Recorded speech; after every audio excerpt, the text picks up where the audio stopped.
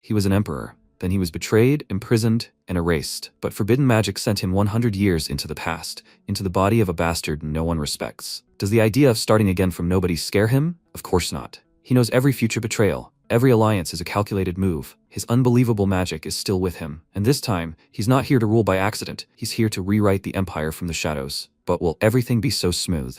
Let's go. Magic is such a great and sublime power that it is said to be a trace left by the gods themselves. Swordsmen are 1 in 1,000, and mages are 1 in 10,000. For the first time in the history of the Burial Empire, a man gifted with magical abilities became emperor at a young age. It seemed that this would mark the beginning of a new era of magicians, but everything turned out differently. Emperor Ian Varoshan was thrown into prison, and his nephew Crony contributed to this. He sat down in front of his prison cell and mockingly asked what was so special about this magic. Only lesser beings use it. He can't do anything with these magical shackles, can he? Ian, already quite exhausted from being here, barely rose and said that he hadn't changed at all. The man asked what he was hinting at, and he reminded him of something he had often said before. Mages are rare, but most of them come from peasant families. If people found out about this, he'd be thrown out of the mansion. Back then, he thought he was just warning him, but now it's all clear. He told him to keep it hidden, but it turns out he was just jealous of this lowly magic. MC hit the nail on the head, and Crony, realizing he was right, immediately punched him in the face in rage and ordered him to shut his mouth. So what? Now the power is in his hands, and he's just getting in the way. He started stomping on his head and pulled out his sword, smirking and saying that it seemed like he wanted to die, so he was leaving him no choice. Since they were family, he would make sure his death was quick and painless. Just as the blade approached his neck, a guard burst into the dungeon and worriedly called out to Crony, informing him that there was news from Duke Hillen. Crony had to leave Ian's death for later, and he, casting a last glance at him, clicked his tongue in displeasure and left. Left alone, MC thought that this was how his life would end. At least he had done everything he could. His life would end, but maybe someone would remember him, Ian Varoshan, at least someone. Before he knew it, he had fallen asleep. But suddenly the worried voice of his friend Nom was heard. He grabbed Ian by the shoulders and began shaking him, urging him to wake up. And when he opened his eyes, he asked in confusion how he had gotten here. He answered that there was no time to explain. They needed to run quickly. But MC no longer had the strength. He burst into tears and said that thanks to him, he had become a magician and an emperor, but now he would prefer to let go. Nom asked if he had really forgotten. A separate building for magicians near the Second Imperial Palace. He usually hid there and cried all the time. He was told that if he went to this building, he would get a second chance. He doesn't know why he ended up here, but he thinks he'll figure it out. Ian looked at him and remembered how he helped him as a child, and then suddenly flashes of golden magic appeared around them. He became worried and exclaimed, "What is he doing?" But Nom ignored him. It turns out he had been drawing a magic circle with his blood all this time. Realizing what he was about to do, MC became worried and told him to immediately cancel the spell, but he replied that it was too late, he had already given up his blood. He shouted that this magic is forbidden, and at that moment the door to the prison cell swung open with a bang. Crony ran up to them and exclaimed that he knew they would do something crazy. Nom smiled and told the emperor to never forget. God doesn't send troubles they can't handle. Crony then raised his sword over his head and struck, creating a distinctive sound. Ian watched in shock as his friend's body fell, then looked at Crony, who, raising his sword over his head, told him to pray that he would never be reborn again. The spell activated, and MC's memories and Nom's last words flashed through his mind, followed by a bright flash before his eyes. He now stood in a completely empty space, and beneath his feet was water, reflecting a young man he didn't recognize. The magic transported him to an unknown location, and as soon as he found himself in his new body, he immediately lost his balance, and the unfamiliar man called him by his name, Ian, with displeasure, exclaiming, "He can't even walk normally? Let him get up immediately." His wife Mary said mockingly that they took him out of pity for his mother, but there was nothing special about him at all. MC wasn't listening to them at all. His head was splitting with pain now. This man, Count Durgabrock, ordered her to watch her words, and not to speak like that in front of Sir Molin, to which she only laughed and asked, so he still considered him his son? Her son Zell laughed and said that she was right, and Ian thought, who are these people? His head was splitting, they were so loud. He looked around the corridor and thought, where is he? Who are all these people? Brushing off his clothes, he once again ran his gaze over the interior and stopped at the mirror, in the reflection of which was a complete stranger. He thought, who is this? The Count, his father, distracted him, telling him to stop embarrassing him and to behave well in front of Sir Molin. The ceremony will go smoothly. If he makes a good impression, the Emperor will find out about him. MC looked at him in confusion, not understanding which Emperor he was talking about, and the man irritably noted that he had that stupid expression on his face again. With a heavy sigh, he took out a document and showed it to him, saying that it was an imperial decree. He didn't show it to him because he was illiterate, but let him at least look at it. Ian stared at it in confusion and wondered what he was talking about. He didn't issue any decrees, but when he read the document, his eyes widened in surprise. The date was different. 98 years ago. Zell snatched the document from his hands and asked why he was staring at it. He couldn't read, after all. His father told Ian that he had to work hard to bring the central master of ceremonies for the ceremony, so he should behave himself. The maids behind his back began to whisper. One of them said that this was the first time Ian had encountered such a thing. She wondered if he would do something funny. Ignoring them, MC looked at his watch and thought that it was the year 1100, an emperor he knew nothing about, and an unfamiliar face in the reflection. It was clearly Nom's magic. After that, he went to meet Sir Malin and demonstrated his noble manners to everyone, which surprised them. Ian was a little awkward, because now he had a large piece of meat on his plate. But after starving in the dungeon, he was used to eating small portions. Sir Malin praised his table etiquette, and the Count said that he was too kind and very much hoped he would speak with the Emperor. The man replied that he would certainly do so, after which he said that the study of philosophy had recently become fashionable. He asked Ian for his opinion on the matter, but immediately changed his mind and said that he should first ask the young master who was the eldest son, which philosopher was his favorite. Zell was taken aback by his question. He looked away and started mumbling something, and MC thought he seemed to be trying to determine the family's level of education. He told Sir Malin that he liked Philin. If he studied his humanistic ideology, he could understand the basis of the ideal monarch's path. The man smiled and said it was surprising that philosophy had only just become fashionable in the capital, and he already knew so much. He hadn't thought the Count's family was so well educated. The man smiled nervously and said that he was flattering them, and his wife put a piece of meat in her mouth with an irritated look. Sir Malin said that since their son was extremely intelligent, not only the Emperor, but also the barbarians from the east would notice him. Ian thought they must be talking about an unearthly warrior clan. There was only one territory that marked the border between the unearthly clan and the Empire, the territory of Brock. In the past, the Brock family signed a peace treaty with an unearthly warrior clan, and thanks to the peace treaty, they officially adopted an illegitimate son named Ian into the family and gave him to the barbarians as a hostage. At that moment, his father touched his hand and ominously said that he was sure he would become a symbol of peace. Despite his intentions, MC only smiled sweetly in response. During a short break, Zell took Ian into a room and started yelling at him because he dared to humiliate him. Does he think he immediately became nobility because he was brought into their family? MC replied that if he wasn't considered nobility, or at least part of the Brack family, he would have been sent to the barbarians. Doesn't he think so? Zell began to stutter in rage and exclaimed, "Did he hear things right?" He picked up the nearest vase of flowers and threw it at Ian, exclaiming, "How dare he talk to him like that?" The vase shattered, shards cutting Ian's cheek, and Zell exclaimed, "Does he want to die with his mother? Not long ago he was just trash, and now he dares to show off like that." MC was very displeased. He looked at his wound, then at Zell, and his eyes flashed gold. He threateningly released his magic, causing Zell to fall. He called him an arrogant child, saying that he might be young, but he should weigh his words carefully. He better not use that nasty tongue again or they'll cut him off. He emanated a powerful and threatening aura, which scared Zell terribly and even wet his pants, and at that moment there was a knock on the door. Sir Malin looked into their room and offered them something refreshing to drink, but seeing the room completely filled with magic, he immediately froze. Seeing his reaction, the Count approached him and asked what was going on, then turned his gaze to Ian and exclaimed, "What's going on here?" Zell was embarrassed. He realized that everyone probably saw a puddle under him, and MC decided to help him. He patted him on the shoulder and said that he told him to be careful with the vases and that he should get up quickly. Zell looked at him with a frightened look, after which Ian offered him a hand to help him up, but he was still under the impression and therefore reacted very slowly. Durga irritably called out to a servant named Hannah and ordered her to take Ian to his room, after which she ran up to him and politely told him that it was time for him to go to his quarters. She took him away, and while the Earl was dealing with his son, Sir Malin cast an interested glance at Ian. When MC entered his room, he froze. In front of him was a very nondescript closet. Hannah quietly called out to him and asked if he had a letter for his mother. He did not understand what letter she was talking about, and she said that he cried every day and asked her to send her a letter, since he was not allowed to go out. He looked down and thought that it seemed that this poor boy could not even escape. He told her that he would not cry anymore, so she should not worry, and she asked, "Then what about her food?" He looked at her in confusion, and she bowed to him, saying that she had 5 siblings,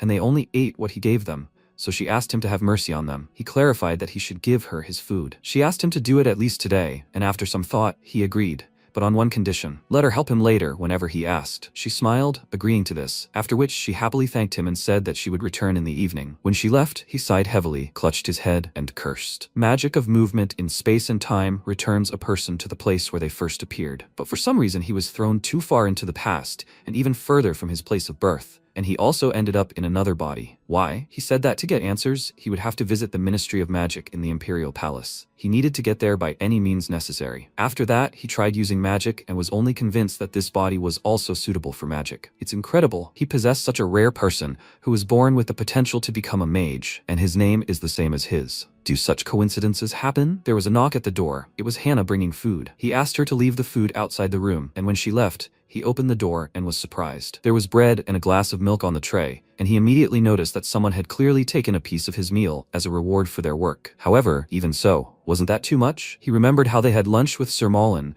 and realized something. Even they didn't have gula on the table. It is a very nutritious fruit. It forms the basis of the diet of the inhabitants of the empire. Previously, it was considered a weed, and the seeds in the fruit's pits are poisonous. After the correct and safe method for eating gula was discovered, mortality from starvation decreased by 85%. But this discovery would only be made in 50 years. If he showed people how to eat gula now, perhaps no famine in the history of the empire would ever happen. After a while, he went to the count's office, and the count informed him that there would be a reception the day after tomorrow, and that advisors from the capital would arrive. Understanding what he was hinting at, Ian promised him to try not to disgrace their family, and he said that this was excellent. After that, there was a clicking sound, and he pulled a small bag out of a secret drawer of the desk and tossed it into Ian's hands, saying that it was a package from his mother, a couple of coins, and a letter. He could ask his teacher to read the letter to him, and if he behaved well, perhaps he would allow him to see his mother before sending him off to school. At that moment, a servant looked into the office and called the count. After glancing at his son, Durga rose from the table and left the office, making MC think he was as cold as ice,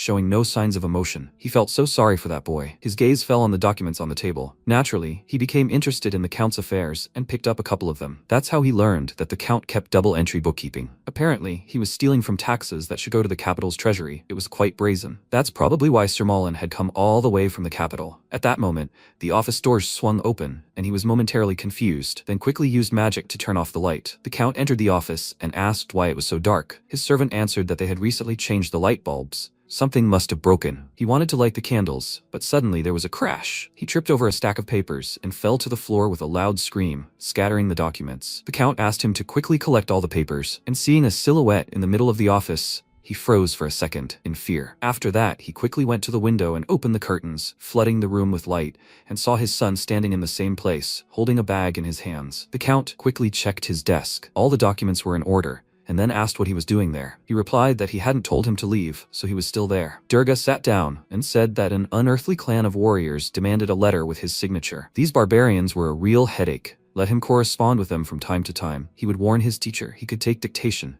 Now he could go. After this, Ian left his office and immediately took out his mother's letter, thinking that he couldn't read. Why was she writing to him on such expensive paper? And was it really her? In her letter, she asked how he was doing and told him about hers. She was doing well, thanks to Count Durga. She also asked him to be kinder to his brother Zel. He should be proud to have such a friend. And she had one request for him. If he was heading to the Great Desert, then, at this point, MC immediately understood everything. He chuckled and thought that it seemed like he had been right to suspect something was wrong. All he had to do was confirm it. The next day, the lords arrived, and Durga organized a social evening for them. They all immediately exchanged pleasantries with the count and his wife, after which they finally began to eat. Sir Dagor told Ian that he looked more and more majestic every time. He replied that it was probably because he had been looking forward to this meeting. He was very interested in asking them about life in the capital. Sir Mac inquired what interested him so much, and, deciding to test how perceptive these capital officials were, he asked what people usually ate at court. Dagor replied that they didn't eat anything special in the capital, just like in the provinces. The rich eat more, and the less wealthy eat within their means. Sometimes he wanted more variety in food. MC asked, what if a food that had previously been considered unimportant appeared and became a new gourmet dish? What then? In nature, everything has its own way. There is no good or bad. It would be very good to help the starving. The lords fell silent, and after a short pause, Mac noted that he and the prince thought alike. Ian asked which prince they were talking about, and the man replied that it was the second prince, His Highness Gale. MC immediately remembered him.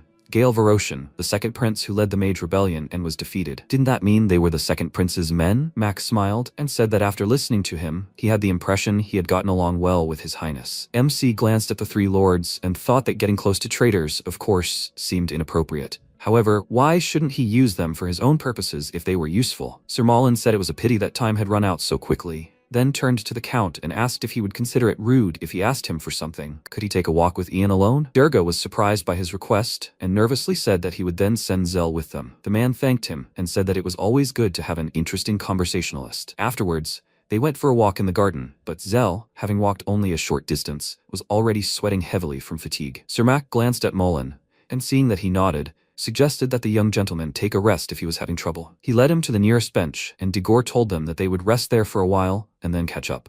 MC smiled, asking them to take care of his brother, and finally he and Mullen were left alone, which was exactly what the latter wanted. They found a picturesque spot for conversation, and Mullen said that last time he saw a golden glint in his eyes. "He's not a mage by any chance, is he?" Ian chose to hide it, and answered him with a smile that he didn't quite understand what he was talking about. The man said that Prince Gale was always happy to meet new mages, because it was a very rare gift. He chuckled and asked if that was the only reason. The man didn't understand what he meant, and he asked if that was the only reason he was so curious. He was sure he had other questions for him. The sweet smile immediately disappeared from the man's face, and MC asked if he wasn't here to investigate embezzlement of tax funds. Mullen's hand trembled. He hit the target, and Ian decided to take advantage of this, saying that the thing is, he also needed something from him. Maybe they could make a deal? Mullen became interested and asked if he wanted to bring him double entry bookkeeping. He asked in response, if he did, what could he offer him? Embezzlement of treasury funds is a serious crime, and it could also affect him. Mullen pointed out that he wasn't yet a full member of the Brock family. If he stalled the adoption process, he wouldn't have to fear criminal prosecution and exile to a clan of unearthly warriors. He told him that he didn't need that, thinking that he needed a way to protect himself from punishment by the Emperor's court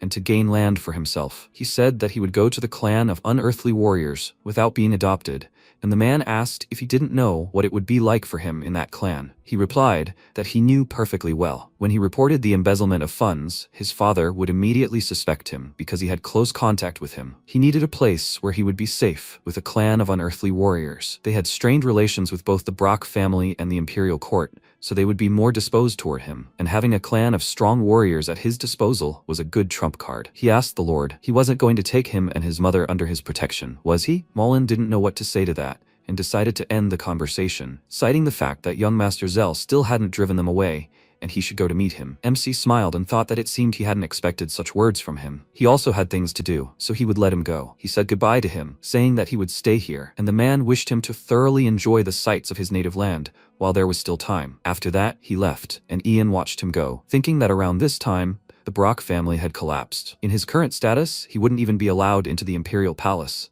so he should seize every opportunity. By giving Mullen the double-entry bookkeeping journal and putting the family at risk, he must take possession of the Count's estate. But first, he needed a reliable rear. He had to make friends with a clan of unearthly warriors. This way, he would pave the way to the imperial court. He wanted to return to the estate, but ran into a woman who hid her face under a hood, and in her hands she was holding a pot of flowers. Seeing the golden strands of her hair, he immediately grabbed her by the shoulder and stopped her, then asked with a smile how she was doing. It was his mother. When she saw him, she burst into tears and asked how he was doing here. She was so glad to see him. Hannah told her that she should come here. She was always so nimble. She reached out to his face, stroking his cheek, and he answered her that he was fine. He received her parcel. He regretted that he wrote her letters so rarely. After that, he took a pouch from his pocket and showed it to her, asking if it was she who sent him these gold coins. She immediately denied it. Where would she have gotten so much gold? MC said that she should take the money then. Let her get ready for the journey. He would give her the exact departure date through Hannah. Her hands trembled with anxiety, and she asked,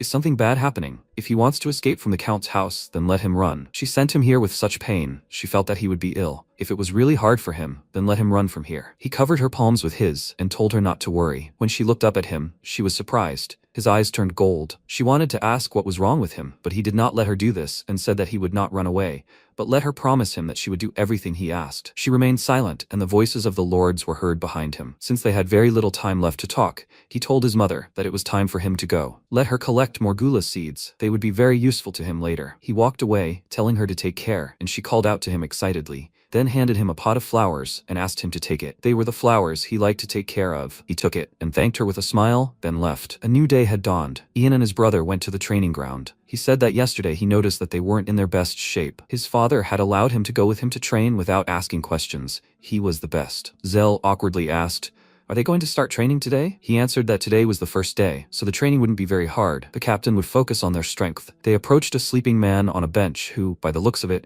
could do with sobering up a bit. He walked up to them, barely dragging his feet, and asked what he owed them. And Zell answered that he just wanted to look at the arena for training fighters. The captain suddenly approached him and asked why. He hadn't shown up here before. Zell took a sharp step back, not wanting to inhale the smell of alcohol, and told him that he was the Count's heir and he could come here whenever he wanted. Anyway, He wasn't in the best shape right now, so he wanted to train. He needed to be able to stand up for himself in case his bodyguard was drunk. Theo gave him a thoughtful look and then told them to follow him. It wouldn't be hard for him to show them around. He led them to the largest training ground, behind which were warehouses and rest tents. They slept there during night training. He wanted to lead them to another training ground, but suddenly there was a loud crack of a whip. One of the soldiers was beating some boys and training them, and Zell asked who they were. Theo told him they were orphans. If young Master Ian hadn't been so lucky, he might have been one of them. MC turned to Zell and asked what he thought about it. Because of this, the guy immediately got nervous and asked Theo not to do this to them, and Ian's attention was drawn to someone. The others were exhausted from pain, and this red-haired guy was standing straight as a board. He asked who he was, and Theo told him that it was Barrick, a real bastard. Hearing his name, the boy glanced at them, and then suddenly screams were heard. The boy next to Barrick fell, and Zell noted that it seemed he was not to be trifled with. Theo sighed heavily and said that this guy was quite useful. At that very moment, the training stopped, and Barrick allowed himself to relax, after which he raised a hateful look at them, and the captain said that he did not have any special talent. Sometimes success cannot be achieved, even if you try very hard. Sometimes it is important to realize that it is time to give up. You need to know your place. He said these words looking at Ian. It was immediately clear to whom they were intended. He did not pay attention to this and suggested that they take a rest in the shade, since they were finished. He doesn't want to watch this guy at all. In fact, he could have been in his place if he hadn't been lucky. After that, they went to the nearest tree and MC returned to Barrick alone. He sat down opposite him and asked with a smile if he could get up. He asked who he was and he told him his name, but Barrick didn't really care and told him to leave. Ian noted that this was rude, then lifted his face by the chin and said that he would pretend he hadn't heard anything. Barrick irritably shook his head and told him to go away, to let him leave him alone. Then MC decided to act differently. He poured water from the flask into his mouth and thought that magic has a very serious effect on ordinary people. But if someone who has even the slightest connection with magic comes into contact with it, then rejection will occur. He wonders how he will react. As soon as the water hit his mouth, his gaze immediately changed, and his eyes sparkled. His magic was weak, but Ian felt the energy of a magical swordsman radiating from him. Sensing something was wrong, Barrick immediately knocked the flask out of his hands and angrily asked what was in the water. He answered that the water was completely pure. Since he was feeling better, he was leaving. Barrick looked after him in shock, after which he felt that he really had gained strength. He wanted to say something to Ian, but he had already left. In the evening, classes with the teacher began, and MC asked him to help him write a letter for his mother. In the letter, he wrote that he was fine, so she should not worry. He also wrote a couple of lines from a song for her. The moon sets in the sky, the sun rises, and the endless darkness is no more. After finishing, he asked the teacher if he wrote everything correctly, and he confirmed it with a smile. He thanked him for his help, and the man began to collect his books, saying that he was sure it had been easy for him. Ian remarked that he seemed to have a lot of things to do lately, as if he were in a hurry. His words made the teacher nervous and confused, wondering why this was such a sudden question. MC said it was because he seemed different to him. He knew he was from Burial Central University, but he didn't have to answer if he didn't want to. The man nervously stuffed the documents into his bag and again said that he was asking such sudden questions, after which Ian said he understood everything and could go. The man immediately stood up and nervously said goodbye to him, and when he left the room, MC noticed that he had dropped something.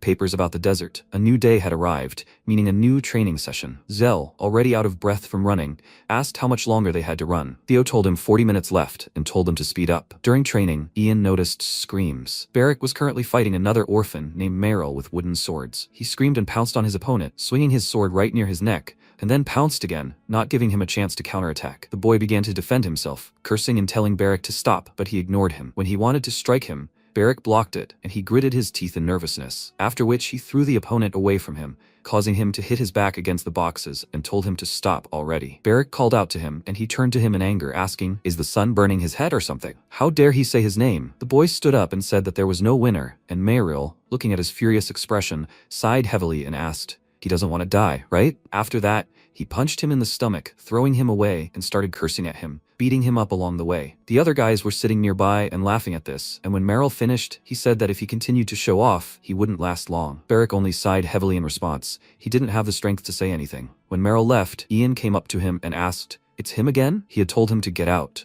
MC advised him to find a way to defeat him, and he asked in a rage, "Is he suggesting he use cheap tricks? He doesn't do that." He smiled and asked, "Is that so?" Barrick reached for his sword, saying that if he talked too much, he would kill him, and when MC said that he even felt sorry for him, he attacked him, but he stopped him with a light touch on the head. His eyes sparkled and he said that they could help each other. Magic began to emanate from his hand, and Barrick immediately smiled. Ian stepped away from him, only becoming more convinced that he was a magical swordsman. Immediately after, Barrick lunged at Meryl, who was now animatedly discussing something with his friends. Seeing him lunge at him, Meryl froze in place, and then the boy knocked him down with a mad grin, and he hit his head so hard that the floor cracked. Meryl called out to him in shock, and he immediately began hitting him in the head. Meryl's friends stood to the side watching in confusion, and finally came to their senses and ran toward them. They grabbed Barrick, trying to pull him away from their friend, and when they finally brought him down with their combined efforts, he laughed and said with delight that this was what he was waiting for. It was stupid to turn away and think this was the end. The captain immediately kicked him in the head and ordered the guys to take Meryl to the infirmary and Barrick to custody. After that, he turned his gaze to Ian, since he saw that he had spoken to him recently, and approached him, asking if he had done anything wrong. He answered that everything was fine, he just listened to a lot of insults. Looking at the soldiers taking the two away, Theo suggested that he call it a day. A strange atmosphere reigned in the training ground. He agreed with him and asked how Barrick would be punished, to which he replied that he was quite a sneak, so they would have to think about it. But overall, everything was obvious. They would beat him and then kick him out. MC thought that this was not what he wanted, but it was not so bad. If he was on his own, he would even be more useful. After that, he went to meet Sir Mullen and two of his colleagues to discuss their recent conversation. He asked if they had made a decision, and they exchanged glances. Sir Mullen said the Earl was well versed in such matters, and they decided they needed to gather evidence first, so they would need help. Ian agreed and said he would gather data on the total amount of grain in the area, mining activity in the mountains, and taxation of farmers. The man smiled, saying he was glad to see such firm determination. This decision would truly determine their future, and they respected him. MC thanked him for his kind words and thought he was right. Sir Mullen's brooch was the same as the emblem on the paper the teacher had dropped, and there were some dark deeds between them. He would definitely use this in the future. After meeting with the lords, he went out for a walk, but suddenly someone grabbed him by the clothes and pulled him around the corner, causing the servants to hear a strange noise, but they did not pay attention to it and thought that wild dogs were roaming around. And indeed, there is one such wild dog. It was Barrick who pulled Ian around the corner and now pinned him against the wall so that he would not escape. MC calmly noted that this was a very unusual greeting. How did he end up here? Barrick told him that he had been arguing all night, and the head butler said that he could come here at any time. Ian thought that he was already staring at him. Count Brock was faster than ever. He wanted to ask why he really came to him, but he did not let him finish and angrily asked what he had given him to drink. Every time they met, he felt uneasy. He did not know what was going on, but it was better for him to tell him the truth. He did not use such cheap methods. MC laughed and said that he was brave, but not very smart. The water he gave him was not his, but simply from the reserves, and he hardly touched him. Barrick looked at him in confusion, not understanding what was going on, and he lowered his hand, saying that he could satisfy his curiosity, but he had to promise him something right away. He used magic and ordered him to keep quiet about his golden eyes, and also not to be rude to him. But Barrick didn't listen to him. He was so surprised that he shouted loudly about his golden eyes, and he asked, "Is he a complete idiot?" He didn't finish, so let him hear him out. He must stay with him always and everywhere as a bodyguard. What he felt, the power hidden inside him, he will help him uncover it. He touched his chest and used magic, making him feel it. After which he asked had he heard of magical sword mastery. Barrick didn't know what it was, and then he asked had he even heard of simple magic, but even this the guy didn't know. And Ian, with a heavy sigh, covered his face with his hand and told him to listen carefully. He would tell him everything now. There are a few people in this world who have the ability to find a response in their souls. This manifestation is called magic. He has potential, but this magic is blocking his energy, so his training is of no help. He needs to use his magic. Barrick pointed at himself and asked, is magic blocking his power? MC said that they just need to pave a path that will connect the energy of body and soul, and as soon as everything comes into harmony, then. Barrick began to understand everything. He did not let him finish and delightedly asked, will he pave this path for him? Ian asked him to listen to him first, but he was very impatient and already wanted to take action. MC asked, is he sure it was worth rushing into decisions? He will have to protect him everywhere, even abroad. But he didn't care about that at all. He has no family, no home, and the fact that he might die is nonsense. If he doesn't follow him, he'll die of hunger anyway. Ian smiled at his words and extended his hand, asking, does that mean he agrees? He took his hand with a joyful smile in response, and he thought that he was so stubborn and carefree. Maybe that's what makes him so suitable for the role of a magic mechanic. They say the stronger the swordsman, the more unique he is. Such people do not admit defeat, do not miss a chance to strike, and are not afraid of death. A warrior who is not afraid of death has no equal. A golden glow began to emanate from the two of them, and Barrick, feeling something new within himself, smiled happily. After that, MC squeezed his hand tighter and offered to be friends. A new day had dawned. Ian was sitting at the table and dozing, and his father was talking to him about something. Suddenly, sunlight hit his eyes, and he immediately woke up. His father clicked his tongue in disapproval and remarked that he was drifting off again. MC noticed his ring, which was reflecting the light. He'd never noticed Durga's interest in jewelry, but he never took off this particular ring. Is it a wedding ring? It doesn't look like one. Gemstones are usually faceted, and the reflection of light in the facets is supposed to enhance the sparkle and beauty of the piece. However, the stone in his ring was cut in the most simple way. Perhaps this ring isn't just for beauty at all. By the way, he used this ring that time in his office, and then he heard some sound. He looked at the Count with confusion, and he told him to stop wandering in his thoughts and let him get down to his book. He immediately apologized to him, and he said that he found out he had made a friend. Ian clarified, was he talking about Barrick? He met him when they went to train, and they became friends. He thought that he would never see him again after the offense he committed, but he allowed him to see him again. Mary asked what offense he was talking about, and he answered her with a smile that he had assaulted another person. This made her uneasy, and she asked, did he make friends with the boy who fights? The Count said that he didn't care who he was friends with, as long as he didn't neglect his studies. If he doesn't learn to read and write perfectly within a month, he'll consider this boy a hindrance and order his execution. After breakfast, he went into the garden, where his teacher was currently talking with Mullen. The man gave him some instructions and left, and he sighed with relief, but it was too early. MC quickly approached him and showed him the papers, saying he'd wondered where he'd disappeared to, but it turned out he'd been talking with Sir Mullen. Realizing he'd seen them, the teacher became very nervous and told him he'd only exchanged a few insignificant words. Ian noted that it was quite a long conversation. They were in the provinces, where the Emperor's influence was weakened, which is why his father was in a state of sluggish conflict with him. He put the lost document in his hands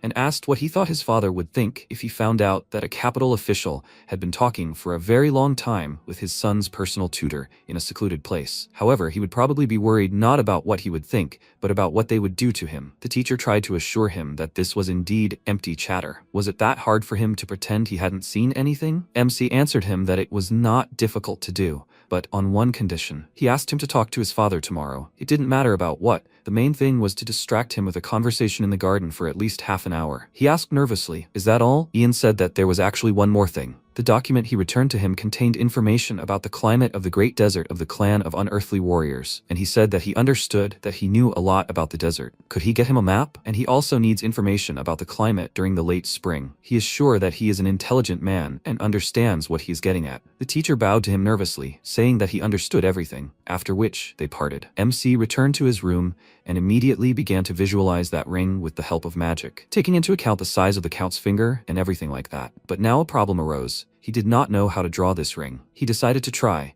and when he handed his drawing to Hannah, she doubtfully asked, was it he who drew the ring? Since the drawing was very crooked, she could barely make out what it was. She looked more closely and noticed that this ring had a stone the size of her thumb. It looked like the one the Count wears. He confirmed this, and she said that he never wears a wedding ring, but he always wears this one. He even once mentioned that he doesn't like diamonds, but this ring has a diamond. It has a simple cut and an unusual color, so this ring often caught her attention. Ian noted that she had excellent eyesight and thought it odd that he decided to make a key out of a diamond. Was there some special reason why it had to be a diamond? And then he understood everything. Diamonds don't conduct electricity. It's a secret desk drawer, so there must be a security mechanism on it, for example, using electric current. He told the maid that thanks to her, he had a brilliant idea. They need to find a carpenter who will make a dummy ring according to this pattern and cover it with a layer of rubber on top. She immediately went to carry out his order, and when everything was ready, they began to act. The teacher, as they agreed, led the Count out of the office, citing a long conversation, while MC meanwhile hid at the other end of the corridor and kept an eye on them. When they left, he came out of hiding and asked Hannah to give him the dummy. He examined it carefully and noticed that the ring was similar in size to the original,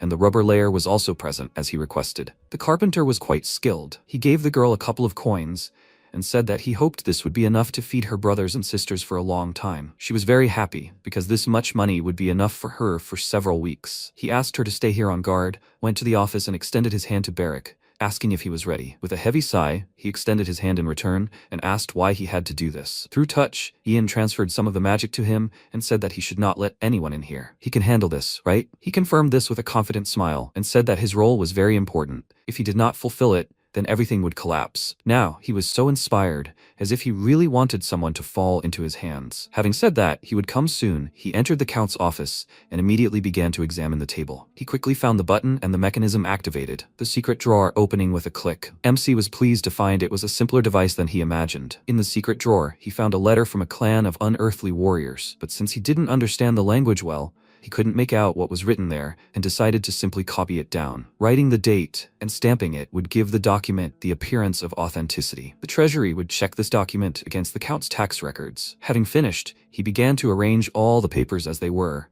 But suddenly there was a knock on the door, and the voice of a servant who asked the Count if he was there. Without waiting for an answer, he entered the office, and when he saw Ian, he froze in surprise. Having no choice, he immediately used magic and put him to sleep, after which he left. When the Count returned to his office and saw the servant unconscious, he became very angry. The butler didn't know what to do with him, and then the Count, in a rage, ordered him to get rid of him and confiscate all his belongings. His voice could be heard even beyond the office. Time passed. Beric noticed the servants running back and forth outside the estate and remarked that it was quite noisy today. He wondered how it all ended. MC said that it was dangerous, but everything was resolved in the end. The guy noted that because of someone he almost died and asked if the Count found out that the assistant was looking through his office. He asked in response, what difference does it make if he already believes it? Because he rummaged through the secret drawer, he suspects that the unconscious assistant did it. Beric missed him, but everything ended not so badly. Now the problem is different. He carefully examined the papers his teacher gave him. He drew a map and a supposed weather forecast for the desert. There was a possibility of a sandstorm. Besides this, he translated the contents of the letter that he had copied back then. Who would be the successor? He wondered if it was really so important as to put it in the safe. It seemed to be a letter to someone, and if it was about an unearthly warrior clan, then Beric distracted him from his thoughts. He looked at the letter and said that he understood everything. The black thing was text, and the white thing was paper. Ian immediately folded the letter and said that he was quite good at literacy, but they had better not chatter now. Does he remember what he told him? Beric told him that he had told him to get rid of the key, give the paper to Sir Mullen, and get the gold, and on the way back to send word to Phileas. He asked, what about words for his mother? Beric told him that he needed to tell her to go away and hide, and also to collect the gula seeds. MC approached the window and praised him for remembering everything well, and then he heard some sounds outside. Looking out the window, he saw the foreign guests who had just arrived, and with a smile asked the guy where he had asked him to leave from today. He answered him that he should leave through the main gate, and he said that plans had changed. Today he should go through the back door. He glanced at the people who dismounted from their camels and began to look around, and, meeting the gaze of one of them, said with a smile that he thought there would be noise at the gate today. Later in the evening, when the guests had settled in a little, the Count and Ian went to talk to them. A messenger from an unearthly clan of warriors, the younger brother of the head of Kakantir, Balami Sin Nersaran, came to see them. MC smiled and said that it was an honor to meet him, but what urgent matter brought them here? Nersaran said the deputy head's health was critical, and he wanted to continue discussions on the peace agreement. This topic requires preparation for further action. In an unearthly warrior clan, the death of the deputy head is more significant than the death of the clan head himself. Unlike the clan head, who won the struggle for the post, the deputy is worshipped as a spiritual mentor. Because of this, if he dies, according to custom, the entire clan will mourn for at least a year. Therefore, before that happens, they want to make peace. The Count noted that the situation is dire, but why would they listen to them? If it was about the head, then fine.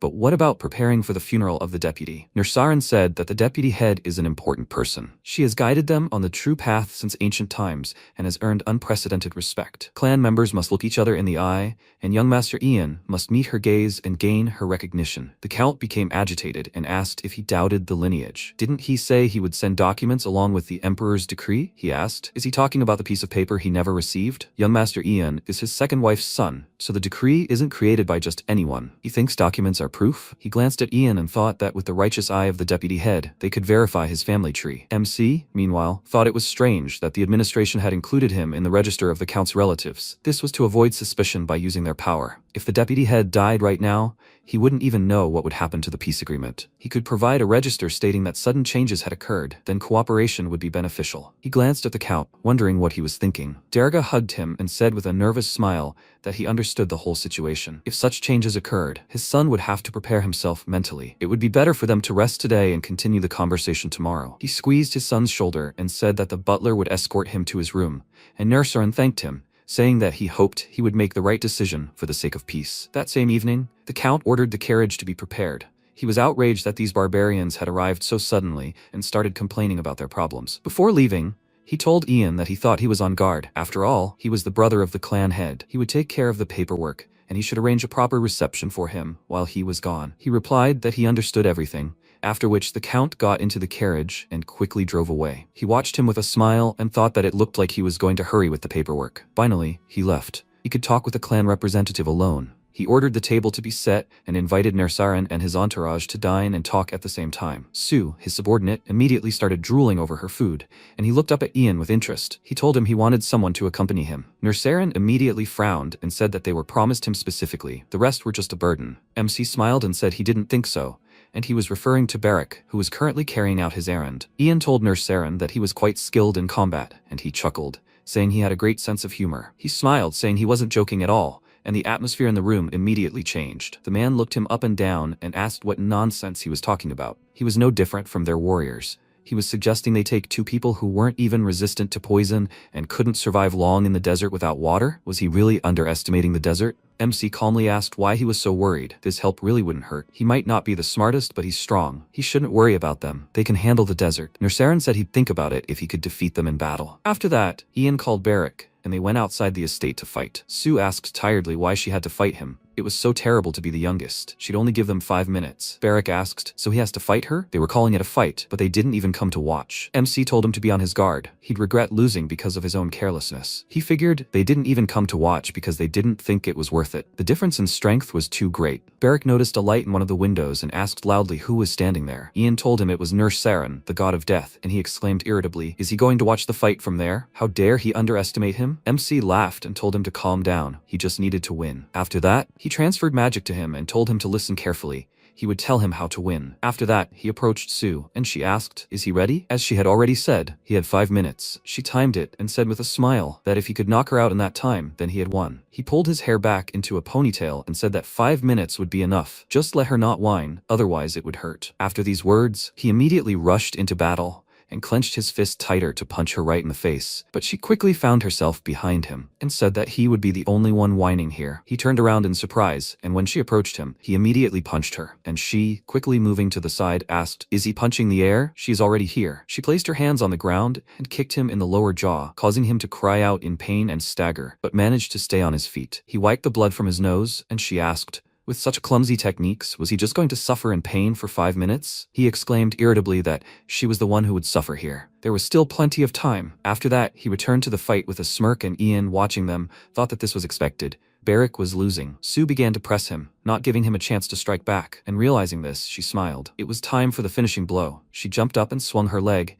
and MC at this time directed magic to Beric and gave him a signal. He quickly reacted and grabbed her leg, which made her confused. And then he pulled her towards him and said that she was caught. Now it was his turn. After that, a scream was heard. Beric grabbed her and began to hold her in one place, and she ordered him to quickly let her go. Beric said that Ian ordered him to grab her. Just a little more, he would have finished her off completely. While he was holding her, he smeared all her drawing on her face, which is why there were now huge red spots on it. She cursed, and MC approached her, saying that Nersaran specially sent the youngest one so that there would not be too much blood. Let her wipe the wounds and report victory. Although these spots even suit her, they look unusual. She clenched her teeth in irritation, then called Beric a fatso and told him to let her go already. He began to get indignant, and MC, looking at Nersaran, told the guy that he could let her go. They needed to finish the negotiations. Sometime after the battle, Nersaran scolded Sue, but in her defense, he explained that he'd made it clear it was only sparring, and he'd allowed himself to act like that. It felt like an insult to them. The protagonist replied that he was sorry for creating that impression. But wasn't it better than leaving such wounds on his face? Nersaran wondered if he was kidding. Yan asked again, does Ambassador Nersaran really think that? Let him look at Sue's face. It was incredibly red. And now let him imagine if he'd hit her with full force. They exchanged glances, and Nersaran began to laugh loudly. Then he clutched his head and declared that he was a man of character, calling him a young count. Fine, in that case he won. He asked again, so his name is Beric, right? They'll take him with them to the Great Desert. Yan bowed and thanked him for the gesture. Sue began screaming in frustration at the way he'd done her. Now let him give her something to heal that stain. She also turned to Beric and threatened to make his life a living hell once they reached the desert. Beric mockingly parsed her words in a comical manner, mangling her phrases in a squeaky voice. After some time, Count Durga informed him that he had heeded his request and would be ready to make peace within a week. They had little time, so they would gather and set out as soon as possible. Nersaran replied that he thanked him for his understanding on behalf of the clan of unearthly warriors. Let him convey words of support to their leader. They said goodbye and shook hands. A week later, Jan said goodbye to the servant Hana, who hugged him and asked him to return alive. Alan will be waiting for him very much. He'll cook him something delicious for his birthday. Please let him come back to her. She asks him to be careful, after which the protagonist looked her in the eye and asked her to listen carefully. He wants her to quit while he's gone. Hannah was dumbfounded by what he heard and asked again, what did he just say? But why does he think that? The protagonist replied that it would be difficult, but he promises that it will help her in the future and please let her quit without attracting any attention. Thank her for everything she's done for him. Hannah replied, please. Ian thought that he had now definitely burned all the bridges between them, and it was time for him to get ready to set off on his journey to the clan of unearthly warriors. Sometime later, under the scorching sun, several chariots gathered and arrived in the city. Kakanthir greeted them with kindness and introduced himself. He is the leader of the unearthly clan of warriors. Durga extended his hand and announced that he was a count from the Burial Empire. Kakanthir saw that they had arrived in person and suggested they proceed to the signing of their pact. Durga looked at this with a thoughtful expression, then placed a potion of blood kinship on the table. With this, he would prove that this youth was his son. They cut their fingers to combine their blood, and the potion began to glow blue. Nersaran whispered something in Kakanthir's ear, and they both looked thoughtful. After a moment of silence, Kakanthir said, fine, but they still need First Counselor Vinchin to render her verdict, so they would complete this procedure later. Durga realized that he had more faith in the old shaman than in the potion of blood kinship, so they could be described simply as barbarians. With these thoughts in mind, he replied that as he wished, so they would do. Suddenly, Kakanthir cut his palm even more deeply and signed the pact with his blood. He declared it was his signature, effective immediately. Durga, smiling, replied, eternal glory to the House of Brock and the unearthly warrior clan. After a while, they went outside, and Durga hugged Yan and told him to take care of himself. Yan replied, yes, father. Durga also asked him to remember the only reason he was still alive. Yan replied, for the glory and honor of the House of Brock, of course. After a while, Yan and Barak found themselves on a sandy road, where a strong wind was blowing. Barak felt very hot and began drinking a lot of water. Yan consulted with his friends about their route on the map, and after a while, someone shouted that Chief Kakanthir had returned. He must have been tired from the journey, and they should go. Everyone should prepare water and food for the chief. A man who entered the room, looking at Yan and Barak, wondered which of them was Yan. It was most likely the fair-haired man, as the red-haired one had a very strange expression. Kakanthir stood up and asked how First Advisor Vinchin was. His subordinate replied that Ian had improved greatly, and Kakanthir expressed his opinion that this was good, and that they should go. Ian watched him go, and immediately followed Kakanthir. When they entered the room, he sat down next to the bed where Vinchin lay. She was the first advisor. He announced that Ian had arrived with him, who would be staying with them as the guarantor of the peace pact with Count Brock. Ian bowed before Vinchin, who tried to rise and whispered something in Kakanthir's ear. He turned and replied that the first advisor had difficulty speaking, so she would speak in the dialect of the unearthly clan, and he would not understand the words, so he wanted to translate the text for him. Vinchin addressed him by name and said that she needed to look at him to determine whether he was worthy. Tell him to come here now. Yan slowly approached her, when Vinchin suddenly grabbed his hand and looking into his eyes, asked, has he come by the will of the gods? Yan confidently answered, and she repeated, is he a descendant of Durga? Yan again answered affirmatively, and Vinchin asked, does his presence signify peace? Yan swore that this was his only purpose, and an awkward silence ensued between them. Suddenly, Vinchin let go of his hand and stared at the floor for a moment. Kakanthir addressed her by name again, but then decided that they would leave now and that she should rest. Meanwhile, Barak, standing outside, was surprised by their quick appearance. Kakanthir and Yan left the room, and Kakanthir announced that they were to accommodate Yan and his bodyguard at their estate. After this, Kakanthir addressed the protagonist by name and informed him that there would be a welcoming feast that night and that he should arrive promptly. Ian looked after him in bewilderment, when suddenly Barak ran up to him and asked what the chief had told him. He replied that there would be a celebration that night and they needed to be there on time. Barak was delighted by this news. When evening fell, the celebration began. Jan and Barak arrived in time and were in each other's company. Barak stuffed a multitude of foods into his mouth and tried to chew quickly. Suddenly, they noticed the chieftain appearing, who asked them if they had time to rest. Jan replied yes. They thanked him for his hospitality. He replied, excellent, then they may sit down. The map of the great desert he had given them turned out to be excellent. Everything he gives them, he gives in the name of his house. Can they keep it for themselves? Ian replied, of course, they can use it. In this case, Kakanthir reported that Count Durga had managed to raise at least one son. The protagonist noticed that he was smoking. Could this really be a roll of garut leaves? He'd heard that unearthly warriors used dried garut leaves as a stimulant. For ordinary soldiers, this remedy would be far more effective. And Durga wanted to obtain this plant by cunning. One day, he reported that his mother had sent him a package. It was strange that a mother would write to her illiterate son. She said she'd heard that warriors of an unearthly clan smoked the leaves of a plant called garut. Could he please bring it to her, but secretly? Besides, the handwriting was very neat for a commoner. His father wanted him to smuggle the leaves in, and if anything went wrong, he would say his mother had ordered it. Suddenly,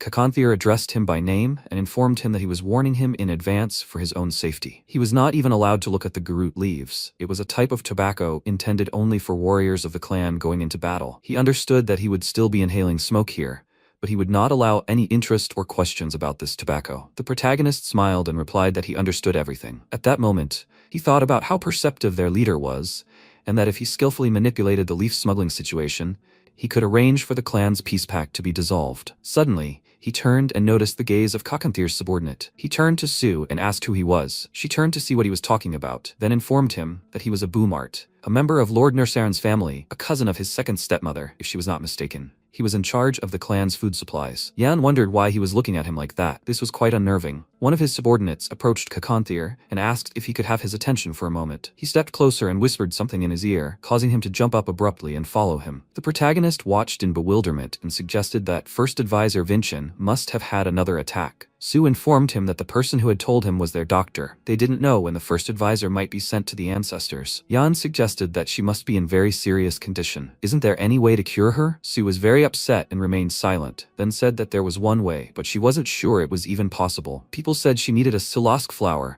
but there were doubts such a flower even existed. Let him think about it, because they said this flower never fades. At that moment, Yan was dumbfounded by what he had heard, and, imagining the flower, wondered how that was even possible. Sometime later, evening fell, and the sun set. The first advisor had been unconscious since the previous night. Kakanthir began shouting that they needed to hurry, sending more men to search and find this flower. But the previous expedition had still not returned, and they needed to wait for them. Suddenly, he turned to Nersaren and asked why he had brought Yan here. Nersaren replied that he claimed to possibly know where the flower they needed was. Everyone around was stunned by this and began whispering among themselves, carefully examining Yan. Kakanthir asked again, did he really know where to find this plant? Suddenly, Kakanthir slammed his hand on the table and began shouting at Yan not to interfere in this matter, as it was their internal affair and he should return to his quarters. Yan replied that he had been told there was a flower that never fades, called silask. Let him tell me, is it by any chance red? Kakanthir was stunned when he heard this and turning around asked, have you seen such a flower? Yan replied that it was only his guess, but perhaps he had seen one in his father's domain. But before he shared the information with them, he had a request. The county of Brock is part of the Burial Empire. The Emperor knows of their peace pact with the Count,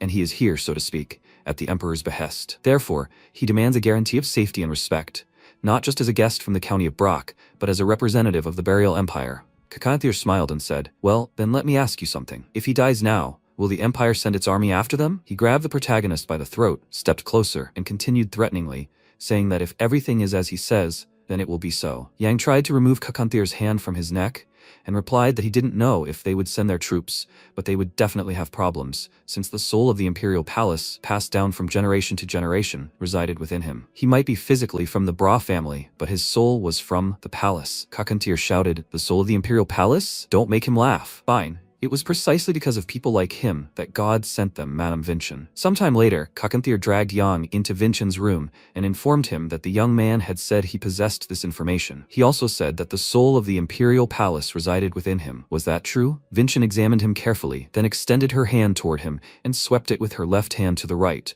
Kakanthir was dumbfounded by what he saw, and Yan realized something. Vincent began coughing and seemed to be choking, causing everyone to panic, and suddenly she collapsed right in front of them. The assistants began to raise her from her seat and scream in fear, after which Yan turned to Kakanthir and informed him that the flower was in his room. Kakanthir shouted for everyone to enter his room and immediately find the red flower. Sometime later, when Yan left the room, he rudely asked him what was going on and why they were so angry. What should they do now? Yan replied that everything was fine. This was the first gift he would give them as a guest of the Burial Empire. Sometime later, when the flower was placed on Kakanthir's table, he addressed him by name and bowed, stating that as a representative of the clan, he wanted to express his sincere gratitude for his help. The protagonist replied that, judging by what he had heard, this was not enough. He would need a few more roots to create the medicine. Kakanthir replied that he had helped them after all. Could he find a few more? Yan replied that he couldn't guarantee it since the flower pot belonged to him, but he'd been growing it for a long time and barely remembered what it was like. He knew someone who could help, but he'd only be able to contact them a month after the full moon. Kakanthir asked again, asking, a month after the full moon? But why such a long time? After all, if they hurried, they could get there in 3 or 4 days. Yan replied that if they wanted to know more, they should promise him something. He asked him to tell him about it, and Yan said that when they negotiated with the Brack family, they should give priority to him over his father. Kakanthir suggested that he wanted to get rid of his father, and the protagonist replied that the strongest became the leader. Didn't their clan have the same rules? Kakanthir smiled and then said that he was sorry, but giving him the right to negotiate would be too difficult. He didn't control the soldiers, and had no authority over the grain shipments they received from his family. The protagonist lowered his gaze and said, fine, he'll tell you all about it. Soon, the imperial palace would send its inquisition. This was the crime for which he should be charged. Treason for tax evasion. It was entirely possible that within a month, the Brack name would disappear entirely. Kakanthir asked in surprise, "Is that really true?" John swore by heaven he wasn't lying, and those around him asked him again, "But how did he know?" He replied that he'd heard it from the central government representatives who had arrived before the ceremony. They'd come here to determine whether he was a worthy representative for the agreement. If the Brack family truly fell, then he would also be in danger, right? Jan replied that this was true, and that was an important point. He may be Durga's son by blood, but that's not the case on paper, as he's not officially part of his family yet. So he's not Ian Brack, just Ian. Kakanthir and Nursaran were stunned by what they heard, and the protagonist insisted that the Empire had no grounds to accuse him of treason. He could become the head of the family. Kakanthir suggested that this meant they had sent them a son who hadn't even officially become part of the family yet. They had deceived them. Yan replied that he had repeated that he was the son of a Durga and hoped they understood that. He held a respected position in the clan, and he was confident he would make a wise decision. Kakanthir, with a menacing expression, asked if that was all he wanted to say. Yan replied that he knew he didn't trust him, so he would tell him what awaited him. As soon as his father died and the territory lost its leader, they would gather the warriors and invade the Brack territory with him. They wouldn't have to worry about the Imperial troops. In fact, they would try to avoid any confrontations with them, as few would want to fight the great warriors of the desert. Even if unforeseen circumstances arose, he could return to the desert if he didn't want to fight. The clan only needed to stay behind him, and given his long alliance with the Brack family, it would be great if he said something along the lines of supporting Yan, that he had become one of them. Kakanthir understood that this would not cause any losses, but if they helped a bastard son seize the county, what would happen to them? He replied that if he became head of the county, he would turn it into the most prosperous territory in Burial, and he would demonstrate to the warrior clan that had helped him the true strength of a sincere alliance between them. He addressed Kanthir by name, and declared that there was no need for them to continue their disagreements. The relationship is no longer one of mere trade, once bound only by numbers and letters. It's now two leaders supporting each other, paving the way for a peaceful era. Nursaran explained that there was one problem. If Verg requested assistance against the Imperial Palace, they wouldn't be able to refuse, as they had signed an agreement. Ian smiled and said he had excuses they could use to break the treaty. His father had ordered him to do something. Next year, when he returns for his birthday, he must bring Groot leaves. He ordered the man who is a symbol of peace to introduce an illegal product into the country. Groot leaves were banned. Wasn't that the perfect excuse to break the agreement? He burst into loud laughter and replied that this was more than an excellent excuse. Simply breaking the alliance wouldn't be enough. Did he have any proof? Yan replied that unfortunately, there was no clear evidence, but they could double-check everything that was going on here with Madame Vincent's help. Kakanthir told him he'd better swear by God, and Yan replied that if he wanted that, no problem. Kakanthir laughed and replied, fine. He thought all the Bra were idiots, but this guy really was extraordinary, so all they needed was a promise of support from the clan? The protagonist agreed. He'd take care of the rest. Kakanthir asked permission to ask him just one question. Why did he need all this? He replied that if he went to the capital, or more precisely to the palace, the territory of Brack County would be his only refuge, since he was from a distant land. Kakanthir slammed his fist on the table and asked permission to clarify something. They were not going to shed blood for him. The protagonist replied that he did not want that. Kakanthir asked again, but wasn't he afraid of death? Ian replied with a smile on his face, not at all. He had already died once. Kakanthir smiled slightly and said that he admired his decisiveness, after which they shook hands. As Ian walked towards the exit of his office, Kakanthir asked him again, did his trip to the capital have anything to do with the Emperor? He turned around and simply smiled. As he left the room, he heard shouts about him being an outsider and whether he was really not dead. Ian turned to observe what was happening, when suddenly he saw Sue among those people. She pointed at herself and asked, she? He asked her to help them, and Sue asked again, but with what? Ian asked her to teach Barrack how to fight. After a while, they started fighting, and Sue yelled at Barrack for being too lazy. He yelled back at her to shut up. Sue continued to irritate him and asked, what is he saying? She couldn't hear anything because he was too slow. Barrack yelled that she would regret everything she said as soon as he punched her in the face. At that moment, the protagonist turned to Barrack and asked if he was feeling okay. He yelled back at Ian not to talk to him. He thought it looked very sweet. He had planned to slowly lure the unearthly warrior clan to his side, but everything had worked out naturally thanks to the flower. He hadn't relaxed like this in a long time. However, when he thinks about the past, everything doesn't seem so rosy anymore. Sometime later, he arrived in Vincent's room and assumed she wanted to see him. She looked much better, and he was very happy about that. Vincent answered him in her own language, when suddenly Kakanthir translated her words, saying that she had called him here to continue their conversation. Jan replied that this was good, and everything he had told Lord Kakanthir was true. He swears by heaven. He left out a few things, but they had nothing to do with the clan. Vincent reported that the god had told him to change everything regarding him. He was dumbfounded and frightened, asked again, what had she said? She continued to say that even if a person has to change his life, he thought about it and thought that this must be some kind of divine message. The unearthly warrior clan turned more to shamans than to the temple oracles. He closed his eyes and thought that the phrase, change everything regarding him, was an unexpected thing that always happened to him. One of his subordinates approached him, handed him a bowl of delicious berries, and asked him to try it. He thanked her, and the girl scratched her head and replied that it was nothing. Thanks to him, Madame Vincent came to her senses and recovered a little, and everyone was very grateful to him. They were even preparing a banquet for him. He was simply their savior. The protagonist smiled and thanked her in return. After that, the girl informed him that as soon as he rested, Lord Cacanthier and Madame Vincent were waiting for him. They wanted to amend the agreement. He replied, fine, he'd be back soon. They were almost finished anyway. Barrack shouted back that he wasn't finished yet, and Sue punched him in the face, yelling that he was slow as a snail. The subordinate bowed and replied that she would pass everything on, when she suddenly remembered she'd found something in the pot and handed it to him. It was a necklace. Could it really be his? Yan examined the pendant carefully and wondered, what is it? Even as emperor, he'd never seen a necklace so beautiful. How could a boy from the slums have such a treasure? How did a boy raised in a cat house grow a silosk flower on his windowsill? And why was there a necklace hidden in the pot? Perhaps he didn't understand, but if he'd known about it, he would have sold it long ago as they were poor. Besides, it was hidden in the flower pot, meaning whoever cared for the plant must have hidden it. Perhaps someone asked his mother to care for it? His information was sketchy and he had no one to ask, so he couldn't know. Jan rose from his seat and asked if he'd been hit by Sue. Barrack angrily asked, did he? They were actually equally strong.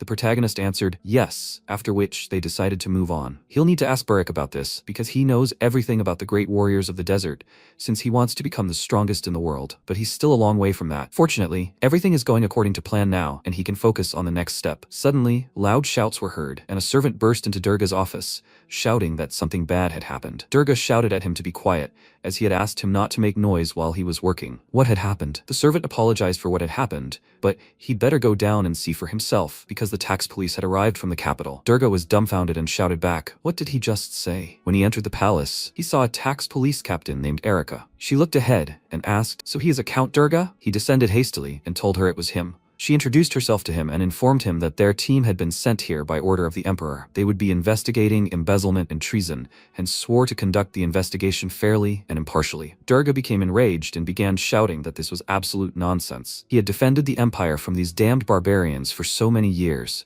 and what was he getting in return? Treason and embezzlement of state property? He simply couldn't believe it. Erica bowed her head and showed him the document, again explaining that didn't this seal belong to their house? The document stated that someone was alleging embezzlement of tax funds by Count Brack and asking the emperor to have the competent authorities conduct a thorough investigation. He was dumbfounded and asked, what is this? Erica took a step forward and, looking around, declared that this was a fine house. They would live here while the investigation was underway. He and all his employees were required to obey their orders. She would start on the top floor. The office was over there. Let him shut his mouth and follow her. Durga thought about how these people were entering his house for the first time, but they already knew where his office was, so someone had ratted him out. So, could it really have been Old Mullen? How could he have gotten his seal? Could there really be a traitor among his men? The former secretary still hadn't woken up from his coma. So, who was it then? He remembered the expression on his son's face and realized it was him, after which he began shouting with incredible anger at the entire palace. Sometime later, a message from the Brock arrived at the Cacanthier palace. Cacanthier asked again, was he asking for their help? The young man said that it was true.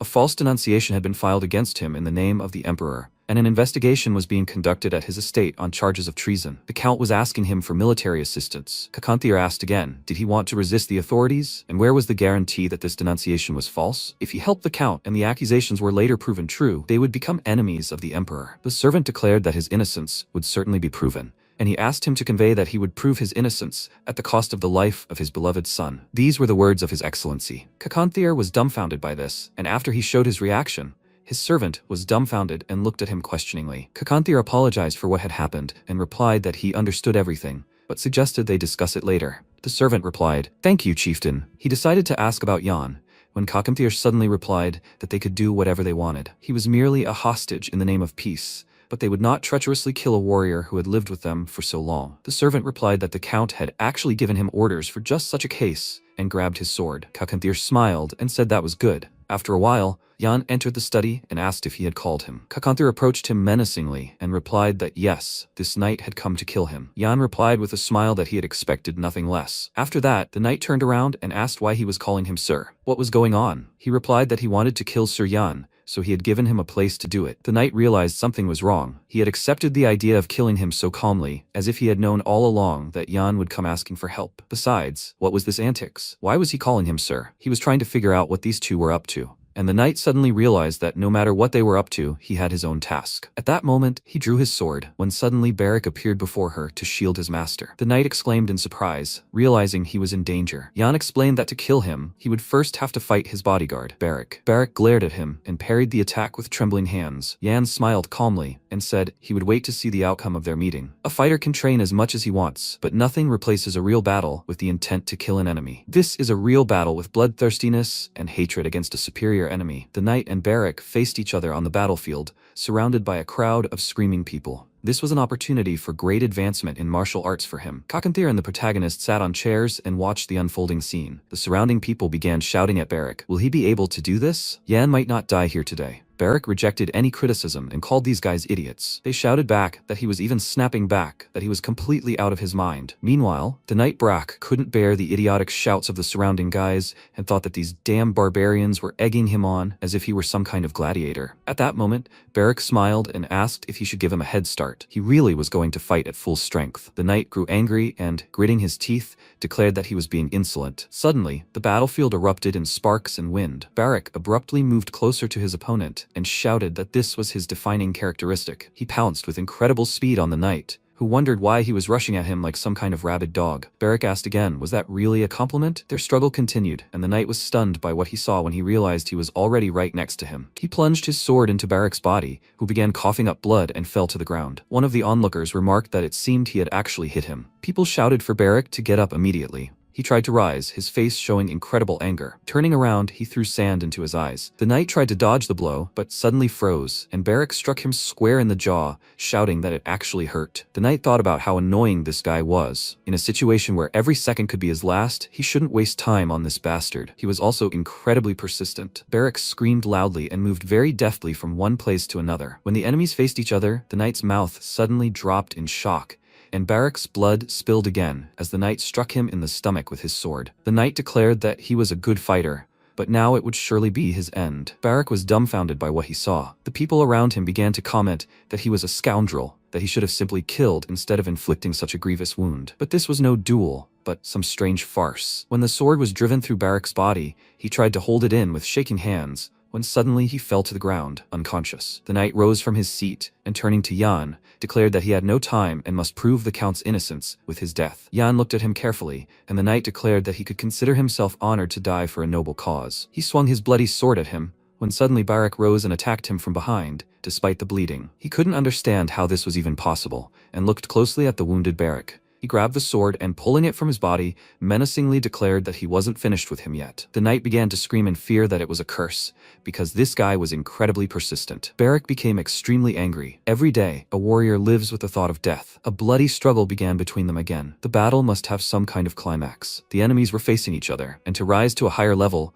a person must fight with all his might. It was Beric who, with the last of his strength, leaped high and pounced on the knight, plunging his sword into his stomach. He protected Ian with his own life, and after piercing the knight, he tried to catch his breath. He began to lose consciousness and fell down next to him, declaring that he couldn't take it anymore. The people around him were surprised by this performance, and began shouting with joy that Beric was incredibly brave. People say that a battle should always be seen to the end, and this turned out to be true. One of them tried to help Beric and shouted for the others to help him carry him. Where was the doctor? At that moment, Kakanthir said that now he completely understood why Jan had taken him along. He had all the makings of a warrior. Jan smiled back at him, because there was no one in the world as rude and impudent as Beric. He was incredibly brave. Sometime later, in the palace, Durga was very worried about his future and was pacing the house. Suddenly, he turned and saw Sue, who greeted him and said that he looked quite nervous. She had arrived through the window, and Durga said that she had come from Nersaran, so where was his knight? She handed him the package and told him to take it from Kakanthir. After these words, she turned back toward the window,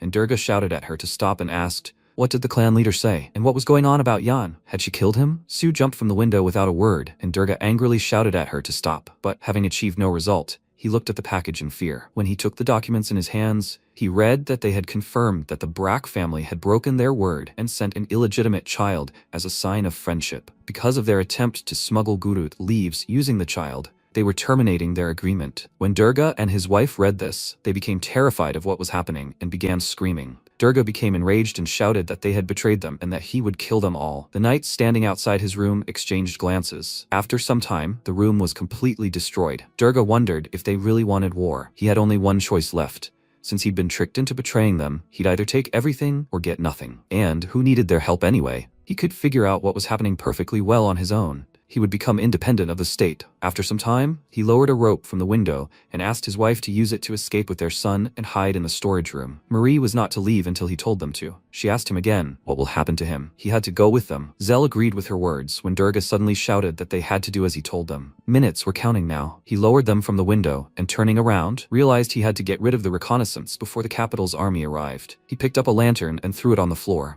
After a while, Erica's subordinate burst into the office and shouted, "Captain, they have a problem." Count Brock set fire to his mansion and fled. Erica said he was shortening his own life this way. She shouted for Philip to report the situation to the capital's troops, and for the others to follow her. He shouted that he had heard the order, and a moment later, the knights began searching the area. Erica ordered him to make sure he hadn't escaped and to kill him if necessary. She thought about how this estate was supposed to be hers. How dare he set it on fire? She was incredibly angry, and many people rushed out of the estate. The trapped people screamed for help because they were burning. They would do anything, begging for their salvation. Erica watched silently, and the people continued to scream. Was there really no sand left? Philip asked her what they should do. Erica thought for a moment and said that they would have died with him anyway. He should try to put out the fire and direct all his efforts to finding Lord Durga. He replied, "Yes, sir." An order was issued to find Durga, some behind the mansion. The rest were to go forward. Following this order, Erica left the scene of the fire. Meanwhile, Durga rode horseback through the forest. Before his imprisonment, he sent letters through his butler. One was for the unearthly warrior clan, and the second for the first prince. But the last letter belonged to someone else. Suddenly, he stopped in a clearing and began shouting loudly, "Theo, has he really escaped?" He clutched his head and didn't know what to do,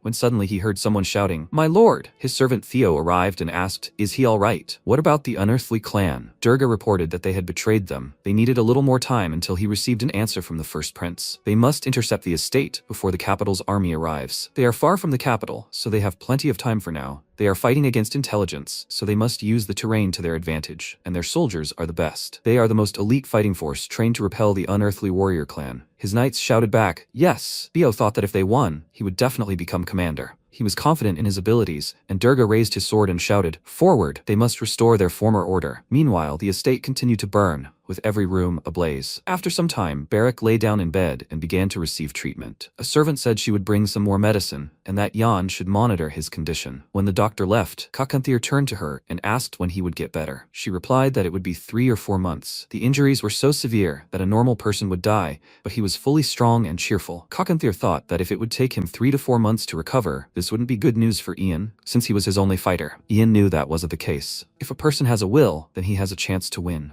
After some time, Ian placed his hands on Barak and tried to use magic. Gritting his teeth in anger, he realized it wouldn't work. If he added a little more magic, then... But before he could finish his sentence, the doctor and Kakanthir entered the office. The doctor approached him and asked if he was all right. He replied that he was fine, just a little dizzy. The doctor advised him to sit down for a minute and she would check everything. Suddenly, she noticed something and asked the others to look at Barak. What was happening to him? Ian asked again, "Does she mean Barak?" She replied that she hadn't asked his name. He wouldn't recover so easily, and now she understood why everyone called him stubborn in battle. This wouldn't be enough. At that moment, Kakanthir approached and lit a leaf on a candle, after which he said that if he had known he was in bad shape, he would have brought more of the plant. It was a Garuta leaf, used by clan warriors to avoid death. He placed the leaf in Jan's mouth and announced that he was the first outsider permitted to use this substance. Jan sampled the leaf and thanked him. He mused that he couldn't believe he'd so willingly shared his clan's secret medicine. It even sounded somehow touching. After some time, Kakanthir reported that he'd received news from Sue. As he'd said, Durga had been cornered and was gathering soldiers. Jan asked again, "What about the Central Army?" He replied that there had been no report yet. The protagonist mused that they needed to know the size of the Central Army and intelligence. Only then would they be able to assess the situation and take control measures. Suddenly, Kakanthir announced with a smile that they had a couple of days, so let him rest. Ian looked at him for a while, then fell asleep. The doctor sighed heavily, then put them to bed. When night fell, he awoke with alarm and rising, wondered, "Barak?" He looked out the window and realized that he didn't understand. The warriors of the unearthly clan had been so kind that they had even given him Groot leaves. But why did he have such a strange premonition? He picked up his sword and suddenly the door opened. An incredibly angry man in a mask burst into his room, and the protagonist began to defend himself. His sword flew aside, and he gritted his teeth as the man began to choke him by the throat. He muttered that he shouldn't have stuck his neck out like that, the freak. How dare he plot such a plot against him? Did he even know what he'd done? They, the scum of the empire, were as useless as ever. Just like his father, Durga. The protagonist wondered, Durga? At that moment, the man swung a dagger at him and screamed for death, when suddenly the protagonist used his magical powers and a bright, fiery explosion roared through the room. The people around him began shouting, What was that? Where was the noise coming from? They realized it was coming from Master Yan's room. Cockentire wondered if Ian and Barrack had been attacked. His subordinate answered, yes, after which they quickly ran into Yan's room. One of them asked, what's going on here? Yan sat in the ruined room, clutching his throat as he said he didn't know, but the man had tried to kill him. Kakanthir asked the others to help Master Yan and find out who this man was. He dared to harm a guest of an unearthly clan. At that moment, Kakanthir turned around and wondered how he had managed to fight back. What was that explosion? One of his subordinates was dumbfounded when he removed the man's mask, seeing what was happening, and declared that the man was Boomart. Kakanthir was stunned by what he saw and said they should send Boomart to the dungeon. He would personally interrogate him the following morning. Sometime later, Boomart awoke in the dungeon and looked around. He was asked if he had really come to his senses. He was chained and kneeling opposite Kakanthir. Boomart turned to Kakanthir and asked to be untied first. Kakanthir asked again, did he really attack Master Yang? Boomart didn't answer for a moment, and Kakanthir stared at him intently. Suddenly, he grew angry and said he would not make excuses. If he considered him family, then he should ask him no more questions. Just be careful around Yang, as he possessed terrible power. His eyes turned golden, and an unknown force erupted. He was a suspicious man. Yang thought he was avoiding questions and talking only about him. Even if he was trying to deceive, Madame Vincent would find out everything. Was he trying to hide his goal and survive long enough to come up with a new plan? He turned to Kakanthir and asked if he had something to say. He replied yes, after which the protagonist revealed that during the battle he had mentioned Lord Durga. At this point, Boomart was dumbfounded, and the protagonist continued to say that he had called his proposal a plot and had tried to thwart them. It was entirely possible that he was somehow involved, when suddenly he froze and remembered the letter. So who would become the clan leader? This letter, had he really sent it to Lord Durga? Boomart was dumbfounded and incredibly frightened. He is the first advisor. Suddenly, Boomart continued to speak to him in a friendly voice out of spite. Hadn't he caused this to happen? Suddenly, Boomart opened his mouth wide, stuck out his tongue, and bit off his own. Those around him began shouting that he had bitten off his own tongue. So was it really him who did it? Let them stop talking and stuff more cloth into his mouth. Yan replied that he knew he was in charge of the food supply. Apparently, Madame Vincent's ill health was a consequence of his manipulation of the food. He believed that Boomart had hoped to gain the chieftaincy himself in exchange for killing Madame Vincent. Kakanthir was shocked by what was happening and stared thoughtfully ahead. The protagonist said that the Durga would have benefited from this. And suddenly, Kakanthir stood up and asked what was happening to Madame Vincent. They told him she was resting. Boomart screamed in horror and pain as they held him by the hair and stuffed cloth into his mouth to stop the bleeding. Kakanthir declared that no one was to be allowed near Madame Vincent without his permission. At that moment, he grabbed Boomart by the hair and dragged him along with him. After some time,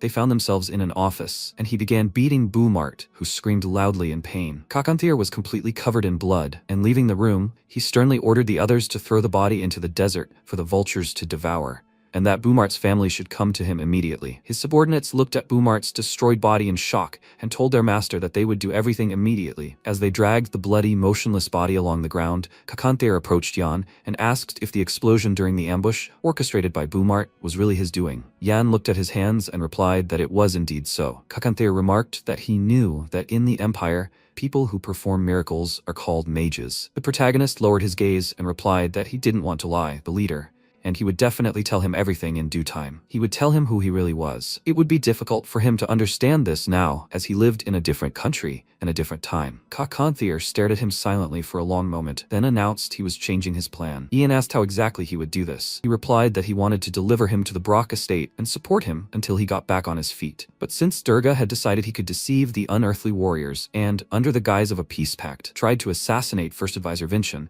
they were obliged to come and remove his head. The protagonist nodded his head in understanding, then explained that the tax police would not give him such an opportunity, as he would be executed for treason. However, if he gained control of the Brock estate, he would help him achieve everything. Kakanthir replied, in any case, they must help him. Jan said that it was more likely that he was asking for their help. Fine. In that case, that's exactly what they would do. Kakanthir called him Demosha, and Ian smiled and replied, yes, after which they shook hands. Sometime later, the protagonist entered his room and, turning to Barrack, said in surprise that he'd been informed he'd woken up. How was he feeling? He'd been vomiting right there on the bed, saying he was dying. Ian replied that he'd noticed, and it seemed he should thank the gods that he was at least conscious. Barrack replied that he was incredibly nauseous. Are they sure they weren't mixing alcohol with their potions? The doctor became enraged and shouted, What kind of stupid accusations are these? He's simply shameless. He should be glad he's even alive and conscious, and that he can even talk nonsense after such an injury. The protagonist lowered his gaze and thought about how strange this was. Swordsmen, for example,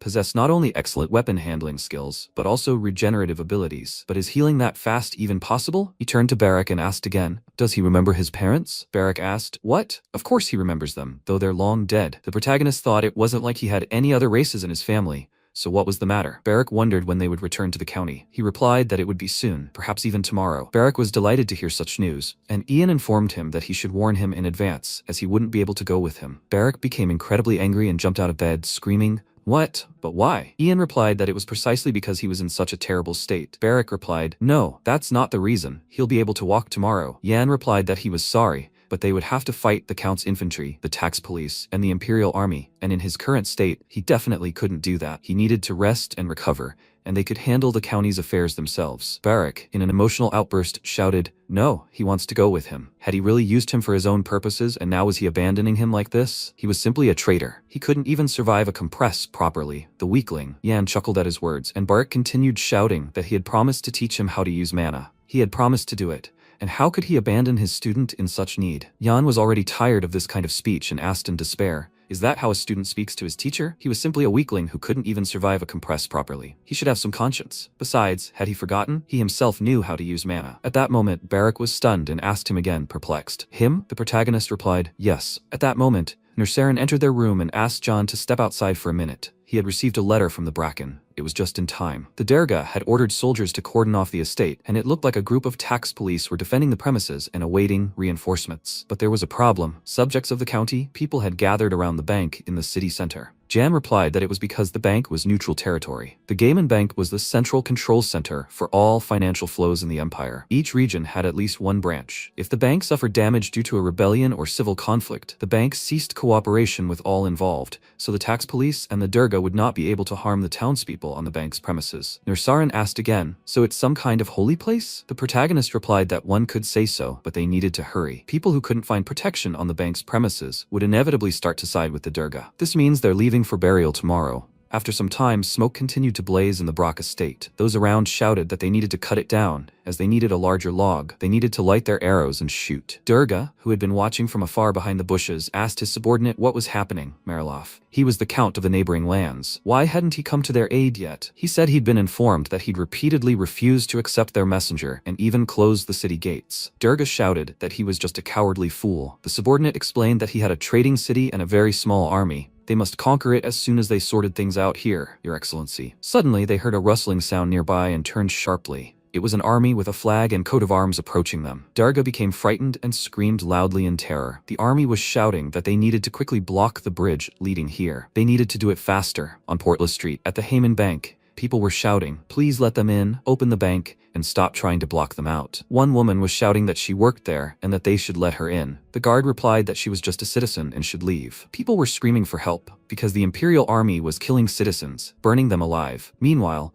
Hannah was holding her trembling brother in a locked room. He turned to her and asked her to look at the large bird visible in the window. She noticed it and realized that the bird reminded her of Yan. Sometime later, the protagonist and Kakanthir arrived in the city. The people around were panicked and screaming loudly in terror, while children sat on the ground, sobbing loudly in fear. Kakanthir looked around and reported that things were even worse here than he had imagined. Jan asked again, really? He expected exactly that. Suddenly, one of the boys started shouting that barbarians had broken into the city. Why did this happen now? They should flee as quickly as possible. These were bloodthirsty barbarians who decided to attack just when things were already bad. A girl running nearby shouted that they shouldn't talk like that, otherwise they'd be heard. One of his subordinates turned to Kakanthir and said he was getting annoyed by these people shouting that they were barbarians. Kakanthir addressed him by the name Mugarun and told him not to get distracted. Many children fell and stumbled, seeing what was happening. They screamed in fear and panic and ran. Kakanthir saw this and said that there was a child on the road and they should drive carefully so as not to hit him. The child's mouth dropped open in shock, and suddenly Yan approached him, offering him his hand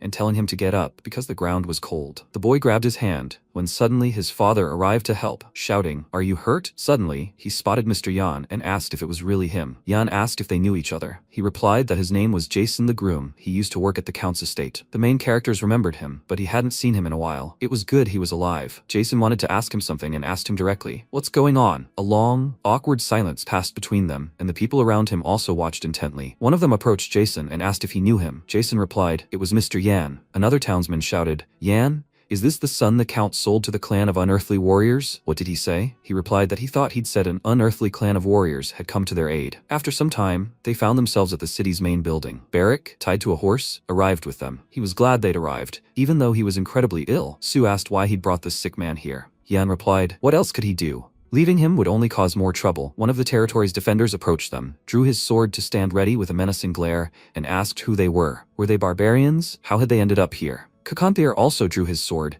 when suddenly the protagonist announced that he was the son of a Brock count named Yan. With him was a great warrior of the desert, a clan of unearthly warriors. They had come in peace. Erica decided they could talk, and they exchanged glances. The protagonist asked to report their arrival to their leader. Sometime later, Kakanthier and John entered the main room, when Erica suddenly appeared and asked, "So his name is John Brock?" His adoption hadn't been formalized yet, so she'll just call him Ian. Sir Mullen told her about him. She's a captain in the tax police, named Erica. Ian asked, "Is Sir Mullen her boss?" She replied that in a sense he is. He asked, "So what's going on here?" She replied, "As he could see, they have problems, but everything will be resolved soon." They had already confirmed the embezzlement. They just had to work hard first before they dealt with the Count's knights. And what were they doing here? She had heard he had a personal score to settle with Count Durga. Had he come to watch the execution? Ian smiled and replied that the Brock estate was his beloved home, and he was concerned when he learned what was happening there. The unearthly warrior clan agreed with him, so they decided to escort him. Erica chuckled and said, "What nonsense is this? Everyone in the capital knew that Brock and the unearthly warrior clan were sworn enemies. Isn't he proof enough? He's the illegitimate son of a commoner, sold to the desert dwellers." Yan smiled, but Erica suddenly sensed something was wrong and was stunned by what she saw, unable to calm down. Yan smiled, bowed, and asked for forgiveness. He understands that for outsiders, the situation in the Brock family looks incomprehensible. It was quite arrogant. "Let her tell me, is it really true that in their time, the tax police only recruited people of low birth?" Erica was dumbfounded by what she heard and began shouting with incredible anger. What did he just say? At that moment, Kakanthier rose from his seat and asked her to listen. He was the ruler of the Great Desert. In his presence, it was best to watch your speech. If she's already confirmed Durga's crime, then let them quickly execute him and go home. He and Ian are here to decide the fate of these estates, and she and her employees are getting in their way. Erica slammed her hand on the table and shouted,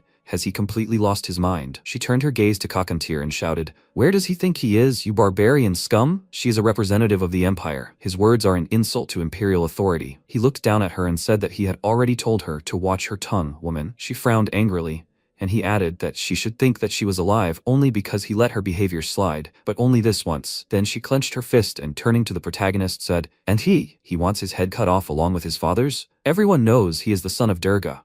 No one will blame whoever kills him, so he shouldn't think or presume. He needs to know his place, Durga bastard." He looked at her and replied that he knew his place perfectly well. As she had said, he was the son of Durga, but not quite a member of the Brock family. He was also the only citizen of the Empire to have earned the friendship and favor of the clan of unearthly warriors. She was a tax inspector. Her job was to investigate Durga's crime and carry out the sentence. But protecting this estate after his death, establishing order, that was not her job. Was a simple request to hurry up and fulfill her duties so repulsive to her? She cried out indignantly, "Oh, an arrogant provincial whelp." At that moment, Kakanthier pulled a scroll from his inside pocket and throwing it on the table said, "Here is the peace pact." They had made peace with the county of Brock. Peaceful existence was above all else for them. Then Erica opened the scroll and, smirking, said, "What impudence." He replied that according to this pact, they were obliged to assist Count Brock in emergency situations. But now he's a criminal. They're no longer bound by the pact and they can help her instead. Ian is her liaison, and the clan wants her to appoint him ruler of the county of Brock. She looked at him in surprise. He asked what she thought. She smiled nervously and asked what she'd just heard. They wanted a bastard to rule these lands? At that moment, the protagonist smiled. Then she chuckled again, and looking at the documents said they were definitely crazy. She clenched her teeth in irritation and thought that the worst thing was that the boy had no other guilt than being related to the Count. The people of the county were out of control and rebelling, but Ian, the direct heir to Brock, could calm them down. Besides, he already had an alliance with the barbarians,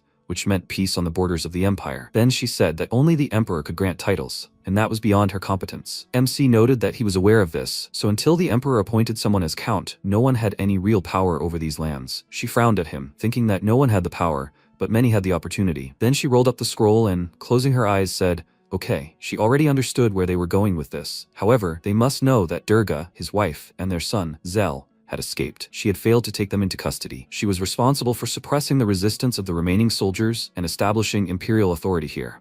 At that moment, the protagonist rose from the sofa and said okay. He would help her capture Durga. They would clean up after her, and she had better leave quickly once her task was accomplished. The tax police and the Imperial Army had really angered the population. They would seize control, and then everything would be settled. She clenched her teeth in irritation again and, looking at him, told him not to even think about deceiving her. If he was planning to defect to Durga, he replied, it seemed she knew nothing of their relationship. She shouldn't be afraid. He would drag Durga back with his own hands, and she would see that he had fulfilled everything he promised. They would see each other soon. After that, she left the room and, closing the door behind her, walked into the corridor. She clenched her fists in irritation and thought that she just had to wait for the imperial edict granting her authority over the county. As soon as she received the authority, she would send these two to the guillotine. Then she shouted, "Deputy, send her carrier pigeons here at once." After a while, Theo stopped, turned around, and said, "This way, Your Excellency." Durga looked at him and asked how much further down. He replied that Count Mariloff had closed the city gates, so they needed to reach the border with the kingdom of Havan. He frowned and thought about the situation he had gotten himself into. He held a bag of gold in his hands and thought that he would wait it out and return to the county of Brock. The next second, a falcon flew near them, and one of the warriors was wounded. Theo began to cover Durga with his hand and shouted, "Ambush! They must protect the count." At that moment, members of the unearthly warriors appeared from above the cliffs,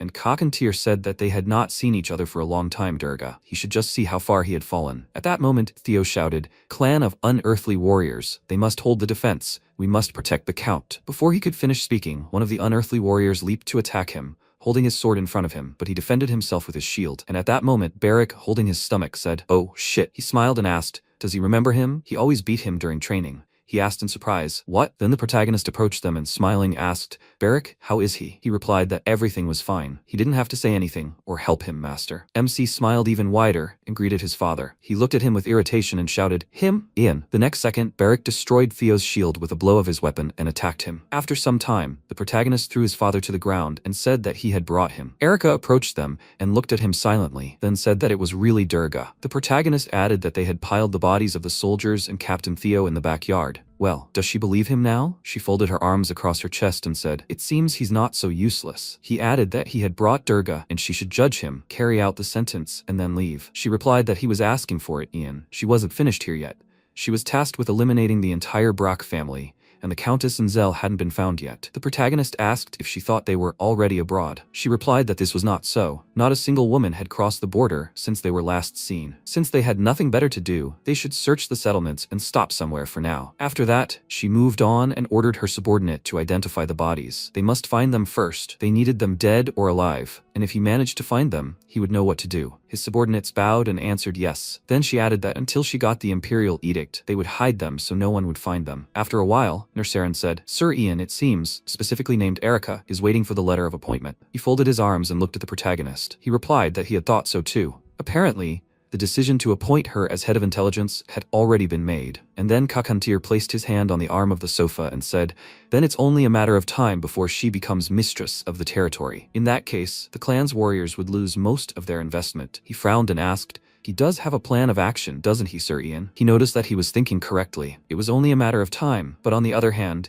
that meant that if they had enough time, they had a chance. The carrier pigeon would need at least 15 days. And the whole situation was in their favor. Cockatier folded his arms and bowing his head asked, "In their favor?" The Countess and the heir had escaped, and the people were trapped in the estate. The protagonist replied that she herself had said that her mission wasn't over yet, and that she had to get rid of the Brock family, but she still hadn't found the Countess and Zell Brock. Those were her words. He thought the reason they were staying here was because they were sure the Countess and Zell weren't far off. But if they learned of their escape, they would surely pursue them. Then he added that if they protected the Countess and her son, they could use them as bait. The next second, Kakantir thoughtfully said that he understood. Well, fine. But he would watch how everything unfolded. MC thanked him. He asked, "What will you do next, Sir Ian?" He rose from the sofa and said that he had a couple of things to do, so he would go. Barrick was outside. He would go meet him. "Lord Kakantir, please." He should rest with the warriors for now. He thought, those two must be in the mansion. As they say, the darkest place is always under the candles. The problem is that all the servants who could give a clue are dead. In times like these, it's best to take matters into your own hands. After some time, the protagonist was standing outside next to a horse and heard his name being called. He quickly looked to the side and, noticing Barrick, said, "Oh, there he is." He replied that he'd completed the errand and checked the forest, and everything was fine. He came closer and, sighing, added that his mother was perfectly fine. She liked living alone, and she looked fine. The protagonist hissed at him, "Be careful." He replied, "Oh well, no one heard anything." Then he asked, "But why are they here? These are the slums after all." MC walked forward and, turning slightly, said that they would go look for Hannah. He should lead the way. Barrick scratched his cheek and asked thoughtfully, "Hannah? Okay. But why him?" The protagonist asked,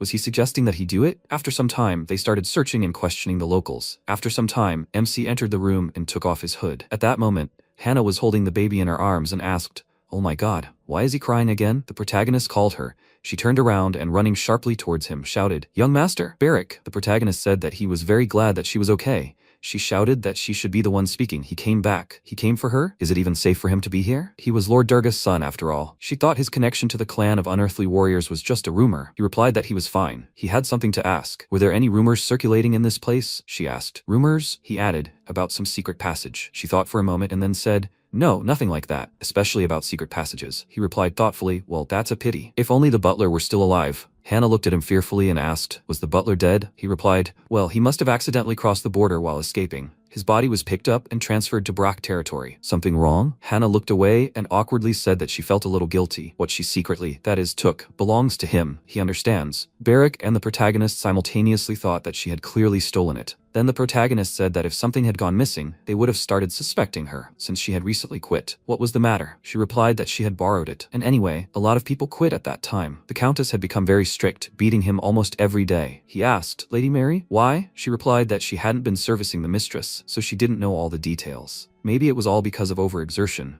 but strange spots had appeared on her body. Then she held out the box and said that she thought that if she left with the crowd, no one would notice her, so she took this. When she opened it, she saw that it only contained letters and drawings, and she felt terrible because it was as if she had stolen someone else's memories. Could they burn this along with his remains? At that moment, Barrick took the box, and MC told him not to open it so carelessly. He looked at it and asked why he couldn't open it. He replied that if everything fell apart, they wouldn't be able to pick it up again. The next second, the letters and scrolls scattered in all directions, and Barrick let out a guilty yelp. After that, he crouched down and, holding out his hand to the protagonist, suggested they put everything back now. He unrolled the scroll and told him to wait. The estate plan looked a little odd. Hannah asked, "What's wrong?" Barrick said thoughtfully, "It's strange that there's nothing in the garden." The protagonist said that they usually remove natural objects from plans because drawing all the details is too difficult, and they're constantly changing. He asked, "Really?" Then he pointed to the plan and said, "But there's a tree here." The protagonist said, "Really?" Meanwhile, in the basement, Zell was sitting on his bed, hugging his knees, and, looking at his mother, said he was hungry. She nervously shouted at him to eat meat. He asked,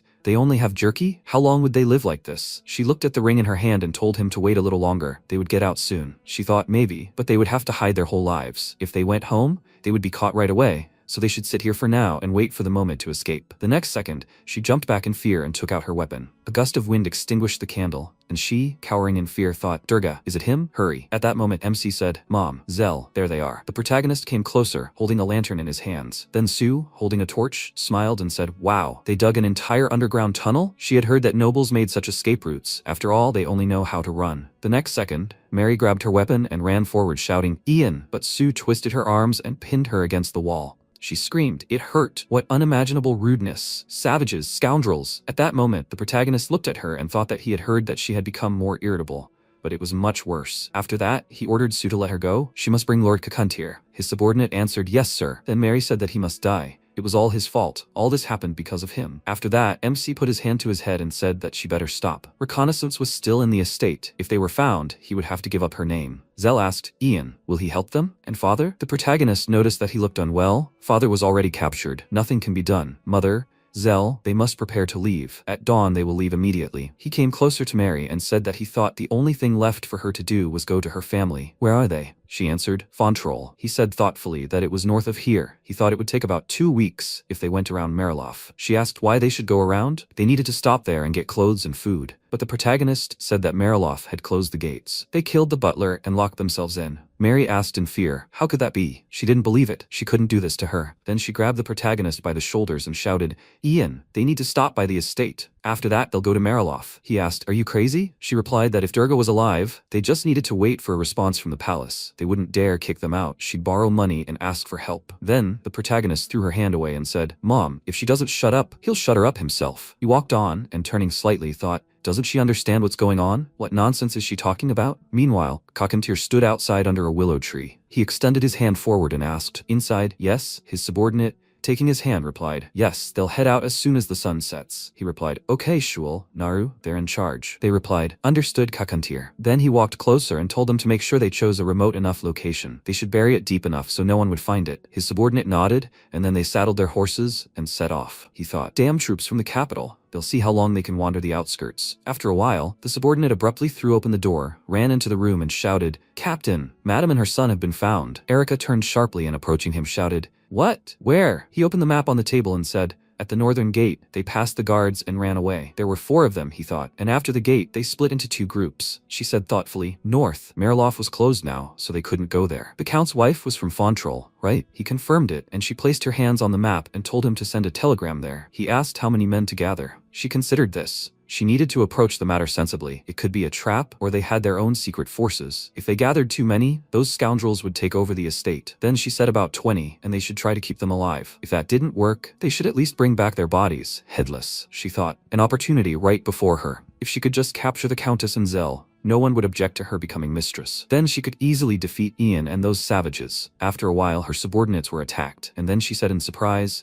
"Were all the fighters in the squad killed?" Her subordinate, clutching his wounded arm, sank to one knee and, bowing his head, said he was the only one who had survived. They killed the captain in seconds, and then the slaughter simply began. They called themselves the Durga Knights. These fighters turned out to be very skilled. She clutched her head, sighing loudly, and then asked, "Does he remember where it was?" He saw the mistress and Zell. He replied, "Yes, he remembers." He was sure the mistress and Zell were there. Then she said they would gather a second squad, and he could go. She waved her hand, and he replied, "Yes, sir." Then she clenched her teeth in frustration and, slamming her hand on the table, shouted, "Damn it, why hasn't there been a reply from the capital yet?" Her subordinate closed his eyes and said he thought they had chosen the longer route. After all news passed under the emperor's seal with an ambassador in a golden carriage. She asked, "Does time even matter to them? What about Ian and those savages?" He replied that they hadn't noticed any activity. They were busy rebuilding the village, and the people were listening to Ian. She said they were distracted by the chase, and Ian and those humans had gained the upper hand. Wait, she thought something was wrong. They hadn't seen the lady and Zell all this time. Now they suddenly showed up to escape on horseback? Could it be that idiot? Then she shouted, "He must call the person in charge of the barns immediately." Her subordinate replied, "Yes, sir." She rose from her seat and thought irritably, she knew it was urgent, but how could she have made such a mistake? All the horses needed to be checked. And then she heard a knock and said, "Yes, they can go." MC peeked out from behind the door. She asked, "Ian?" He smiled and walked on. He said, "Miss Erica, how is her progress with the chase?" She asked. Why was he asking? He replied, curious. If those 2 were alive, then his safety was in question. And those people who escaped with them, was she sure they were Brock Knights? Were there really no traitors on her side? She wondered. What kind of nonsense? He replied, "If those traitors hid them and decided to put a spoke in her wheel, then the situation is dire, isn't it?" The tax police were ordered to liquidate the Brock family to carry out this task. They needed both mother and son. But what if they suddenly disappeared? The tax police won't be able to complete their task until they're found. Even if they were found dead, without a report on the fate of the Count's wife and son, the task won't be considered complete. Then Erica clenched the piece of paper and hissed angrily, "Dirty Count's bastard. How did he find Marion Zell?" He was surprised. What was she talking about? She shouted indignantly, "Is he kidding her?" She walked closer and, pointing her weapon at him, shouted, "These knights are from a clan of unearthly warriors. How dare he unite with barbarians against the Empire?" Ian asked. Her accusation was baseless. If she wanted, she could personally check the clan's army to see if several warriors were missing. She shouted irritably, He put his hand to her weapon and asked, "What? She doesn't want to check. Apparently the tax police don't work hard enough in their time." She shouted indignantly, "He." At that moment, her subordinate entered the room and said, "Lady Erica, the head groom said 2 horses were missing from the stables." The protagonist looked at him and said, "So their family's horses were stolen." He was certain this was the result of betrayal. She had better give chase as quickly as possible. She continued to scream indignantly.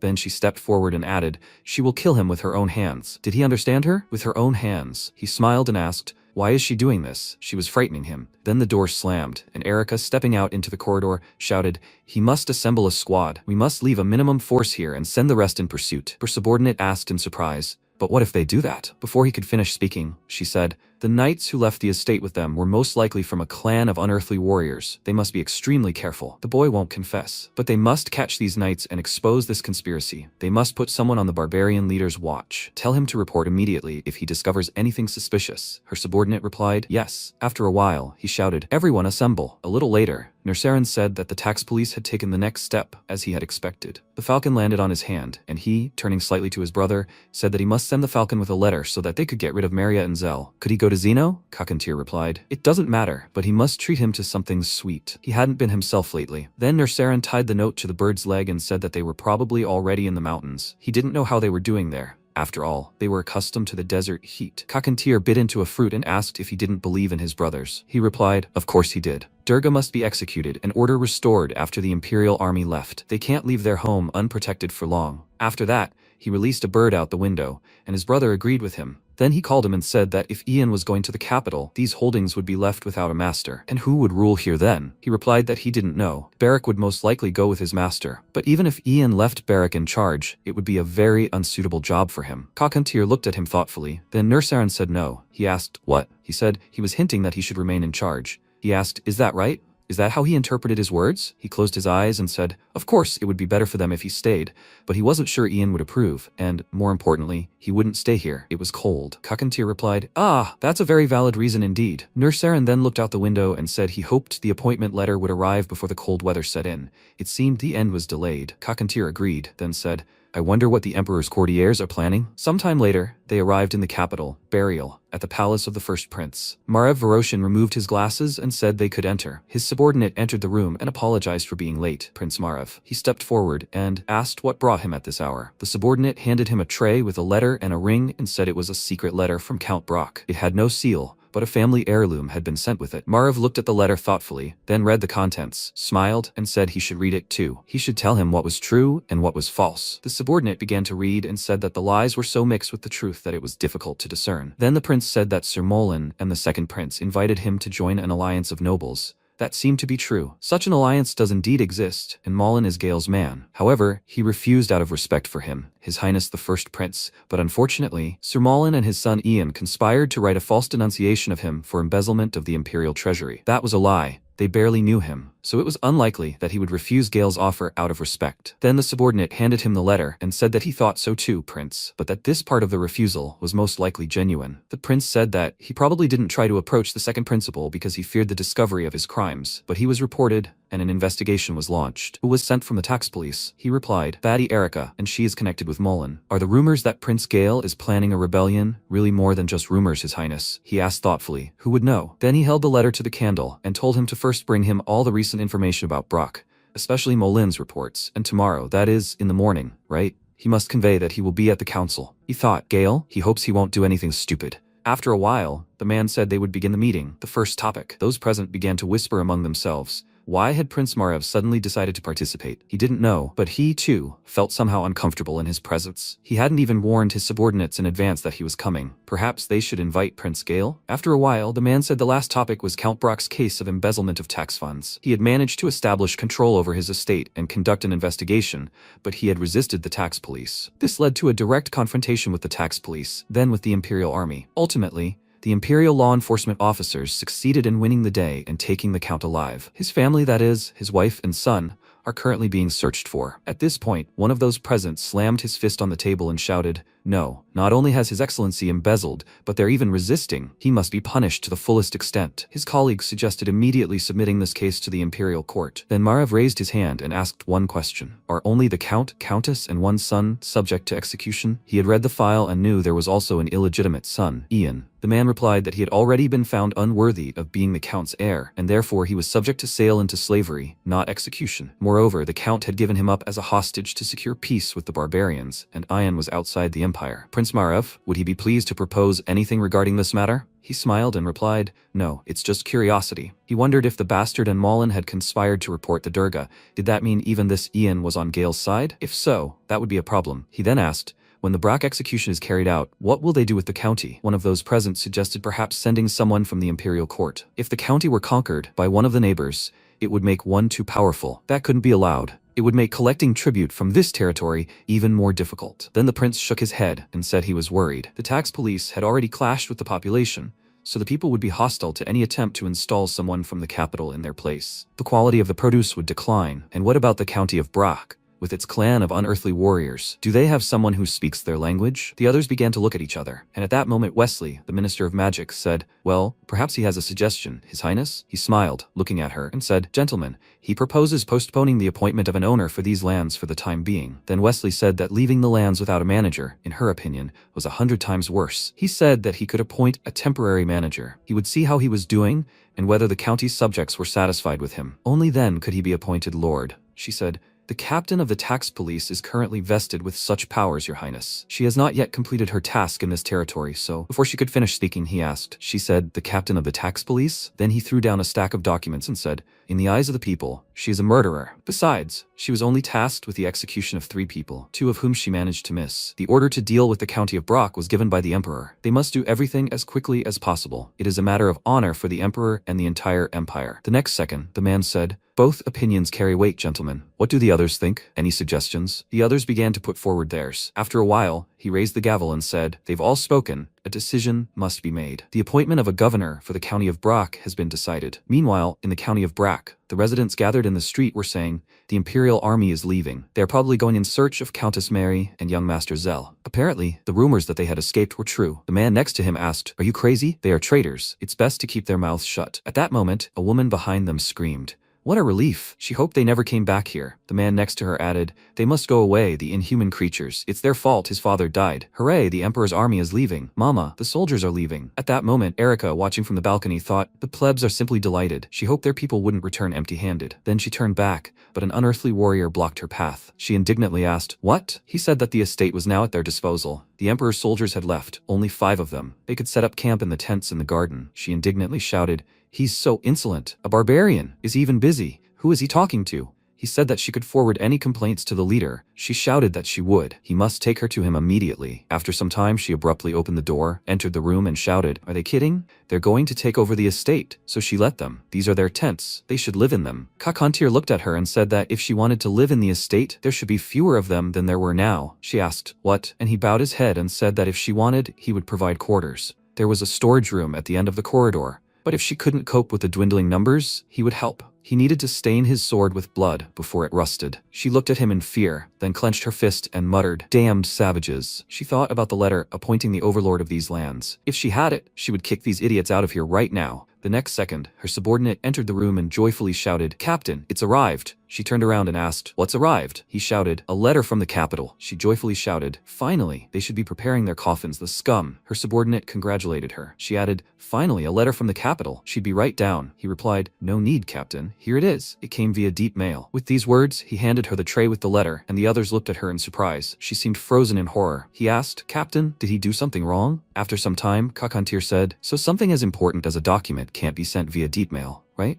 The protagonist noted that this was indeed the case. Therefore, the Emperor appointed temporary stewards to restore order to the holdings and repair any damage. The following individuals have been appointed stewards: Messrs. Romandro, Mullen, Mack, and Degore. Messrs. Romandro is tasked with carrying out the execution of the Brock family. The appointment of the Lord of County Brock is postponed until the situation stabilizes. Erica, having read the contents of the document, trembled with anger, and then Kakantir snatched the documents from her hands. She looked at him and indignantly shouted, "Hey, what is he doing? He must give it back," he said. "From the Imperial Council." He then handed the letter to the protagonist and told him to read it. The protagonist read the contents thoughtfully, then said they'd postponed the appointment of a county ruler. Interim rulers would be installed here for now. Kakantir sat down on the sofa across from him and asked, "Interim rulers?" He crossed his legs and asked what they would do. The protagonist replied that it said they would oversee the restoration work and establish authority. They would report everything and their clan to the capital. He looked at Erica and said, "So these rulers are more important to them than this one." Erica thought they were writing that the appointment of a permanent ruler had been postponed,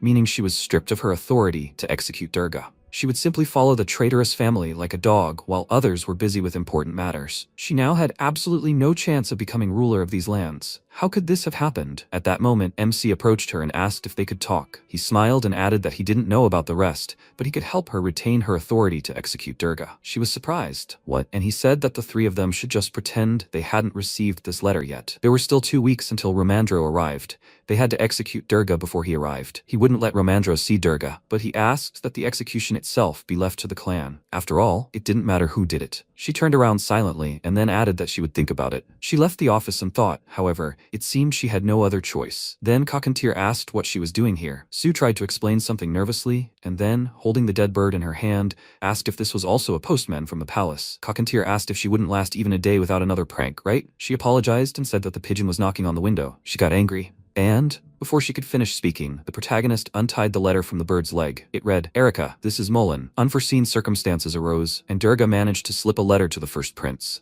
Because of this, the prince, who had previously shown no interest, unexpectedly visited the council, ruining all plans for appointing the county governor. He's heading to the county and will try to expedite the process, so she shouldn't be disheartened. MC said it was written here. He had a feeling everything was going too smoothly. Cockatier spoke, squabbling for power. And when did Durga manage to send the letter? The protagonist held the edge of the letter to the candle and said he didn't know, but he hadn't achieved his goal. The first prince had come and destroyed their hornet's nest. However, this plays into their hands. He must meet Ramandro and make an impression. The first prince has probably already concluded that he and Mullen are in cahoots. He can't afford to be labeled the second prince's man. Cockatier asked if they would be a hindrance to Mullen, especially him. He replied that he needed to make his position clear. Becoming enemies of both sides was the death penalty. He asked if he wanted to side with the first prince. The protagonist looked up at him and said that he was not only smart, but also the rightful heir to the throne. And since the advisors had been appointed to the restoration work, their opinion would determine when they could safely return home. Cockatier remarked that this was precisely what he wanted to discuss. Their goal would be achieved as soon as Durga's head was off his back. He planned to send some of the brothers home before autumn. The protagonist said he had thought so. Cockatier added that whether he became a lord or not depended largely on him and his skill at intrigue. He hoped he understood that.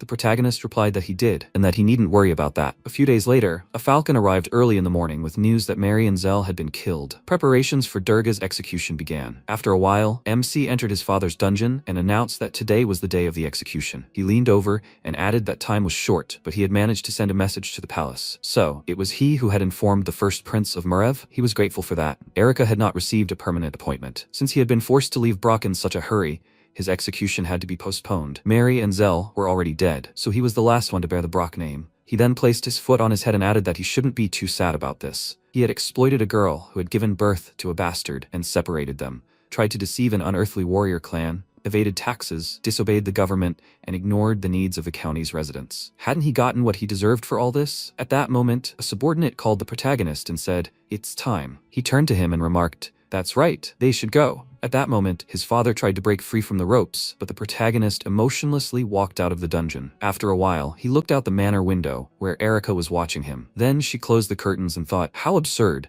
Why hadn't that damned old man Mullen contacted her? He must have known about the Imperial Council's decision, so his carrier pigeon should have flown by at the same time. After the execution, she would no longer be able to remain in Brock County. She gritted her teeth in irritation, and then a subordinate approached her and said, "Mistress Erica, everything is ready for the execution." She frowned at him, then said she understood. Then she took the scroll and told the subordinate to lead her. Sometime later, she stood near the gallows and said, "He's the one sentenced to be brought here." Durga was brought before her, and the assembled people were saying, "He's a count. My God, without his luxurious clothes, he's even worse than them now. They captured his wife and son, right? Probably. After the execution, the investigation team will rejoin the pursuit squad, right? Then all the strangers will truly leave this place. Even the unearthly warrior class will leave the land before winter. Finally, everything will soon return to normal." The next second, Erica unrolled a scroll and, introducing herself, said that she was the head of the Imperial Investigation Team, speaking on behalf of the Emperor. She would read them Durga's crime. The first is falsification of tax reports. One of those present asked what that meant. The man next to him replied that they were robbed. Then Erica added, "It's worth noting that the coal mine produced 60,000 tons of coal,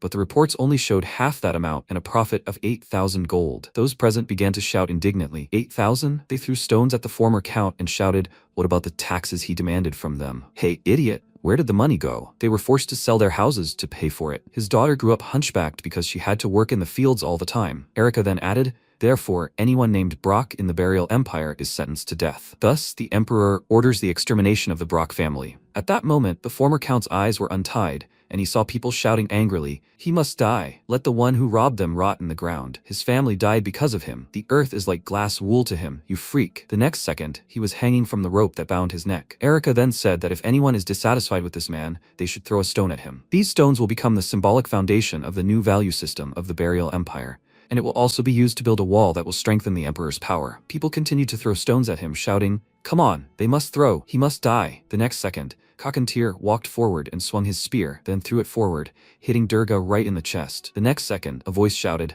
"Durga Brock is dead." Then Kakantir asked, "Ian, are you okay?" The protagonist looked at him in surprise, noticing that he hadn't thrown anything at him. Wouldn't it have been better to strangle him with his own hands instead of a rope? The protagonist replied that he didn't know, but he felt strange watching him die. He remembered things he couldn't tell him. Kakantir asked, for example, he thought he should ask Ian for forgiveness, not him, but the real him. Although he changed the course of history, Ian was originally sold to a country where he would become just a grain of sand in the desert, simply because the blood of a count flowed through his veins. Then Kakantir asked if he felt better now that it was all over. He replied that it did, but in reality, it was only just beginning. With these words, he looked up and noticed a falcon in the sky. After some time, Erica approached a subordinate and asked if there was news of reinforcements from the central region. He replied that there was, but they had lost track of Mary and Zell. The next second, she clutched her head and, sighing loudly, said, "Damn, where did this happen?" He replied, "Near the nearby valley." They couldn't find anything on their way to the forest. They also said they received a message from the Imperial Council. If the pursuit of Mary and Zell dragged on, the soldiers would approach the center. Erica asked in surprise, "What?" He said they had been told that all the soldiers sent to the provinces were being transferred back. He didn't know if she had heard the council's decision. She covered her face with her hands and thought,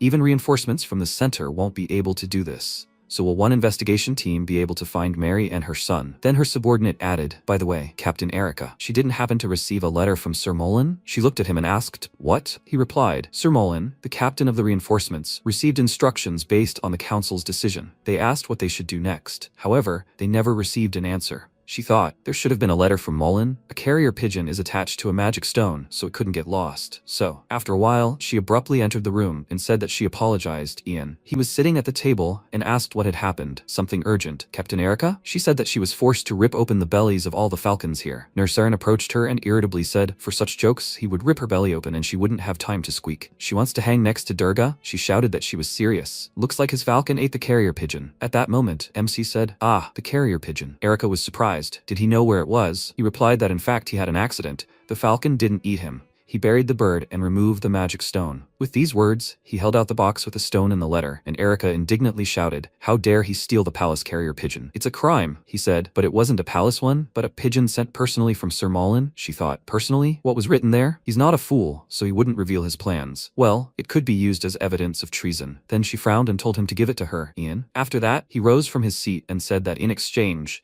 she would finish her business here within 3 days and leave. Sir Molin seemed to have sent this letter in haste.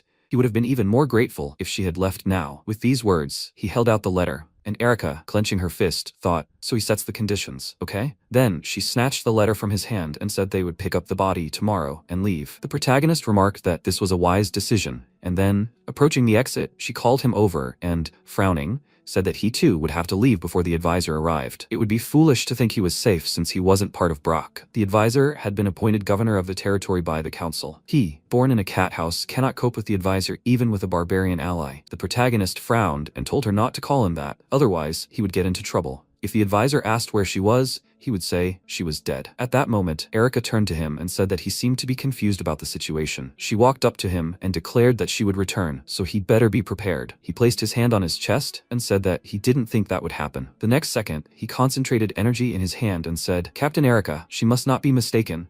She cannot return here. Therefore, she must find the bodies of Mary and Zell and return to the capital. If she fails, death awaits her." She looked at him in confusion and asked, "Does he have powers?" Then he closed his eyes and, smiling, said that she could go, but she should not go too far. After some time, she was walking down the corridor when a subordinate approached her and asked, "Captain Erica, is she all right?" What did he say? She thought he had magical abilities, so that's why he was so confident? She doesn't want to be made a slave when the troops from the center arrive.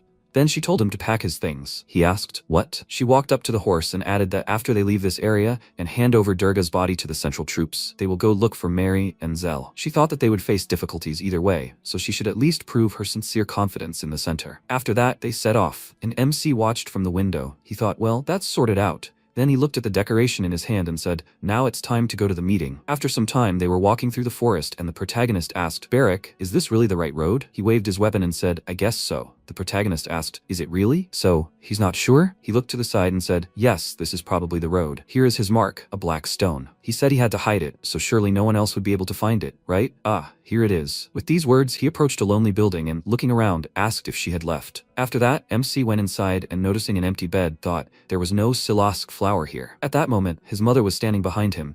She dropped the basket of berries and asked in surprise, "Ian?" He smiled, looking at her, and asked how she was doing. She abruptly ran up to him and, hugging him, shouted, "Ian!" Tears streamed down her face and she screamed, "I'm grateful." Then she pulled away and, putting her hands to her face, asked, "How is he? Is he eating well? Why is he so thin?" At that moment, Barrack asked, "Hey, isn't this kind of physique considered good?" Then the protagonist said, "It's too long to explain." He suggested they sit down and talk calmly. After a while, they were sitting on a bench, holding hands, and he said that the Count's entire family were traitors, so he had something to say. She replied that she was listening. He said, "The Durga flag has been lowered, but there is still much to do. People from the center are heading here. It looks like he is going to go to the center with them. He doesn't know if he can stay with her anymore, Mom." Tears began to stream down her face. She said, "But he can still see her if he wants, right?" He looked down and then said he didn't know. After that, she hugged him sharply and said, "Well, so be it. This is enough for her." In fact, she didn't want to go to the village. "It's much better here than living in the basements of the poor districts." She looked around and added with a smile, she liked waking up in the cool valley in the morning. The fact that he lives like a hero,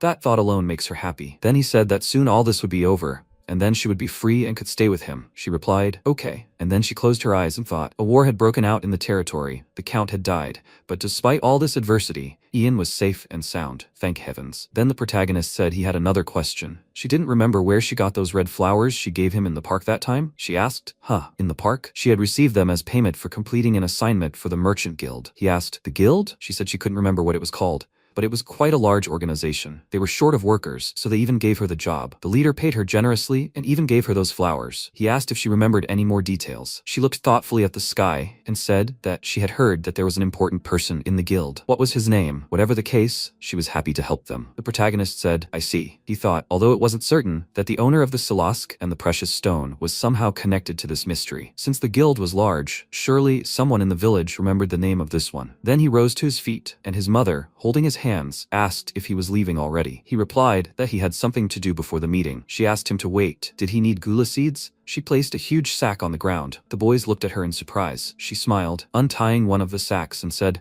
"But he said he wanted to take this. She has 2 more sacks like that." He said, "Mom, she has a talent for gardening." After that, he reached for the sack and she added that she had a lot of free time here, which is why she whiled away her days like this. But why would he need it? He said that gula seeds are actually not poisonous and can be eaten. Just like that. With these words, he tossed the seed into his mouth, and they cried out in surprise. Then Barrack shouted, "Captain!" He waited a moment until he wasn't looking, then shoved something strange into his mouth. "Hey, he has to spit it out now!" He grabbed his cheeks and shouted, "Did he swallow it?" At that moment, MC thought, delicious. Then he put his hand on his friend's shoulder and smiling said, "Barrack, he'll have to try harder." He asked, "What's that for?" He meant he'd have to drag him when he lost consciousness. He replied that wasn't true. He needed to move all those bags of gula seeds to the mansion and hide them. He remained silent. Meanwhile, the carriage was heading toward the county. Ramandro, holding the books in his hands, frowned and thought he was going crazy. Margrave, this was too much. He was an expert in reconstruction. He wondered how long it had been since the temple had been rebuilt after the earthquake, and yet again he was being sent to this Brock county. He burst into tears, missing his wife. At that moment, Mullen called him and asked how he thought the situation in the former Brock territory would develop. He looked at him seriously, then said that, judging by Captain Erica's reports, the situation there was quite serious. He didn't know if they had managed to bring it under control, but if they weren't stoned, it would be good. He frowned and agreed with him. He thought Erica should have taken matters into her own hands, but this simple plan had failed miserably, and all because of that damned bastard. He said he hoped that was the end of the surprises. Sometime later, they arrived at the estate and noticed an unearthly warrior. Ramandro, looking out the window, looked at him in bewilderment, and then shouted, "Is that an unearthly clan of warriors?" He'd never seen anything like it before. Mullen looked at him and thought he'd neglected to warn him because he thought it was better for him not to know. At that moment, the protagonist knocked on the window and asked, "Isn't he expert Ramandro from the Imperial Palace?" Sir Mullen, Sir Mac, and Sir Dagor hadn't seen each other in a while. Mullen said, "Ian." He bowed and looking up at them, told them to be careful. he no longer used the name Brock. Because of the distance, he didn't want to resolve the matter by correspondence. He'd explain in detail now. After a while, they all entered the estate, and Romandro shook Cockantier's hand. MC smiled and said, "Sir Romandro, meet them." This was Cockantier, the leader of an unearthly warrior clan, and his younger brother Nursurin. Cockantier shook his hand in return and said he'd come a long way. He replied, "Yes, it's a pleasure to meet them." The protagonist then added that Brock and the unearthly clan were allies. They had signed a peace treaty. While he was in the Great Desert, he heard news that a major battle had broken out in the territory. The unearthly clan, to prove their loyalty, learned of all the crimes committed by the Brock clan. Although the battle could not be avoided during the execution, the investigation team was busy with their duties, so the clan came to their aid. After this, Romandro, looking at the document, asked if it said something that wasn't in Captain Erica's report. "Where is she?" He replied that she had gone in search of the former count's escaped wife and son. After this, Malin threw a scroll on the table and said, "Here are the orders for his further actions. Doesn't Durga blood flow in his own blood? According to their law, he is considered a slave, yet he lives in luxury." The protagonist opened the scroll. He asked what he had done to Erica. Either she went crazy or he forced her to leave. After this, the protagonist placed the piece of paper on the table and said that he had crossed the border. And although his heart was in burial, his documents stated that he was a resident of the Great Desert. If they decided to punish him, he would return to the desert again. Molin asked,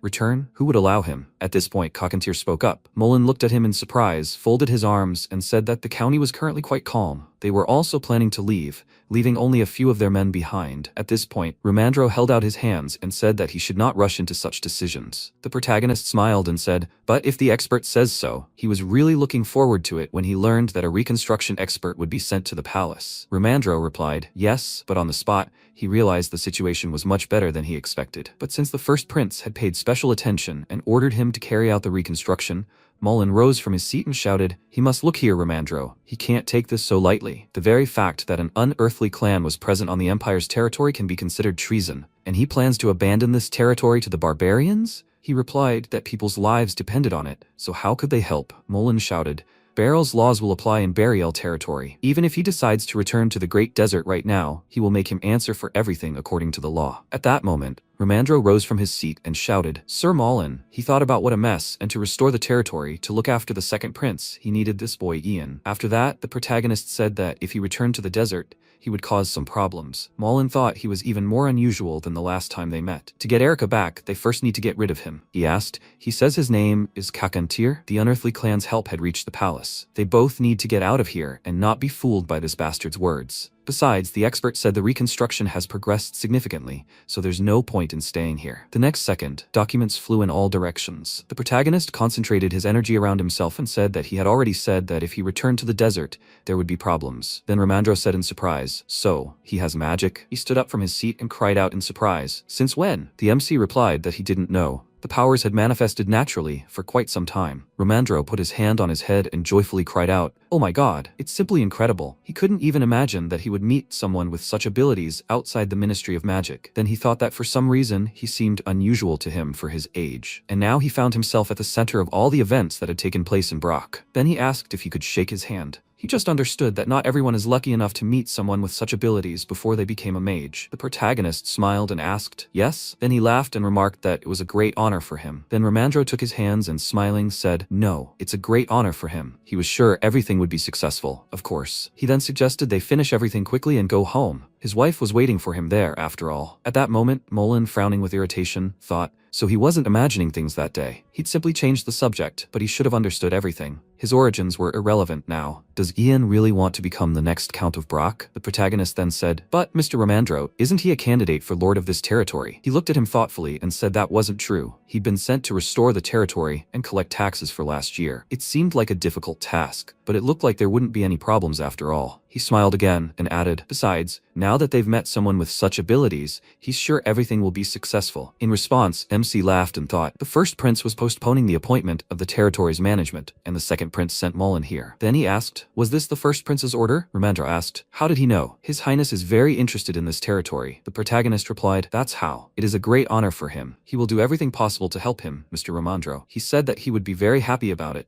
And then MC suggested discussing everything in detail after dinner. He had come all this way. He needed to rest first. He replied that they would do so. He thanked him. After that, they all headed for the exit, and Romandro added how tired he was after 2 weeks in the carriage. At that moment, Molin, who remained sitting on the sofa, folded his arms across his chest and called the protagonist, He said that he needed to talk to him. At that moment, the protagonist looked at Kakantir, and after a while, the two of them remained in the room. Mullen put his hand on his knee and asked why he was doing all this. Why was he making this so complicated? He wondered what exactly he was complicating. He'd given him a written denunciation, and in exchange, he'd given him his freedom, right? They hadn't had any agreement about what would happen after that. Then Mullen gritted his teeth in frustration and shouted, but then he'd said he knew nothing about people with magical abilities. It seemed he wanted to take over the Brock territory. If he'd been honest with him, all of this could have been avoided. The protagonist asked, but does he have to? His past actions were the best option in that situation. Now, whatever he said didn't matter to him. Then Mullen asked, what do you want? The MC came closer and said that was what he wanted to ask. He sat down opposite him and asked,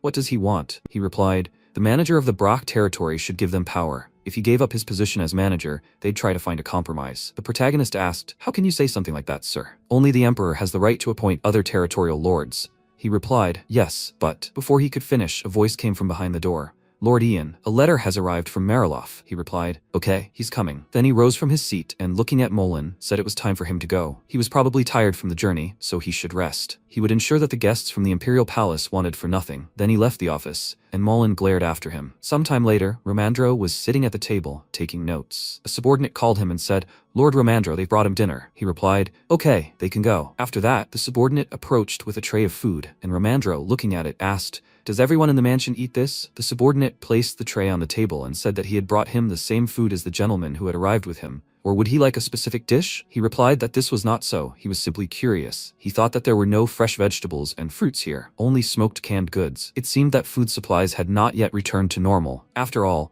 many died during the Civil War, and the fields were ruined. And then he started tasting and thought, well, so be it. The main thing is that he eats at the table and sleeps under a blanket and not in the open air. After a while, MC said, Mr. Romandro, I beg your pardon. This is Ian. He opened the door slightly and asked if he liked the food. Romandro, looking at him, told him to go ahead. What is Mr. Mullen doing? He came closer and replied that he, like him, was eating dinner in his room. Then he handed him the notes and said that he had come to give him this. Here is information about the already restored territory and everything related to it. He asks him to study it. Romandro opened the records and asked what the food situation was. The protagonist replied that due to the fact that an investigative team from the center was stationed here, their supplies were depleted. They primarily used the mansion's reserves for food, but soon he won't hide it. These reserves will run out. Therefore, it would be better to take only a quarter of the harvest as a tax this winter. The residents claim that this year they have collected half as much as last year. Moreover, they need funds to restore their property. If the capital exempts them from taxes this year, they will be able to donate half the harvest next year. Romandro asked if he had calculated all this himself. He replied that he had. Romandro looked at him and thought that he had heard that he was a bastard from a lower class. But these calculations were done so meticulously that he could get to work immediately. Then he said, as he'd already heard,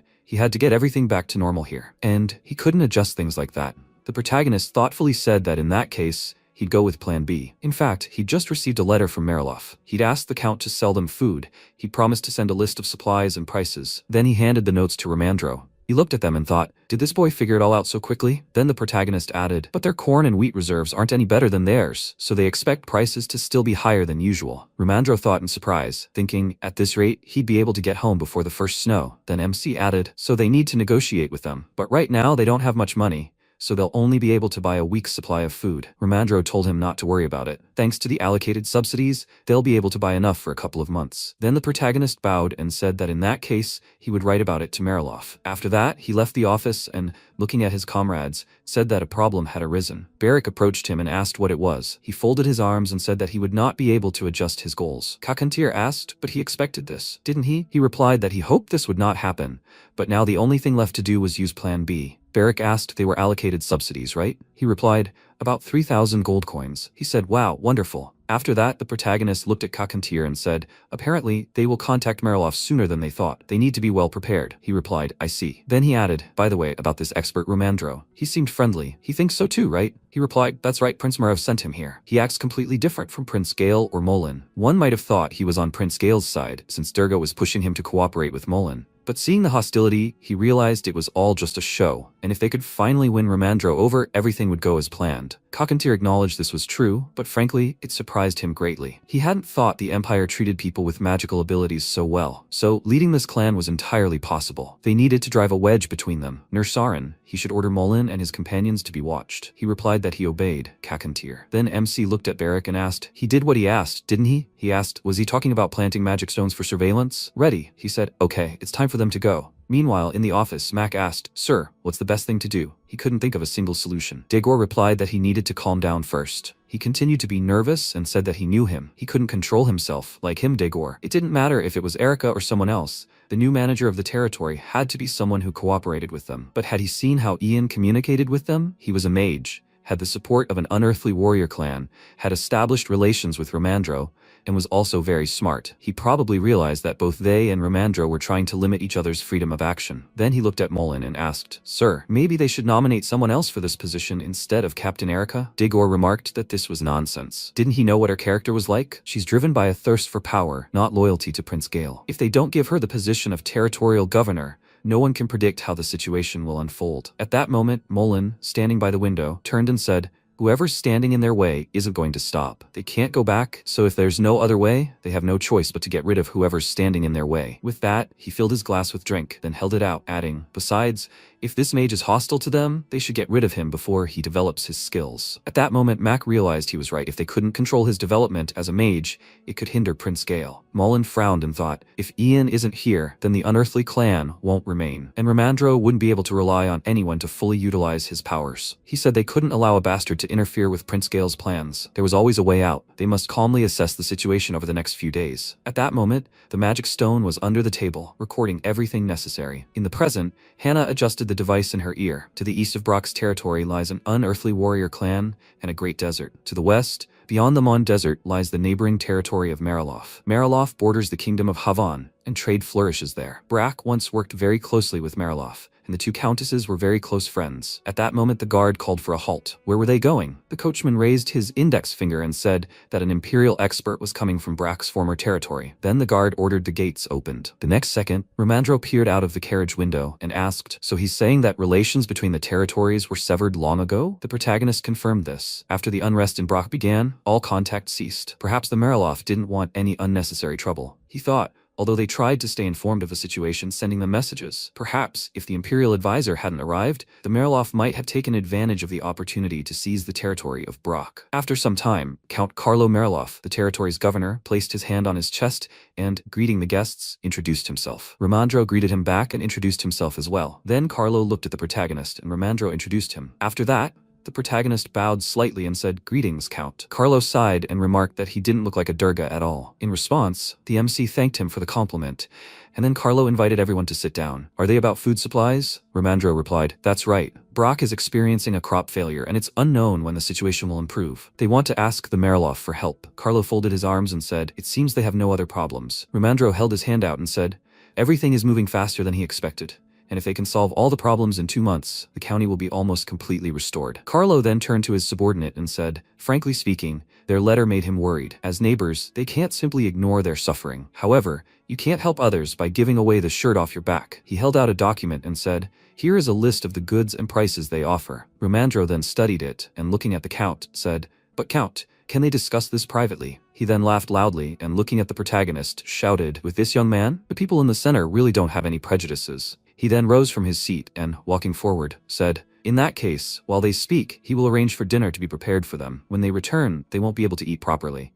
It's better to satisfy their hunger here. At that moment, Romandro indignantly exclaimed, this is an aristocrat. Then the protagonist asked, Master Romandro, can he see the list? He handed him the document and replied, of course. After that, the MC began studying the records and said, there's no such thing as the most essential types of wheat, corn, or root vegetables, and other goods are 5 times more expensive than the entire empire combined. Romandro put his hand to his head and said, exactly. This is simply unbelievable. Whatever losses they suffered due to the civil war, this is too much. Then the protagonist placed the list on the table and said, Master, if you trust him, he can tell you how to spend the subsidies much more efficiently. He looked at him in surprise and said he didn't understand, and the protagonist reached out to him and whispered the necessary information. Romandro was surprised. Hire workers from here? But for what? After some time, Carlo asked in surprise, Have they simply decided to leave? His subordinate confirmed this. They would pretend the negotiations had never taken place. He replied thoughtfully, as if their bellies were full after all. The cold would soon arrive, and the unearthly warrior clan, who couldn't stand it, would also leave, and then the starving people would have no other choice. The subordinate asked, was he going to see them off? He approached the window and replied, okay, enough of that. Looking down, he noticed the carriage and thought,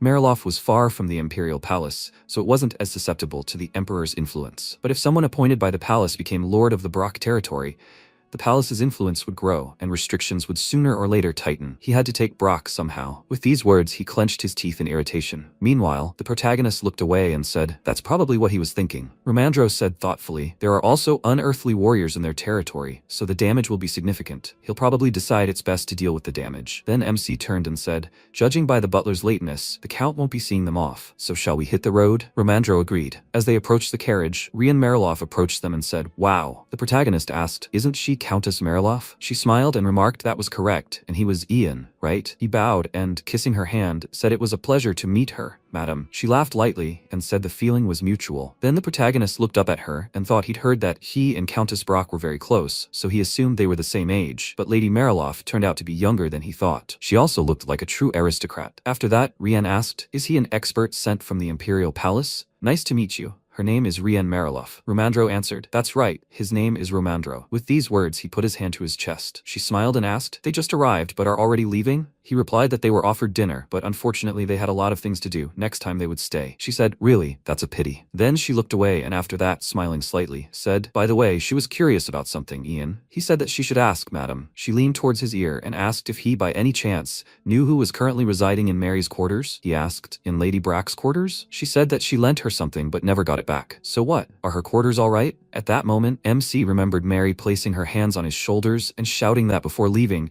she should return to her room, and then they would go to Mariloff. In the present tense, he looked at her and said, yes, no one goes there, so she can come and go there whenever the desire arises. She asked, is that true? Then she thanked him. At that moment, Simon approached them and asked, madam, did she come out here? She looked at him and said that her guests are already leaving. Where is the count? He bowed and said that he was very busy right now. He could not go out. He asked for understanding and said that as their neighbors, they could always turn to them for help if they needed it. Romandro coughed into his fist and told him to convey their thanks to him. It was time for them to go. After that, they got into the carriage and set off. Then Romandro looked at the protagonist and asked, really, are all Margraves like this? And his wife is kind of strange. He looked back and said he himself hadn't realized she was so young. He thought she was the same age as Lady Mary. Romandro moved closer to him and smiling said, but that's not the most important thing. Now he had to tell him more about the pressing matter. There was an agricultural crop that yielded a harvest all year round, an incredible discovery. But where did they get it from? In the Great Desert? So a crop resistant to adverse conditions? What's it called? The protagonist smiled, looking at him, and noted that he knew it himself. Then Romandro asked in surprise, Gula? He said desperately,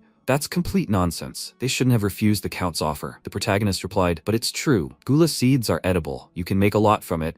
It's very filling and full of nutrients. One day, it will be called God's grace. Romandro asked him to say something more like the truth, and he added that he had actually been eating it lately. He would like it too, Mr. Romandro. The growing season for Gula lasts about a month, so winter is no problem. Then the coachman turned to them and said, Mr. Ian, they have arrived at the town square, as he requested. He replied, okay, he should wait for them a little. He should be here soon. After some time, Barrick opened the door and sighing, said, the task is complete. He sat down next to the protagonist, looked at him and said, Barrick, he just got drunk and didn't do what he told him. In response, he laughed and said that it was not so. The pub owner just asked him to have a drink, so he didn't have much, but he completed the task. This is the most popular pub here. Dozens of people listened to him. He even put up an ad there. Romandro was surprised. An ad? MC said that he had already told him that he was going to hire workers here. There was also an announcement in the center of Mariloff. He promised to pay a gold coin for every 3 bags of Gula. Romandro shouted in surprise. What? Is he serious? Barrick tilted his head and said, isn't that too generous? The protagonist said they would be more willing to go gather seeds in the forest. The price was reasonable,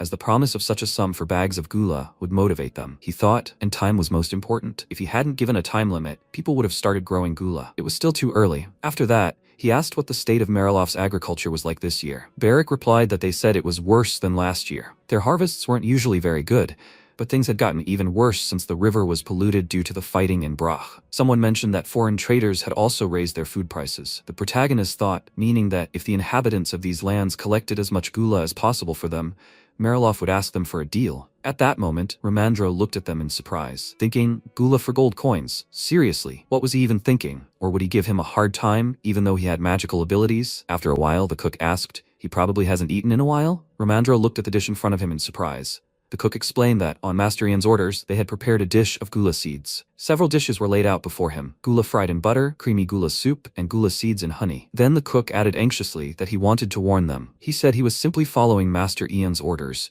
and if anything happened to him, it would be better to punish him and leave his daughters alone. At that moment, Ramandro thought, for now, he can't assure him that everything is all right. Then, he looked at the protagonist and asked, there's a healer outside the door, right? He smiled, looked at him, and replied that it wasn't so. He was home at that hour. He shouted. He had asked him to wait. The MC laughed and said that he was joking. He should try it. He had nothing to worry about. After that, Ramandro tried the dish. His body trembled, and the spoon fell from his hand. He put his hands to his face and thought, why is it so delicious? After that, the protagonist looked at his subordinates outside the door and told them to come in and eat too. One of the assistant cooks asked, what, did he tell them that? He replied, is that right? Don't you want to try it? They exchanged glances, and then Hannah approached them and asked if she could try the one with honey. The protagonist handed her the plate and confirmed it, and she thanked him in return and said that it was very interesting. After that, she tried the gula and remarked that it was delicious. The protagonist asked, is it really so? She replied, yes, the flavor is so rich. At that moment, the cooks entered the room and were surprised that it was actually edible. Should he try it too? MC replied, of course, they should all help themselves. After that, everyone tried the dishes, and the cooks began to chatter. Is this gula? No way, it really is delicious. Could they have been eating this all this time? They should let him try it too, him. The protagonist thought that his connections with the territory's inhabitants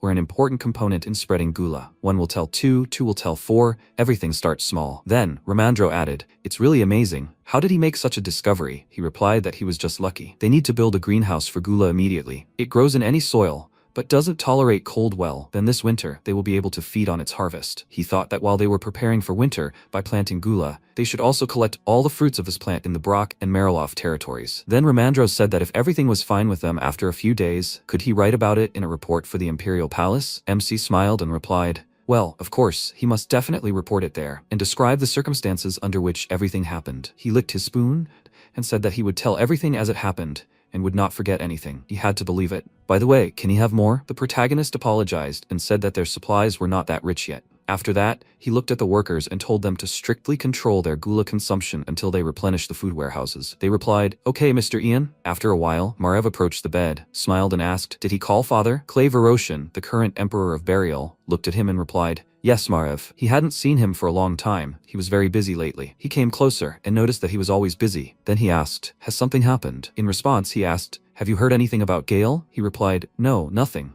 Why is he asking? He said he'd recently dreamed of his mother, Carolyn. She rarely visited him in his dreams, but then she appeared and asked him to call Gale. Margrave sat down next to him on the bed and said, father. He looked at him and said, okay, it's just a dream. He's kept him long enough. After a while, Margrave left the room and turned to the maid and asked, are they keeping good care of the Emperor's quarters? She was surprised and said there had been no problems so far, His Highness. He asked, then why does his father have nightmares? She looked at him in surprise, then sank to the floor, her body trembling, clutching her face. Margrave said that if he heard anything like that from his father again, he would execute everyone brought before him. The maid replied that she would remember that. Then Margrave walked forward and asked, is that the end of today's business? Simon answered, that's right, but a report from Ramandro has arrived. He should read it. The contents might surprise him. Margrave placed his hand on the bridge of his nose and told him to be brief. He was too tired. After that, Simon told him all the information, and Margrave thought, Ian, the bastard of Durga, actually has magical powers.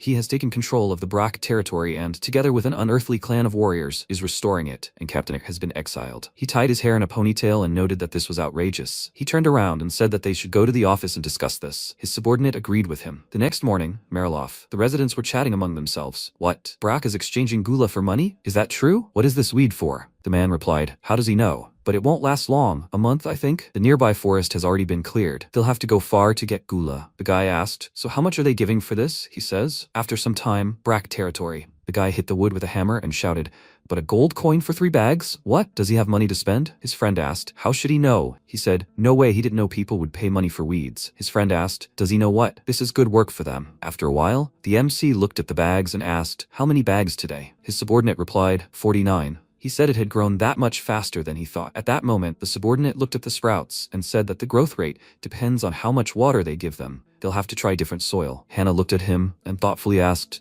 then maybe they should collect some silt from the nearest river? Then she turned sharply, noticing Ramandro, and shouted, "Expert, you can't do that. They won't have enough seeds to plant. He has to stop eating that." He popped another seed into his mouth and shouted, "Right." He didn't think. At that moment, Varric approached the protagonist, clasped his hands behind his head, and told him to let him guess what he was thinking. "About that old man, right? He was quieter than a dead rat." The protagonist remarked that it was true. He was right, Varric. Mullen hadn't left the premises, but judging by the way his subordinates were scurrying about, he wasn't idle. He needed to retrieve the magic stone he'd planted for eavesdropping. He then stepped forward and asked him to tell them through Romandro that they could have lunch together. Varric asked if they declined. MC turned around and told him to tell them it wasn't in their best interest to skip this lunch. Meanwhile, he'd retrieved the stone. After a while, everyone gathered at the table, and Mullen asked what was going on. What was this urgent gathering for? The protagonist smiled and said, "It seems he hasn't seen them in a long time, dear guests." He wanted to know if everything was to their satisfaction, and he also wanted to tell them something. Degor folded his arms and said that they were both very busy, so he suggested getting straight to the point. The protagonist folded his hands in front of him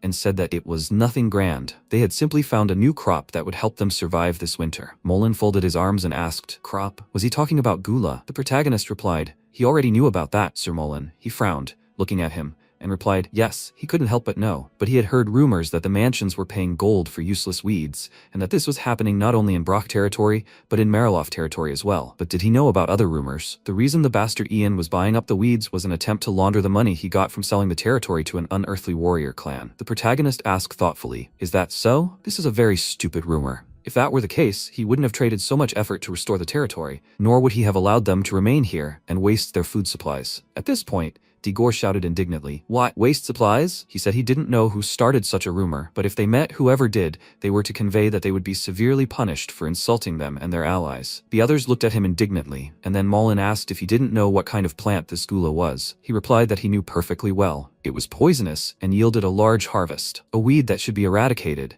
but its seeds were delicious and rich in nutrients, and the fruit deserved to be called God's grace. Sir Mullen, hadn't he said this before? What nature provides knows no distinction between rich and poor. If it can satisfy hunger, they should be grateful. He was sure he said the second prince had said the same thing, or was he mistaken? Mullen looked at him with irritation, and then said, "Okay, they'll pretend he's right, but people are unlikely to accept it. If he can't convince them that gula isn't poisonous, no one will even look at it, much less accept food from him." MC smiled and said he had an idea for that. Here's what he'd come up with. After he explained his plan, Mullen grew angry and shouted, "No way! He was making fun of the imperial family? If his plan ran into trouble, the imperial family's reputation would be tarnished." He replied that there wouldn't be any problems since gula seeds were edible. Besides, didn't he say that the territorial governor should solve the famine problem? He didn't think they'd protest over such nonsense. Mullen slammed his hand on the table and shouted, "Nonsense! We're talking about the ruler's family." The protagonist shouted, "Exactly. When it comes to death, it's a mere trifle. Or are they about to discuss the importance of the imperial family's reputation in front of people dying of starvation?" And Sir Mullen, he misunderstood him. He's not asking his permission now. If they think they can interfere with him, they must leave the territory immediately. He'll order the warriors to escort them without their consent. They looked at him in bewilderment, and Mac frowned and shouted, "How rude." The protagonist replied that they shouldn't dismiss it as rudeness. They should look at the situation rationally. What were the three of them doing while he was thinking about how to help people? Were they involved in his plan? Or maybe they were doing something separately. Then Romandro held his hand out in front of him and said, "Okay, they need to calm down." When he tried the gula, the taste was pleasant. There are many recipes with it, by the way. At that moment, MC glanced at Barrick, who made a sign with his fingers. After that, the protagonist stood up and said that he had already told them everything he wanted, and since this matter was so important, he would not allow them to interfere. He clenched his fist and wished them bon appetit. "They should go, Mr. Romandro." He replied, "All right." At that moment, Max stood up and shouted, "How dare they?" After that, the protagonist walked out the door. Barrick said, "Hey, he said it well. That was cool." He replied, "Come on, did he take it?" Barrick looked at the stone in his hands and smiling said, "Of course." He brought the magic stone they threw into his room. After that, he threw the stone into the protagonist's hand. He said that he was doing well. They should go and check it out. After that, MC threw the stone into a glass of water and a voice was heard saying, "Complete nonsense. His character, not out of loyalty to Prince Gale, but out of a thirst for power. He cannot promise anything. He's blocking their path. They can't retreat or turn back. If there's no other way, they'll have to get rid of those blocking their path. There's always a way out." Then Barrick asked in surprise, "Are they talking about killing him?" The protagonist pulled a stone from a glass of water and said that was an acceptable solution. It was easier for them to get rid of him than to lose all of Brock's territory. Barrick asked, "So what will they do? Will they strike first?" The protagonist replied in the negative, "They'll wait. They need to identify their weak point." He thought, It seems they're biding their time because he's working, he's rarely alone, and he sleeps haphazardly. In that case, they'll send an assassin tonight. Memories of old times came flooding back. Then he stood up and told Barrack, "It's time to pull yourself together." He was surprised, but he always keeps his cool. He replied, "But now you need to be even more vigilant. He also needs to keep an eye on the Mullen group." He replied, "Okay." After a while, the man came out into the square and shouted, "Hey, the remaining wood needs to be sent to Gilsum village. Since the suspension bridge is broken, a regular bridge needs to be built." A worker passed by and said he was listening. At that moment, one of his subordinates shouted, "Mr. Ramondro, can I speak to him for a minute?" He replied, "Yeah, he'll be right there." Then he popped a gula seed into his mouth and, sighing, said he didn't have time for lunch. At that moment, the workers watching him started murmuring, "Did he see that? What was that he just pulled out of his pocket? He won't tell me." Even if he asked, "Haven't they heard it yet? Aren't those gula seeds?" The guy shouted in surprise. "What? Lies. Why would he eat that?" He leaned toward his ear and said that he actually heard it from his friend. Not long before, MC smiled and said that he uses rumors to his advantage, for example, to spread information. The Imperial Palace was conducting research into alternative crops,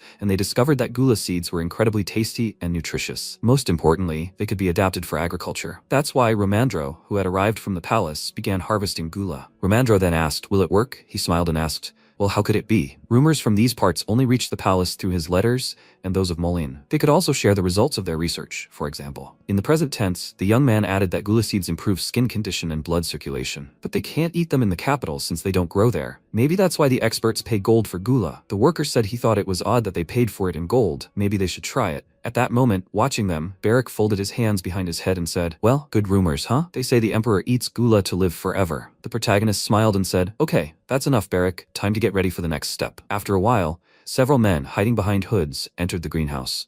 One of them asked, "He sees it. He was right, wasn't he? He'd seen it with his own eyes." His partner replied, "Yes, they grow so much gula in this greenhouse. They picked the fruit." And then he smiled and said, "It really does look like a valuable crop for the Imperial Palace." His comrade told him to pick more before they got caught. If they filled a bag and sold it to the center, they could make some money. At that moment, an employee ran up to them and shouted, "Hey, them!" He pointed a spear at them and shouted, "He just caught one of them, and there are already others here? Hands up." The robbers raised their hands, dropping the gula, and screamed that they were begging for mercy. The employee shouted, "The two of them, follow him." Then the protagonist approached them and said they had done a great job. The guard noticed him and asked if he was going for a walk at such a late hour. Without security, he replied that Barrack alone was enough for him. "By the way, are these two thieves?" They looked at him with fear, then fell to their knees and began to bow. They shouted that they had made a mistake. Work was bad right now. They were having a hard time feeding themselves. The MC told them to wait a bit. Then he looked at his subordinate and told him to put them behind bars. "Good job." He was surprised. "What? Good. He must be careful, Master Ian." Then Barrack yawned and asked if the original idea was to lower the guard and let those who wanted to steal, and now the greenhouse is guarded very closely. The protagonist replied that they could do this in other territories or in the capital, but there is no ruler here. Allowing thieves to commit crimes in the territory could cause security problems, so there must be a more effective way to deal with this situation. After a while, he knocked on the door. Victor came out and, sighing loudly, asked who was there in the middle of the night. The protagonist removed his hood and said it was him. He cried out in surprise, "Sir?" Then the MC gestured for him to be quiet and said the children were sleeping. Victor worriedly asked what had happened. Had he done something wrong? But the protagonist handed him a bag and told him to take this gula. It doesn't heal, as rumor has it, but it is truly delicious and nutritious food. Although the gula seeds are currently under the strict control of the mansion, an expert from the capital ordered them to spread it throughout the entire territory as quickly as possible. However, he is raising 5 siblings alone, so he decided that he would be the first to give the seeds to. At that moment, Victor frowned, barely holding back tears, and the MC said that he couldn't stay that long because he still had many houses to visit. "He knows you can only eat seeds, right?" He replied, "Of course." And then the protagonist handed him a bag and said that one seed grows more than 10 fruits. He should eat a couple and plant the rest. If his neighbors want some, he should share. He replied, "Good." He was very grateful. Then he bowed. After that, Barrack said that he really didn't know him well. The protagonist asked, "Yes?"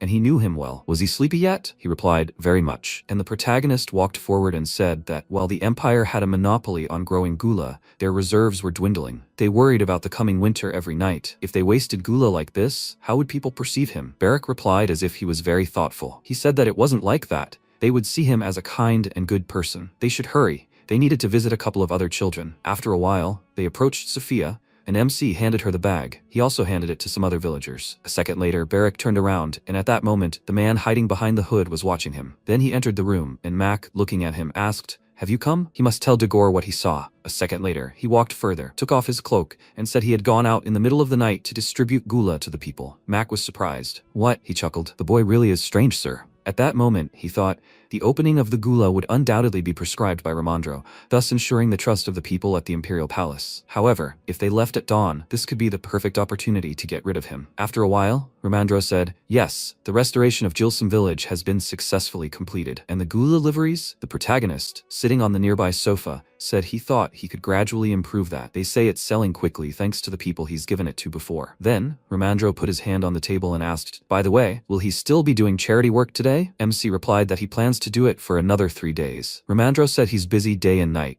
They say magic users have special talents and such, and it seems he has more endurance than ordinary people. Then the protagonist looked ahead and asked if they should end the meeting now that they've discussed supplies, if they have anything to say. At that moment, Nersarin raised his hand and said he'd been contacted from the Great Desert. Counselor Vincian's health is deteriorating. Since the situation is urgent, it's been decided to stop cultivating the Silask and use all the remaining roots. The protagonist said, "That's how it is." Then Ramandro raised his hand and asked for them to enlighten him. Who is Counselor Vincian, and what is Silask? After that, the protagonist explained everything. Ramandro, sitting in a chair, said thoughtfully, "Well, the first advisor of the unearthly warrior clan, Vincian, is currently in critical condition. They decided to use the precious Silask flowers instead of continuing their cultivation. Kakantir said they made this decision because of the current situation in Brock. He knows about their funeral customs, right?" The protagonist replied that he did. When the chieftain or first advisor of a warrior clan dies, the entire clan must spend 1 year in isolation. In other words, they can no longer remain in Brock. Given Vincent's age and condition, time was incredibly short. The protagonist then turned to Ramandro and asked if he had received a response from the palace. He replied, "No, nothing yet." He would request an answer from the first prince, just one. Nothing special.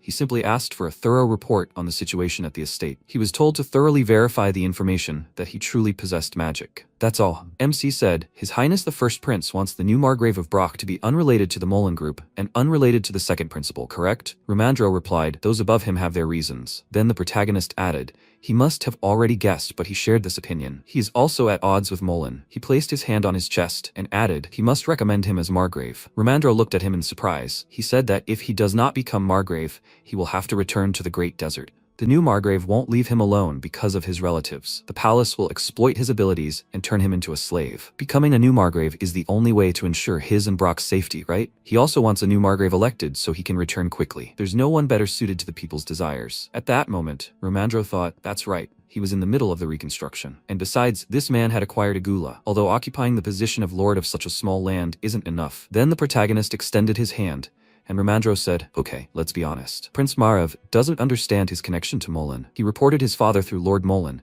giving him an excellent opportunity to make his man Margrave. Moreover, since he's a mage, he expects him to join the Ministry of Magic and side with him in the fight against the conspirators." MC said that if that's the reason, he can explain everything. Ramandro asked how. He replied that he would personally share all the details when he met with the first prince. He explained that no matter how detailed his story, there were simply things that couldn't be conveyed in writing. The protagonist clenched his fist and said, however, he could easily prove that he and Molen were on opposite sides of the barricade. He thought it would remain this way until his death. Then Ramandro said, "Okay, he'll convey that to His Highness." After that, he took the documents and offered to finish for today. MC thanked him and then added, "Yes, could he ask for something?" He wanted to know if there were people in the center who dealt with Silask. Ramandro looked at him, then said he'd check. However, he wasn't sure he'd be able to find a flower he'd never heard of. The protagonist thanked him again and wondered if he, the Emperor, nor the Imperial Advisor knew about it. Would it really be that hard to find it in Burial? Then everyone left the office, and Brock, putting his hands behind his head, said that he could use a good rest. The protagonist thanked him for the work he had done and said, "Until tomorrow." After that, he approached him and suggested leaving early today. He replied, "Okay." "Is he tired?" He replied, "Yes, his eyes are closing." After some time, Sophia happily said, "Mr. Ian has arrived." The protagonist came closer and said, "So they are not sleeping yet. Why not? Even though there are not so many preparations today." She asked, "Is it really so?" Victor leaned towards her and told her not to cause him any trouble. Mr. Ian is helping them hide from those people from the palace. He replied that everything is fine. Tomorrow he will bring more. Victor said that if he comes, he should give it to him first. He replied that he understood. They should not make noise. After that, they walked forward, and the protagonist said that they need to go. Brock. Then he turned around and asked, "What is he doing?" He looked at him and whispered, "Ian, there are 3 of them." The protagonist stepped forward and said they needed to hurry. The darkness was thickening. At that moment, several silhouettes moved behind them. Then one of the attackers said, "Hey, is he Ian?" MC turned and asked, "What if he is?" The next second, the attackers rushed to attack, but Barrick blocked their blows and asked, "What the?" He attacked the attacker with his hand, and the protagonist shouted, "Barrick, from above!" At that moment, One of the attackers, swinging his weapon, jumped at them from above, but Barrack managed to jump to the side, dodging his blow, then pushed off the ground and ran to attack. At that moment, the protagonist watched what was happening and thought, the way they held their swords and kept their distance. These people are well trained, they know how to fight. They apparently already know Barrack's ability. There's a good chance Mullen or someone from his group hired them. Then he shouted, Barrack, he has to let him live. He launched an attack and turned around shouting, but it'll only cut a little. He replied, okay. Then he thought, something's wrong. If they know Barrack's ability, then they probably know he has magic. And why isn't anyone attacking him? At that moment, a few more people came out of the alley. MC smiled and said, as expected, looks like they'll have a lot of work to do tonight. Colin walked forward and, hitting his hand with his baton, said, let's say less. He's Ian, right? MC smiled and confirmed it, and at the same time concentrated energy in his hand and said, that's right. Then he thought, so that's why it took so long. They were gathering people. After that, he asked, why are they doing this? Aren't their own lives important? Colin stepped forward and shouted that he should shut up and die already. Did he even know how much money they would put on his head? He ran forward and shouted that he should die. The next second, he struck. But the protagonist suddenly leaned forward and struck with magic, hitting the opponent in the face. He looked forward in surprise, and then his face was covered in wounds, and he fell to the ground. The next mercenary charged and shouted, bastard. He struck, but the protagonist dodged to the side, then grabbed the attacker by the arm and delivered a powerful magical blow to the chest, throwing him back. Then he extended his hand and said that they weren't like ordinary people. Were they residents of Brack? One of them shouted that he didn't need to know that. He answered, I understand. He controls his power less well than he thought, but they should try to attack him if they dare. At that moment, the remaining ones were talking. No one warned them about this. The man next to him shouted, he shouldn't be afraid. He's just a kid. We need to pull ourselves together, guys. They'll all attack at once. There are more of them, so they can handle it. At that moment, Barrack rushed past the protagonist. He shouted, who dared bother a man in the middle of the night and force him to do exercises? Along with these words, he swung his weapon, attacking everyone in his path. After that, the protagonist approached him and asked, will they survive? He answered, if he's talking about those he recently fought, then yes. After that, MC put his hand on his shoulder and said, excellent. Good job. He says, just in case, please, he must leave one alive. He's asking. He smiled and said, wow, is this all because of fatigue? The effect is mind-blowing. MC was surprised. Why is he talking like that? Is he even listening to him? The next second, he rushed forward and shouted, of course, damn it, hey, it's the end for everyone, you idiots. The mercenaries screamed in fear that they should run. He'd lost his mind. But at that moment, Barrack was making his way forward, attacking everyone in his path. He swung his sword again, and the remaining ones were screaming. The red-haired one was angry. Looks like, at that moment, the protagonist sighed and thought, angry? What are they even talking about? Such a happy smile was shining on their Barrack's face. After a while, Barrack put his hand to his head and shouted, how good, how refreshing. At that moment, Colin, lying on the ground, thought, he's crazy. Then the protagonist walked forward and said, luckily, there was only one left alive. He reached out to the man and grabbed him by the clothes. He looked more closely and said that he had a feeling he had seen him somewhere. Barrack asked, huh? He had to show me. Then the protagonist turned to him and told him to take a closer look. Did his face look familiar? He said thoughtfully that he wasn't sure, but he looked ugly. Oh, he hid his face when he said that. At that moment, the mercenary put his hand with the ring to his face, and the protagonist turned around abruptly. And the next second, the man's face seemed to melt. Barrack said that his face looked like it had turned to mush. He didn't recognize him at all, and the protagonist thought that his skin had completely melted, like the poison that assassins use to avoid identification. Then he told him to bring someone. They need to take him and that boy to the mansion. The guards haven't made a fuss in a while. Meanwhile, Mac asked worriedly, did they get rid of him? What if everything went wrong? Dagor said that he was a former member of the Imperial Guard, so there was nothing to worry about. He worries too much, Mac, he responded angrily. He's too optimistic, Dagor. They need a plan in case Petrio fails. At that moment, Mullen said, quiet, Mac. The servants might hear. He apologized, adding, Petrio possesses superior abilities. Although he is old, he was vice-captain of His Majesty's Guard. Moreover, he is a man of faith and will not make mistakes. Petrio, accompanied by 10 men, attacked these two boys, so there should be no problem. They just need to wait. The next second, they heard a knock on the door. Mac asked, who is it? Petrio? Him? The next second, the door opened slightly. And Barrack smiled and asked, Petrio, is that the name of the one they are waiting for? They looked at him in surprise, and he walked forward and said, follow him, Grandpa. Dagor indignantly shouted, hey, what does he think he's doing? Then Barrack put the weapon to his neck and said that Ian gave him permission to cut up anyone he wanted. He screamed, insolent. They are people from the palace. He replied that he knew, but they were on the border, and where they were from was absolutely no concern to anyone. When morning came, people gathered on the blocked-off street, wondering, oh my god, what's going on? They said it all happened when Mr. Ian was returning to the palace in the middle of the night. The girl was surprised. What? How could this be? The guy next to her said that's what he was trying to figure out now. Ian brought the gula to the people, and they suddenly attacked him. Meanwhile, MC stood in front of the captured mercenary and asked, Petrio, that's his name, right? At that moment, Barrack was wiping his disfigured face, and the protagonist added, at least that's what the others called him. The next second, the mercenary suddenly screamed loudly, and Barrack screamed, oh, how loudly! He was washing his wounds, he could have held on. That's why he opened his mouth so quickly. The next second, the protagonist looked at him and thought. When they searched him, it turned out that even the tattoos by which he could be identified had been erased. After that, he folded his arms over his chest and asked if he even knew how terrible he looked now. The healer said that at this rate, he wouldn't last even 3 days. He would die soon. He just needed to prove his name, and he would make him a member of the council. At that moment, Petrio turned his gaze to him, and MC stepped aside and said that he didn't want to torture a man dying. But in the Great Desert, they could forget about retribution. So his name was Petrio? He hoped that he had no one dear to him left, because anyone bearing his last name would die. After that, he left the dungeon. Ian, turning around, told the remaining barrack to keep an eye on him. He replied, "Aha!" After that, he wiped the mercenary's face again. At that moment, the protagonist heard his name being called. Ramandro ran up to him and grabbed his face. The protagonist asked, "Mr. Ramandro, is he here?" He cried out in alarm. "Is he okay?" They told him he was attacked. "Is he injured?" "What about Barrack?" He heard more than 15 people were killed. The protagonist replied that he saw that he and Barrack were safe and sound. He said it was a relief. He was so scared when he heard the news, but he, as a magical being, was strong. The protagonist added that they had captured 2 attackers. He thought there was a mastermind behind this attack, but one was unconscious, and the other remained stubbornly silent. No leads so far. Oh, and one more thing. With these words, he reached into his inside pocket and, taking out a ring, asked if he by any chance knew what kind of poison was on this ring. It worked very quickly. As soon as the guy pricked his face with it, it seemed to melt. Ramandro looked at the ring thoughtfully and said that he should take a look. If that ring made his face drool, it might be a Tibarfin. Mercenaries and slave traders mostly use it to hide their identities. MC asked, "So that's what it is?" Then Ramandro handed him the ring and asked, "What about the Mullen group?" He replied that they continued to insist they knew nothing. Ramandro asked, "Is he going to kill them?" He replied that he wasn't. Otherwise, the palace would send another squad to investigate, and he didn't think he had the right to decide who to kill. Ramandro looked at him in surprise, smiled, and said, "Didn't he say he'd prove it? So he must tell His Highness Margrave that he will follow his will." Sometime later, in the dungeon, Digor threw a plate of food at him and shouted, "Ian, you idiot!" The protagonist, ignoring him, asked if the 3 of them had managed to get any sleep. Max shouted, "They came here by order of the Imperial Palace." Digor added indignantly, "Insulting the Emperor by treating them like this, and an unearthly clan of warriors. He should do the right thing too." As Ian said, he is now a citizen of the Great Desert. Don't they know what will happen if their man treats the people from the palace like this? Then the protagonist asked, "Isn't that why they are still alive? If they weren't people from the palace, they would be in the same situation as Petrio." The next second, Max shouted in surprise, "Petrio? What is he talking about?" Then MC took out a magic stone and dropped it into a flask of water. A voice was heard saying that if someone blocking the path refuses to give way, and there is no bypass, there is no choice but to remove the obstacles. As expected, Petrio. The next second, Digor stretched out his hand and shouted, "Was he eavesdropping on them?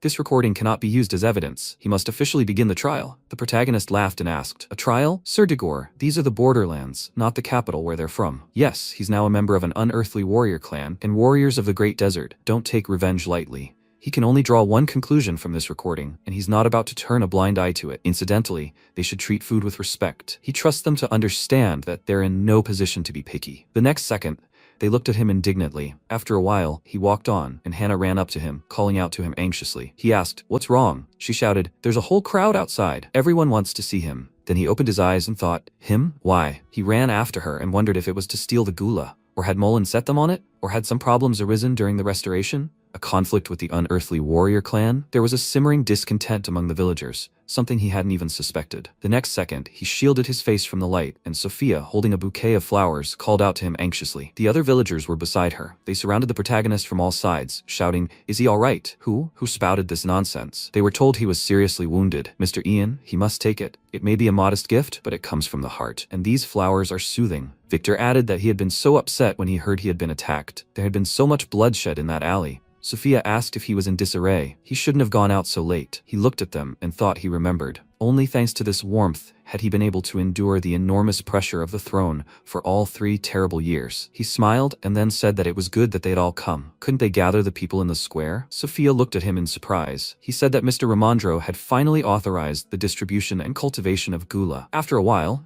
everyone gathered in one place. The protagonist said that those who had come to receive gula must listen carefully. The number of seeds and seedlings they would receive depends on the size of the garden and the number of family members. Currently, they were distributing it for free, but next year during the harvest, they must pay a tenth as a tax. He hoped that they would not share their methods for growing and preparing gula with each other. Also, the sale and purchase of gula with residents of other territories must only take place through the mansion. In case of violation, they would be required to pay a fine of 50 gold. They would also receive a reward if they reported the violator. A moment later, one of the residents raised their hand and asked what about trade among their own. He replied that it was permitted. However, they could not sell even a single seed or sapling to residents of other territories without the mansion's permission. If they didn't receive anything today, they shouldn't worry. There will be a second delivery. At that moment, Barrick approached him and said that he needed to return to the mansion for a while. One of the guys woke up. After a while, the subordinate asked, "Are they here?" MC said. The second one woke up and said, "What about Petrio?" He replied, "There's little hope. At best, he'll survive today." He couldn't even speak. The protagonist asked, "Is the other one like this?" He replied, "Oh, him." The next second, he opened the door to the dungeon and Colin fell to his knees, screaming loudly. The subordinate said he wasn't quite okay. The protagonist looked at him and asked, "What's his name?" He looked up at him, eyes full of tears, and replied, "Colin. He's 20 years old, has 2 older brothers and 3 younger ones." The protagonist irritably put his hand to his head and said, "Enough, he's not interested." Then Barrick clenched his fist and shouted irritably, "Hey! He still needs to tell him his personality type, his zodiac sign." And he answered, ENFJ, Aries. Then the protagonist said he'd better tell them where he was from. He replied that he was from Mariloff. A security guard at the gambling house where he worked told him there was an opportunity to make some good money,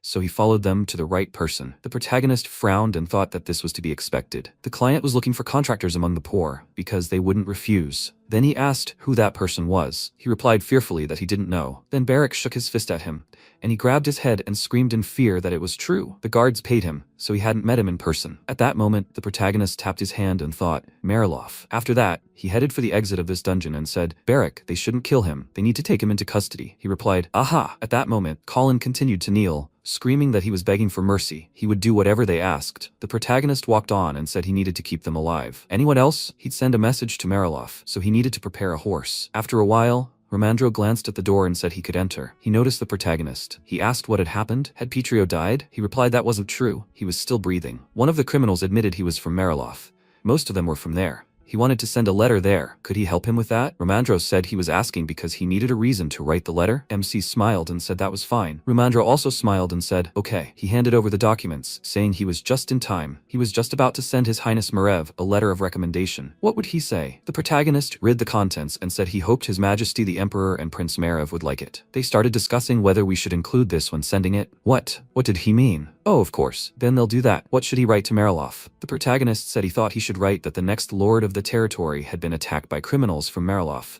since one of them had confessed, and this crime must be properly investigated. They request Mariloff's active cooperation with the investigation, including identifying the victims, who will be handed over to them. Romandro finished writing and said, well done. He sighed and added that since this was just being used as an excuse, he hoped they wouldn't respond. MC said, but it probably will come someday. They'll need some gula themselves soon. Romandro smiled and noted that that was true. He offered to sell it. He needed to sell it for more than they quoted them for essential items. He could imagine their faces. The protagonist approached him and thanked him for his help. Things are going well so far. He hopes that His Highness Margrave can help. At that moment, Romandro frowned and wondered. Help from Prince Margrave? He didn't even know. After a while, Margrave fired an arrow, which flew right past the animal. People around were saying, oh my god, what a pity. Exactly, it was all because of the wind. One of the archers said, so first place now goes to Lord Dorenzio. His partner added, well, that means he'll win this hunt. By the way, it seems he hadn't seen His Highness Gale today. His colleague asked if he regretted it. He replied, a little. As children, they were both so cheerful and noisy. Sometimes they would scare off prey. It was quite funny. The next second, Margrave fired another arrow and asked, just like now? The man next to him was surprised. Excuse me? Margrave smiled and said that he was also very sorry. What was this Gale doing anyway? After all, the ministers aren't satisfied with his hunting skills. Then the man put his hands in front of him and said in fear, my god, what is he saying? It's completely wrong. Then Margrave stepped forward and said they should continue,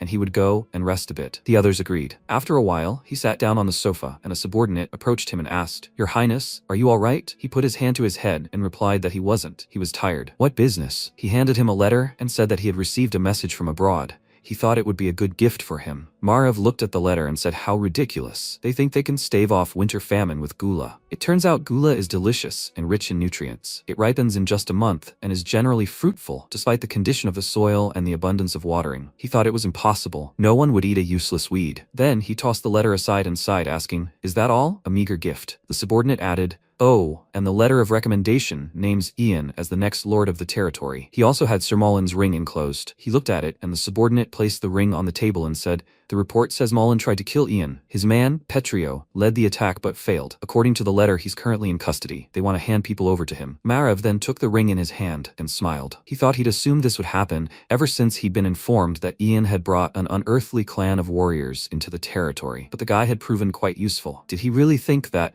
because he had no connection to Gale, that he would make him a lord? Then he rose from his seat and ordered his subordinate to write a reply letter. Even if someone with magical abilities became a lord, he had to come to the capital. So what was he gonna do now? He thought how wonderful everything was going. Ian would be useful to him at the Ministry of Magic. After a while, he returned to the field and asked if they had caught anything. The men turned to him, and one of them said there were a lot of deer here today. He should shoot too. Margrave smiled. The next second, an arrow flew past his head and pierced the animal's neck. The others looked back in surprise, and Margrave said, "He's still careless, Gale." At that moment, he smiled, approaching him, and said that he apologized, brother. He hadn't treated the guests very fairly, had he? Then he dismounted and said that he had business to attend to, which was why he was late. One of those present said that was not true, Your Highness. They had been waiting for him very long. They hoped he was well. His colleague added that they would not go any further, but would get some water. The man agreed. It was very hot here. After that, they disappeared behind the carriage, and Margrave walked ahead and said, and despite his busy schedule, he still came. Should he thank him? His brother replied that he had a much busier schedule. He had affairs of state and all that. But he still showed up at these boring hunting competitions.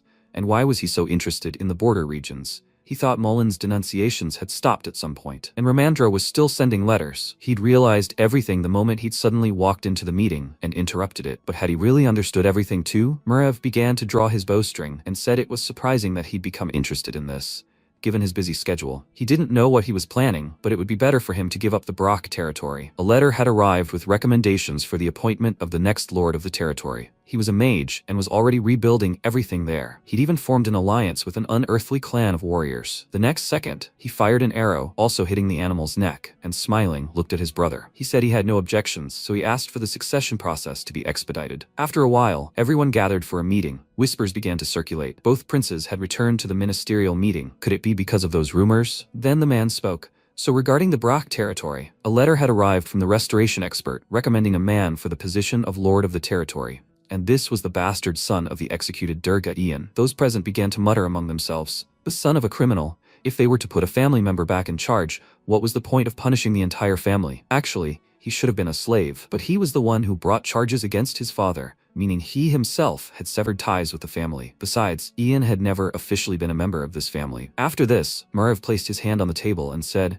according to the report, Ian had done everything the expert believed a lord should have done. He's a native of Brock, who managed to establish an alliance with the Great Desert. He's a mage, and the locals love and respect him. They also support his candidacy for lord. Those present began to discuss the matter. Typically, lords on the borders hold the status of count, but in this special case, it would be better to make him a viscount. With Prince Margrave and the expert Romandro supporting his candidacy, there's no reason to object. What will happen if he becomes lord? If Ian possesses magic, he should work in the palace, but will he be able to leave for long if he's busy rebuilding the lands? Now is not the time to discuss this. The important thing now is to decide whether Ian is right to lead the territory. As long as the territory pays its taxes, there's nothing to worry about. The next second, Gale snapped his fingers, smiled, and said, taxes. Well said. He's a bastard after all, who was originally a slave. Since the boy possesses magic, it would be better to return him to shackles and force him to work in the palace. Isn't that right, Minister Wesley? She smiled and remarked, that's right. Even novice mages receive more than 100 gold coins. As they see it, that represents too much expense. At that moment, Margrave frowned and asked, are they trying to make a mage the closest thing to a god, a slave? As Minister of Magic, she should know better. She replied,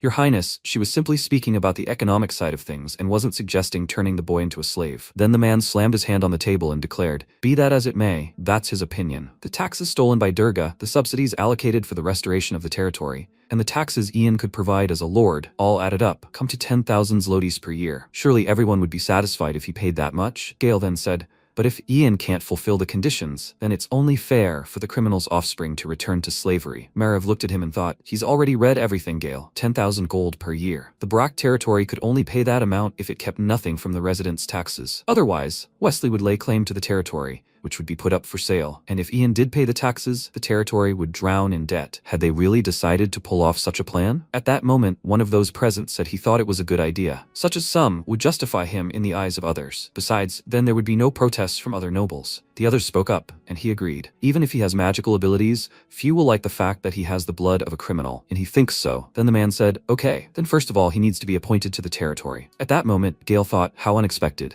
He thought they would be more zealous in protecting a mage. I wonder what he's thinking? At that moment, Margrave thought, it doesn't matter whether Ian gets into debt or not. The main thing is that none of Gale's supporters become lord of the territory. Besides, he thinks he's capable of it. After some time, a carriage arrived. Ramandro shouted, Ian, he has to see this. A carriage has arrived from the palace. He asked, seriously? Is this because he imprisoned Malin and his men? Ramandro shouted joyfully. People have arrived with the emperor's decree. They brought a letter appointing him to the position of lord. After some time, the estate workers who arrived were surprised. What? A carriage from the capital? They sent another investigation team? But this one has a different banner, and the carriage looks a bit too rich, doesn't it? What business did they have? The next moment, Chelonia, an administrative official of the imperial palace, stepped out of the carriage. She introduced herself, holding documents in her hands, and noticing everyone's bowed heads, added that she had come with an order from the emperor, so they must show respect and observe all the rules of conduct. A letter of recommendation from Crown Prince Margrave and expert Ramandro had been approved by the council. In recognition of his contribution to the restoration of the border defense territory, Ian was being granted the title of the new Viscount of the Brock territory. At that moment, the butler, looking at Hannah, asked if she had heard that. She smiled happily, and the residents were saying, Mr. Ian has become a Viscount. How wonderful. The next moment, Chelonia, continuing to read the documents, added, however, since Ian is the illegitimate son of a criminal,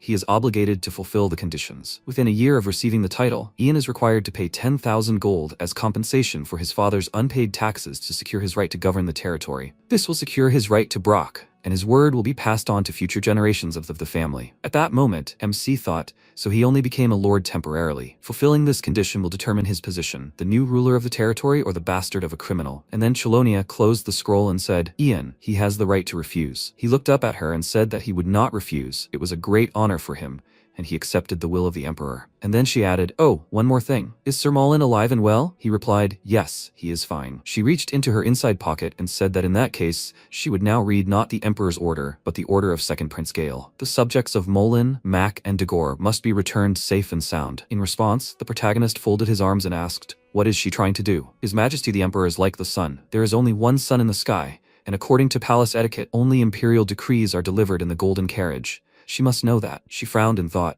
even some aristocrats don't know this, so how did a bastard outside the empire know this? The protagonist added, she is disrespecting His Majesty. He will ensure the safety of Molin and his entourage. She should expect no more. He wondered if even the Ministry of Magic had sided with Gale, or were only Gale and Colonia opposed. In any case, he would never hand over those three to them. Then she said irritably, in that case, she would like to ensure the prisoner's safety so she can report to the palace. The protagonist replied, of course, he will take her inside. After a while, they arrived at the dungeon, and she cried out in surprise, Moline. The men cried out in surprise, Chelonia? Max shouted, Mistress Chelonia, what is she doing here? He's asking, she must get them out. This bastard. Then he glanced at the scroll in her hand and said, has she really come with a decree appointing him lord? MC smiled and said that was true. He was now a viscount. From now on, they should address him appropriately. Then Chelonia looked at him and said, Sir Ian, she would like to speak with Sir Molin. The protagonist replied, they are suspected of conspiring to arrange his murder. As lord, he is obliged to keep an eye on them for his own safety and for the well-being of the territory. Well, they are unharmed. He does not give his permission for negotiations. With these words, he blocked her path with his hand and smiled. He asked if she would like to go upstairs now. After some time, the celebration began. The villagers shouted, Lord Ian was the new lord of the territory. Lord Ian has been promoted to Viscount. Hey, unearthly warrior clan. They shouldn't just sit there. They need to drink. From now on, they will only call him Viscount Ian. They congratulate him, Lord Ian. My God, he's become a true aristocrat. At that moment, Cockatier approached the protagonist and said that he congratulated him. They shook hands, and he thanked him. It was all thanks to his clan's help. He said he was glad because everything had ended well. They were planning to return in a couple of days. The protagonist wondered why so suddenly. He replied that it was getting cold, and the warriors were missing the desert. Nersarin and a few of the boys would remain in Brock territory. Supporting him was the best decision. Now they were treated as allies, not as barbarians attacking border regions, and he had become stronger. At that moment, they both turned their attention to Romandro, who was pouring wine into a glass. He said, they only gave the title of Viscount to the lord of the border territories? Okay, Baron is not enough, Count is a lot. And then he shouted indignantly, but 10,000 gold, damn it, 10,000. What nonsense. He poured alcohol into his mouth straight from the bottle and shouted, have they seen the tax report for the Brock territory? There can't be that much. MC thought, obviously. They deliberately named an amount that would be difficult to pay. Gale did that. Then Romandro said, how is that possible? They will never collect that much money. And what about the locals who still haven't recovered from the Civil War? How can they not understand what the people went through? Then he looked at the protagonist and added, but now they've seen the title of Viscount, so the protagonist held the scroll in his hand, smiled, and said that it hadn't happened officially yet, so he should address him as before. Romandro, flushed from the alcohol, asked sheepishly, is that so? He'd been rereading the imperial decree for a while now. Was there something wrong with it? He replied, no, it's fine. Something was just bothering him. He thought Clay was currently ruling the empire. He couldn't remember anything special about him. Just one of the emperors whose reign coincided with an era of turmoil. However, this seal was different from the one he knew. He'd definitely been leaving this seal on every day for 3 years, so he couldn't have simply gotten it mixed up. If he'd suddenly changed it, he'd definitely have known. Why would the emperor's seal, which hadn't changed since its founding, suddenly change? There can be only one conclusion. In the midst of what was happening, the emperor's seal was changed. Even without knowing all the details of what happened, he couldn't have been unaware of such an event while sitting on the throne. MC's thoughts were interrupted by Romandro, who was trying to call him. Ian looked at him and asked, what? Was he calling him? Romandro said, well, he somehow gloomed. Is something bothering him? MC answered, no. Did something happen? Romandro answered, no, he was just asking. He smiled and said, since he received the letter of appointment, should they notify their neighbors about it? Ian smiled and answered, well, of course. After a while, Carlo asked discontentedly, did this bastard receive a title? He threw the sheets of paper on the table and said, the one who was born in a cat house decided to pretend to be a nobleman. Where is the world coming to? The butler asked. They will have to write a congratulatory message, right? Besides, they need to answer all the letters regarding the latest attack. Carlo clicked his tongue in displeasure and said, what a waste of paper and ink. He ordered him to write just something. The butler bowed and replied, yes, sir. Carlo frowned and said, by the way, Brock didn't write anything about food supplies? The butler replied, no, they didn't receive any letters on that topic. Carlo thought, that's strange. They were also in dire straits because the harvest was worse than usual. So what will Ian do with Brack's devastated territory? He'll probably start feeding on carrion and weeds. He waved his hand and told the butler he could go. The man replied, yes, sir. He walked out the door when he suddenly heard a voice. The butler. He looked away in surprise and seeing Rian asked, madam, has something happened? She asked, has there been news from Brack? The butler replied, they were informed that Ian had received the title of Viscount. Rian was surprised and asked what the count said. Let him say. The butler's eyes widened in fear and he couldn't answer anything coherent, and Rian said, I understand. They are their neighbors after all, so they should send them an answer. She will write and send the letter herself. If the count starts to scold him, he can say that she ordered him to do so. The butler replied, okay, mistress. Rian closed her fan and added, and one more thing. She is thinking of sending some kind of gift to Brock. She told the butler to leave the treasury open. She will ask the count's permission. The butler said, madam, she doesn't have to do that. She turned around and answered sharply, no, that is exactly what she must do. In the morning, Romandro was sitting at the table when MC entered the room. He asked, Ian, did he sleep well? MC answered, yes, quite well. He looked at Hannah and ordered her to pour him some cold water. She answered, yes, lord. He thought, this is a new sensation. It seems to him as if with the help of one title, he was able to overcome a great mountain. Romandro said, Ian, by the way, about the support received from the palace. MC asked, yes, but isn't it usually the case that the remaining subsidies aren't returned? Romandro said that's true, and it's literally customary. He can use it as he sees fit, and he would like to draw up an estimate of all expenses. What does he think about that? MC asked again. Really? He would be very grateful if he did that. Romandro replied, come on. He thinks that would be the most correct thing to do. If he hadn't been able to open the gula to everyone like this, 3,000 gold pieces would have been wasted, and he believes that he can also put the remaining money to good use. Ian thanked him and said that he would keep that in mind. Romandro smiled slightly embarrassedly and said, thank you for allowing him to return to the capital in the middle of winter. MC asked again, was he talking about his wife again? Romandro happily said, news came that they were expecting a child. Ian happily clapped and congratulated him. At that moment a voice rang out, Mr. Ian? A reply came from Mariloff. Should he bring it after the meal? MC replied, no, let the messenger come in. The guy entered the room and said hello. He was holding a box in his hands and said he had come to convey congratulations from Mariloff on receiving the title. MC said, it's strange that it came first. First, they sent a complaint. Nothing was said about this. The guy said fearfully, well, Ian replied, I see. He took the letter in his hands and the guy said, yes, he congratulates him once again with all his heart. And one more thing. The lady handed him the gift. MC looked closely in his direction and the guy opened the box and said, it was made in another country. Romandro asked again, was it brought from abroad? What is it used for? The messenger replied, frankly, he doesn't know, but he knows the name. Ian interrupted him and said, a dripper. Romandro asked, Sir Ian, so he knows? The guy said, and there really wasn't anything he didn't know. MC looked up and asked, he says this is a gift from the Countess? The guy replied, that's right. She said this device would definitely help him, and although it was expensive, he shouldn't feel indebted. MC looked at it and thought, what? Didn't she send this little thing on purpose? A very unusual reaction. Ian thought for a moment, then chuckled, and the guy wondered, or is it really that simple? Maybe this really was nonsense? Romandro wondered if they'd sent such a trifle as a gift. The Countess has specific tastes. Mariloff would soon start pressuring them about the gula, but he certainly didn't expect such a provocation. How would Ian react to this? MC asked him to wait a little while. He would write a reply to the Countess. Romandro asked what he was going to write. MC replied that he liked the gift, and as she said, it would be very useful to him. and also that he would like to meet her sometime. The dripper is one of the recording devices. It automatically makes a hole every time the handle is pressed. Many think that the device is useless and generally nonsense, but the dripper became the basis for all the machines of the future. Automated mechanisms are the future of the technological revolution.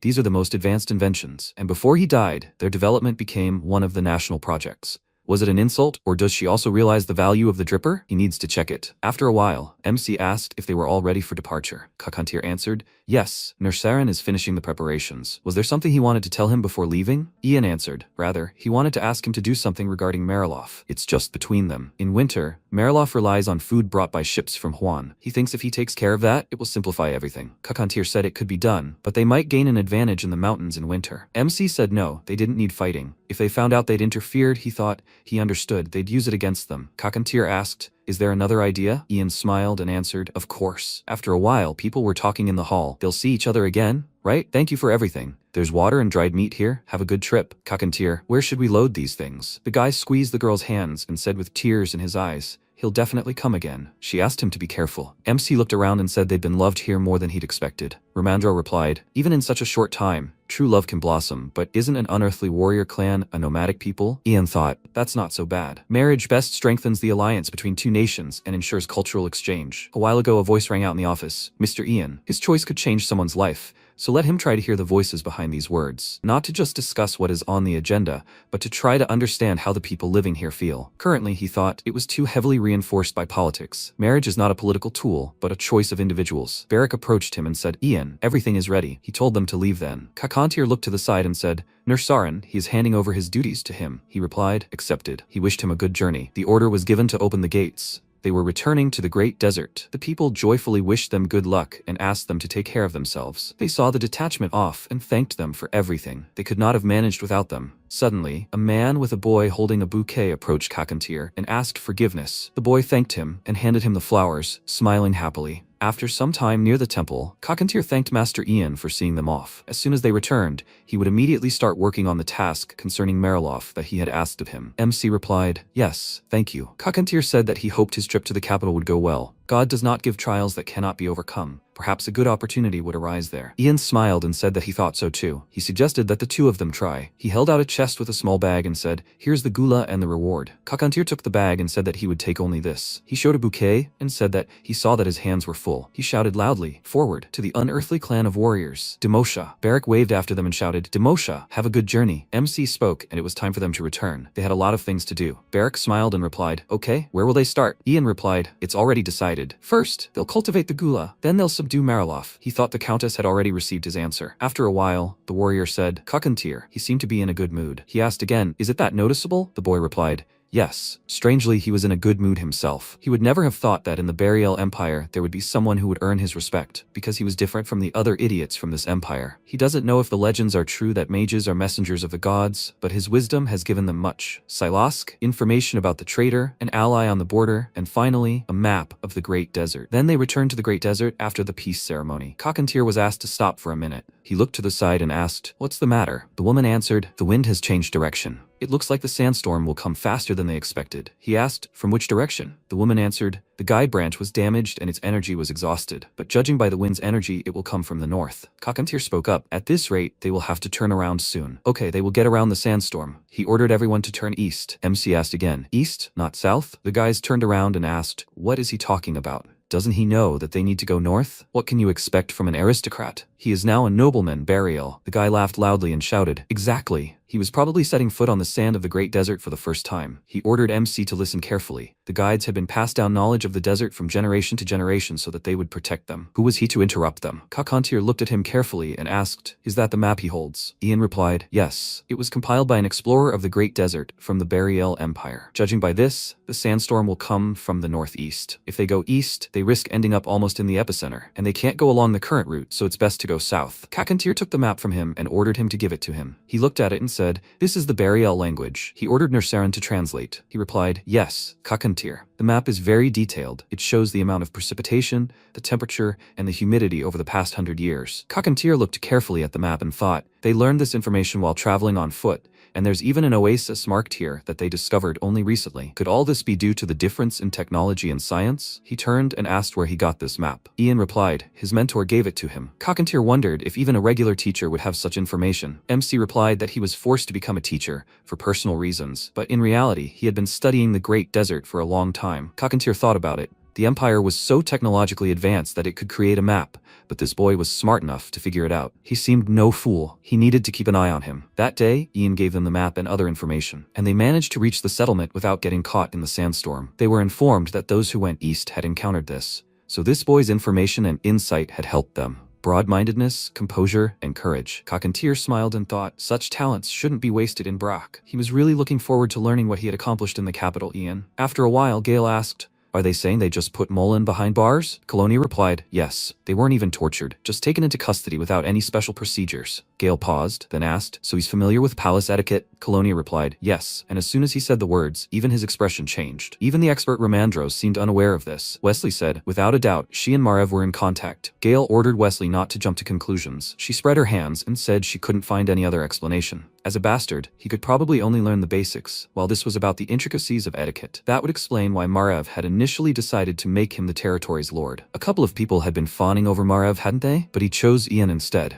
Even if Ian has magical abilities, his knowledge is still alarming. Gale looked away and then said, be that as it may, thank you for your work. Chelonia can go. She bowed and said, she's leaving them. Wesley picked up the papers, walked around the desk and asked, Gale? She leaned toward him and asked, should she kill Ian? Gale smirked and asked, any ideas? Wesley replied, during the Lord's appointment ceremony, he'll have to become part of the Ministry of Magic, and there will be plenty of ways to do that. Gale paused, then stood up and started to leave. Wesley asked, where is he going? He replied, to his brother, Ian. Why do you think he didn't kill Mullen? Wesley replied, well, old man, he's an envoy from the Imperial Palace, and if anything happened, Ian would have to face the investigators again, which would have been difficult. After all, Captain Erica had visited him not long ago. Gale said thoughtfully, yes, maybe so. Wesley asked, why else? Gale smoothed her hair and, leaning close to her ear, asked, why? He asked, because he didn't know himself, as he thought she is not suitable for the role of Minister of Magic. Wesley thought he meant by this that she is suitable to be by his side, and not as a minister? That's what he meant, right, Gale? After a while, he was riding inside the carriage and looking out the window. He thought Wesley was ideal as a lover,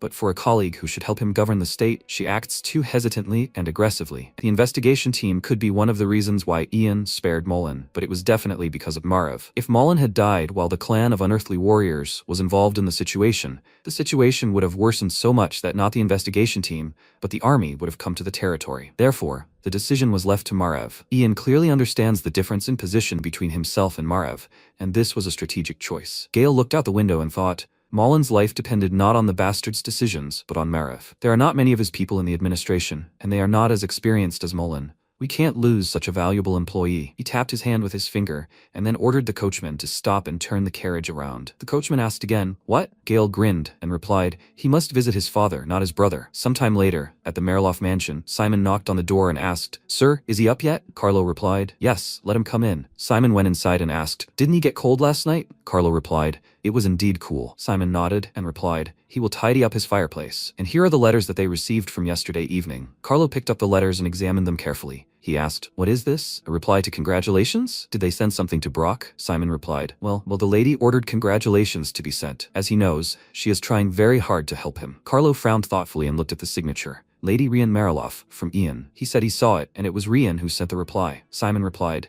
maybe he did it because the greeting wasn't sent in his name? Carlo opened the letter and said, judging by the reply, she sent him some kind of gift, and he liked it. Simon replied, and she personally chose something that no one else had used. He meant that old device that was standing in the fire. Carlo frowned more and more with irritation and asked, had these two even met? Simon answered, only for a moment during the farewell, and almost did not speak. Rian snatched the letter from Carlo's hands and asked what he was doing. Why was he reading a letter that came to her? Carlo ordered her to look. Rian asked, wow, so he really liked it? Should he be happy about it or not? Carlo looked at her with displeasure, and she turned away and asked the butler to make them dinner. She would like venison steak. Simon bowed and said, he would pass it to the kitchen now. Rian asked if he'd forgotten last time, or if she thought he'd forgotten. Simon apologized, and it wouldn't happen again. Rian put her hands on her husband's shoulders and said, darling. She hugged him and said, they say everyone in Brock grows and eats gula. They say it's tastier than they think. Carlo said he must have become a beast himself after living with those desert barbarians. Is it that bad that he decided to feed people gula? Rian replied, well, Their situation is worse than theirs. Ian said he'd like to meet them and thank them. What if she goes to Brock? Carlo ordered her not to talk nonsense. Isn't it the time when everyone's complaining about having nothing to eat? A large trading organization will soon arrive from the kingdom of Havan. Until then, they need to be patient. That's right, because of them, agriculture has declined. Meanwhile, the entertainment and hotel industries have begun to flourish. Rian thought there were problems both without and within. She stood up and asked, "So when will the traders arrive?" Carlos said, "They said they would leave the kingdom of Havan in a month." Rian asked again, "In a month? And the road through the mountains will take a month and a half?" "No. It will only take a month and a week." She approached the door and said she hoped they would arrive here as soon as possible. She went out into the hallway and called out to Clark, who was wiping the glass. He looked at her and said, "Yes, my lady." Rian told him to wash the windows clean. "In a month, guests from the kingdom of Havan will arrive." He bowed and replied, "I will obey." He thought, in a month, guests from the kingdom of Havan will arrive. After some time, MC was sitting in his office and saying, "Lady Rian Mariloff. He doesn't even know about her origins." The man asked, "Is he talking about her maiden name?" Ian replied, "He doesn't know whether she is from a noble family or not." The lady had been married for 3 years. The wedding was very modest by aristocratic standards. Even the residents of the territory learned about the event later. Rumandro said that there was a significant difference in status between them, and perhaps she was a commoner. MC answered thoughtfully, "Perhaps." He thought about it. He didn't think Rian was from Mariloff, but if she knew what a dripper was, then she wasn't a commoner. He asked, by the way, had they found out anything about the caravan from the kingdom of Havan? The guy replied, it was the Ilak trading organization, which sets out every 5 years. Although Ilak only has 100 people, including the leader, a large number of people rely on them due to the caravan's routes. Following Ilak, smaller formations will follow in a few weeks. Ramandro said, meaning they should reach them first. Nersaran replied that if they earned their trust, it would be easier for them since they could only rely on them in case of an emergency or any unforeseen situation. MC replied, yes, in that case they would. Suddenly, loud blows were heard, and Nersaran said discontentedly, how rude. Sue ran into the room and started screaming. No, why her? She fell to the floor and started rolling from side to side, screaming loudly. Why? Why her? Why did she have to secretly infiltrate the caravan from the kingdom of Haran? Nersaran ordered her to get up, and she replied that she didn't want to. It's cold there, she doesn't even know the way through the mountains. Nersaran, she hates him. Barak asked mockingly, she doesn't know the way through the mountains? That's nonsense. Sue ordered him to shut his mouth. He was the one who recommended her to them. Barak replied, no. MC slammed his hand on the table and said, Sue. He left the table and said, Kakantir trusts her completely and considers her a worthy warrior. Of course, this is not an easy job, but with her responsibility and endurance, she can definitely handle it. And what's more important, isn't she the fastest in the clan of unearthly warriors? This is a one-person task,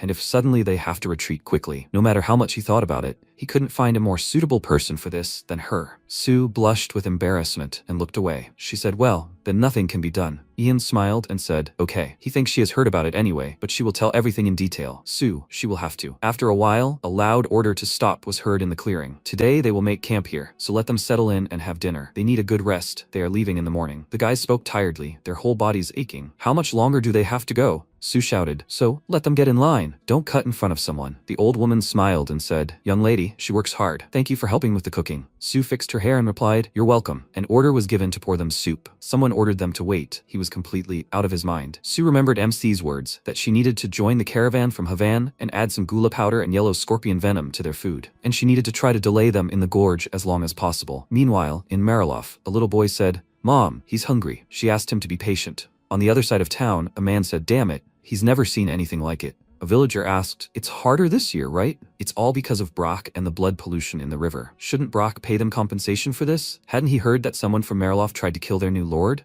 That's why relations between them had become strained. This is the first time they've had such a bad harvest, and last year's reserves are everything. What if they ask the count for help? Unfortunately, he only raises taxes. The man frowned and said, well, in Brock they say gula is delicious. The men laughed loudly and shouted, nonsense and nothing more. The man replied, no, it's true. An expert from the imperial palace said that he often eats it. News reaches them late, but in the center of the empire and in the royal family, they have been eating gula for a long time. The townsman smirked and asked, idiot, does he really believe this? The man told him to stop. He was already going crazy from hunger. They don't need gula. When will the caravan arrive? The townsman replied, they should have arrived by now. Where are they stuck? At that moment, loud screams were heard from the tents. Their stomachs hurt so much. Let them get some water. The man asked, how is this possible? Usually, a couple of people from the caravan get poisoned, but this is the first time so many people have gotten sick at once. When will the doctor arrive? The man replied, Mariloff promised to send one as soon as possible. So soon. They are waiting. Sue turned around and asked if they were closer to Mariloff or the kingdom of Havan. The woman looked at her thoughtfully and then answered, they left recently. That means Havan is closer. and the road to Marilof is not easy, and the road to the kingdom goes through a plain, so a healer from Havan would have arrived faster. The guy frowned and asked for water. Give him warm water. Sue smiled and replied, she will prepare it now. The old woman looked after her and said, they can trust her. Let them be patient a little. How glad she is that she is there. Sue went outside and thought happily, she got out of there. If she can return, she will never go beyond the desert again. Be that as it may, when the healer arrives here, she will try to convince them to return to Havan. Suddenly a man called out to her and grabbed her hand. He ordered her to show her hand. Sue screamed in irritation. What is he doing, you idiot? The guy ordered her to explain what was in her hand. Scratches on the back of her hand and wrist. This is what the hands of those who often use their fists look like. So what is she doing here, little cook? He ordered her nicely to get what she put in her pocket. Sue smirked and asked, does he have nothing better to do if he is spying on her? The guy frowned and asked, what? Sue pulled her hand away and punched him in the stomach. The guy fell to the ground and the others screamed. What was that sound? Was there a fight here? The guy heard a scream. Sue frowned and thought, trouble. It will be difficult for her to deal with them alone. Suddenly a man appeared from the bushes and asked, nightmare, what kind of place is this? Sue pointed her finger at the fighters in fear and screamed, robbers. The men asked in fear, robbers? Horror, we need to grab our weapons. Erica screamed, what? Stop, let them wait. What thieves? She is the captain of the Imperial Army. Everyone started fighting and screaming, it's terrible, they can't see anything in front of them. They need to light a fire. Let the thieves die. But they are not thieves. Sue jumped onto a tree and thought, because of the darkness, no one can distinguish between friend and foe. Half will die, half will escape. So she will be able to deal with the caravan before the healer arrives? Kakantir, she will be back soon. After some time, a cart pulled into the city, and Carlo clenched his fists and asked, no, 3 people arrived here in an empty cart? Simon replied, it looks like they were attacked by bandits. Carlo slammed his fist on the table and screamed, what nonsense? Simon replied, he went there with a guide. Most of the people are wounded or unconscious. The leader of the caravan was hurt the worst. They say he returned to the kingdom of Havan. Only the survivors were asked to come here. Before he could finish speaking,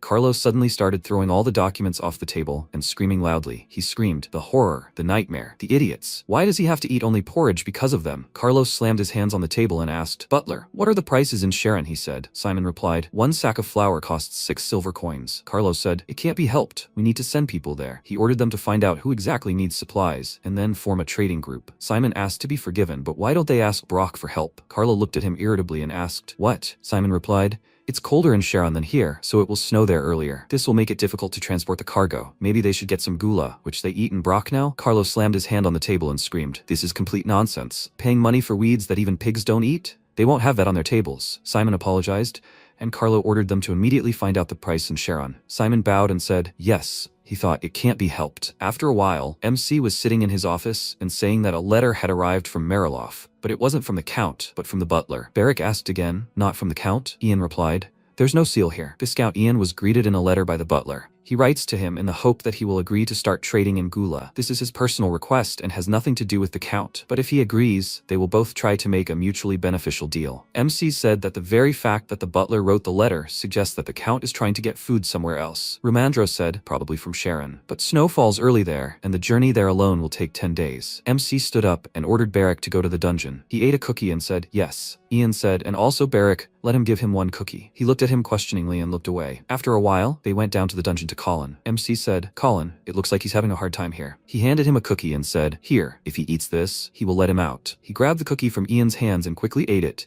and MC said, okay. Now let him listen to it carefully. Don't tell anyone about this. He will send him back to Marilof, where upon his return, he will join a group of traders that will go to Sharon. Colin asked again, to Sharon? Ian said, and he must ruin the deal at all costs. It doesn't matter if he burns the cart, ties up all the members of the group, or breaks something, but the group must not return for 2 weeks. Colin looked at him in fear and asked, how can he do this? MC lifted his head and said, if he doesn't do this, he will die. If something goes wrong, he will immediately release this energy and the poison that was in this cookie will begin to act. Colin grabbed his mouth and recoiled in fear. Ian said, his blood will turn acid and his body will melt. Then it will seep into the ground. Colin tried to spit out the cookie and MC said, but if all goes well, he would break the spell and he would be free. Well, how is he going to cope? Colin sat on the floor with tears in his eyes and looked at him. After a while, a voice was heard in the Marilof mansion. Let those who are going with the trading group to Sharon come here. They must write their names on this list. If he doesn't know how to write, there is no need to disturb the others. Colin wrote himself down on the list and put his fingerprint, and Simon said, frankly, he doesn't fit since he has a criminal record, but they will take him for his enthusiasm. Let him gather his strength and try, okay? Colin answered,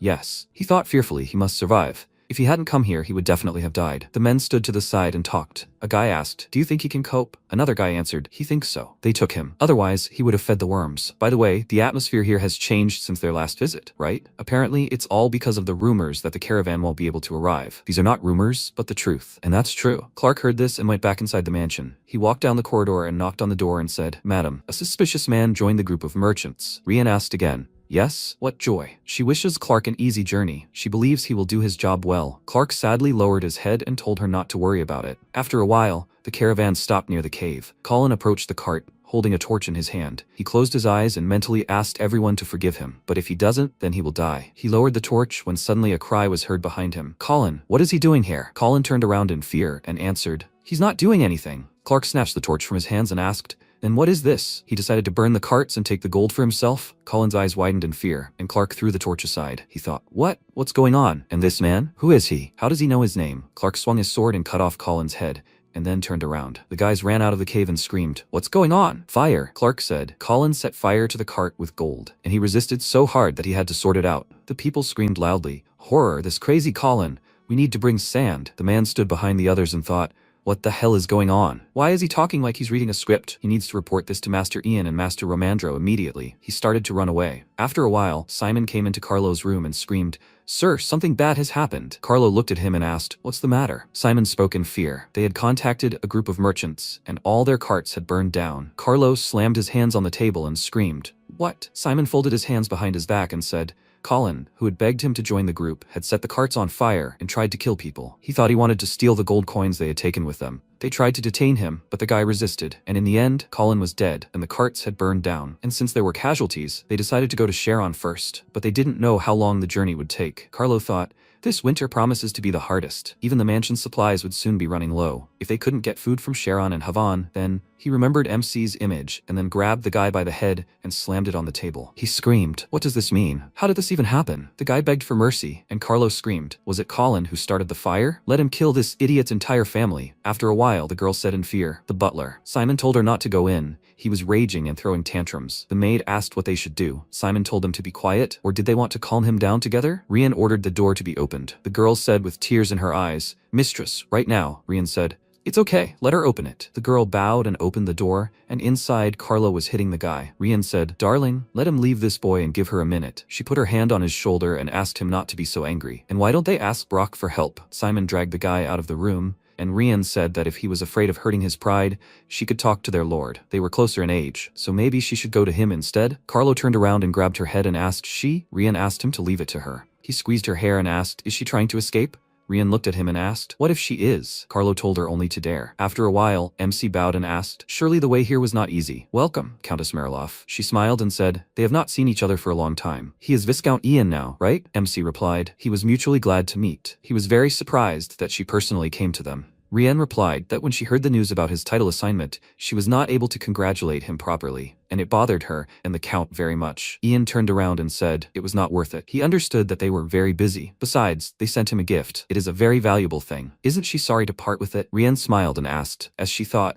does this put him in an awkward position? She insisted on another gift, but the Count claimed that this is what would help him, Viscount Ian. If the Count says so, what can she do? Ian narrowed his eyes and thought, she gave him the dripper to leave them alone. It's all clear. He doesn't know where she comes from, but judging by her manners, she is an aristocrat. Rian said, "But, Viscount Ian, today she came to him because she wanted to see Lady Marie's chambers." MC thought in surprise, "So she is not here to buy a gula?" Ryan said, as she told him last time, Marie borrowed one thing from her but she never got it back. Ian told her to do as she sees fit. He did not touch her chambers, so if she was in them, it is still there. He will show her. Rian said that he can tell her where her room is, so he doesn't have to waste time. She will find it herself, MC said, and yet he will show her. After a while, they entered the room and he asked, which one is she looking for? If she says, he can help her. Rian replied, no, it cannot be touched. She apologizes, Viscount Ian, but could he please step out for a moment? These are the ladies' quarters after all. She will let him know when she is finished. MC turned away and said, okay. He whispered to the butler to keep an eye on her. He replied, he is obeying. He entered the room and apologized. He asked, Madam, can I help her with anything? Rian replied, hadn't he heard what she said to the Viscount? Let him open the drawer and leave. She looked in the broken mirror and said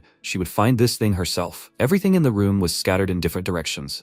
And Romandro entered Ian's room and said, he heard that Countess Mariloff had arrived. Where is she? MC replied, she is in the previous Countess's chambers. She is looking for something of her own. Ramandro asked in surprise, and what is it? So, she didn't come to buy gula. Ian replied that he didn't know himself. It was already past noon, and she was still searching. Ramandro said he was sure they'd talk about the gula, but later. Ian replied that yes, he thought so too. The Countess hadn't come all this way here just to find one thing. Ramandro smiled and said, he's already decided on a price. How much is he going to charge them? MC smiled and answered thoughtfully, he thinks he'll raise the price a bit. The bag will cost at least. After a while, Rian entered the room and said, Viscount, please forgive me. It took longer than she expected. MC got up from the couch and asked if she had found what she was looking for. Rian replied, no, unfortunately. Ian smiled and said he was sorry to hear that. He told her to sit down, and if she waited a little, she would be served tea. Rian said, yes, thank you. Ramandro greeted Madame Mariloff. Rian greeted the palace expert and asked how he was doing. MC approached the butler and ordered tea to be served, and then to go to Barrack and tell him to clean the former countess's chambers. After some time in the office, Rian said that she hadn't actually come here for the lost item. She'd heard he had debts to pay off to the palace. Ian asked how she knew about it. Rian sipped from her cup and said she wouldn't let anything slip by. The sum was quite impressive, but she could help him with it. MC asked again, help from Mariloff? Rian replied, yes, instead of lending it to him, she'd like to buy some gula from him. What did he think about that? Ian smiled and said thoughtfully, he didn't particularly like it. Ramandro spat out his tea in surprise, and MC said, thank her for her offer, but they'd already figured out how to raise the necessary amount. They'd pay the debt themselves. Rian asked again, would he pay it off himself? Really? MC replied, of course. Besides, gula costs over 5,000. Winter promises to be tough, Rian said, but gula wasn't worth a penny before. Ian answered, indeed, that was the case before. But, madam, she wouldn't skimp when people's lives were at stake, would she? Of course, he didn't mind if she wanted to buy gulu from them. Rian asked, then at what price was he willing to sell it? MC replied, 50 gold per bag. Ramandro thought, and he said that he hadn't overstated the price much, and after that he asks for 50. At the same time, in Madame Marie's chambers, Hannah entered the room and asked, Mr. Barrack, what is he doing here? Barrack replied, it was Ian's order. He asked to search the chambers after Madame Mariloff was looking for something here. Hannah asked again, what was that thing? Barrack replied, he doesn't know. She didn't say. She's a strange lady, right? Ian said that it should definitely be here, but he couldn't find anything. Hannah looked around thoughtfully and asked, was he looking under the ceiling? After a while, Barrack said, his head. He was standing on the table and holding Hannah in his arms, who was examining the ceiling tiles. Barrack asked, is there really something there? She knows how to open doors and is good with her hands and knows how to find things. Hannah answered, where she comes from, many people know how to do that. Barrack answered, he doesn't think so. Suddenly Hannah said, yes. She screamed loudly. She found it. There is something here. Barrack asked, is it really? She took out the thing and asked, is it a powder compact? They got down from the table and Barrack asked, why did she hide it here? Hannah answered, she doesn't know. It looks quite ordinary. Barrack opened the powder compact and froze, turning suddenly pale. He winced and said, this smell, something is wrong. Barrack fell to the floor and dropped the powder compact, and Hannah screamed in fear. Mr. Barrack, let him come to his senses. Wake up, Mr. Barrack. At the same time in the living room, Rian said thoughtfully, 50 gold. That's a considerable sum, especially considering the yield of gula. MC replied that in 2 months she could help everyone in Mariloff survive. He was sure she understood the importance of maintaining the territory's population without him, so it was a very fair price. Rian answered thoughtfully, true. MC thought she was only thinking about that borrowed thing. She wasn't at all interested in buying gula. Ian said that they, like the Count, set the price based on the interests of the inhabitants of their territory. At what price did they want to sell them the grain then? Ramandro said that the list of goods didn't include either wheat or corn, and she was asking twice as much as usual. Even a crate of the most common potatoes costs half a gold coin. Rian said thoughtfully, it was the Count's decision, so she didn't think her opinion mattered. She understood that he wanted to make money by asking 50 gold per sack. Thank you for your understanding, in that case. She didn't have time to finish speaking when suddenly a loud stomping sounded in the corridor, and Hannah burst into the room. She screamed, Master Ian, something bad happened. He asked, Hannah, what happened? She answered, Master Barrack found that thing in the room. It was a powder compact filled with white powder. He lost consciousness as soon as he inhaled it. Rian jumped up from the sofa in fear and started to run. MC asked, Madam? He ran after her and screamed, Madam. He grabbed her hand and said, Countess, let her calm down. Rian turned around and ordered to let her go. Ian let go of her and asked her to stop. Suddenly he fell to the floor and Ramandro screamed, Ian, is he okay? He answered, yes, he is fine. Madam, is she okay? MC saw large bruises on Rian's leg and froze. After a while, Barrack was lying in the chambers, and MC turned to Rian and said, he thinks they have a lot to discuss. He stood in front of the tied-up Rian and asked if she could tell him everything, from start to finish. Rian screamed, it's just powder. Ordinary powder. So what are those ropes for? Hannah said it wasn't ordinary. Most powders were skin-colored and coarser ground. Besides, she couldn't remember anyone losing consciousness because of it. Rian asked, who was she? MC replied, She was a very educated member of the family. Rian frowned and looked closely at Ian, who asked, Hannah, could she get a wet towel? She bowed and said, yes, Master Ian. She asked Master Ramondro to come with her. He said he also needed to go for a while. When only Rian and MC were left in the room, he suggested they talk frankly. No matter how much he thought about it all, he couldn't help but notice some oddities. He sat down on a chair and said, first of all, he thought she knew what a dripper was, more precisely, about its significance. He's right, right? Ryan pursed her lips and remained silent, and Ian asked if maybe she was from the Rajan Mountains, that is, she is part of the Dare people? Ryan asked in surprise, does she look like one of them? Does she really look like those moles in human form? MC spoke up, since she knows what they look like. His guess is correct. Rian said she was born near the Rajan Mountains and was friends with the Dare people. Her mother is a dryad. Ian asked, so she is half dryad? Dryads are fairies who guard the tree with whom they share their lives. They are willful and cruel, and therefore, in order not to be separated from their loved ones, they swallow them alive. Rian said that because she couldn't understand her mother, she cut down the tree herself and ran away. She didn't have time to bury her father's remains. MC asked, and then she ended up here? Rian replied, she was caught and sold. As soon as she left the forest, she met slave traders. She knows how valuable the dripper is. Although she doesn't know how exactly it is used, the Dare people value it very much. But how did he know about it, Sir Ian? MC replied, he heard it from someone somewhere, sometime. Rian said he knows a lot about this thing. Ian asked, does the Count know that she is half dryad? She answered, no, she looks more like her father than her mother. MC said, does this mean she wants to help him? Rian answered, he has a strange reaction, Sir Ian. Should she be grateful for this? MC replied, it depends on her intentions. Ryan lifted the hem of her dress and exposed her leg. MC looked at this, and she said, her husband, Count Mariloff, is not in his right mind. She is of low birth, and she cannot divorce. But she is not able to live for several more decades either. It wouldn't be fair to live like this after she cut down her mother's tree. That's why she needs this compact. MC's eyes widened in surprise and then grabbed Rian's hands and asked, so this is poison? Rian replied, no, it's a new hallucinogenic sleeping pill brought from the kingdom of Havan. When using it,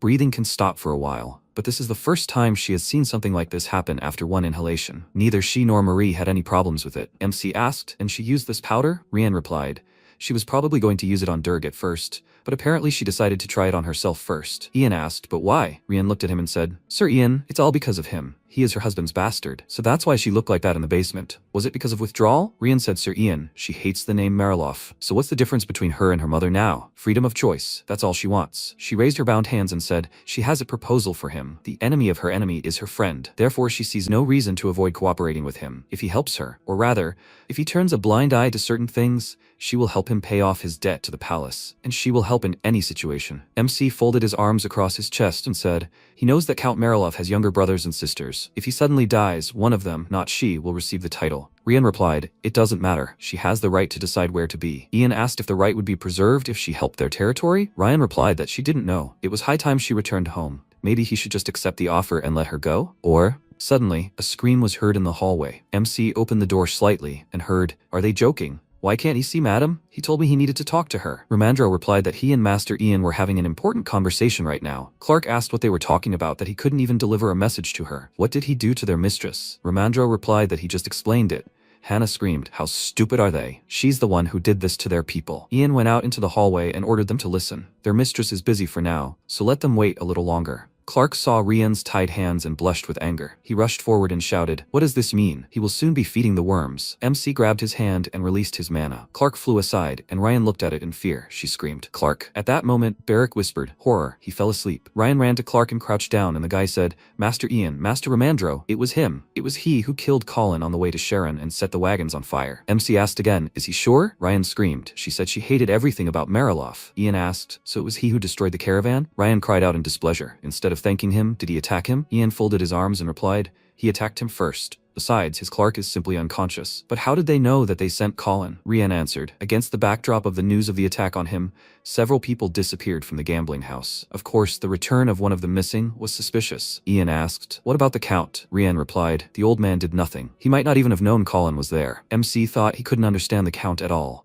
He ignored what the people in his territory had done. He ordered Mistra, Clark, to be carried to his room. The butler approached him and said, okay, Mr. Ian. Rian looked after Clark with sympathy, and MC asked, is there something between them? She replied, not what he thought. Ian replied, okay. Well, Countess, now she needs to tell him everything in detail. She wants freedom, he wants to pay off the debt. However, as long as the Count has heirs, there is no guarantee that she will receive the money after his death. And if he finds out about her plans, the problems will be his. Because it was he who allowed her to kill the Count. They need to figure out how to move the gold from Mariloff here, and not put her in danger. Rian replied, That's right, and she knows what he wants, Sir Ian. After a while, the maids in the mansion looked fearfully at Carlo, who was irritably clenching his fists behind his back. The carriage pulled up to the mansion, and Carlo approached it with a displeased expression and said, Rian. She smiled and asked to be forgiven. She was very late. Carlo replied that he had no idea what was going on now. Rian said she had a lot to tell him. Carlo loudly ordered her to speak now. Rian replied that she had sold Clark and received gula in exchange. She was late because they had been arguing for a long time. Ian didn't want to lower the price. Darling, wouldn't he like to try the gula? She said to serve it as a side dish, and they could discuss everything calmly over dinner. After a while, there was food on the table, and Carlo asked,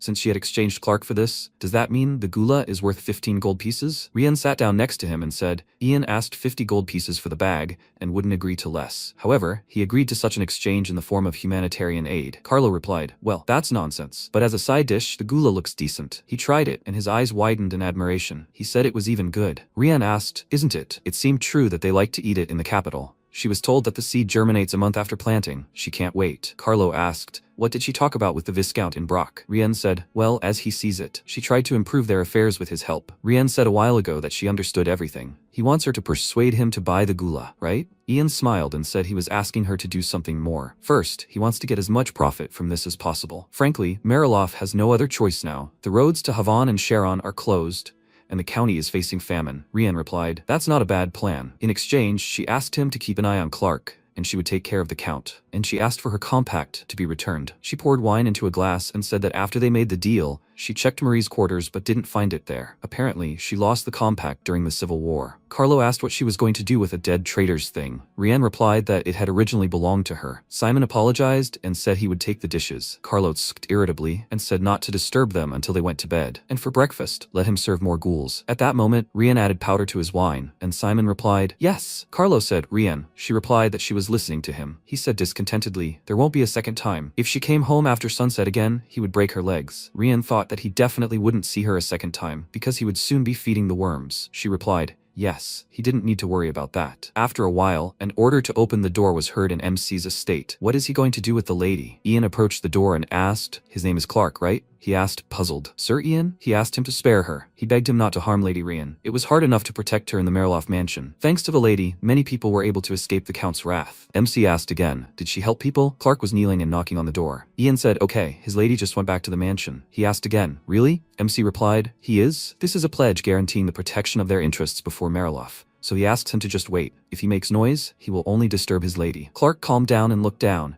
and MC remembered the conversation on the street. He told Rian that his people would take them to the mansion. He told her to be careful. Rian climbed inside the carriage, and MC said, Lady Ryan, this. She interrupted him and said, everything is fine, for now. She had been waiting for this chance for several winters. He thinks she can't hold out for a few days. The carriage moved away from the mansion, and MC looked after it. Currently, Ian left Clark and came to Barrick's room. He asked how he was. The healer answered, it looks like he just fell asleep. He may not wake up because of fatigue. He says it's because of the sleeping hallucinogen. Ian answered, yes, if you take it for more than a month, you can die. The respiratory system stops working. The healer said that such a dose would kill someone, but Barrick inhaled a small amount, nothing to worry about. However, since it is a hallucinogenic thing, they should monitor him more closely until he wakes up. He can talk in his sleep. In a really bad case, he might even sleepwalk. Romandro's eyes widened in surprise, and then he asked, Ian, maybe we should tie him up. How will they stop him if he starts sleepwalking? MC replied, he doesn't know. He can do it himself. Suddenly, Barrick woke up and his eyes widened in surprise. Ian asked, is he awake? Barrick asked, why is he lying here? MC replied, he inhaled some powder from Madame Rian's compact and passed out. Does anything hurt? Barrick replied, it doesn't hurt. It's just weird. MC asked again, weird? It's a hallucinogenic powder, so he might have visions. If it's hard for him to tell what's real and what's not, Barrick replied, no, he can tell the difference. He feels disgusting. He sat up and looked at Romandro, who was standing behind the door. He broke out in a sweat and asked, Barrick, he recognizes him, right? Barrick cried out happily, doggy. He quickly ran up to him and asked where he was running. Romandro shouted,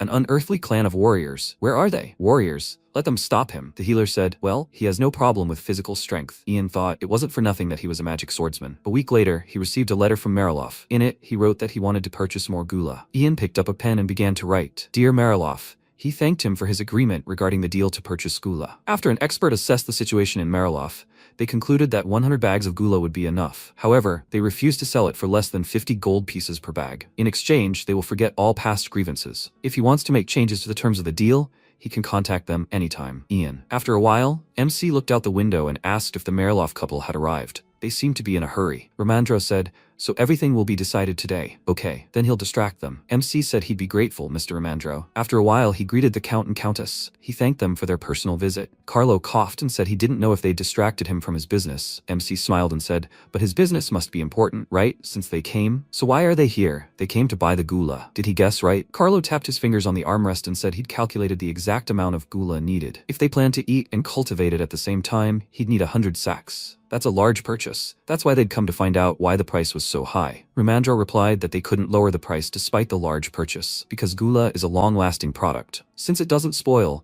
there's no need to rush to sell it out of worry about it spoiling. You can just eat it when you need it. MC said that they weren't selling wild gula, but gula grown by the residents of their territory. That's why they were asking a fair price for it, and he knew, right? Gula grows in any conditions, but it will die as soon as snow falls. It looked like this would be the first and last deal of such a large size. Next time, Mariloff would be able to provide for itself. So first, he had to either sell more gula or ask for a higher price. Carlo asked if the weather wasn't strange right now, even if it wasn't snowing. MC replied that they wouldn't be able to get a large harvest in the future, so they were asking for a price so they could build a greenhouse and increase the harvest. Therefore, they would sell the gula for at least 50 gold coins per bag. They also respected the emperor and the residents of Brock's desire to restore their territory. They left the room, and the Count and Countess were left alone. Carlo asked with displeasure, 5,000 for some weed, and how could he dare mention the emperor's name? Rien said that this year, the situation is special. Now they need to save the territory as soon as possible. While they went out for a while on urgent business, they can leisurely discuss everything among themselves. What do you think is the maximum price they could pay for the bag? He thoughtfully looked away and said that he didn't think the bag was worth even 1 gold piece, but he would give a maximum of 35 gold pieces. She thought for a second and asked, but would Ian agree to that? Judging by what she saw, he was trying to grab a bigger piece. She touched his hand and said that she thought if he lowered the price to at least 40, then he should agree right away. After all, he said that the gula would die when the snow fell. If this happens, the price will only increase, and it will become even more difficult to buy a gula. They can buy seeds and food for planting. How about half large seeds and half small ones? He thought about her words, after which MC returned and apologized for keeping them waiting. He simply had very urgent matters to attend to. Carlo coughed awkwardly and noticed that the tea had already cooled, and he immediately ordered his maid to brew new one. When he sat down on the sofa, he noticed the Countess. She demonstratively adjusted her earring, giving him a sign. Understanding what she meant, he frowned and thought that he had asked for 50 gold pieces, but they were only willing to pay 35. It was good that he had inflated the price in advance, especially since he was concerned not only about the Count, but also about the residents of Mariloff. The Countess slapped her palm on the table in displeasure and said that she thought 50 gold pieces was too high a price. It sounds like he's trying to monopolize the gula, and by setting them such a price, it's like he doesn't want to make a deal with them. He sighed as if doing them a favor and said that then he would set a different condition. He would sell them the bag for 40 gold, and in exchange they would sign an agreement that they would not interfere in their politics. The Count glanced at the warrior standing by the door and wondered if he really thought he was stealing something by collaborating with desert barbarians. He was an idiot. Even if they agreed not to interfere, if he reported this to the capital, they would immediately stop him. He agreed with a smile, saying that after all, their economic freedom was part of their independence. But then they shouldn't interfere in Mariloff's economy either. And yet, they should agree on 30 gold. Ian noted that he had told him about the price of 40 gold, and he said that then he would agree to raise it to 31 gold. MC asked if he had decided to change the proposed price twice. That was too big a discount. The Count became nervous and started raising the price 1 coin at a time, and when Ian refused him again, he nervously clenched his teeth, as if tearing this money from his heart, and quickly blurted out that he could only offer him 35. He would not agree to more. MC sighed heavily and agreed. 100 sacks at 35 gold, so in total they owed them 3,500 gold. Now they could discuss the contract. Ramandro laid out the documents on the table, and the Count asked if they could change the word fresh to a week after harvest. The man said that in that case they would add a clarification that it depended on the harvest schedule. They continued to draw up the contract, paying attention to every detail, and Ian, noticing how the Countess was stretching her back, remarked that she must be tired. The discussion would take a long time. Why didn't she rest in her chambers? She looked at her husband and asked, "He doesn't mind, does he?" Without looking up from the agreement, he told her to go and not to get on his nerves, after which MC stood up and offered to accompany her, as he also wanted to get some fresh air. She didn't refuse, and the Count became very angry after hearing this. He looked at Ian in fury and thought, this servant offered to personally escort her? How dare he approach her? Ramandro distracted him, asking, is he listening? They returned to discussing the agreement, and the two left. As soon as they were outside the room, MC thanked her for her efforts, and she asked how Clark was doing. He told her that he was in the best chambers of the mansion, and that he took his meals exclusively there. His face became serious, and he asked if she had seen the Count's younger brother Mariloff. She told him that she had seen him a couple of times, and that he lived in an old mansion in the east of the territory. They are clearly of the same blood, judging by the fact that they both have a nasty character. Ian noted that this means that if the Earl dies, only the younger brother will claim his place. If he is not there, then there's nothing to worry about.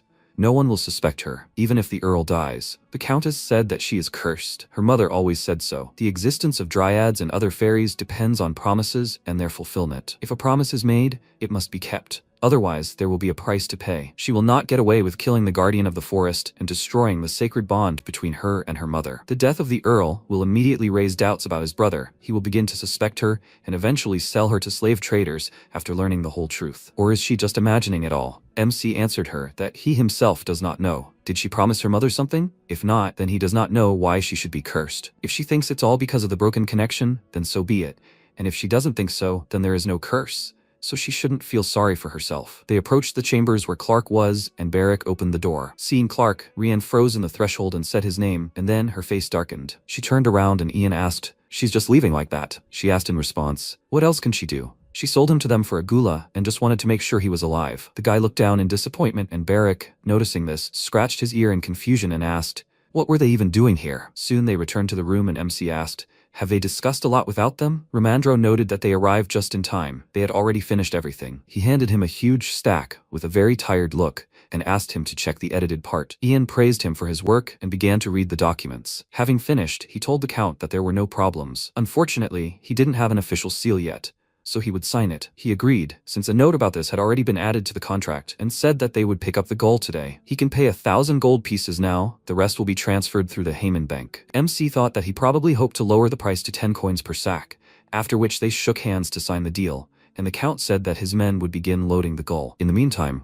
why don't they go to the bank? Ian agreed, after which they left the meeting room, and while the Count was giving orders to the servants, he asked Barrick to order his men to help them. Let him tell them that they can put as much gall as they want in the sacks, so they shouldn't bother themselves too much. He nodded and asked him to also order them to prepare the carriage. As soon as they checked the authenticity of the gold, it would be sent to the bank. Barrick asked which bank he was talking about, and he responded by asking if there were many banks to choose from in Burial. Of course, they would go to Cayman. When they arrived there, they were immediately met by a banker. She greeted Ian with a smile and said that she had heard about the deal with Count Mariloff, and, looking at the chest of gold, asked, "Was this all the gold received?" He told her that there were 1,000 gold pieces, and she asked in confusion, "So the Count didn't even write him a check?" Ramandro confirmed this, and hitting Barrick, who reached out his hands for the gold, said that this is how rich people handle money. The armored warrior closed the chest and picked it up, asking the woman if he could take it. She gave him her permission, and Barrick, struck by the sight of this man, looked up at Ramandro and asked, "Who is this?" He asked, "Is this the first time he sees him?" His armor was made of magical stones, and his strength was enough to crush a person's head. The armor is impervious to fire, swords, or even simple spells. A shudder ran through him, making him uneasy, and Barrick noted that thieves wouldn't even look at the bank with him. MC said that if a robbery were attempted, he would kill the thief before they could act. The banker said that the Cayman Bank is a kind of shrine, like the Temple of Burial. Therefore, even during the Civil War, neither the investigation team nor the Count's men attacked the place. Moreover, people seeking refuge here had gathered at the gates.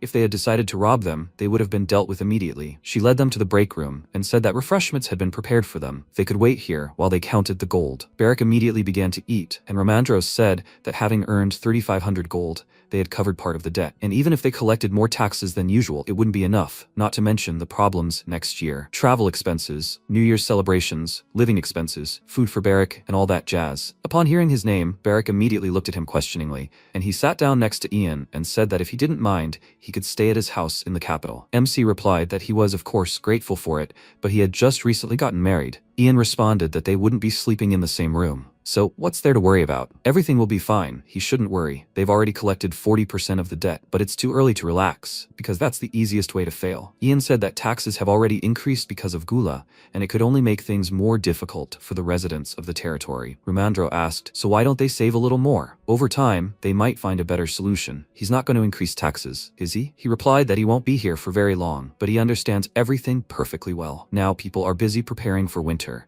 But when spring comes, they will be overcome by one negative thought after another. The commoner ruler went to the center and now demands even more taxes from the residents. He knows that he is worried about him, but it is just because of his stubbornness, so he has nothing to worry about. Besides, there is a more effective way to make money than raising taxes. Hannah gave him advice. The residents of the territory will soon want to sell Gula. She then asked worriedly, Isn't he afraid that Mariloff will start growing his own gula and selling it? What if they are only allowed to fry gula? MC said that they were going to give them permission to do this after the deal was made, because it will take them another month to grow gula. Depending on the season, it is better to sell raw gula. Ramandro was delighted. He grabbed Ian by the shoulders and exclaimed that he knew this would happen, which is why he mentioned the sales rights in the contract. At that moment, the banker entered the room and informed Ian that they were almost finished checking. He just needed to sign. He asked if there were any problems, to which she replied that everything was fine. There were exactly 1,000 coins. She hadn't seen such sums in a long time. The vault would be full by the time the experts arrived. MC signed and handed her the document,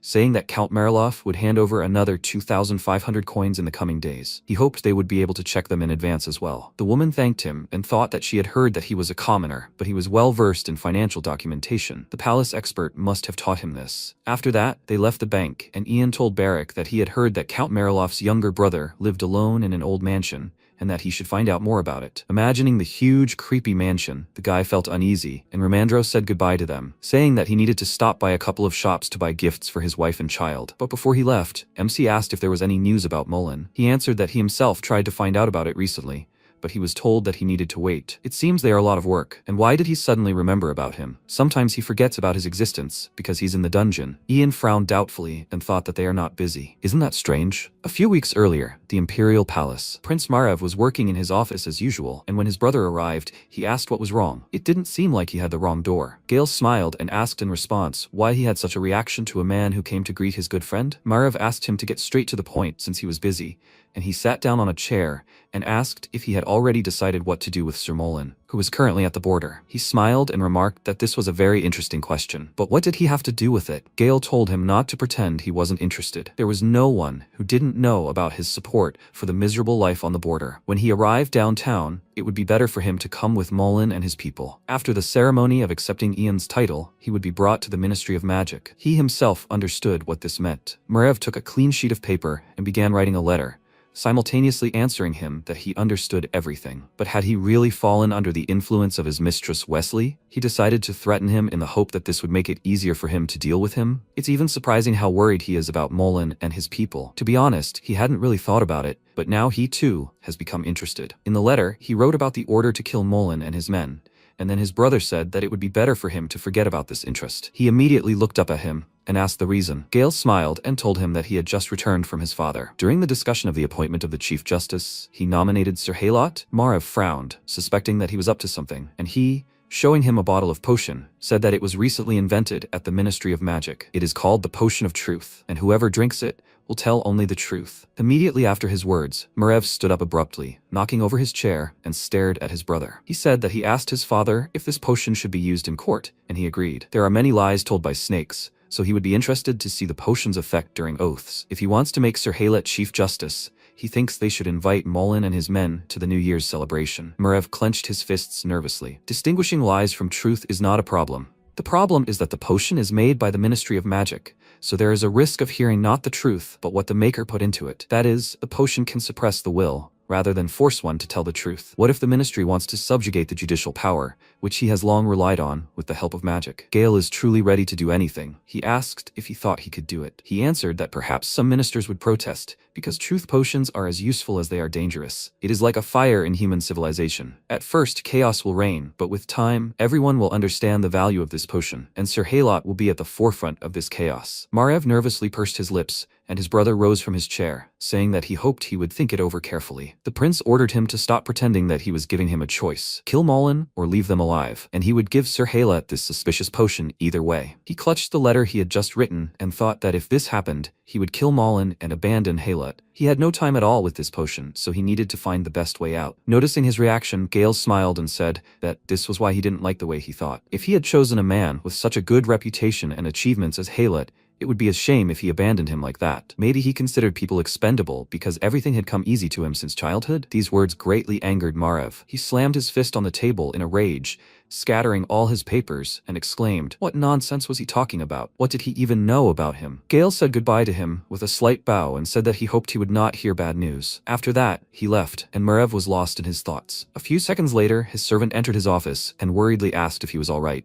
He told him to ignore him, then glanced at the letter under his hand and immediately tore it into pieces and ordered the servant to immediately call a meeting. Instead of that letter, he wrote a new one, in which he asked Ian to refrain from executing Mullen. By now, night had fallen. MC was riding back and thinking about this situation. Murav asked him to hold off on the execution, obviously because Gale intervened. He did not expect that he would decide to save him. Does he really need him so much? No matter how loyal Mullen is, he is just an old courtier. Either Gale loves his people very much, or Mullen is valuable for some reason. Or is there something in Brock? Amid so many changes, the reason must hide here? The carriage stopped at the estate. He got out and turned to the Count, asking if he had finished his business. Carlo said that they wanted to check everything thoroughly, and Ian immediately noticed a huge mark from a blow on the Countess's face. He frowned and thought that he couldn't wait to get everything back into his own hands. How mean it was. The Count handed him a letter and asked him to look at it. It had been sent by the Heyman Bank. The letter said that the territories of Karen, Longinus, and Zyklov were being raided by bandits, who were making it difficult for caravans to move through the towns. This could cause inconveniences, for example, a paper shortage and the like. The Count said that, of course, their bank had also run out of paper, so he would like to move the payment date to the next day. MC noted that in that case they had problems. Not even the ink was dry on the contract. Carlo asked,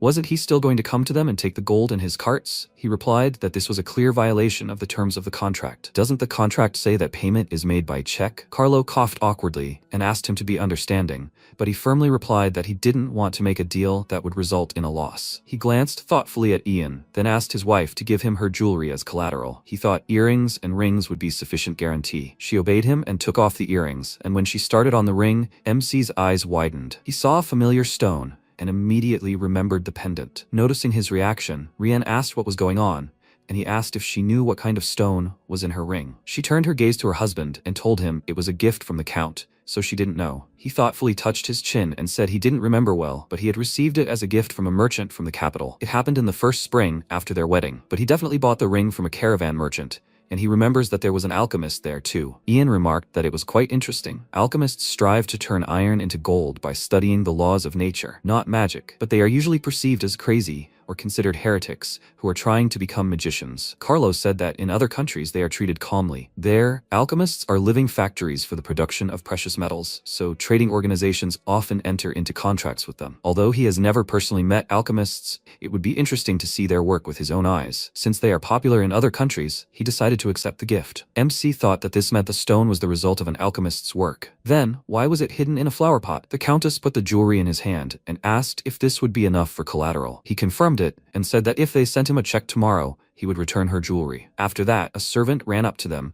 and told the Count that they had already loaded all the bags, and he said that this meant it was time for them to leave. Rian extended her hand to Ian and thanked him for today, and he, bowing to her, said that everything was fine. He was happy with the deal. She smiled and said that now they only had to wait 30 days, and what they were expecting would happen. Her husband asked what she was talking about, and she answered him with a smile that, of course, she was talking about Gula. She suggested that he hurry up because she was already tired, and he, throwing a displeased glance at Ian, headed to the carriage. After they left, Barrick asked, did he see this? Why was he looking at them like that? What if they don't receive a check tomorrow, and these jewels are not even real? MC answered him that he was too worried. He would only say thank you if they didn't send a check. Then they could file a complaint with the palace for failing to honor the contract. Most Margraves don't like having to deal with the palace, but sometimes it's worth it. As soon as Count Marilov and his men leave the premises, have him go out to the square and announce that only prepared gula is permitted for sale. A tenth of each sale will also be taxed. They entered the estate, and Barrick asked what they should do with Clark, and Ian replied that, since he was now with Madame Marilov, he would stay with them. Clark might be of some use to them. Barrick frowned and asked,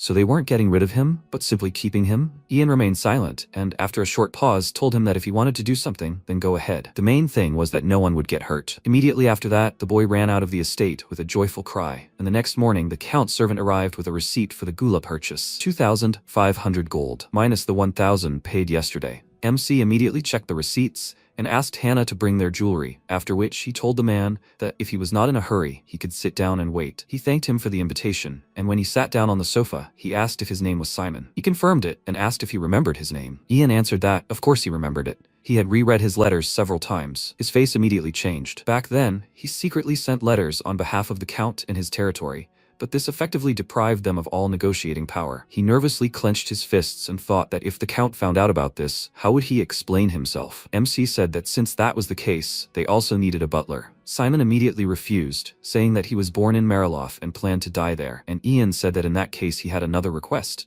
he needed a tutor. The man looked at him in surprise and said that of course, he would need to get permission from the Earl, but this man was hard-working, so he would enjoy the training process. Of course, he would receive fair pay. And also, if he wanted, he would return that guy Clark to Mariloff. Simon promised him to discuss this matter with the Earl, after which Hannah entered the office and told Ian that she had brought the decoration. He asked her to come up to him and introduced her to Simon. She greeted him awkwardly, and he nodded, saying that he understood everything and would convey his request to the Earl. MC thanked him, but Hannah remained perplexed. After that, Simon went back to the estate, but since the carriage was moving slowly, he decided to check what was going on. Seeing a crowd of people on the streets, he asked the coachman why there were so many of them, and when he told him everything, he was very surprised. Returning to the Count, he handed him the jewelry and told his wife to examine everything carefully, in case he noticed something and decided to pocket it. She told him not to joke like that, and he looked at her suspiciously, wondering if he had imagined it then, or if the two had conversed in some strange way. Simon said that on the way back, he learned that Sir Ian had told the inhabitants of the territory about the deal. He asked, so all this time, he had prevented the inhabitants of their territory from trading with the people from Brock? Beginning to guess everything, he looked up in surprise at the butler, and when the butler informed him that the inhabitants of Brock were selling gula to the inhabitants of Mariloff, he smashed his mug on the table in a rage and exclaimed that he was a scoundrel. Simon asked him to calm down. They were selling ready-made gula. Such things can only be eaten, but they cannot be grown, so there is no problem. Besides, do the inhabitants of the territory have problems with food now? Of course, it was strange that he did this without discussing it with him, but it wasn't that bad. The Count slammed his fist on the table in rage and exclaimed, what nonsense was he talking about? What if they start selling the gula at a lower price after they've sold everything they've bought? He deceived them. They should have thought about this from the beginning, when they discussed economic ties. Having finished with the decorations, the Countess sat closer to her husband and told him to think about it differently. They still had plenty of time. They didn't know what exactly Sir Ian wanted. Simon awkwardly said that he also asked for his help in training his butler. He promised to pay him, and if he wanted, he could bring Clark back. But he refused, saying that he needed to ask his permission. Rianne immediately realized that this was an appeal to her. Was he going to bring Clark back if they sent him their butler, or when everything was over? She couldn't understand him. Carlo ordered the butler to send Ian a new message, or rather, to issue a dinner invitation as thanks for selling the gula. Then, he would arrive. It was highly unusual for him to use the center. He would give him a warning. Some time passed, and MC summoned Barrick, and when he showed him the chest of gold coins, he delightedly asked if they had earned all that money in one day. Ian noted that everyone had been more resourceful than he had imagined. It was surprising that they had managed to earn so much through trading with the residents of Mariloff. Barrick said that now he understood why everyone praised passive income. What a huge sum there was. MC smiled and said that he, too, was curious how much there was, so he should count it all. They also needed to sort the coins by value and put them in different storage areas. If he couldn't handle it himself, he should ask someone to help. He heard that lately he's been taking Clark with him everywhere. Barrick said that he was very boring. He wouldn't even make a sparring partner. He took a few coins and asked if he would take him with him to the capital. Ian thought for a second, then sat down next to him and told him he could go if he wanted. Barrick asked what else he could learn there, and Ian answered that he could learn a lot. There were many scholars in the burial palace. He asked if there were even more of them than in the unearthly clan. How strong were they? Ian answered that they could not be compared. He could not remember exactly, but someone had told him that. He immediately fell silent, choosing his words, and continued, saying that the best warriors of the north were no match for the captains of the Imperial Guard. Barrick, with a tired expression on his face, noted that he really did not know how to lie, and he asked if it was so obvious. In fact, he almost forgot that it had not happened yet. Perhaps it would happen soon. A battle in the north of the Burial Empire, when the descendants of Eton, known as the Blood Tribe, were defeated by the captains of the Imperial Guard. Barrick asked how many captains there were, and he replied that there were usually 3. Barrick noted that the Imperial Palace was still enormous,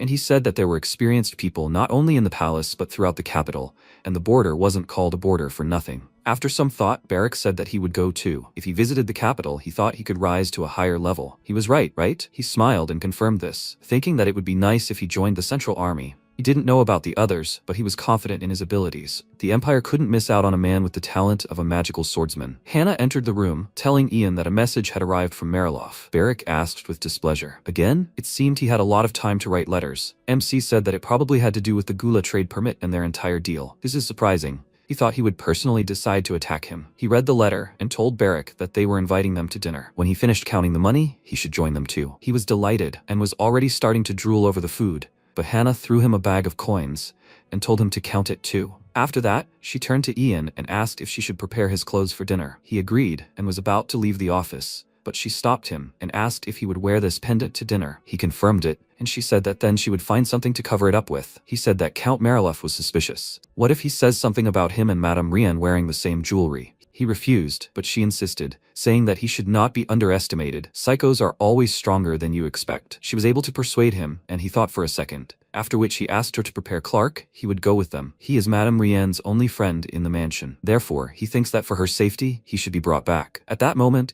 Barrick joyfully and loudly shouted that he was finished, and MC thought that he would take him with him and feed him to his heart's content. There were 11 hours left before the death of Count Margalef. When they arrived at his place for dinner, he noticed a guy who was devouring food without any manners, and asked Ian why he took him along. He smiled and said that it was Barrick. He trusted him more than anyone. Since he invited him, he wanted to introduce them. Carlo frowned with displeasure. He had told him to come alone. MC said that, as he saw, he liked gula. He was very happy. The Count admitted to him that it was his favorite food, after which he looked at him displeasedly and said that he heard that he allowed the villagers to trade in gula. Does this mean that this taste will soon become known to commoners? He replied that good things should be shared. He would also like to thank him. Thanks to him, he collected part of the taxes he had to pay. Since he invited him to dinner, he also prepared a gift for him. He would like to return the servant named Clark, whom they gave them. Rien flinched, and Ian said that if he knew how important he was to them, he would never have accepted him. But since this agreement was not documented, he would return him to them. The Count did not refuse, after which he slammed his hand on the table in displeasure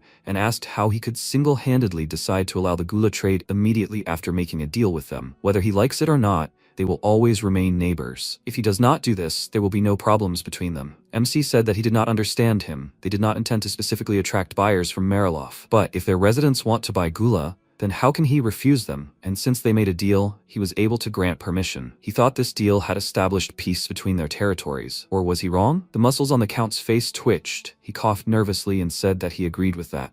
However, he gave permission as soon as the deal was made. He doesn't think this can be misunderstood. He answered that this is exactly why he agreed to come to dinner. He would recommend encouraging the inhabitants of his territory to consume gula, but prohibiting them from trading the seeds. They could do it themselves, but they don't have enough workers. Since supply directly depends on demand, both sides of the deal must be careful. He nervously pursed his lips, then drank the entire glass of wine in one gulp, and Rien asked him not to get so drunk. He slammed the glass on the table and said that then he would declare the trade in raw gula seeds prohibited in the territory, and he hoped to do the same in his own. Ian agreed, after which the Count rose from the table and said that he needed to go. He had a lot to do. After asking his wife to entertain Ian for a while, he left, slamming the door loudly. She calmly continued eating, and MC asked if she was okay. She told him that the gula was very tasty, and he asked if she used the cosmetics she took last time. She confirmed it and added that she used it even today. She looks good, right? Besides, he took Clark with him. He is outside and his value is greater than gold. She thanked him and said that she didn't think it was right to accept it without paying for it. During their last meeting, she had thought that her ring had aroused great interest in him. If he did not mind, she would like to give it to him as a token of her gratitude. But could he tell her why he was so interested in the artificial stone,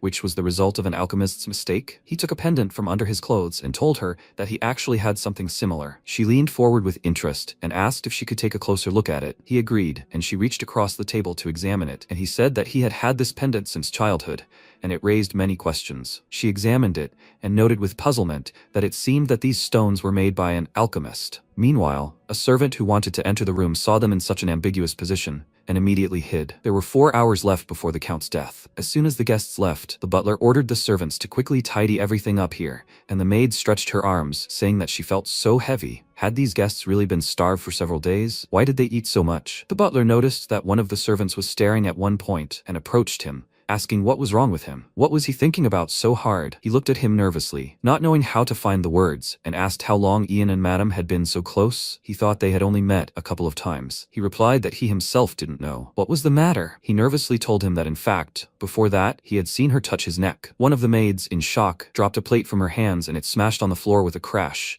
after which the entire room was plunged into oppressive silence. The maid angrily ordered him to watch his words. Her colleague agreed with her and exclaimed, "Is he crazy? Doesn't he remember how the Count beat him last time, and Madame came and saved him? If it weren't for her, he would have definitely broken something and then thrown out of here." The maid exclaimed in rage that it was only thanks to her that he worked there in peace, and the butler loudly ordered them to stop. He tiredly grabbed his head and asked them to remain silent for now. If they were not careful, both they and Madame would be in trouble. The Count must not find out about this, but it was too late. The Count heard their conversation and asked what he shouldn't know. The servants turned to him with frightened faces and the Count approached the butler, ordering him to speak. Why should they remain silent? There were 2 hours left before the death of the Count of Mariloff. The Countess was walking along the corridor, thinking about her own things, and then the butler appeared in her way. He told her that the Count asked her to come up to him. Noticing the bruise on his face, she immediately tensed up and asked what was the matter. He awkwardly lowered his gaze and told her that her relationship with Sir Ian aroused his suspicions. What she heard made her very nervous and quietly asked how he found out about this. Simon asked in surprise, "So it's true? But why did she do it?" She grabbed her head and staggered, saying that it was not true at all. What nonsense was he talking about? He asked how she could make such a mistake,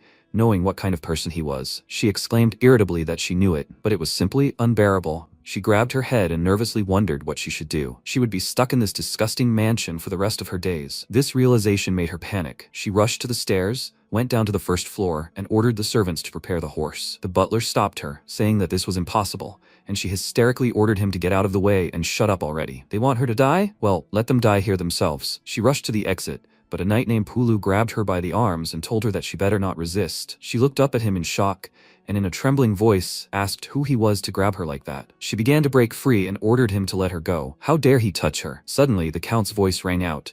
He clapped his hands and ordered everyone to disperse. No one would leave here until he gave permission. His voice sounded like thunder to her, and she froze in horror, realizing what awaited her. After that, loud screams were heard, and Clark, who heard it even from outside, became very worried. The room where the Count had taken Rien was now in complete devastation. After that, Clark immediately ran into the estate and headed for the room. A knight and a butler were standing outside. Seeing him, Simon immediately ordered him to leave, and he worriedly said that Madame was there too. At that moment, a loud scream and crash were heard. They both looked there, and Clark rushed to the door, calling for Rien. The knight grabbed him and ordered him to leave, and at that moment, the doors to the room swung open and Clark, seeing the Count and the beaten Rien, whom he was dragging by the hair across the room, froze in shock. Rien looked up at him in surprise, clearly not expecting to see him here, and the Count asked how many more lovers she had. Ian and Clark. Why these two? She said in fear that she had said that all this was not true, and he, pulling her hair, asked in a rage, then why did she call Clark? She screamed in pain, and the Count asked him to come in. If so, he would end it all today. Rien burst into tears, and the mere sight of her filled Clark with horror. An inner voice told him to run, but he gathered his strength and stepped into the room,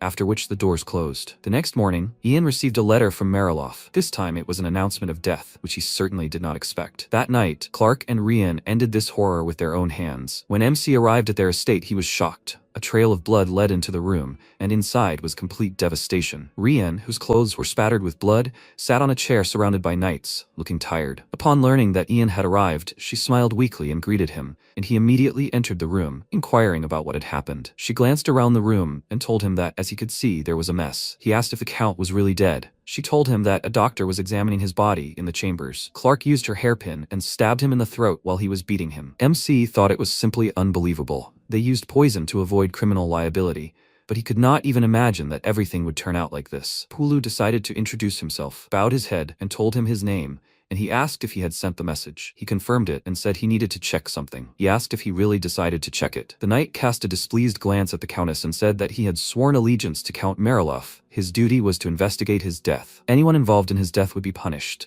This was their final task. Ian frowned, and then Pulu inquired about the relationship between him and Rien Mariloff, which surprised him. Rien, looking tired, explained that they suspected they were romantically involved. MC looked at her in confusion and thought this was just crazy, and Barrack burst out laughing. Ian asked them to bring Clark here, to which the knight replied that he was currently in captivity. The Countess angrily ordered him to bring him, and he looked at her with disgust, saying that he would not carry out her orders until the investigation was completed. MC glared at him and asked, what was there to investigate? The Count answered for his cruelty. The incompetent knights had failed to ensure the safety of their master, and now they were being rude to the neighbors who had come here out of concern. He told the Countess that she would probably be busy managing the mansion now, and he really hoped that she would fire these idiots. Pulu called out to him in displeasure, but Barrack immediately stood up for his master and, threatening him with his sword, told him to step back.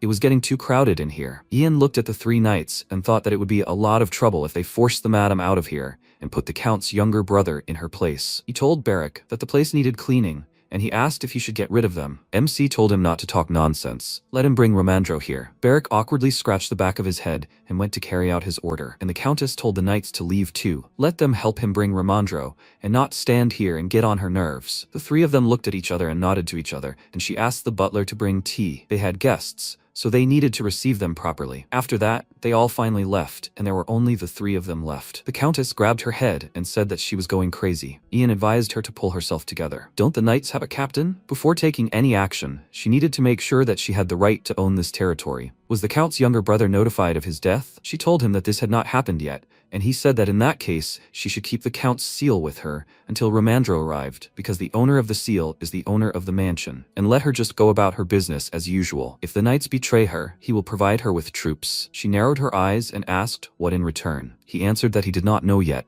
Nothing came to mind right now, but maybe she could make them a donation? She rose from her chair and answered him that she could make a donation, but it would be better if he wanted something besides money. Knights might ask for that too. She opened the chest of drawers and took out a ring with a smirk, saying that of course, she could not give him much now, but there was something that she could give only to him. Wasn't that what he was interested in? His pendant and her ring were indeed made of the same material. He remained silent, and Barrack asked if he would not take what they gave him. He wondered why he had not left yet, and he answered that he would leave now, but first he would take this. He took the ring and tried it on, but when he tried to take it off, it got stuck. MC asked the madam for a knife to cut off his finger and remove the ring, and he nervously left, saying that he would immediately bring Romandro to them. Ian told him to hurry up and get to work. They better act before the knights do. When he left, Rian nervously asked what would happen to Clark. He honestly told her that he would definitely face the death penalty, since it was the murder of an aristocrat, as well as the murder of a slave of his master. Such a crime is considered especially serious without a trial. She asked if there were no exceptions. He replied that he had never heard of such a thing. He remembered that in this era,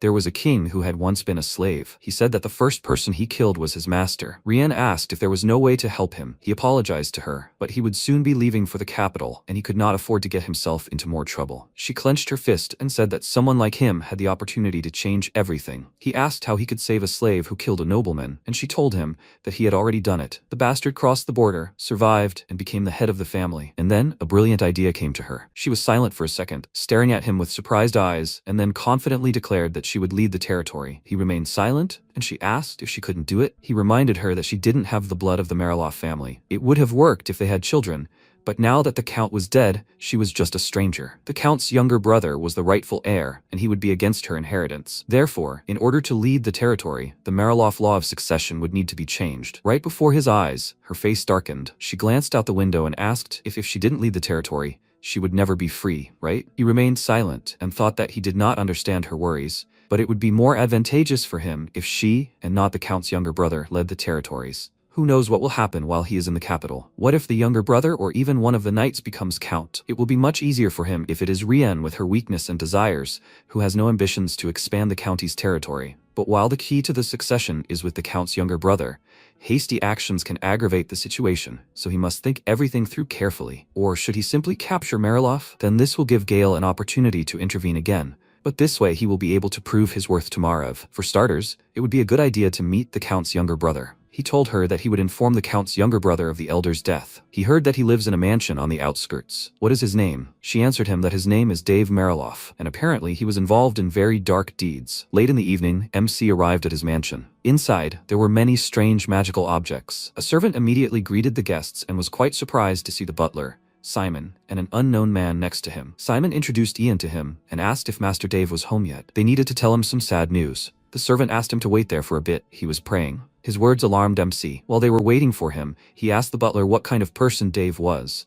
and he answered that he had actually only seen him a few times. But he had heard from the Count that he had a great thirst for knowledge. He considered it a blessing, but later called it a curse. Ian looked at these magical things hanging all over the estate and asked why it was a curse. He answered that he had read a forbidden foreign book, and when he asked which one, he became nervous and told him that they said it was about the god of the underworld. Hearing this, MC was surprised, and at that very moment, Master Dave appeared on the second floor, saying that he had received an answer from the god of the underworld. He went down to them, and the butler told him that they had sad news. Dave did not let him finish and said that someone had died. Simon was very surprised because he hit the nail on the head, and Ian mentally noted that this is exactly what sad news meant. Simon told him that an accident had befallen the Count last night. Dave sighed heavily, again not letting him speak, and then began to pray quietly. Having finished, he turned his attention to Ian and asked who he was. He told him his name and said that he did not have a surname yet, so he could address him simply as Viscount. Dave recognized him and asked if he was from Brock. The butler said that among his people there was currently an imperial expert,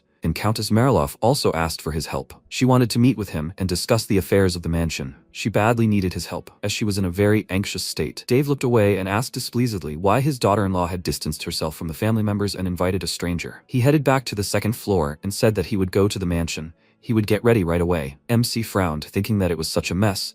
It was unclear how he even worked there. When they arrived back at the estate, they ran into Romandro, and Ian introduced him to the late Count's younger brother. They shook hands and introduced themselves, after which Dave said that since it was a family matter, he would go first, and they could take their time. He went into the carriage, and Romandro noted that he was already acting as if he had become an earl. He had already been told some things. So it was that slave Clark who killed the earl? MC confirmed this and said that the knights of the mansion were also bothering him. They wanted to take the chance and take control of the mansion themselves. Besides, Dave believed in the god of the underworld. This greatly surprised Romandro and exclaimed, "What kind of day is this today? This mess is getting worse." Beric asked what god they were talking about, and Ian explained that it was a new religion that arose among the common people abroad. At that time, it was considered another heresy, but over time, the sect grew and became much more influential. It even led to a religious war beyond the border of Burial. Romandro asked, "Isn't this the most aggressive and repulsive sect? This only complicates everything." MC said that he thought about it too.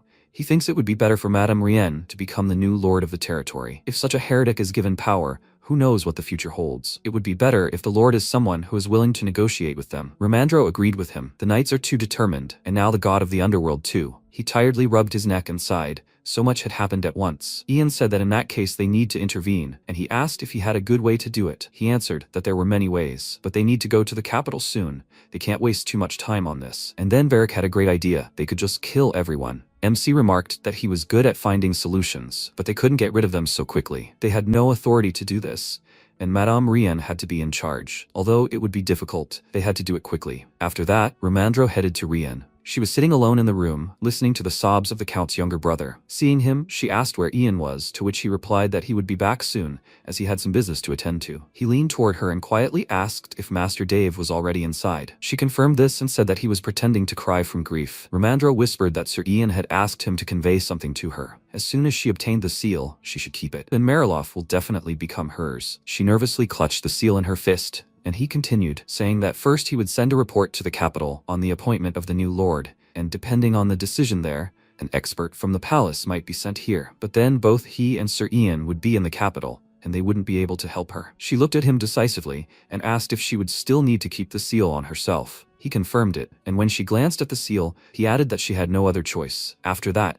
he turned his gaze to the knights standing at the door and said that she would then have to dismiss them. The order of actions was very important. If a man died as a knight in Mariloff territory, his name must be included in the report to the imperial palace. But otherwise, it was not necessary. He hoped she understood what he was getting at. She frowned and promised him to try to spare them unnecessary trouble, and inquired about Dave. He replied that Sir Ian had said that he would deal with it himself. She should just rely on him. However, she must promise a fee of 5,000 gold and make sure that the number of soldiers does not exceed half their current number. She can refuse this offer, but Sir Ian will retain the right to vote in this situation. If she agrees, they will make a contract after the situation is resolved. She noted that she has no other options, so she agrees. But that was not all. It concerns Clark. At the mention of his name, she immediately cringed and asked, was there really nothing that could be done? He answered her that some things could be done, but at that moment, Dave entered the room. He did not let them finish and, wiping away tears, told his sister-in-law that he was very sorry that everything happened this way. She looked at him with displeasure and said that he ignored her all day,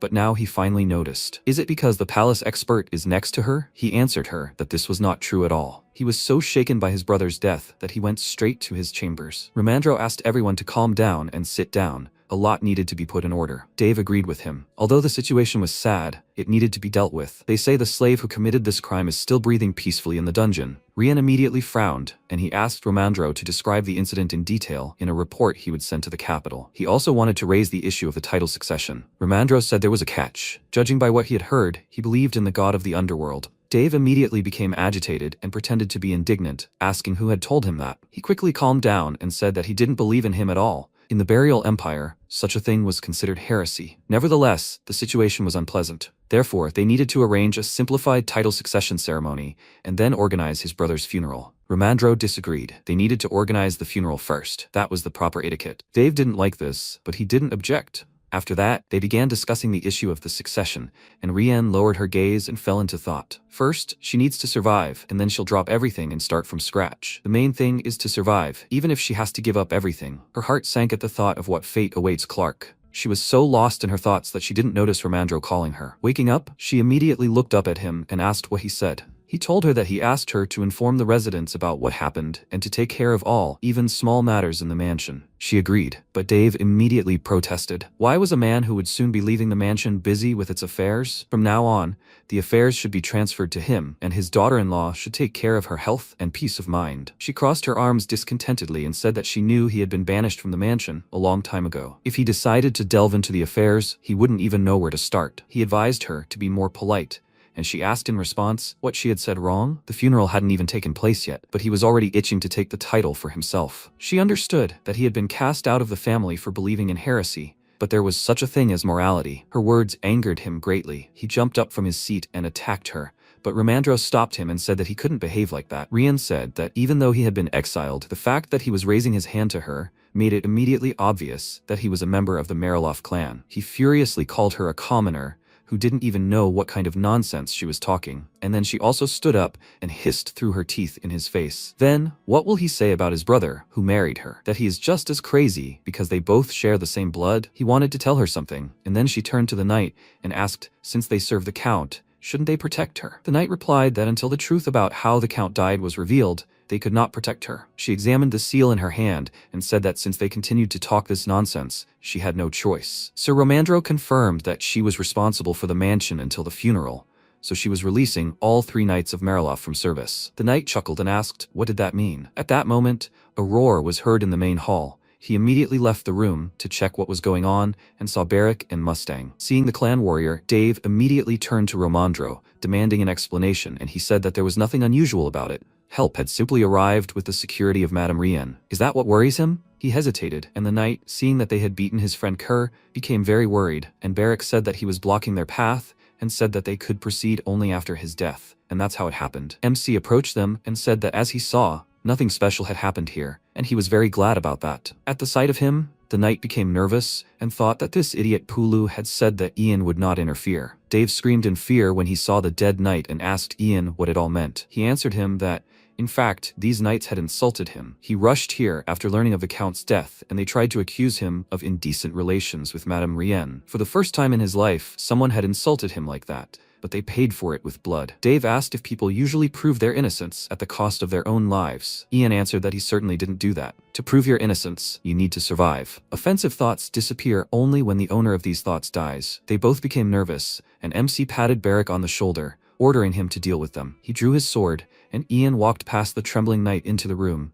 leaving him alone with him. The door closed, and immediately after that there was a loud clang. Dave threw a plate at Rien, but she didn't even budge. Romandro tried to hold him in place, and he screamed that it was all because of her. Because of her, those barbarians were able to enter his mansion. She destroyed their family with the help of this idiot. MC asked him to calm down, and he immediately called him a devil spawn, ordering him to shut up. Ian pointed behind himself and said that he had just insulted Madame, so he will be able to handle what happens when those doors open. A loud scream was heard outside, followed by Barrick's cheerful voice, asking where he was going. This made Dave uneasy. He immediately calmed down, sat down on a chair, and began to pray. And Romandro asked, does that mean all the knights are finished? MC answered him that one is missing from the mansion. He is going to give the order to find him. After that, he sat down on the sofa and smiled and told Dave that he wanted to make him an offer. First, he wants to apologize for causing such a mess. But, as he heard, these people no longer have anything to do with Mariloff. He nervously asked, did he really think that was so? His face became serious, and he advised to listen carefully to what he was going to say. Think carefully about what he heard, and then make a wise decision. This also applies to Madame. They both looked at him and he asked,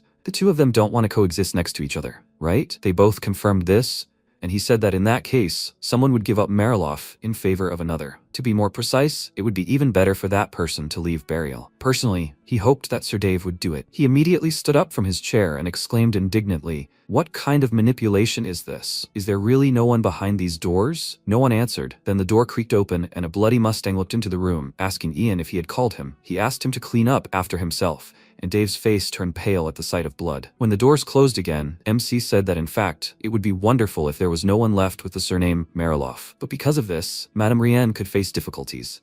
An expert from the palace will come here, re-examine the entire situation, and then, like him, the emperor will grant her a new title. This is a very difficult process that could take a long time, so it would be ideal if Sir Dave stayed away from this territory for a very long time. Didn't belief in the god of the underworld originate from Tulun? Why shouldn't he go there? It would only take him 3 months on horseback to get there. Rian asked what if he returned after his departure, or secretly reported everything to the emperor? He told her she didn't have to worry about that. He would be under the supervision of escorts from Havan. This would require money, but it would be safer. After that, he turned his gaze to the frightened man and said that the most important thing now was what decision he would make. Dave closed his eyes and folded his hands in supplication, probably asking his god for advice, and then he gave them his answer. Time passed, and Ian was sitting in his office that evening with Romandro, who was sorting through documents. Hannah brought a new stack of papers, and Romandro noted that this would surprise people even in the capital. MC agreed with him. After all, a slave had killed his master, and the count's younger brother was a heretic. Romandro remarked that they would also be surprised by Marilov's Gula deal. Judging by the reports, they were still skeptical. Ian asked if there had been a reply from the capital. Romandro confirmed it and hesitated a bit, trying to find the right words, then said that they were requesting Sir Molin be sent to the center. MC immediately understood everything. Apparently, Murav had lost to Gale in a mental game. He noted that it was annoying but not difficult. He would have the carriage prepared. Romandro asked if he was okay with it. They would meet again in the capital. He responded by asking what else he could do. He didn't care anyway. Romandro said that Madame Rian wanted to share the gula grown in Marilov with the territory's inhabitants. Ian suggested that they, too, should allow free trade in gula, so that not only cooked but also raw gula could be sold. Romandro noted that if everything went smoothly, they would be able to pay the capital before summer,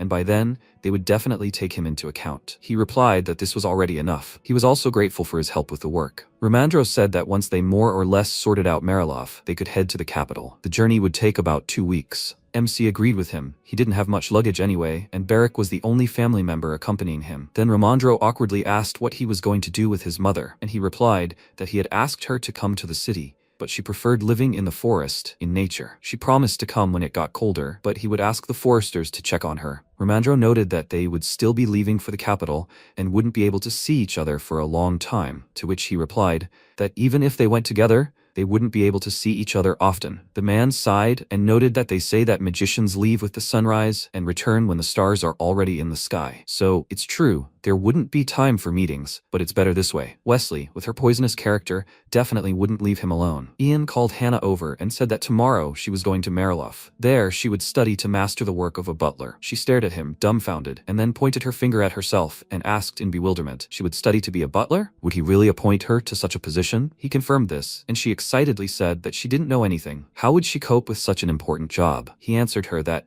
that's why she was going to study. Marilov had a very experienced butler. He would teach her everything. She looked at him with eyes shining with delight and trembled from an excess of emotions, but managed to restrain herself. She asked him for permission to step outside for a minute, and as soon as she was outside the office, he heard a joyful cry. Romandro laughed and asked him what Barrick was doing that he hadn't returned yet. He replied that he had gone with the soldiers, so if anything had happened, a falcon would have been sent here. But something bothered him. It was still taking too long. Meanwhile, Barrick was wandering through the mines and came across something strange that even made him sweat. Romandro smiled and remarked that Hannah was very restless. Could she handle it? The protagonist replied that she could be trusted. She might be inexperienced, but there were plenty of people who could help her. Nursarin was here too, and the 2 assistants who came with him would stay. The expert remarked that he had intended to leave only one here, but Marilov was in an unstable condition. Instructions would obviously come from the palace, so he ordered him to stay. The protagonist said that he heard that he left only unmarried people here. Romandro smiled and replied that such was their fate. Why don't they find wives? It would be a sin not to have a submissive wife. Suddenly, a falcon began tapping on the window with its beak. The MC remarked that something seemed amiss. The expert anxiously asked,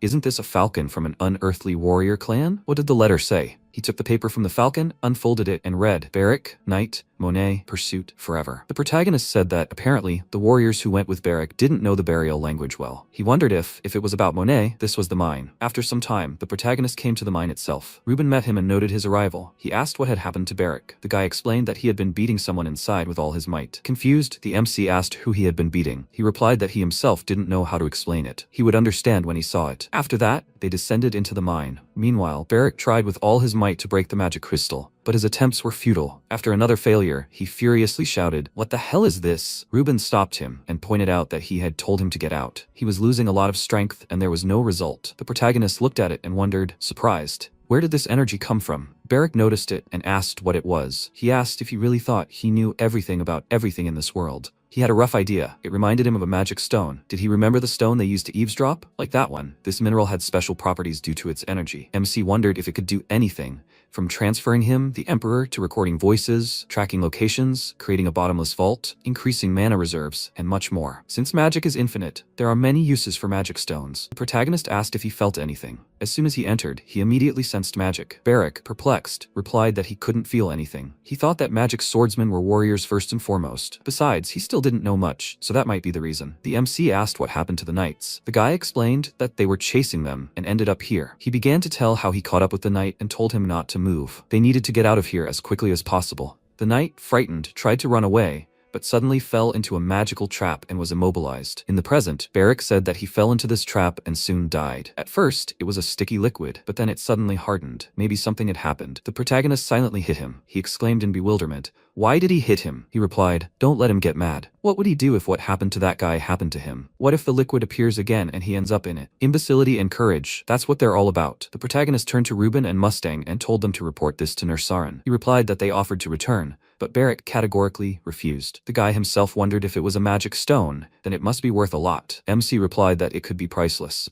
They needed to study it further. Suddenly, he thought about it and said yes, it was possible. They should quickly return to the mansion, seal off access to the mine, and keep no one out. Barrack asked what they should do with the body. The protagonist replied that nothing could be done about it now, so they should leave. After that, he headed for the exit of the mine and thought about how to study the magic stone deposits.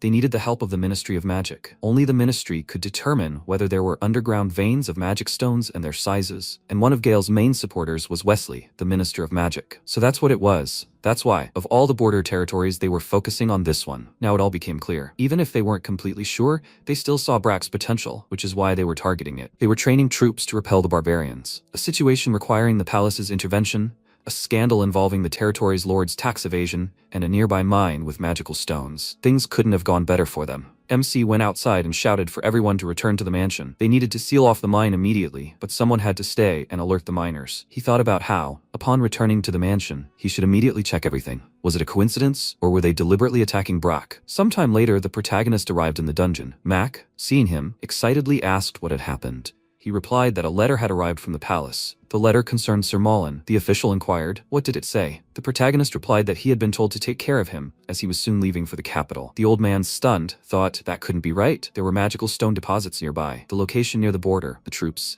Everything was suitable in these lands. So why had he invested so much effort? But now he'd given up so easily. MC wondered if his reaction suggested it was true. Mullen and Gale knew everything, and so they took action. After a while, Margrave looked out the window, saw snow falling, and remembered his mother telling him to listen to the snow falling. Presently, Fall, a servant, having delivered waste paper, asked if it had already started snowing outside. This was the first snow of the year. He remarked that the New Year's celebration would soon be taking place. The young man agreed, adding that there was a real commotion in the main wing of the palace. The person in charge spoke with Lady Delane every day. She had also been entrusted with organizing the New Year's celebration. Margrave said he should notice that she was a bit reckless. He didn't understand why she was making such a fuss about the celebration. Fowl replied that the Emperor had previously been responsible for organizing it, but now this woman is in charge of organizing it, as it's a great honor for her, being the closest favorite. The prince inquired if she had received her father's approval. He replied that it was good that Madame Delane was here. Without her, things would have been difficult. He works late, and what if there was also the organization of the celebration? Margrave asked what he should do then. As long as he and Gale were here, she would never become empress. He reflected that the topic of Delane becoming the new empress had been raised several times, but because of him and Gale,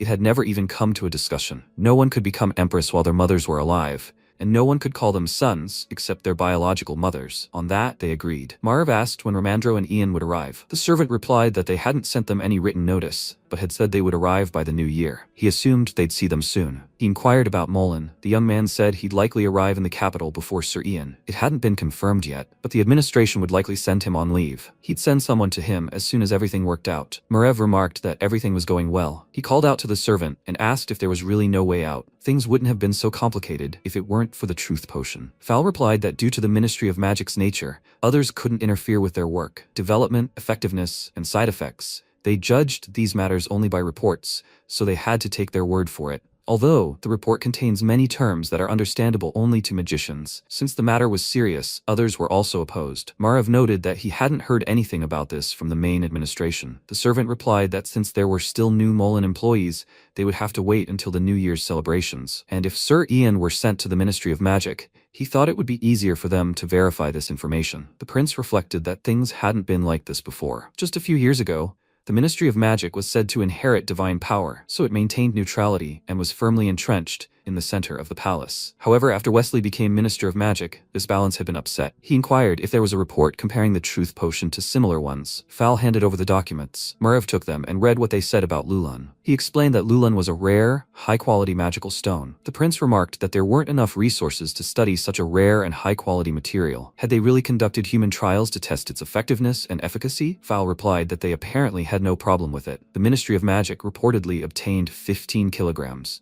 Margrave said that was too little. Aren't other magical stones mined by the hundreds? He explained that Lulun was different. Scientists had only discovered it last year. The prince remarked that this meant it was a very valuable resource. Fal said that the deposits were unknown, as it was rarely found near deposits of ordinary magical stones. But there was something unusual. They said it was a liquid mineral, but it solidified under the influence of external magic. Margrave said that if a person touched it, disaster could occur. Fal replied that no deposits large enough to engulf a body had yet been discovered, but he would urge others to exercise caution. The more bubbles in the stone, the more susceptible it was to magic. But he didn't know what the mages were doing with Lulun, or what they were trying to achieve. Hard Lulun is impossible to scratch. The prince inquired how the stones were processed then. Fal replied that it was apparently all done with magic. The more concentrated the magical power, the easier it was. The prince remarked that in that case, this stone could be used to determine a mage's power level. After some time in the mine, Ramandro joyfully exclaimed that it was incredible. He'd found magic stones. He must have been the emperor of a peaceful country in his past life. Barrack exclaimed, "LeBron, come to your senses." LeBron, surprised, said he didn't know these were here. He truly hadn't suspected anything at all. Miners pass here 5 or 6 times a day, but judging by the fact that they hadn't told anyone anything, the workers hadn't noticed the magic stones here. The protagonist replied that this meant it hadn't been that long since these things appeared here. He shouldn't worry. He wasn't going to shift the blame onto him. LeBron, surprised, asked, "So he knows what kind of vein this is?" He replied that it was partially so, but this vein was clearly very large. Ramandro asked if he knew what kind of magical stones these were. The protagonist replied that he wasn't sure exactly what kind. He'd only seen these processed stones before, so it was difficult to tell at first glance, as this was his first time seeing raw crystals. The expert asked if he had a problem. He'd contact the Ministry of Magic immediately. Wait, is this really what he thinks it is? MC agreed and added that he thought that was why Prince Gale was so eager to take over this territory. For now, it was just a guess. Ramandro nervously said that if the Ministry of Magic found out about this, the situation would get worse. He agreed and said that at least it was good that no one else knew about this vein. They both looked at LeBron, who bowed his head and exclaimed that he would keep quiet no matter what. The protagonist thanked him for his trust and returned to the stone. Ramandro inquired, "What exactly is it?" LeBron approached them and asked if he could take a look. He agreed, adding that they wouldn't bother him. The man took out his tools and began pounding the stone. Barrack, perplexed, noted that it wouldn't work. He had struck it with his sword,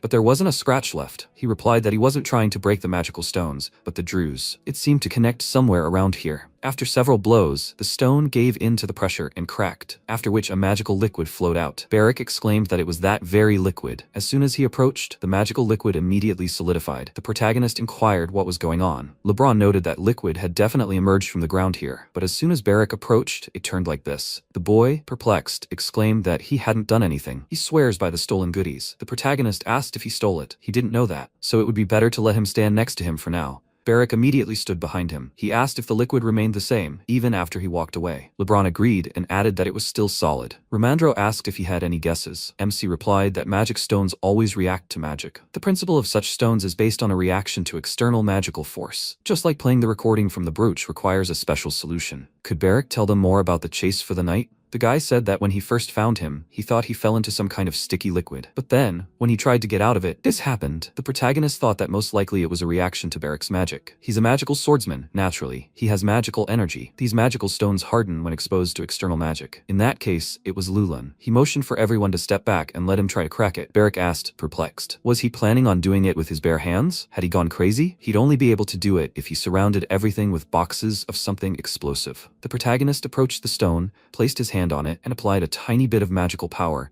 when suddenly a powerful explosion occurred and the stone shattered. Barrack worriedly asked if he was okay. He agreed and wondered if he'd gotten that close. It seemed he'd hit the magical barrier without realizing it. The guy exclaimed that he'd scared him. If he was going to blow himself up, he should have warned him beforehand. MC, perplexed, thought this was odd. He slowly channeled a very weak stream of magic, just to see what would happen, but the reaction was too strong. He couldn't figure out if the stones had really become so susceptible to magic. Barrick noticed that no matter how hard he tried, there was no reaction whatsoever. Apparently the magic had worked well. Meanwhile, Romandro began crawling along the ground, picking up small stone fragments. The boy noticed this and, perplexed, asked what he was doing. If he decided to take the stones for himself, should he just grab the big ones first? He replied that he wouldn't waste his time. Even a stone the size of a bean would be worth 1 gold coin. Barrick immediately jumped up, walked to the mine's exit, and shouted, "Does anyone have a broom?" The protagonist turned to LeBron and pointed out that he knew he'd be leaving the mansion soon. LeBron agreed and replied that he'd go to the title ceremony, and while he was gone, he'd do everything he could to keep the mine running. The protagonist thanked him and said that, speaking of which, the mine would have to be closed for now. He'll pay him the same salary as now,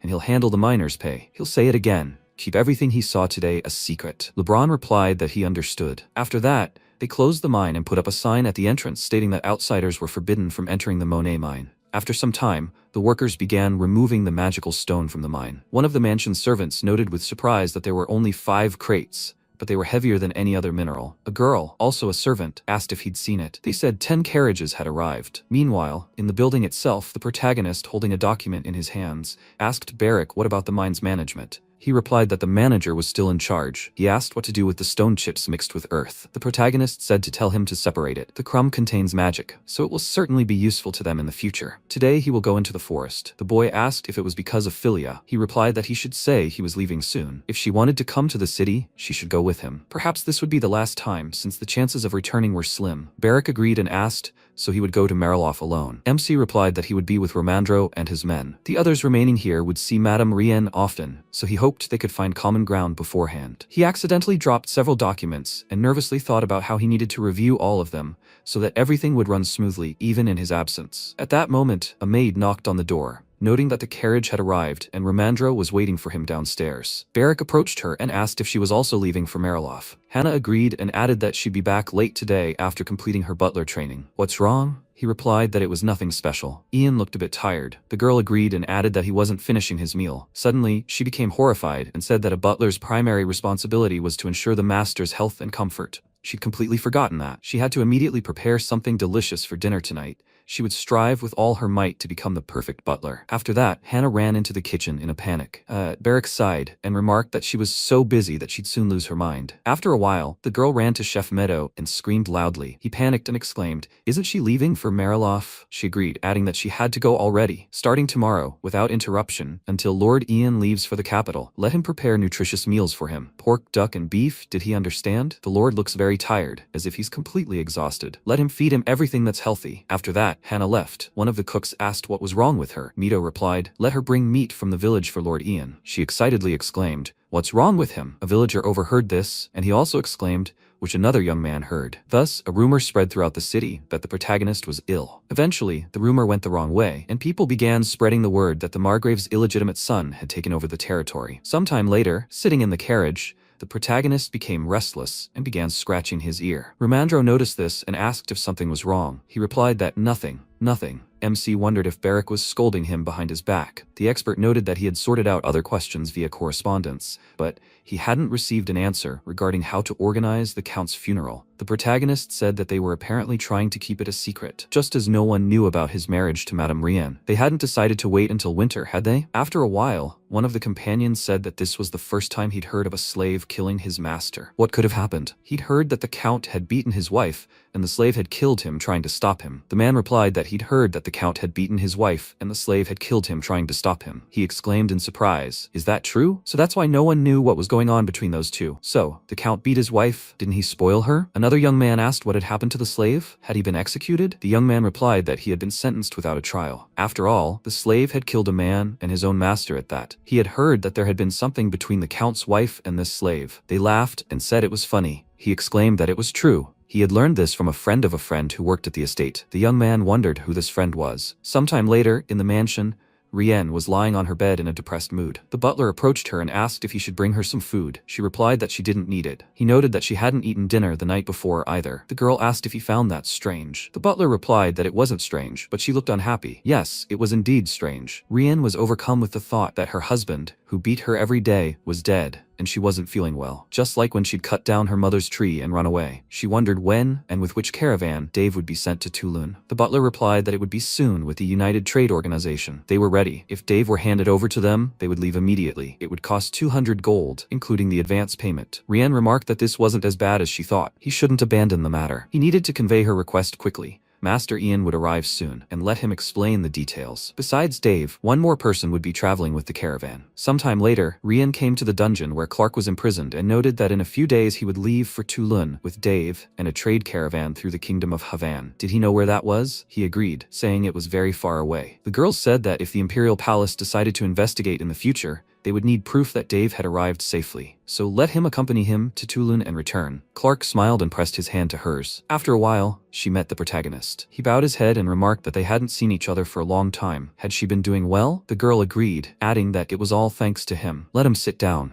How is Mr. Romandro? He replied with a smile that everything was fine. Rian handed over the folder and said it was the certificate for 5,000 gold they had agreed upon. Their army had also been halved, and they would continue to fulfill other agreements. The protagonist asked if he could see the estimate. She agreed, pointing out that it was on the back. He looked at the information he needed and asked if her assistants had told her anything. Rian asked if he was afraid of being criticized for selling the territory. He shouldn't worry. There won't be any problems managing the territory, but if he feels uncomfortable about it, let him assume she's paying with her own money. The protagonist noted with a smile that he hadn't said that. He was simply curious. In any case, it was a favor for a favor. Romandro handed her the item and said he would show this report to the palace. Let her check it out. The girl began reading the contents and noted that there were no lies and no things that needed to be hidden. She liked that. Let him send this particular report. Experts won't be coming from the palace, right? MC replied that if no serious problems arose, Rian said she would put her seal on it. It's that simple. So why did her husband spend all day on the paperwork? What a mean and ineffective old man he was, and what good neighbors she had. Thanks also to the residents of the Marilof territory. They received a lot of food from them, including gulu. The protagonist remarked that this was a relief. Winter is cold and harsh, so this is very welcome. What about Mr. Dave? Ryan replied that he was in the annex. It seemed it was time for him to leave. He inquired about the caravan. She explained that it was the best trading organization. They had reasonable prices, and they were reliable and honest people. The caravan would include 5 workers and 2 representatives. She was also planning to send Clark with them. Everyone else, except him,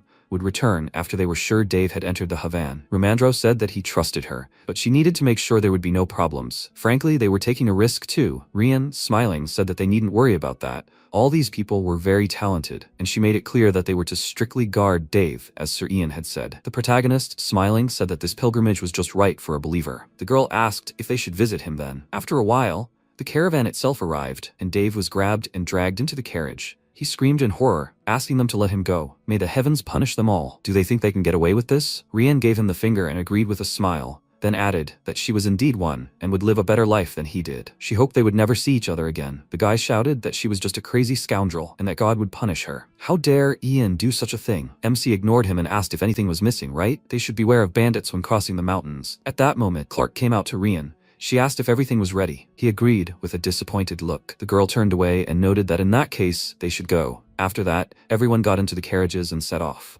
Rian asked if they wanted to go get something to eat. Today was a happy day, so she asked for some good wine. She turned to her servants and asked if the 2 of them wouldn't be visiting Marilof often. One of them replied that that would be great. The girl remarked that she would need their help. MC wondered if his real body had perished. Would something similar have happened all over Burial? Of course not, because he was an escaped traitor emperor. Rian asked if he wouldn't go inside. It was cold in here. He replied that he would. By the way, what about the Count's funeral? She said that he knew. After some time, they drank some alcohol and got into the carriage. Romandro asked if he was okay. The protagonist noticed that his face had become even redder. The guy chuckled and said that, frankly, he was seeing double. He said that this was the 3rd time he had said this. Romandro smiled and said that he must be drunk, but still, he had 2 faces now. After some time, they arrived at the right place. The driver stopped the carriage and informed them. MC got out of the carriage and said that he had done a good job and should now rest. Suddenly, the cooks grabbed him and started telling him that he couldn't even walk. Was he okay? He seemed to have a fever because his whole face was red. It's cold here. He needs to go inside quickly. He's not in the best shape as it is. Confused, he asked why they were all acting like this. When they carried him into the mansion, the maid exclaimed that he was back. Ian noticed a pile of gifts and, confused, asked what they were. The girl replied that the residents of the territory learned that he was dying,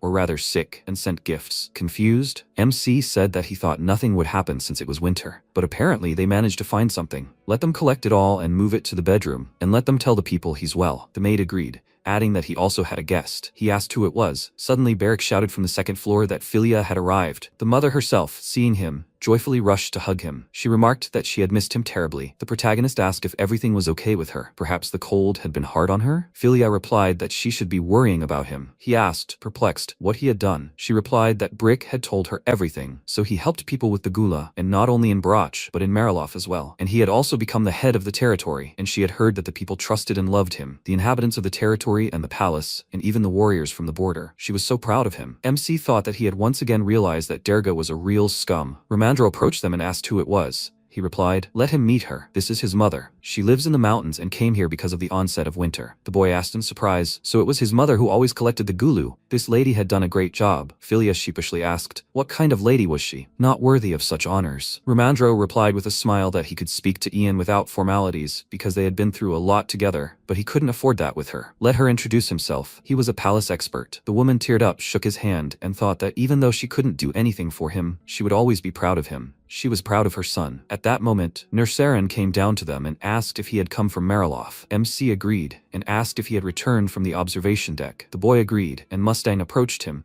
pointing out that he hadn't said he had a sister. The protagonist replied that it wasn't his sister, but his mother. He wondered if the unearthly warrior clan had thought his birth mother was dead. He wondered how they would react to learning his mother was from the lower classes, and still alive. Ian said he had a reason for hiding her existence. If he didn't mind, he'd like to explain everything in more detail. His mother was worried that this could all turn out badly for him, so she stepped forward and declared that she was the one who asked him not to say anything, so they shouldn't blame her son. He had nothing to do with it. MC looked at her trembling hands in surprise. She was scared, but she was protecting him. Nersarin paused for a moment and said that, in fact, he knew about it. He had been communicating with the locals every day since he arrived here. There were rumors about the Count's illegitimate son returning from the Great Desert with an unearthly clan of warriors. He even heard a story about his mother disappearing before the peace treaty signing ceremony. He figured that this was part of Ian's preparation, since he had planned it all before leaving for the Great Desert. He asked, does this mean Kakantir knows about this too? He confirmed it. There is nothing that he knows, but his brother doesn't. He thought he would be able to see his mother since he was leaving for the capital soon, but he would never have thought it was her. Realizing that everything was fine, Philia sincerely thanked him for trusting her son. She hopes that he will continue to cooperate with them. Her smile made him slightly embarrassed, after which he looked away and said that she had no reason to address him so politely. MC suggested that he go inside while he talks with his mother alone. Nersarin asked him to wait and decided to give him some advice. Lately, the movement of the stars has become unusual, especially today. Several dozen stars fell, and unlike shooting stars, which fly in quickly, they seem to float slowly, so let him be careful on the way to the capital. The stars symbolize people who illuminate the world, just like him. Ian thanked him for the advice and told him not to worry. He was going to become the sun, not a star. The man stared at him in surprise, then smiled and remarked that in that case he would become an important person in the Great Desert. He wished him luck and left. Time passed. Philia had already started to manage the kitchen, and MC came to her, saying that she could address the servants and rest. She told him that she wanted to do everything herself. Would he have dinner with her before leaving? Maybe he would like barley porridge? It was his favorite dish. He agreed, and Hannah told her where everything was for cooking, and said that she could contact her if she suddenly needed anything. Delia approached her and asked with a smile, wasn't it she who had passed on messages from Ian to her? She confirmed it and asked if she remembered her. She confirmed it and said that she was so grateful to her for that. After she was alone with her son, she started preparing porridge and asked how he had been doing all this time. He told her that everything was fine. And how was she? Wasn't she lonely in the forest? Now that Derga is gone, the territory is abundant. She can move here and live in this mansion. And if she wants, he can find a house for her. She told him that she needed to think. In fact, she wasn't lonely, at least not after meeting these people. By the way, who was that man? He answered that he was the younger brother of the head of the unearthly warrior clan, Nersarin. He would help with the management of the territory in his absence. She smiled, remembering his face, and he asked if anything special had happened in the forest. If dangerous people suddenly came there, then she immediately turned around and didn't let him finish, assuring him that she was completely fine and that he shouldn't worry. Only people who had lost their way and also the wounded came to her. She was so surprised by them. He was immediately interested in this, and she said that there seemed to be 3 of them, and their names were Ricardo, Nav, and Erica. MC immediately understood who she was talking about and asked if they were badly hurt. She answered him that, fortunately, this was not true, but they said that they lost a lot of comrades. It was hard for them because they could not return home. He asked if she heard where they went next, to which she answered him that they said that they were going towards Havan. After that, She put a plate of porridge on the table and asked if she could write him letters. She touched his hand and said that she would like to calm her mind this way because she was worried about him. He thoughtfully looked at her hand and told her that he did not mind it. She should just not be offended if he did not answer her right away, because he would be very busy. She smiled and hugged him tightly, saying that she would always be waiting for him here, and she hoped his path would be easy. A new day dawned. Everyone began to prepare for departure, and Hannah gave Ian the brooch made of a magic stone, which he asked her to make. He thanked her for her help, and told all the servants to return to the mansion. He hoped they would have a good winter under the command of Hannah the butler. The girl promised him that she would look after the mansion well. She would shed blood, sweat, and tears to complete the task given to them. She almost burst into tears, and he told her not to overwork herself. After which, Ramandro approached him and asked him to check if they had forgotten anything. They would leave as soon as he confirmed this one last time. MC said that he was fine, as was Barrick. He approached Nersaran to say goodbye, and when they shook hands, the man told him to be careful and wished him luck. It was time to set off. They got into the carriage, and Ian, looking at his mother, mentally told her to live freely, wherever she wanted. As soon as they left the estate, all the townspeople came out to see him off. They waved at him, congratulated him on his departure to the capital, and asked him to take care of himself. Watching this, everyone couldn't help but smile, and Barrick looked out the carriage window, waving goodbye to them all. But no one shouted anything goodbye to him, which made him a little upset. Time passed. They drove into the snow-capped mountains, and Barrick, shamelessly lying on Ian's lap, said that he was so bored that he thought he was going crazy. He was already in pain. Ramandro irritably advised him to switch places with the coachman. He wouldn't have time to get bored, and his mind would immediately clear. Barrick continued whining and asked how much longer they had to go. There was nothing but forest everywhere. Ramandro said they'd been traveling for 4 days already, which meant there were still 10 more. MC asked Barrick to be patient. They would be stopping in a village tonight. He immediately perked up and asked how big the village was. He answered that there wouldn't be any mansions or luxurious inns there. The village was pretty big, but he shouldn't expect too much. He was immediately disappointed, and Ramandro, checking the map, said they should soon arrive in Karenna. Barrick remarked that he'd never heard of the place before, and he told him it was a perfectly ordinary small town. The only problem was the plains west of Karenna, where there were 2 more towns, Longlin and Zalkov. As Count Marilov had said, an official document was issued stating that bandits had appeared in these lands,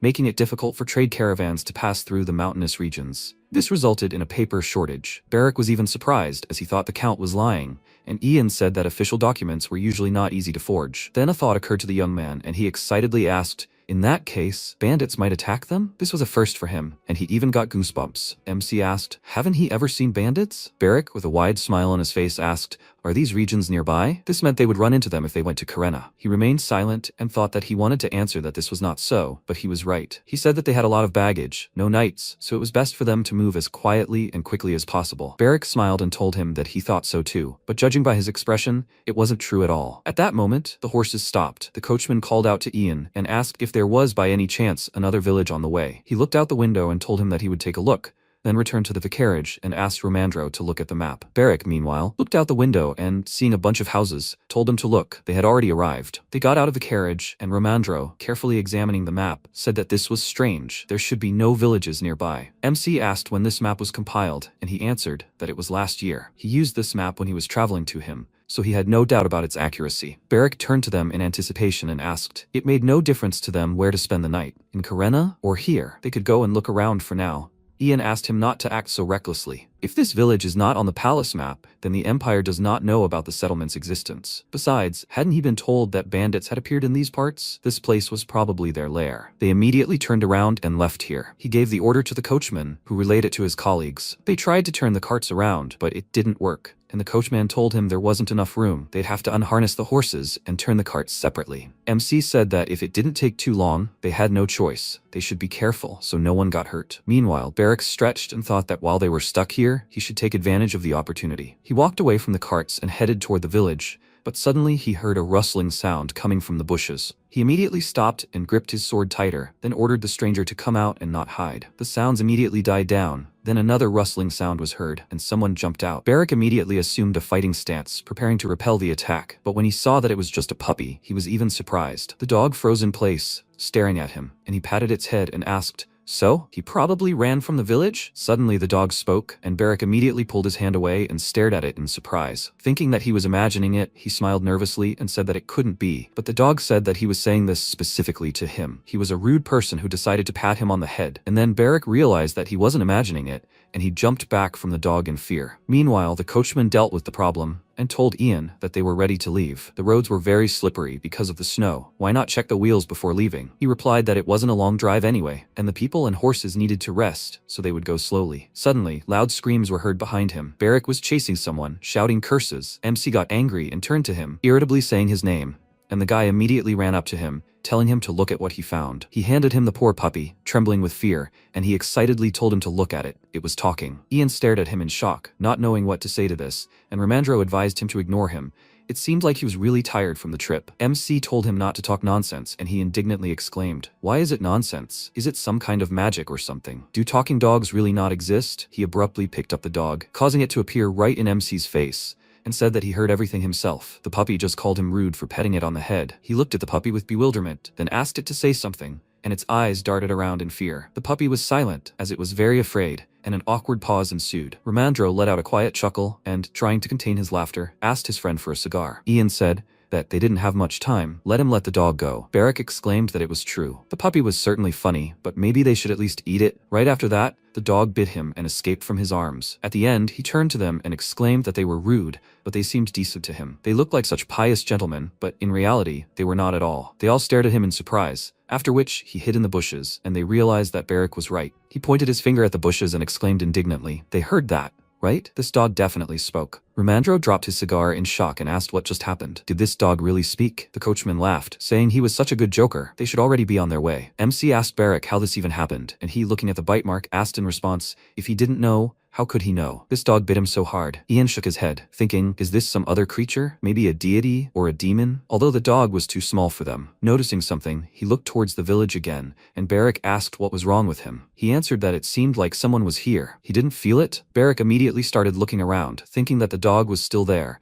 and MC decided not to dwell on it for now, and ordered him to get into the carriage. After that, they continued on their way, and he thought he had a strange premonition, as if someone was watching them. In the late afternoon, they finally reached Karena. They stopped at an inn, and while the others were carrying their luggage, Ramandro approached Barrick and asked if he was okay. He replied that if he meant his hand, then he seemed to be fine. MC asked with displeasure, who on earth would grab a dog running by like that? He indignantly asked in response, was it just a dog running by? It was a talking dog. Maybe it was magic? He answered him that he didn't know, but it was possible. But where did a mage come from in such a small settlement? And this is being asked by someone who is a mage himself from the border region. The innkeeper came out to greet them, and Ian said that they had a lot of carts and luggage. Would there be room? She replied that they had few guests at the moment, so everything would be fine. She will take care of everything and let them go inside for now. She led him inside the building, and he remarked that it seemed that because of the winter, they do not have many guests. She confirmed this and said that business is not so good in the summer either. It is a small town, so they only had people passing through, and many were scared away by bandits. They came only for a day? He confirmed this, and she calculated that 20 horses, 10 carts, 15 people, and a mountain of luggage with food and a bathhouse would cost 1 gold piece. MC gave her 2 gold pieces and asked if that would be enough. She was very happy and promised him to do everything in the best possible way. Should she heat water for him to bathe? He told her that he would be grateful to her. It is cold today, so let her bring more firewood. Barrick immediately began begging for food, and the woman asked him to wait a little. The food would be ready soon. After that, she led them to the best room and gave Ian a tray with hot food. But before she left, he decided to ask something. On the way here, they saw a village that was not on the map. Did she know anything about it? They thought that the bandits' lair was located there. The place was convenient. She thought for a second and said that he was probably talking about the village of Daniel. Barrick immediately stood up and started reaching for the food, and the innkeeper said that this village would not be on the new maps.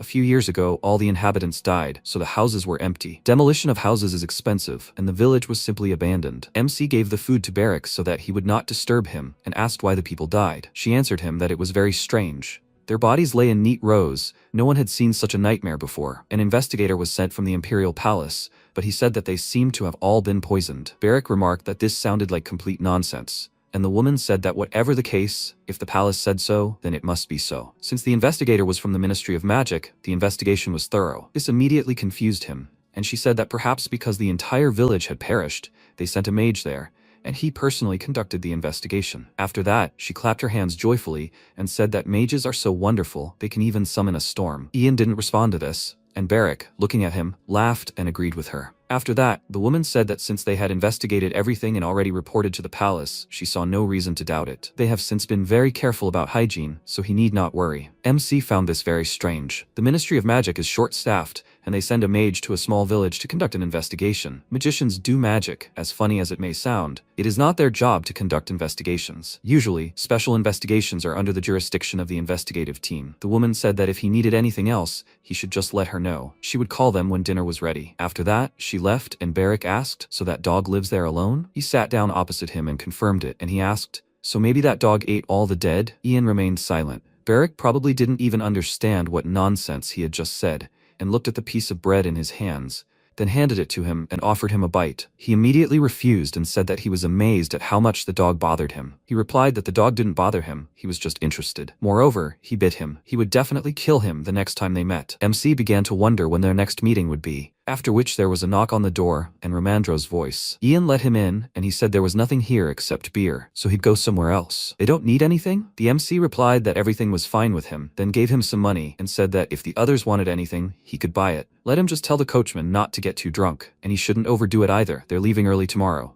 Ramandro waved goodbye with a smile and left. Having finished dinner, Barrick collapsed onto the bed and sighed blissfully, saying that it was so nice here. He had eaten his fill and warmed up. He didn't even need to go to the palace. After that, he fell silent, and his breathing became even, and Ian called out to him. But instead of an answer, he heard snoring. He asked if he was going to sleep here. How should he lie down? In the end, he didn't bother waking him up and simply lay down next to him. But when it was deep into the night, he was awakened by some noise from below. He tried to fall asleep, but suddenly he heard a scream. He immediately opened his eyes and jumped out of bed, then shook Barrick by the shoulder and told him to wake up. He didn't want to get up, but as soon as he heard these sounds, he stood up and grabbed the sword, then carefully approached the exit of the room and began to wait. Footsteps were heard outside. They both froze in place so as not to make unnecessary sounds, and then the door suddenly swung open with a bang, and the floorboards creaked. Seeing the silhouette entering the room, Barrick immediately attacked the stranger and swung his sword, dealing him a fatal blow. But seeing that this guy was still on his feet, he was confused. Despite the blade in his neck, he even managed to make a couple of sounds, and MC stared at him in shock,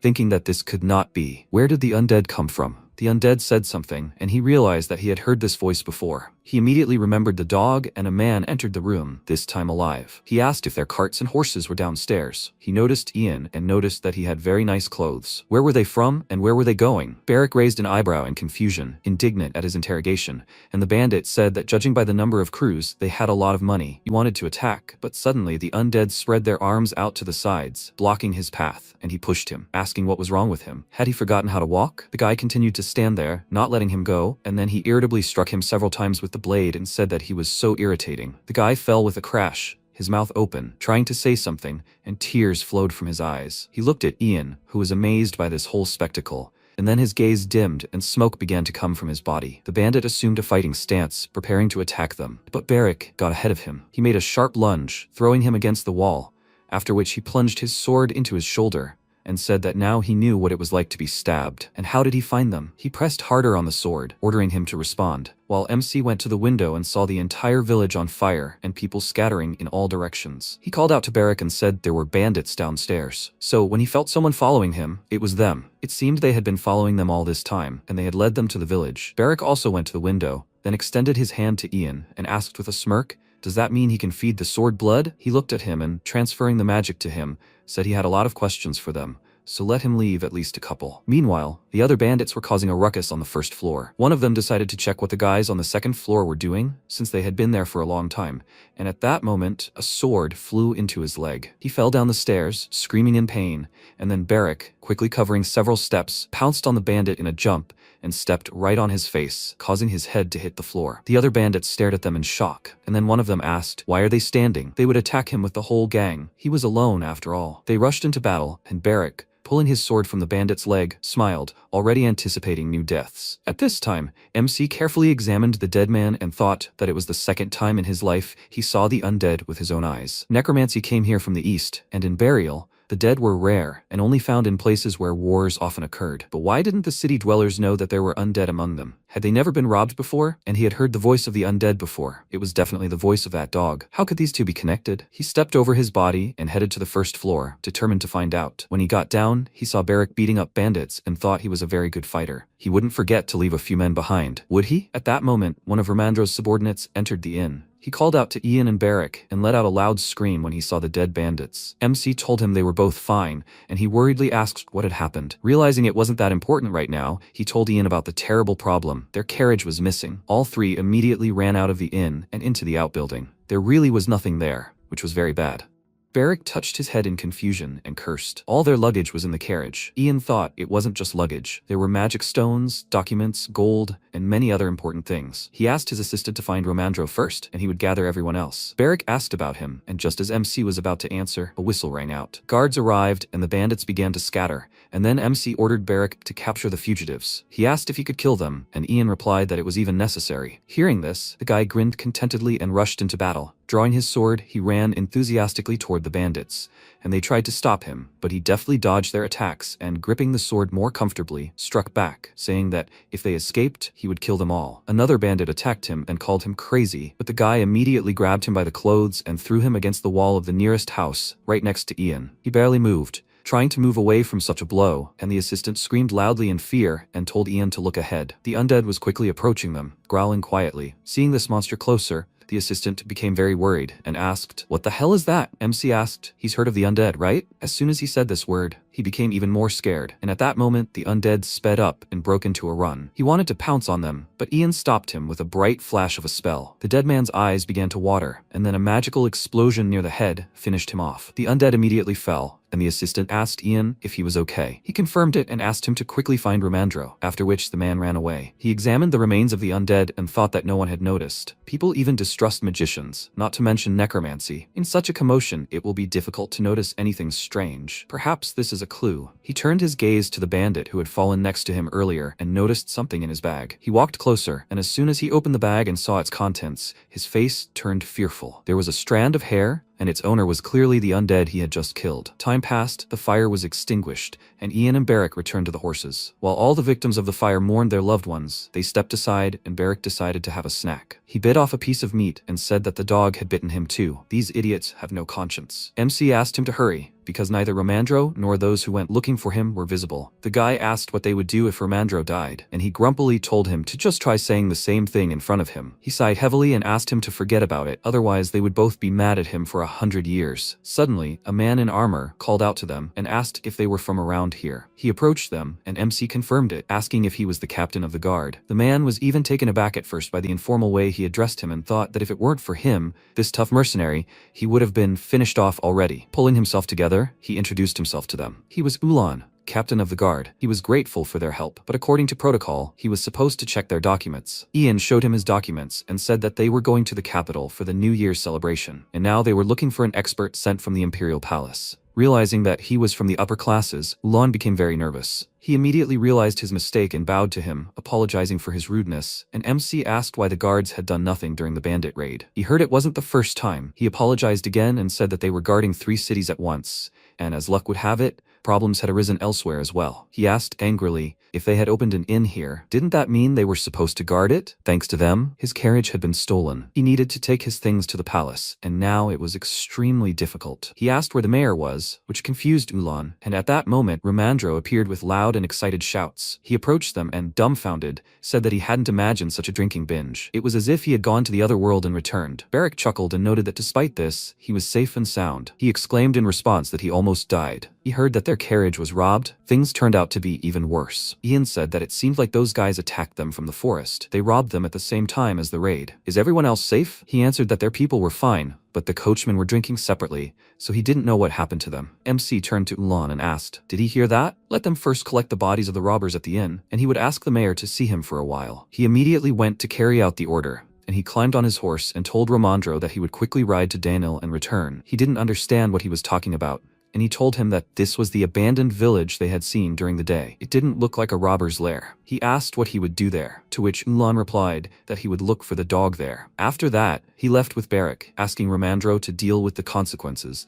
and he shouted after them so that they wouldn't forget about the carriage. After a while, they arrived in Danil, and it was very cold there. Barrick dismounted from his horse, his teeth chattering from the cold, saying that he was going to freeze to death. As soon as he caught these bandits, they would be finished. If they had come here by carriage, would it not be so cold? Ian answered him that he didn't know, after which he ignited magic in his hand and said that if the carriage hadn't been stolen, they wouldn't have done this at all. Barrick stared at his hand in admiration and Ian asked what he was looking at there.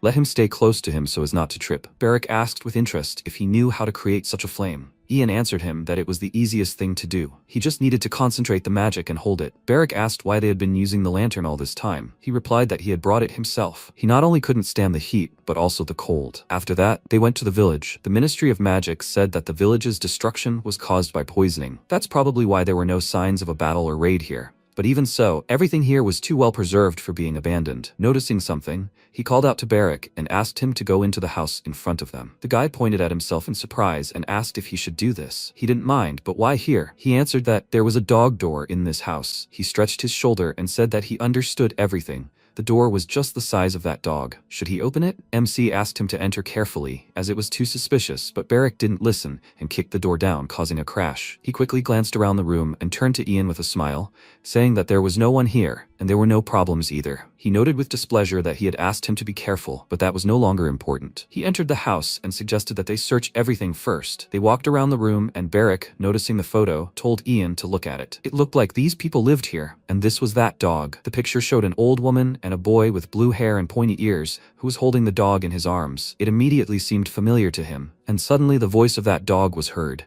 He called out to them in annoyance and asked how they dared to invade someone else's home. Barrick almost screamed in fear. He told the dog that it had crept up on them so quietly. In response, he exclaimed with displeasure that he, such an arrogant criminal, had too long a tongue. MC stepped forward and asked if he was the guardian animal of this house. He apologizes for the intrusion and for what happened earlier. Barrick looked at him with confusion and said that he had bitten him. Why should they apologize to him? Ian ignored him and told the dog that he heard him asking for some time. Perhaps he had a request. He also had something he wanted to ask, and he thought they would both benefit from this time. The dog came closer to them and said that before that, he needed to check something. What was his connection with the Ministry of Magic? He answered that he was a wizard, but he had nothing to do with the Ministry of Magic. More precisely, he was on a different path from the ministry. The dog frowned, not knowing whether to trust him, and MC, noticing the photo, asked, "Are these his owners?" It seemed they were from Astana. The dog immediately perked up and wagged his tail happily, asking, "So, does he know about Astana?" He confirmed this and added that he understood it from the blue hair and clothes. They say that those who live in the valley of the edge of the world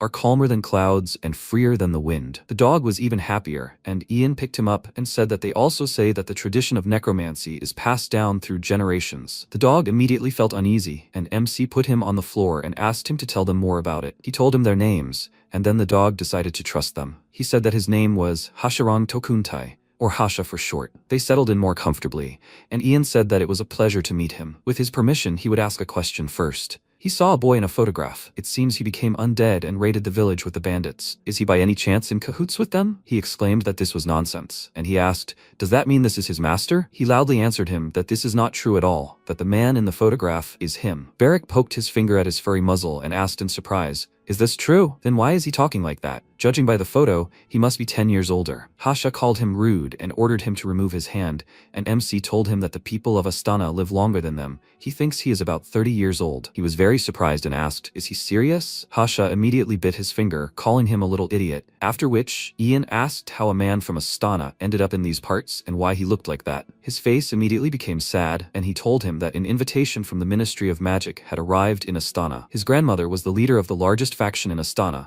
She received an order from the king and brought him to Burial. At first, everything was new and interesting for him. The city of Burial is different from Astana, so for him everything seemed like from another world. Thanks to the support of the Ministry of Magic, he was able to study necromancy, but his joy did not last long, because the Minister of Magic, a woman named Wesley, suggested using this magic on living people. Necromancy is used on the dead. Anything else contradicts the laws of the universe.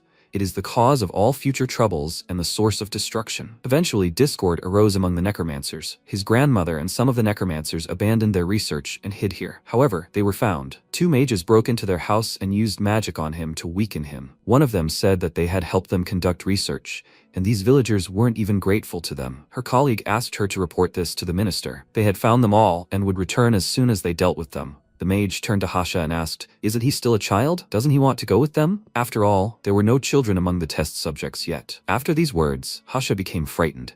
He looked at his dog, Rookie, who was sitting nearby and also trembling with fear, while the mages discussed how they would test a spell on him. That's how his grandmother paid for betrayal, and he paid for resisting the truth. That day, the only living creature was Rookie. The spell didn't work properly, and the mages didn't even realize he'd moved into Rookie's body, so they probably thought he'd died. After that, they poured something unknown into the well and disappeared. MC thought that after they'd wiped out the entire village, they'd probably tried to cover up the crime by pretending to come to investigate. It turned out to be much more serious than he thought. Hasha said his body had become undead because of a necromantic spell. From the day it emerged from its grave, he'd kept a close eye on it, making sure it didn't go anywhere. But he once encountered bandits in the forest and hadn't seen the body since. Ian asked, "Did they take it?" He shook his head and replied that they hadn't taken it right away, and that they themselves were confused at first. They thought that if they were spotted, they'd call the guards. So they tried to kill him twice, but then, realizing that blows were useless, they decided to just take his body with them. After that, they somehow figured out how to use the spell. At some point, he was able to look around through the eyes of the undead. Every time they created new undead, he could see more and more. Maybe it was because he himself was a necromancer. That's why he also saw everything that happened at the inn. He hung his head dejectedly and after a second of silence said that he would like to ask them for help. He needed someone to take care of his body. MC thoughtfully looked away, and Barrick said with regret that he had suffered so much. He pulled a piece of bread from under his clothes and handed it to him, telling him to eat and gain strength. But Hasha immediately bit him and asked, "Did he take him for a dog?" Barrick indignantly told him to stop. They would have to sweat for him, and this little thing was behaving like this. Ian smiled and thought that, be that as it may, their interests intersected. Hasha will find his body, and they will find their carriage. He turned to Hasha and asked if he could tell where the bandits were. He confidently confirmed this. After all, he now had a nose like a dog. After that, they set off and soon reached the camp, which was located at the foot of the cliff. Barrick noted that Hasha did well. He really did have an excellent sense of smell. MC said that they would check their camp and then go to Karena for reinforcements. Barrick inquired if they would take people with them, and how long would it take? He answered that he could not determine how strong they were, and he said that it was not necessary, he would kill them all anyway. He didn't care about the magic stones. What if they burned the documents while they were gone? He looked at Ian with eyes glowing with anticipation and asked if he didn't feel sorry for Sir Romandro. MC remarked that he was about to choke on his saliva, then turned to Hasha and asked if he could check if they had taken his body with them. He concentrated and felt energy in the central tent, after which Barrick immediately drew his sword and told Ian to look there. They were heading to the carriage, which meant they had their documents in hand. Romandro, who had just recently married and had a child, would be fired. MC asked him to calm down and not let the bandit leader get away, and he had to make sure everything went smoothly. He agreed and jumped off the cliff, saying in part that he would immediately clear the way so he could go around. Meanwhile, the bandits, seeing a man in the sky, were very surprised, and then there was a roar. Barrick landed not far from them, scattering all the boxes, and one of the bandits asked, "Isn't that the guy from the village?" He was without a banner and guards. One of them wanted to ask who the idiot was, and at that very moment, Barrick killed him, making the others nervous. They took up arms and rushed to attack. The man lunged at Barrick with an axe, but he quickly parried the blow with his sword and struck back, causing his hand to tremble. When he turned his gaze to his opponent, he was already in his face and asked, "Didn't he come to Karena today? Does that mean he missed someone?" He swung his sword sharply and angrily, killing him too, and then asked, "Is there anyone else? Let everyone come out." He had told them then that if they decided to escape, he would kill them all. One of the bandits screamed in fear, and another ordered everyone to leave. The situation was emergency. They began to beg for help. Meanwhile, Ian asked Hasha what he thought about Barrick. He thoughtfully replied that he had a disgusting character. If he behaved like this in Astana, things would be difficult. MC agreed with him, saying it was the same in the Empire, and suggested he get down to business. Even for a magical swordsman, Barrick is cruel. He's fearless, but thirsty for blood.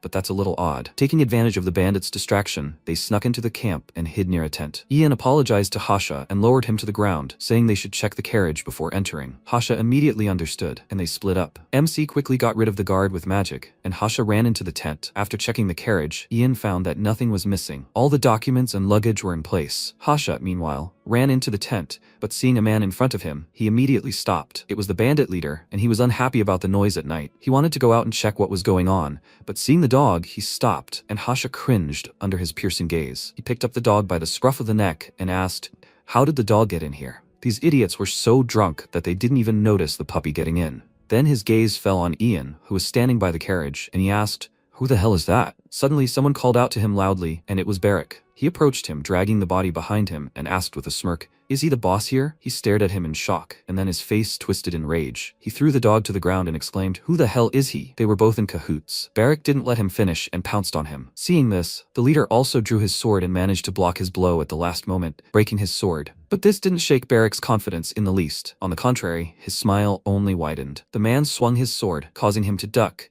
and then he grabbed his broken sword and kicked his opponent in the lower jaw, causing him to lose his balance and drop his sword. He staggered but managed to stay on his feet, and Barrick jumped back and said that he thought so. Food tastes better when you're hungry. Isn't that right? The man felt his teeth with his fingers. It turned out he had knocked one out. This made him very angry and lashed out at him, telling him not to be so arrogant. He punched the guy in the face, causing his nose to bleed, but he only found it amusing. Licking the blood from his lips, he grabbed the robber by the clothes and pulled him towards him, then swung his arm and hit him on the head with all his might. He knocked him to the ground and continued beating him, and then MC told him not to kill him. He had a couple of questions for him. He immediately stopped and looked around for Hasha, but he was nowhere to be found. He decided to check in the tent and saw his body sitting on a chair, and Hasha himself next to it. He pressed his ears back in sadness and asked, "So this is what death is? Now all that remains is for him to do is return this body to the earth as it should be." Ian asked, "Is he really ready for this? If his body turns to dust, there's no guarantee his soul will remain." He replied that he doesn't know how control of this undead passed to these people. Therefore, it's time to destroy the body before bandits or worse use it. MC sadly looked away, then ignited magic and said that he respected his decision. He shot his former body in the head, and he, watching the ashes fall, began to cry and thought that there was no turning back now. Dead, but not dead. That's the kind of creature he had become. Meanwhile, Barrick dragged the bandit leader into the tent, and his attention was drawn to his sword. He took it and examined it more closely. Something about this weapon impressed him. Ian came out of the tent and said that this was a special sword. Barrick noted that for the first time he saw a blade comparable in gleam to the darkness. He also didn't know what it was. He asked in response, "What is he? A walking library? Maybe it's the blacksmith's style, or maybe it's just a decorative sword." Sometimes weapons made from magic stones change their color. Barrick pointed out that he had said that he didn't look like a walking library. After that, he admired the blade and thought that the sword was light and maneuverable, very comfortable, and fit perfectly in his hand. He happily told Ian that he wanted to take it. After all, his sword had just broken during the battle. MC agreed, saying that since he was his accompanying knight, he should have a sword to match. He would make sure he paid for it when they returned to the village. Barrick asked, puzzled, what that meant. The sword was already stolen. He told him that they would return all the loot to the residents of Karena and other cities. Otherwise, it would go to the city treasury. He would deduct the cost of the sword from the amount allocated for food. He should keep that in mind. Barrick began to thrash about, faced with a difficult choice. The sword or the food? Ian noticed this and asked if he liked it that much. He confirmed it and said that even blood wouldn't be noticeable on this sword, and the color was beautiful. MC thought that it often happens that warriors come across weapons that seem destined for them by fate itself. It seems Barrick has fallen in love, if that's what you can call a weapon. He told him to stop this. They need to call Romandro and the guards. While they were chatting, the bandit leader woke up and tried to crawl away unnoticed, but Barrick quickly noticed and thrust the sword in his face, and Ian said it was time for them to talk to him. The man screamed in fear and begged him to let him go. He started calling him all sorts of names, and Barrick advised him not to waste his energy. He lifted his head by the hair and pressed the blade to his neck, asking if he didn't want to talk to them. The man indignantly noted that it was his sword, and then Ian approached them and ordered him to answer his questions and not lie. Otherwise, they would slit his throat and send him to the next world. After finishing saying goodbye to his previous body, Hasha approached them, and MC asked how he was able to use necromancy on a necromancer. He didn't understand what he was talking about and decided that he was trying to avoid the question. Barrick immediately pressed the blade to his neck, and he screamed in fear, begging for mercy. He didn't steal it. He went for it himself. Ian asked why he needed it, and he answered that he didn't know. At first, he thought he was an object, since he didn't die even if he was stabbed in the heart. So he took this dead man with him to sell him to a slave trader later. He asked if maybe they were helping them. He confirmed it. They said that if the body was used correctly, many more such undead could be made. They need a lot of dead bodies, and for them, killing people is their job. MC noted that this meant they made a deal. The slave traders teach them the spell, and they will make and sell the undead. The man became very agitated and swore that he really didn't know what they did to them. They thought it was just easy money, because they would be paid for the bodies. He asked the name of this organization, and as soon as he said Pakins, Barrick hit him in the face with the hilt of his sword, asking if he was being rude to him. The bandit exclaimed that he had already said that it was the slave trading organization Pakins. After that, Barrick looked at Ian with a smile and asked, did he see that? He earned his living. MC continued the interrogation, asking how the ritual works,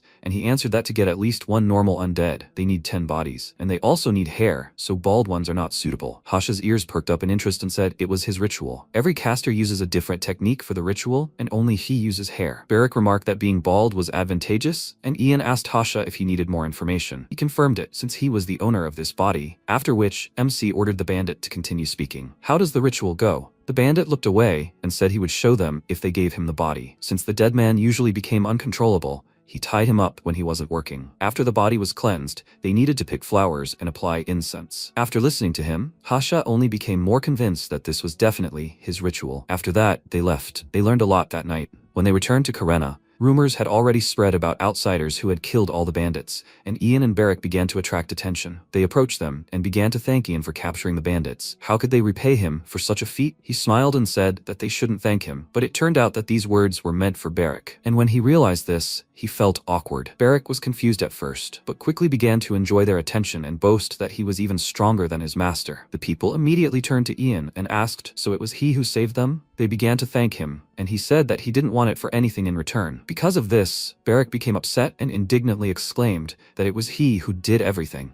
But MC responded by telling him to just hurry up. They continued walking and he exclaimed, why did he stop praising him? When they entered the inn, they were met by a smiling Romandro. He began hugging and kissing Beric, glad that they returned with all the documents and things, and that they were in perfect order. Beric shuddered at his kisses and said it was disgusting. At that moment, Ulan approached them and thanked them for helping them deal with the bandits. Ian told him to stop being nice and get down to business. Ulan said he brought the mayor. He wanted to meet him now? MC thought for a moment, then said they would meet him later. They needed to rest and freshen up. He turned to Beric and told him to go first, which made him very happy. And after a while they finally met the mayor of Karena, Onyx. The man was sweating profusely with excitement when he introduced himself to Ian, and Ian asked, he knows who he is, right? Ian replied that he had already heard of him. He was an aristocrat going to celebrate the new year. He heard that an expert sent from the palace was also with them. MC asked him what he was doing while his city was being destroyed, and he awkwardly replied that there was trouble in another city at the time. Suspecting something was wrong, Ian firmly asked him to come closer, and Onyx took an awkward step toward him. When he looked up, he met his piercing eyes, which made him uneasy. He thought he'd been told he was a nobleman with a title, but in reality, he was just a child. MC noticed he reeked of alcohol, and he awkwardly replied that he'd had a drink before such an important meeting and apologized. MC covered his nose in disgust and asked him to talk less. He smelled. What happens to bandits according to Karena's laws? He replied that according to the laws, the sentence for such criminals is death. Robbers, murderers, and others face the death penalty. Ian rose from his chair and said he still had questions for the bandit leader and that they should take him to his cell. Onyx became nervous, and MC, noticing this, asked if something was wrong. He nervously replied that everything was fine. He decided to leave because he needed to prepare the coachmen and horses, and Ian thought these bandits knew a lot about the ritual, so it was impossible for them not to know what the undead were. He would question him personally and find out everything. When the mayor left the room, Ulan said he was relieved that he was so busy preparing the banquet to celebrate the coming of the new year. He would settle all the necessary matters and leave tomorrow at first light. Onyx agreed with him. He seemed young, but his character was something quite special. Ulan said he thought they were all those who had actively participated in military operations. For example, the power of that red-haired guy was no joke. Onyx noted that this was not at all surprising if we are talking about those who use magic. It is enough to look at those who recently investigated Donald's case. In any case, if the advisor reports this, they will have problems. They need to make everything look perfect, and then no one will suspect them. He glanced nervously at the captain of the guard and asked, did his desire to see the leader of the bandits mean exactly what he thought it meant? Ulan answered him that he thought so too, and Onyx said that the noble youth, who was unable to sit down for a second to rest, would never leave him alone. If he went and personally flogged him, then maybe his anger would subside a little. Ulan stood at attention, saying that he would prepare everything. After a while, the mayor brought Ian to the prison cell, and he, seeing a bunch of whip marks on the bandit's back, raised an eyebrow in confusion. The mayor proudly declared that he had thoroughly scolded him. He had just passed out, but if he wanted, he could hit him again. MC turned to him with displeasure and said that he needed to ask him something. How can he do that when he's unconscious? Onyx was confused and thought, so this isn't what was required of him. Ian asked him to bring him a paper, and when he left, he frowned and thought that he had a tense road ahead, although perhaps it would even be right to entrust the extraction of information to those who specialized in torture. The mayor brought him paper and a pen, and he, having written down the address, told him to send it there as soon as he came to his senses and was interrogated. He gave him 2 weeks to do this. He needed to extract an answer from him on one question: how the boy with blue hair had come to him. He gave him a note with the address and squeezed his shoulder, saying that if he didn't receive his letter within 2 weeks, a report on his dereliction of duty would fly to the imperial palace, and if he didn't shut his mouth and continued to chatter, he would personally visit here again. He looked at him with a piercing gaze and asked threateningly, did he understand? He trembled with fear and answered that he understood everything. After that, MC returned to the inn and gathered everyone in his room. He asked Tasha what he intended to do now, and he sadly replied that his grandmother was no longer alive, and the body had already been buried. He thought he should return to Astana. There was no other way at the moment. Ian remembered that he had said his grandmother was the head of a sect. In that case, there would be many helpers, but the enemy forces would also be significant. Perhaps there was another reason why he didn't return to Astana. to avoid meeting Wesley. Hasha jumped off the bed and reached out to him with his paws, asking him to allow him to accompany him to the capital. If he was going to Astana, then it was on his way anyway. MC asked if he would make it to the capital, and what he planned to do with the dog's body there. Hasha immediately wilted, and he, picking him up, promised him that he would take him to the capital and help him get to Astana comfortably. Barak asked with displeasure, will they travel together? The carriage was already a bit cramped. He told him he just needed to lie down, not fully. Then he looked at Hasha and said with a smile that he hoped he would always remember his name. Who was with him on the day of true mortal rest? What was that person's name? Hasha happily wagged his tail and pounced on him, shouting that it was Ian, and he said that if he needed to take anything with him, he should make sure he packed everything properly, since they had to leave the next morning. The next day arrived, and early in the morning they got ready for the journey and checked their luggage. The higher they climbed, the more snow there would be. They just needed to drive forward without stopping. Barak told Ian that Hasha hadn't arrived, and Ramandro asked who he was. MC told him that they had met him during the trip to the village. There he runs. The man followed his gaze and saw a puppy running towards them, a photograph clutched in its mouth. He quickly jumped into the carriage, and Ian said that now everyone was gathered, they could go. As they set off, all the villagers came out to see them off. They wished them a good journey, and when they passed Onyx, MC gave him a meaningful look and then drew the curtain. He noticed Ramandro, who had pressed himself into the seat, and asked if he was afraid of animals. He answered that this was not the case at all. Why did he think that? He noticed that he was pressed so tightly into the corner, and then Hasha decided to introduce himself. He introduced himself to him, and he stared at him in surprise, after which he awkwardly coughed into his fist and said that, to be honest, he thought the story about magic was complete nonsense. It's just that unusual people sometimes have odd behavior. In general, he sees that this is not the case and apologizes. He shook Hasha's paw and introduced himself, then asked what had happened. Ian told him everything, and he thoughtfully noted that the Ministry of Magic had been gathering necromancers of different races for several years. He asked if this was an official decision. Ramandro answered that the general meeting had approved this policy because there was no point in nitpicking over a name. Of course,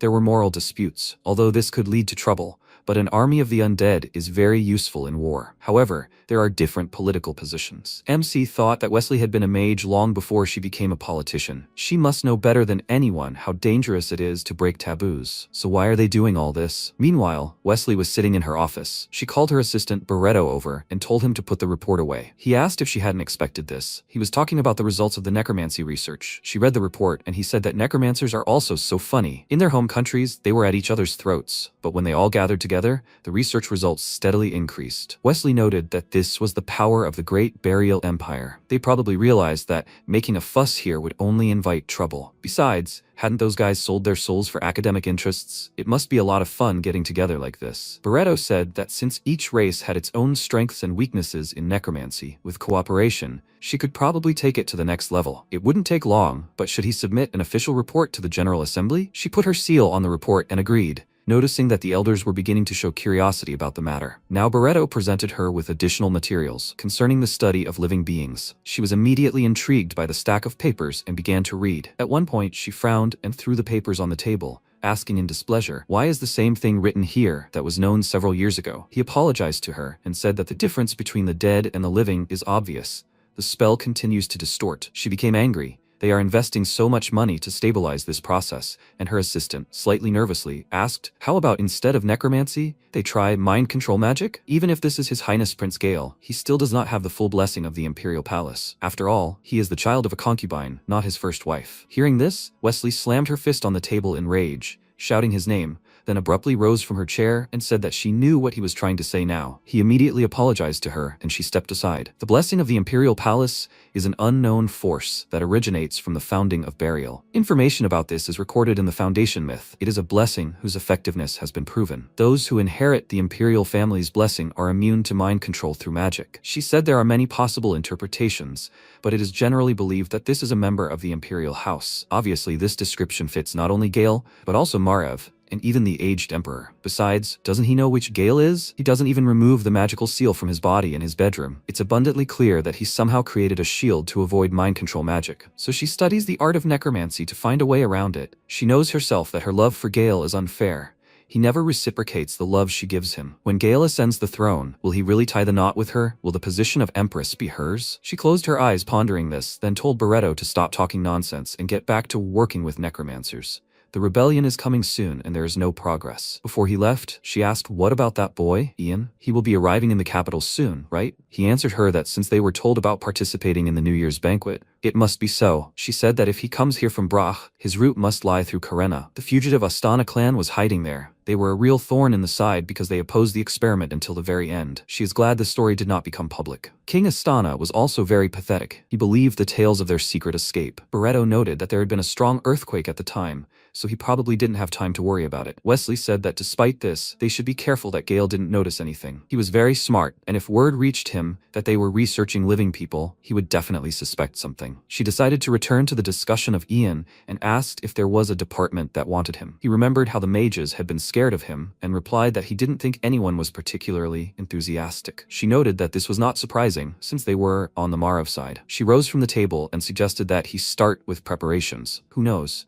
Perhaps for the first time in a long time, they would have a newcomer. Time passed, and during the long journey, Ian and Barrick had already fallen asleep. When the carriage entered a flat road, MC woke up. He rubbed his sleepy eyes and looked out the window, his gaze immediately becoming lively. He told Barrick to wake up with a smile, and he, yawning loudly, asked what was going on. He answered that they had finally reached the capital. The entire city and the majestic palace were visible from the window. They drove through the main gate, and Barrick and Hasha pressed themselves against the window, delightedly looking around. Ramandro asked if he remembered what they had talked about before crossing the gate. From now on, they must be mindful of their actions. Barrick answered him with a smile that he understood everything, and he immediately grabbed his cheeks and asked if he was sure he hadn't forgotten the rules of etiquette he had taught him. He excitedly answered that he remembered everything clearly and distinctly, and Ramandro reminded him that while eating, he should not touch anything with his hands except bread. When meeting someone, he should greet them with a smile. Barrick asked if he should also ask who the boss was. Ramandro replied that wasn't the case at all. He should start with something like good morning and hello. MC asked if he wasn't going to head straight to the palace, but would rather stop at his mansion first. He replied that since they had arrived early in the morning, he wanted to take a bath, take a nap, and then head to the palace. Ian said with a smile that he liked that approach too, but most importantly, he would meet his wife very soon. Ramandro immediately blushed and began shaking his legs with excitement, saying that wasn't why he was in such a hurry. It wasn't like that at all. After a while, the carriage pulled up to Ramandro's estate, and the maid, who saw this from the window, immediately called Madame excitedly and told her the good news. Her husband had returned. Vivian was overjoyed to hear this. She immediately ran out of the house to meet her husband and called out to him with tears in her eyes, and he rushed to her. She asked if it was really hard for him. How did he even get through it all? Did he even know how much she missed him? He answered that he missed her too. It was so hard for him there, but burning with the desire to see her, he endured everything. She immediately hugged him and said that he was just like a poet, and Ian and Barrick were already tired of looking at this sweet couple. Barrick warily asked if he should finish unloading the luggage. MC agreed, after which Ramandro approached them and introduced them to his wife. Vivian greeted them with smiles and said that she was glad to finally meet them. She had read a lot about them in letters. Her husband owed them a lot. Ian replied that Ramandro had helped him a lot too, then showed her Hasha and said that this friend had joined them along the way. Hasha greeted her, and she delightedly said that it was so cute, he's a talking dog. MC asked, so she wasn't surprised at all? She smiled back and said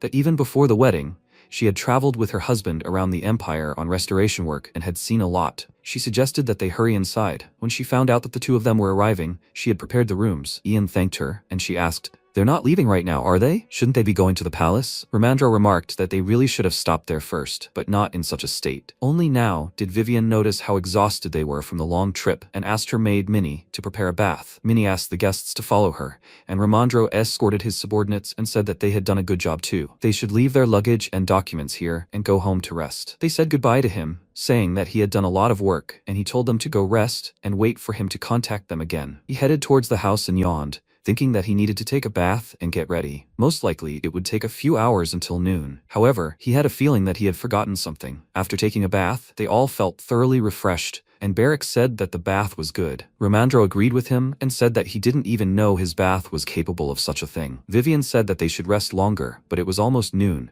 Now they had to get ready for the palace. Ramandro said that he had thought the same thing, but he wanted to rest for at least 5 more minutes. Vivian smiled and said that their child would think his father was a whiner. Her words immediately made him stand up, and Hasha asked if it was okay if a strange dog whined. MC approached them and told the two of them to stay in the mansion and let them find out how to get to Astana. Barrick asked if he could rest since he wasn't going to the palace. He asked, "What's the matter?" He wanted to go with him. He immediately smiled and told him that he could rest for both of them. Ramandro said that on the way back, they would need to buy some magic water to read the brooch's inscription. Along the way, they recorded Hasha's story about magic stones. Ian agreed with him and said that while they were there, he also needed to buy a few things, and they could stop by the shopping district for a while. Ramandro stared at him in surprise and asked where he learned that. He didn't understand what he meant, and Ramandro thought he mentioned the shopping district, which is usually how capital officials speak. Even aristocrats call this place the city center, or simply the center. He decided not to dwell on it and called out to Minnie, asking about the carriage. She told him that everything was ready, and they had also transferred the documents. After kissing his wife goodbye, Ramandro left the mansion with Ian, and they hit the road. While they were driving, MC looked around the streets and thought that it seemed like the Heyman Bank was right there. It looked like they had just built a new building, and that road over there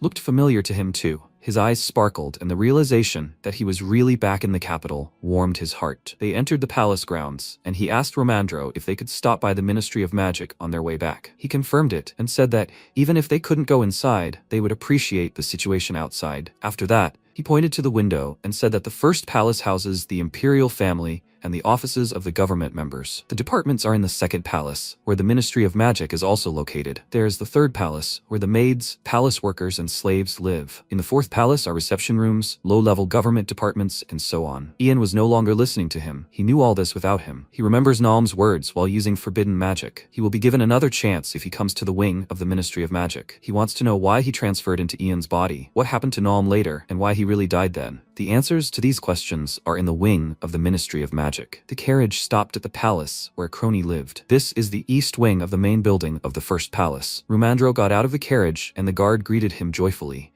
and he told him in response that they had not seen each other for a long time. He came to make a report. Could he carry his luggage? A guard approached him and asked if he wanted to meet His Highness Prince Margrave. He replied that he had much to report to him personally. MC exited the carriage, and the guard told them they could go inside for now and wait for the prince there. Ramandro, surprised, asked, "So that means he's not in the palace?" He replied that His Highness Prince Margrave was currently at a reception at the Imperial Palace, causing him to stare at him in shock. After that, he slapped his face with his hand and remembered that today was the very same date, and he thought he'd forgotten something like that. There was nothing to be done. They would have to wait. The guard pointed towards the palace and said that they would inform His Highness of their visit. Ian asked if the prince was in the palace. Did that mean high-ranking officials had gathered there too? He confirmed this. He usually went hunting, but sometimes he admired works of art. After an artist's work was exhibited, his fees immediately increased sharply. The interests of many people were intertwined in this matter. MC noted that this meant Prince Gale would be there too. Ramandro turned to him with a questioning look, and he explained that if Prince Margrave was informed of their visit, Prince Gale would know about it too. Ramandro immediately became nervous,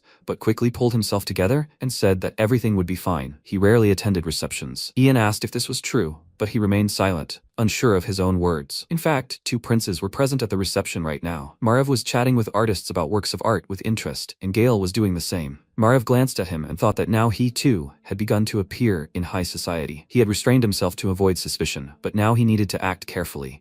It seemed a real war was beginning. His servant approached him, and at the same moment, Wesley approached Gale. Both princes exchanged glances while their confidants whispered in their ears about the arrival of Ramandro and Ian. The servant told Margrave that they were waiting in the reception room of his office. Should he prepare a carriage for him? He refused, asking him to tell them to wait and for him to keep an eye on the other side as well. He left, and the aristocrat asked if he had urgent business. He answered with a smile that he did not. He would share this important moment with him. Could anything be urgent? He asked him to tell him about his painting, and while he was explaining the materials he used, he thought that of course a bastard youth who had subjugated the great desert seemed more interesting to him than annoying old men. However, he had no need to leave the reception to meet him. He would, just as he had when he had not objected to Gale's proposal, throw dust in the eyes of fools. It was a bad ploy that had not worked on either Gale or Wesley, but it was a good opportunity to test Ian. Besides, if he were the one to act first here, the others would start keeping score. He glanced at Gale and silently asked him what he would do. Evening had come. Margrave was still at the reception, and Ian and Ramandro were still waiting for him. The man sighed heavily and said that his back was already hurting, and he would like to lie down. He asked Ian if he was okay, and he confirmed it. As they thought, Margrave and Gale were together, so they both decided to stay out of fear that the other would figure out their plan. He looked around the room and noticed that the furniture and decor echoed the cultures of neighboring kingdoms. The room was designed to make guests feel welcome. The books on the shelves hint at the political image being projected, but they showed signs of fair use. There were also artificial flowers in a well-lit area. Does he have allergies? He's a very cool and meticulous person. Finally, the reception ended. A servant warned the guests of Prince Margrave's arrival, and they both immediately rose from the sofa. Margrave entered the reception room with a friendly smile and told Romandro that they had not seen each other for a long time. It must have been hard for him to leave his family. The man bowed to him in greeting and replied that this was not at all the case. It was a great honor for him to be in the spotlight of Prince Burial's glory. Margrave turned his gaze to his companion, who bowed gracefully and smiled in greeting. Margrave touched his chin in confusion and remarked that Romandro had apparently taught him palace etiquette well. The man smiled awkwardly and said that was not true at all. Ian was so educated that he had nothing to teach him. Margrave invited them to sit and asked Ian if he liked the capital. Ian replied that everything here was exactly as he had been told. It was no wonder this city was called the Heart of Burial, maintaining peace. Margrave noted that when he left for the capital, many back home surely saw him off, reluctant to let him go. MC paused briefly and said that he was right. He wouldn't be able to see them for a long time. Palace servants accompanied him day and night, along with warriors of the unearthly clan. Margrave grinned and said that apparently many in his territory trusted him. But does he really think he's worthy of being a lord? This question made Romandro tense slightly. He glanced at Ian, thinking he was starting with sudden questions. If he answered no, the prince would reproach him for considering himself unworthy. If he said yes, he would most likely accuse him of arrogance. Will Ian find the right answer? He told the prince that of course he was worthy. After all, it was he, his majesty, who had decided to make him a lord. So who would dare disagree? He has only one duty: to do everything in perfect accordance with his will. Margrave gazed at him carefully, mentally noting that he not only possessed magical abilities, but also an unusual ingenuity and an ability to read the situation. He has also strengthened his position in the territory and answers without a shudder or a hint of doubt. In fact, the intentions of these questions were too obvious for MC. It's all because he considers him a person of low birth. To be honest, he's much more concerned about something else. The prince asked if they had familiarized themselves with the New Year's celebration program, and Romandro replied that they had only arrived today, so they hadn't heard anything about it yet. Margrave said he would ask his assistant to familiarize them with it before they left the palace, but he would tell them in advance. The Imperial New Year's celebration was always grand, and this year it would be even more special. After all, there would be a title-granting ceremony, followed by an event where they could evaluate Ian's abilities as a mage, and then the transfer to the ministry department would be formalized. He had collected the necessary sum for the contribution, hadn't he? MC told him that was not the case, and Romandro looked at him in surprise and wondered what he was planning. They had gold from Mariluf, after all, and magical stones too. So why is he lying to the prince that the situation is unfavorable? In fact, Ian had decided not to reveal all his cards for now, and the prince said that in that case, he wanted to give him good advice. Perhaps he had heard of magic stones? Because of this, Romandro choked on his tea, and the prince's subordinate, with a nervous smile, suggested that he go outside and get some fresh air. They could also talk about work. He cleared his throat and agreed, then apologized to his highness and left. That's how they were left alone. Margrave said that when the Ministry of Magic decided which department to assign him to, they would most likely ask his opinion first. The Department of Magic Stones Management is constantly short of working mages. They don't even conduct additional research because they focus only on magical training and spiritual practices. Judging by him, he has a talent for research. He placed several documents on the table and said that if he were sent to a deposit of magical stones, especially if it was a stone called Lulun, he would actively assist him with the contribution. MC thought that apparently he wanted to help him not only with raising money, but also with canceling the meeting's decision. He knew that Gale wanted to get Lulun for himself, which was natural, since he only cared about the Ministry of Magic. But judging by the fact that Margrave, far removed from all this, is starting to interfere in matters related to magical stones, he doesn't just want to stop Gale, but has more serious political plans. If he intends to monopolize the deposit, that's still acceptable. But if he wants to completely destroy it so that no one can use it, that complicates everything. One of the Lulun deposits is located in Brock. Of course, both the mine and the Lulun he brought with him could disappear. He took the documents and thanked the prince for such words. He would make every effort to achieve this. Margrave rose from the sofa and said that in that case, it was time for him to go. He didn't have to wait for Romandro. He could leave the palace immediately. He would convey all further instructions through his assistant. Ian also rose and said it had been an honor to meet him, to which Margrave smiled and said that he had also enjoyed their conversation. After that, MC left the reception room and told Romandro that it was all over. He peeked around the corner with a frightened look and asked, "Is that true?" He confirmed it, saying that they could leave without saying goodbye to the prince. Romandro approached him and sighed with relief, saying that he hadn't seen him in a long time, so it had been a bit difficult. And what did he tell him? And what kind of report was that? He replied that he knew that even portraits in the palace had ears. He shouldn't forget that they still had to stop by the Ministry of Magic, on their way back. Ramandro said that they needed to hurry because the guard would be increased after dark. Ian asked him who the crown prince was, and he replied that everything was still unclear. They left the palace, and he said that no one except the first and second princes had much influence. The third prince had died in an attack a few years ago, and the fourth and fifth princes were still very young. They approached the carriage, and he said that if nothing special happened, everything would be decided at the New Year's celebration. But why was he suddenly interested in this? He replied that it was just curiosity. He had also said that everything would be decided during the celebration, but he thought it would be nice to know everything in advance. Margrave Veroshin, blue-eyed, blonde. In the imperial family, these are the facial features most common. Was his face among the portraits of the rulers of that era? His memories are vague, but he is sure of them. Neither Margrave nor Gale, who lost the coup, will become emperor, but someone else. Someone who is now in the shadows. They got into the carriage, and Ramandro told him that the fourth and fifth princes were born to Madame Delena. Madame Delena is the only favorite who still remains by the emperor's side, so she is entrusted with organizing the New Year's celebration. But Prince Margrave treats her differently. MC said that he must hate her, and Ramandro, awkwardly coughing into his fist, said that he rather ignores her. Ian remembered how he walked every day along the palace corridor where the portraits of the rulers hung. In order to trigger memories from the subconscious, he needs a strong push. For example, something like the face of the current emperor. The carriage passed by a place that left MC's gaze enchanted. He asked the coachman to stop there, and Ramandro said, confused, that they were still far from the Ministry of Magic. He told him he was just going out for a while, and while he was getting out of the carriage, Ramandro said he couldn't go with him because it would be difficult if he were seen. If something happened, he should run to him immediately. He smiled and asked what could happen in the palace. After that, he returned his gaze to that place and thought that if he went to that wing and found traces of Nom's magic, he would be able to return to his time and his body again. He glanced at the sky, regretting that he hadn't said goodbye to Beric properly, after which he called out to Ramandro and said that he was grateful to him with all his heart and wanted him to look after Beric too. His words seemed strange to the man, and he asked why he was doing this all of a sudden. After that, he laughed and said that Beric would make a scene again if they were late, so they needed to hurry. Ian looked at him with a smile one last time and then left. He broke into a run. Somewhere out there was his homeworld, the place where he came from. And Nom, his only close person and teacher, was there too. But when he reached that very place, he found nothing. There was nothing but forest. This confused him. He looked around and thought that this wing wasn't here, but it should be. He couldn't even sense magic here. Had he really ended up in the past when this wing hadn't been built yet? Suddenly, he heard the crunch of branches behind him, and a voice asked,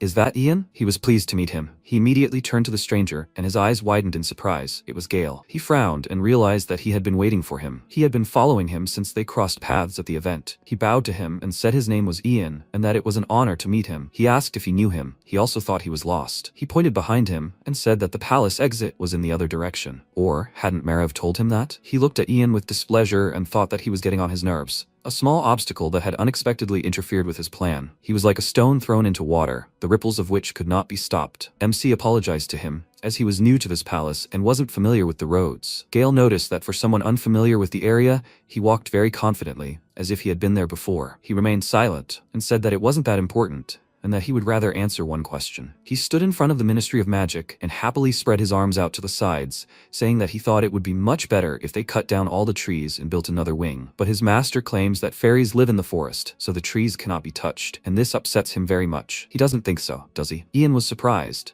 Margrave and Gale were in a dispute over the construction of another wing of the Ministry of Magic. He told the prince that he didn't understand what he was talking about, but his master could only be His Majesty the Emperor. The path he was leading them on could only lead to the glory of burial. If cutting down the trees leads to a bright future, then so be it. Gale liked his words. He put his hand on his shoulder and said that he thought he was a country bumpkin, but he knew how to behave like an aristocrat. He had high hopes for him. He was Ian first, not a lord, and a wizard before Ian. He hopes he realizes who he is. Aren't mages and Ministry of Magic employees insignificant? For the sake of progress, they should cooperate with each other. Isn't that right? MC nervously clenched his fist, saying that he would take his words into account and thought that it was already starting to get on his nerves. When he returned to the estate and told Ramandro what happened, he was speechless. He immediately started asking if he was okay and what he told him. He calmed him down, saying that he hadn't said anything about him. He had talked more about the garden. Is there construction going on there now? He confirmed this, saying that this proposal had been made a long time ago, I think last year or the year before. This is just one of the many cases of rivalry between the princes. Prince Gale protects the interests of the Ministry of Magic, and Prince Margrave believes that the forest is under the protection of the fairies,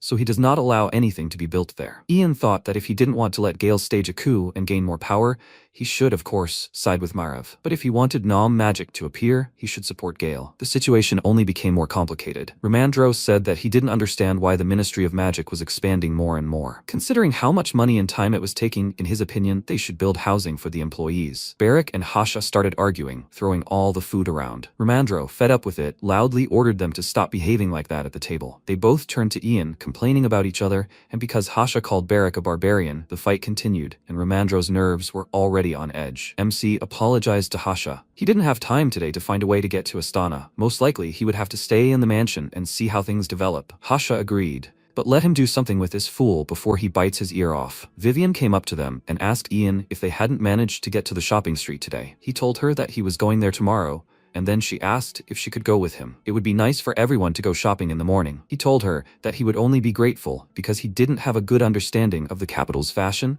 and could use some help. She smiled and said that he could rely on her. She would take him to the store where she often goes. He is so handsome that he will look great in any outfit. Beric also asked to go with them, and MC said that they would rest today and leave the house early tomorrow. He would also give the sword to the blacksmith. Beric was very happy, and Hasha stared at one point, as if he felt something. Ian noticed this and asked what was going on, and he told him to ignore it. After he became a dog, my sense of smell became more acute, and it seemed like some scent had drifted in from outside. MC didn't pay any attention to it, and told Beric that he looked brimming with energy. He must have slept a lot before this. He happily replied that he felt very well, while Hasha frowned and thought it was strange. A familiar scent had definitely drifted in from outside. Ian told the guy that since he was so full of energy, he would go on patrol, which immediately upset him. After a while, MC nudged Beric and told him to wake up. He woke up and yawned, and then said he was so tired after the night watch, he'll have to eat some meat today. Ian said Beric, he woke him up this morning with his snoring. Beric said but he didn't sleep until dawn, and nothing happened. MC said Ramandro's maid, Minnie, told him everything. Apparently, he worried for nothing, but he's worried about the smell that Hasha smelled. He told him not to pay attention. After he became a dog, his sense of smell became more acute, and it seems some smell came here from the street. And Ian is sure it was from outside yesterday. No, he just became too suspicious after meeting the princes, and Hasha said that the smell was gone in the morning. Apparently he bothered Beric for nothing. He asked, so where are they going? Vivian smiled and said, first of all, to the blacksmith to give him the sword. They will give this, then buy clothes, and after lunch they will return home. Here is the forge. The master here knows his business. Ramandro covered Vivian's ears and said, Ian, he and Vivian will wait here. He replied, okay. He ordered Beric to go. The blacksmith saw the guys and cried out, the customers have arrived. Senior, they have people here. The man replied, yes, he is already on his way. He came up and asked how he could help. MC replied, he would like to sharpen the sword. The blacksmith looked at it carefully and asked, this one? He asked to let him have a look. Ian asked how much it would cost. The blacksmith replied, 5 coins are enough, but that is not the problem. What is it made of? The other blacksmiths approached him and asked in surprise, Senior, what is it? Why is the sword this color? Is it a momentum alloy? No, it is even darker. This is not a monster stone, is it? What kind of nonsense is this? Are there monster stones lying around underfoot? MC thought, apparently, those bandits stole something really valuable. The blacksmith said, guys, if they don't tell them what it's made of, they won't be held responsible if it breaks. Ian answered thoughtfully, they're not experts, so they don't know. Beric replied, it doesn't matter, it can't get any worse. MC said, yes, they hope he does a good job. He handed over a small bag and said they'll come this evening and pick it up. The blacksmith replied, yes, thank you, they'll do what they can. The guys turned around and headed toward the carriage. Beric said, how cool it is in here. It was so stuffy inside. Ian replied, yes, he agrees. He started to climb inside the carriage when he suddenly stopped and turned around. He looked around and told Mr. Ramandro to go without him. Ramandro asked again, what's wrong with him? MC replied, he and Beric will take a walk and cool off after the forge. The store with things is in that building on the left after the intersection, isn't it? Ramandro answered, yes, that's right. They will meet there. Beric watched the departing carriage and asked, why should he also go there on foot? He was already frozen, so he would have gone in the carriage. MC ordered him to come with him. Beric answered slowly, oh well. They were walking down the street when suddenly Beric noticed something off to the side. A girl in a robe was watching them from around the corner, and he ruffled his hair and said, if you would buy him a new sword while it was at the forge. MC answered, he has money, Beric. He asked again, but shouldn't the master provide his guard with a weapon? They turned the corner, and the girl who was watching them rushed after them. She ran out to the intersection and looked around in confusion. She thought they had disappeared, but where? At that moment, Barrick attacked her from behind and tried to hit her with his fist, but the girl quickly blocked the blow. She threw him aside, but Barrick landed deftly and asked, was she going to attack him? The girl ordered him to shut up. Is he Ian? Barrick replied, yes, he is. He clenched his fist and tried to punch the girl, who covered her face with her hands. She swung and hit him on the chin, and Barrick just smirked. He swung his leg and attacked his opponent, who frowned in displeasure. Ian stood around the corner and watched what was happening. He thought, this girl, her fighting stance is very unusual. Unlike the newbie Barrick, she is well trained and disciplined. But because of this, her movements are too predictable. MC shouted loudly, Barrick, she's left-handed. He needs to attack from the right. Barrick grabbed the girl by the robe and head-butted her chin. She staggered and fell to the ground, clutching her face. She said, so he's Barrick. She created a magical sphere, and Ian's eyes widened in surprise, wondering if this was a magical swordsman. She created a blade and pointed it at Barrick, who asked in fear, what the hell is that? A bright explosion erupted in the alleyway when Ian ordered him to step back and released his mana. The smoke settled, and the girl began to breathe heavily. Barrick asked, she attacked, and now she collapsed without strength? MC replied, it looks like that was the finishing blow, Barrick. The girl ordered him to shut up. Barrick asked, what, she won't pick up the weapon? She replied, raising a sword against an unarmed man is a shame and a luxury. Barrick said, but she has a backbone. Maybe they should introduce themselves? The girl grabbed her mouth, spat out a tooth, and said, she is the daughter of Patreo, the great commander of the Imperial Guard. She is Batsheva Brut. Barrick ordered her to attack. He doesn't have any illustrious parents. He is simply Barrick. Batsheva screamed, he is her father's enemy. Barrick smirked and asked again, what? It seems she was mistaken. They simultaneously hit each other in the face, and after a while they were lying on the ground. MC approached Barrick and asked, is he okay? Barrick screamed loudly, no, it hurts. It hurts a lot. Ian said, yes, it seems he is okay. Barrick screamed, he said that it hurt. MC approached Batsheva and said, she says she is Patreo's daughter. So it was she who was in the mansion yesterday? Batsheva stood up and said, yes. MC asked, why is she crying? She screamed, no one cries here. She ordered to kill her now, otherwise she will go again to kill her father's enemy. Ian asked again, was it Malin who told her that he killed Patreo? Barrick screamed, Malin? That old man who came from the palace? MC asked to clarify. They didn't kill Patreo. It was her father who made the first attempt on their lives, and her father chose death out of loyalty to his lord. Batsheva screamed, liar. Ian asked, why does she think that? Batsheva looked down and said, her father, him. MC interrupted her and asked if she thought he couldn't leave without her. Batsheva, let him clarify the situation. If she was ready to complete her father's task, then the right decision would be to kill him. But if she wanted to avenge him, then she needed to act differently. He made decisions based on his own convictions. Could a knight have a more honorable death than dying in a fierce battle? But another problem is what the family experiences because of the loss. However, if she were a knight, she would be able to understand him. Ian asked, did she trust Mullen and decide to follow his instructions? Batsheva answered, no. MC asked again, so this is all for the sake of knightly honor? Batsheva answered, exactly. She started to get up and said, but she actually got this information from Mullen. He said that Ian from the borders of the empire killed her father. Ian thought, it seems they are not on the same side. He thinks this girl can still be useful if she's left alive. Suddenly, a loud scream was heard behind them. Here, there was an explosion. MC turned away and said, next time let her come to the mansion on an official visit, observing etiquette, and then he will give her the ring that remained from her father. Ian smiled and asked, his death is not so useful for her, right? Otherwise, she will not know where the last relic left from her father is. He left, and Batsheva frowned and looked down. After some time in the mansion, Rumandro turned around and said, they have arrived. He screamed loudly, Lord. MC replied, they were delayed because of some business. Rumandro looked at the beaten Barrick and said, if such things happen again, Barrick will have to be taken to the hospital. Ian asked, Lady Vivian, had she chosen the outfits? She replied, yes. But is his knight okay? MC replied, he was okay, so she could show them the clothes. Vivian smiled and said then, to look at this. Loose-fitting suits in light colors with a little tweed are in fashion now. Ian said, these outfits, they are certainly fashionable, but Barrick is a slob, so he needs a dark suit, and he likes this white option. The girl said, he has excellent taste. MC said, the buttons and lining are beautiful. He would also like to see them separately. Can he wear this to dinner? The girl replied, yes, they will prepare everything. Vivian looked at him and thought, he is unusual. She had no prejudices against people from the borders, but he is as refined as the local young men from noble families. She can't even help him. He has a very calm reaction to this. Barrick looked at the suits and asked, this suit and this one, what is the difference? After a while, the girl said, thank you. All this will cost 5 gold pieces. MC gave her the coins and asked her to make the suits by the deadline. The girl replied, of course. He could rely on them. Rumandro smiled and said, Ian, he's a great guy. Rumors about him will spread through high society through these craftsmen. That's exactly how you create an impression. Suddenly, a bright light shot into the sky, and Barrick screamed in fear. What was that? Vivian replied, don't be too surprised, knight. This is the palace's signal to begin the New Year celebrations. MC thought he had never seen anything like this in his time. This is also magic. So after the number of magicians dwindled, something like this couldn't happen. Barrick looked away and said, another explosion. And what was that this time? MC looked away and said, some strange black smoke. Barrack put his hand to his head and asked, "Isn't that coming from the forge?" After a while, they ran up to the forge and Barrack said in surprise, "What chaos!" The blacksmiths were sitting on the ground and dark smoke was billowing upward. The man looked up and shouted, "You kid, he didn't tell them anything about this. Couldn't you have warned them before handing over the sword?" MC asked him to calm down and explain what happened. The blacksmith frowned and replied, "They heated the sword and started hitting it with a hammer, but over time, the sword didn't cool down. So they decided to put it in water, and after that, there was a bright explosion." At this moment, Barrack looked at his sword and joyfully said, "It's his sword. It's so sharp." The blacksmith cried out in irritation. He almost lost everything because of this. He should have been warned that the blade was special. He also had to compensate for the damage and pay the insurance. He looked at Ian in confusion and asked, didn't he know what kind of sword he was carrying? He's apologizing, but didn't he steal it by accident? Barrack started to answer, yes, they did. Romandro grabbed his mouth before he could blurt out all the information. MC apologized. He secretly received it as a gift from his family, so he didn't know about its properties. What compensation do they want?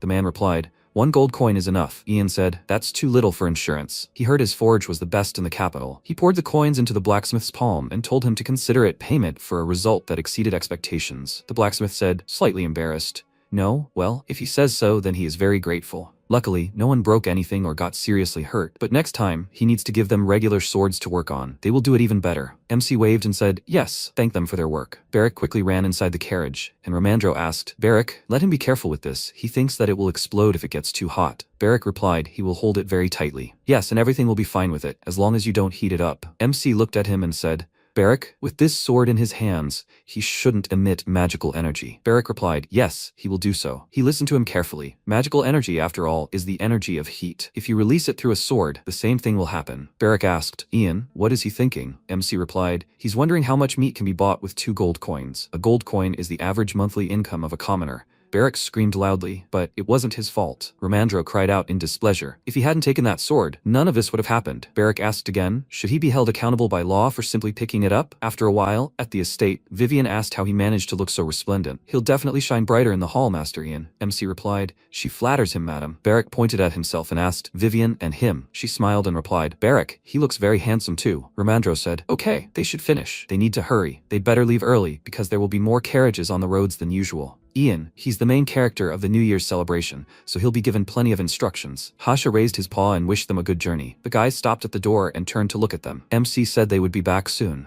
After a while, Carr bowed and said, welcome, Mr. Ian, Mr. Romandro. His name is Carr, and he is responsible for the title-granting ceremony at the New Year's celebration. He asks them to follow him. The men followed him down the corridor, and Carr said that as soon as the celebration began, the oracle light would turn on. Then they would enter, wait a bit, and then he would be granted his title and surname. After that, he would immediately undergo the ceremony of confirming his magical powers. Ian asked again, can the oracle light also confirm the presence of magic? Carr answered, that's right. The name Oracle Light sounds incredible, but in fact it is only an illusion created with the help of magic, since it emits waves that depend on the strength of the magic caster. This is just a pretentious performance that is supposed to enhance the status of the Ministry of Magic. Ian thought, in short, this is just a show, and if someone wants to disgrace themselves, then this is the perfect moment. For example, it is possible to make it so that there is no reaction to magic at all. He turned around and told Barrack to follow only Romandro. He answered, yes. After a while, the doors opened and MC saw a luxurious hall. Everyone around quickly turned and looked at Ian. Someone said, look, it's him. Everyone present started whispering. Is this the illegitimate son of Margrave Brock? My god, and he's even younger than they thought. How vile must he be to disgrace his own father? They say he hangs out with barbarians from the border. It's immediately clear at first glance what he is. They said he's a mage,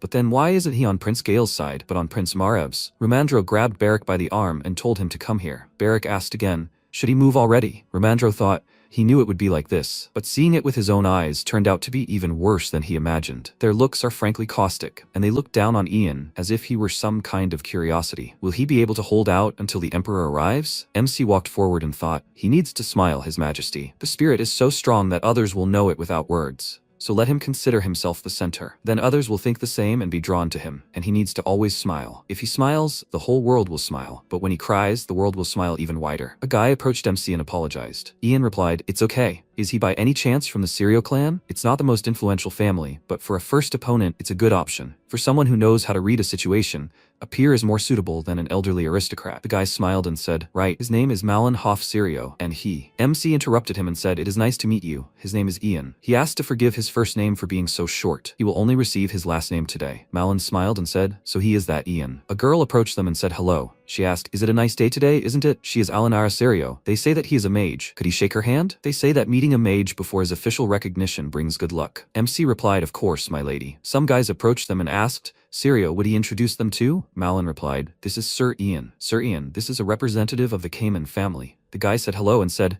they haven't seen each other for a long time. "So he is Ian?" They talked for a while and then asked for everyone's attention. "His Majesty the Emperor has arrived." Everyone bowed their heads in anticipation and the Emperor appeared in the hall. MC raised his head and thought, "The Emperor, who is on the throne now?" He saw the man and widened his eyes in surprise. Now that he sees the face, he remembers. The 13th Emperor. How old is he? He read that he lived a long life. But in that case, he doesn't look healthy enough. This means that after him, a man with silver hair, blue eyes, and a scar on his face will ascend the throne and rule. That is, he doesn't look like either Margrave or Gale at all. They differ not only in the lack of a scar and hair color, but also in facial features. If all the members of the royal family died and they had to look for an heir, they would have to turn to the ducal house. The guys looked at Ian, who looked at them in surprise. The people around MC started talking. Why is he looking here like that? His gaze is directed not at them, but at Ian. Today is clearly a different protagonist of the holiday. The girl doesn't understand at all what he is thinking. The Emperor said that another year has passed in the Great Burial Empire. He would like to personally thank everyone who has worked all this time for the good of the Empire. He is confident that next year, the flowers will bloom even more magnificently.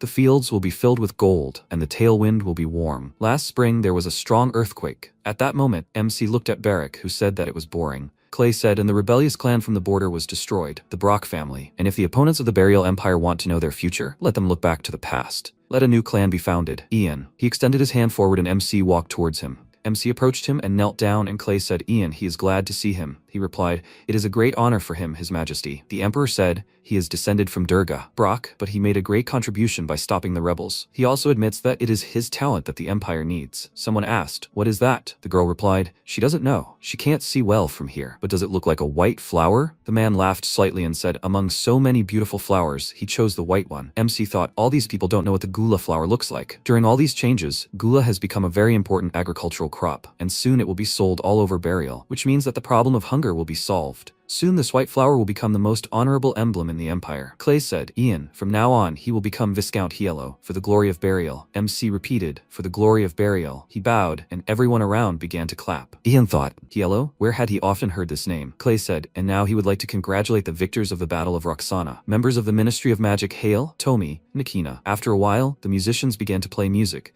and aristocrats approached MC with congratulations. The man approached Ian and said, he congratulates him, Viscount Ian Yahello. MC thanked Viscount Hawkmon, who asked in surprise, "So he knows him?" Ian replied, "Almost. He knows his son. He helped him very, very much." Another man approached Ian and said, "It's nice to meet you. He's the Marquis of Haynes." MC shook his hand and said, "It's an honor to meet you, Marcus." At that moment, Barrack waved and shouted, "Ian, come here. Viscount Ian Yahello." Romandro said, "Now he's a real Viscount." He congratulates him. MC thanked them and said, "The test for magical power will take some time." Romandro said, "Yes, all we can do is stand and watch." "Well, now I feel better." MC said, "By the way, Mr. Romandro, are those ladies sitting upstairs the Emperor's favorites?" Romandro looked up and answered, "That's right." Ian asked, "Who is that girl with silver hair?" Romandro answered, "That's Madame Delena. She manages some of the Empire's internal affairs on behalf of the Emperor. She also organized the New Year's celebration." Ian asked, "So her sons also have silver hair?" Romandro answered, "Well, yes." Suddenly, MC saw a boy behind Delena and asked, "Mr. Romandro, is this by any chance?" Before he could finish speaking, Romandro said, "Exactly." Ian thought they were twins, the fourth prince, Arson, and the fifth prince, Jin. After a while,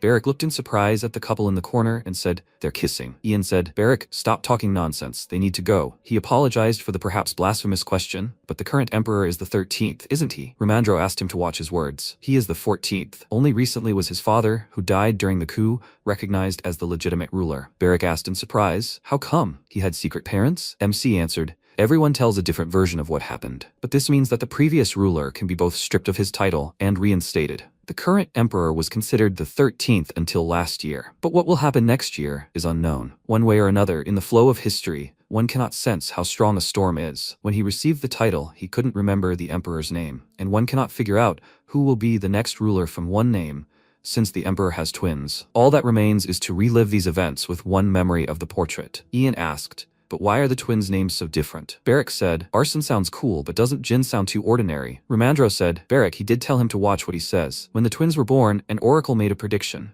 It was said that because of the child born later, the one born first would fall into great trouble." MC looked at him in surprise after hearing this. Romandro said that's why even in infancy, two boys couldn't sleep in the same bedroom. He thought it was because of fear of a future power struggle. But since Princess Margrave and Gale reached adulthood, the situation changed. That's why they gave the boy a common name. They probably believed that by naming him that, they would escape the influence of an evil spirit. But the oracle isn't always right. That's the thing. He understands. It seems so to him after 10 years of observation. They say that Prince Jin, who received a good education from the cradle, values Prince Arsene very much and cares for him. Sometimes it even seems to him that they have swapped the roles of older and younger brothers. Maybe that's why Prince Arsene is so energetic and bright, and his younger brother, Prince Jin, is calm and serious. Although their faces are identical, their characters can be distinguished at first glance. At that moment, Carr came out onto the balcony and said, "He apologizes, Viscount Yahello. Minister Wesley is looking for him. She wants to give him the necessary information before the ceremony of testing for the presence of magic. He asked to come with him." Ian turned and said, "Okay, he's coming." He told Beric to follow him. Beric responded, "Yes." After a while, Ian opened the curtains and greeted Minister Wesley. She turned around and exclaimed, "Oh wow, they have a new low-born aristocrat, the bastard son of a border count. I think his name is now Viscount Yahello." MC looked at her and, extending his hand, said, "It's a pleasure to meet you, Minister Wesley. If it's not too much trouble, could she please state her family name?" Wesley frowned in irritation and said, "Viscount Yahello.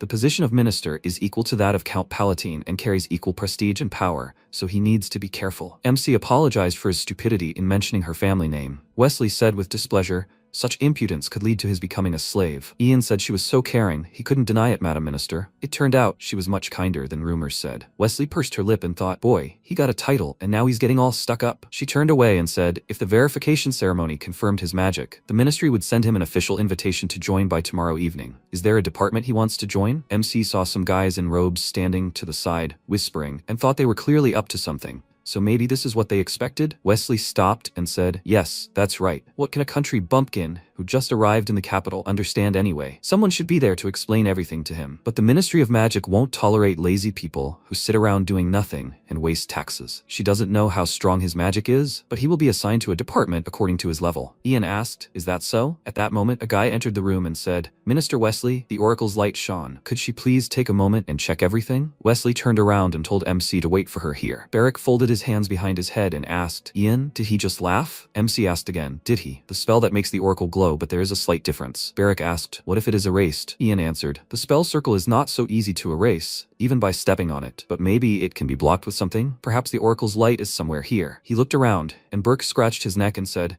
the minister is capable of anything. That's why he is afraid of her. Ian said, he thinks she has already done something. She wants him to have minor magical abilities. First, they'll publicly shame this impudent fool, and then they'll do everything to make her shove him into a lower department. Beric asked again, does he need that? Does he want to obey the minister? Can't he just do whatever he wants? MC said that no matter his background, the humiliation of an aristocrat who received a title without good reason would cause anger in high society, and he certainly isn't going to give up even the smallest things just because she considers him a second-class citizen. Beric asked in surprise, what will he do? MC replied that he already said that he had already set a trap. Beric sighed and said that his head hurts. Ian said, Beric, he appreciates his concern, but he doesn't have to do this, because the answer already exists. It's easy to look down, but looking in the opposite situation, that is from the bottom up, is difficult. Margrave wants him to get into the magical stones department, which he needs so much. It's easy to get there, because there are few employees, but he needs to get into a more important department. To do this, he will have to make a name for himself and prove his abilities. Although he is a bastard of low birth, he is worthy of the title. Moreover, he has a rare and outstanding gift. MC ordered Beric to bite his finger, and he asked again, finger? He growled and quickly bit his finger. Ian pointed to the floor and told him to draw here and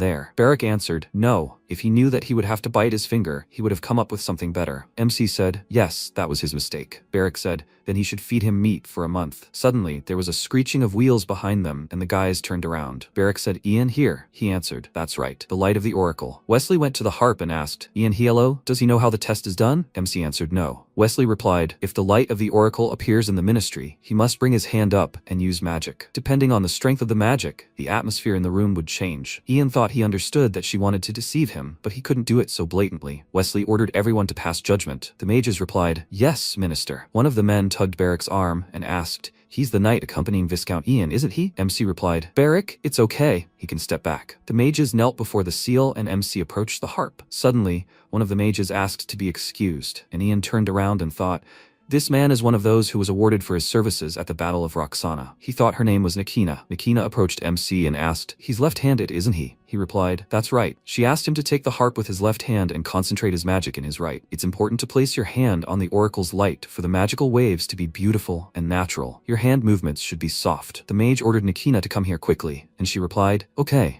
The guy spoke. "Nakina," he told her not to linger. She answered, "Yes, but it was like she was lying to a child, which made her uneasy. There should be a limit to lies, after all." The guy answered, "She's the same as always." Nakina said, "Okay, they need to get out of here. She doesn't want to see this." The guy said, "That's better. They haven't had beer in a while, right?" Ian smiled and thought, the Battle of Roxana, Hale, Tomi, Nakina. After a while, the curtains were pulled back and the aristocrats said, "Viscount Ian Yahello, looks like it's finally begun." The man frowned and said, "It must be hard to organize 2 races a day." The woman asked, "Well, how could this be difficult for someone who ate crumbs, surviving in back alleys?" Ramandro watched them, his hands folded in displeasure. Wesley came on stage and said, "They all know perfectly well how important the power of magic is to the protection of the Burial Empire. For years, they had to put up with the regrets of not being able to find a sufficiently talented mage. But now the Ministry of Magic and all of Burial have received a blessing, which is nothing short of rejoicing. It's a New Year's miracle, nothing less. They swear that the magical power demonstrated by Viscount Ian Yahello in the future, it will serve to glorify the Burial Empire." Everyone watched MC attentively as he prepared. He concentrated in, touching the harp,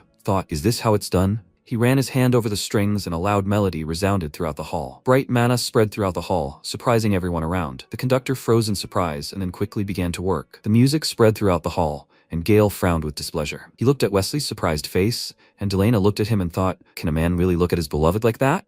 She put her lorgnette to Clays and asked, "His Majesty, did he see this?" He looked ahead thoughtfully, when suddenly Delena called out to Jean. He said, "Mother, Arsene is hard to see through the binoculars." She looked at Arsene, and then ruffled Jean's hair and asked, "Did he give him his binoculars? How kind he is. Isn't it truly divine? His Majesty?" Clay continued to look thoughtfully at what was happening. Jean said, "This Ian is truly incredible." After a while, MC stopped and cried out, "For burial." All the aristocrats cried out, "For burial." Wesley approached Ian and waved her hand, and he kissed it. She said, "Viscount Ian Yahello, he has incredible power." She will wait for his application for admission to the Ministry of Magic. MC turned away and began to descend from the stage. The aristocrats ran up to him and said admiringly, "Viscount Yahello, he's incredible." Someone suggested shaking hands first. What would he say? Will he continue using magic until he's assigned to a department? By the way, which department will he join? With that kind of power, he can get wherever he wants. The Volunteer Magic Troops department is the best, so the guy is going to bet on it. Let him join. At that moment, a voice was heard from behind. "Viscount Ian Yahello." Ramandro cleared his throat and said, "He needs to say something. Let him come here for a minute." Ian turned away and asked him to excuse him. He'd be right back. The aristocrats asked him to come back quickly. The men went out onto the balcony, and Ramandro cried out with tears in his eyes,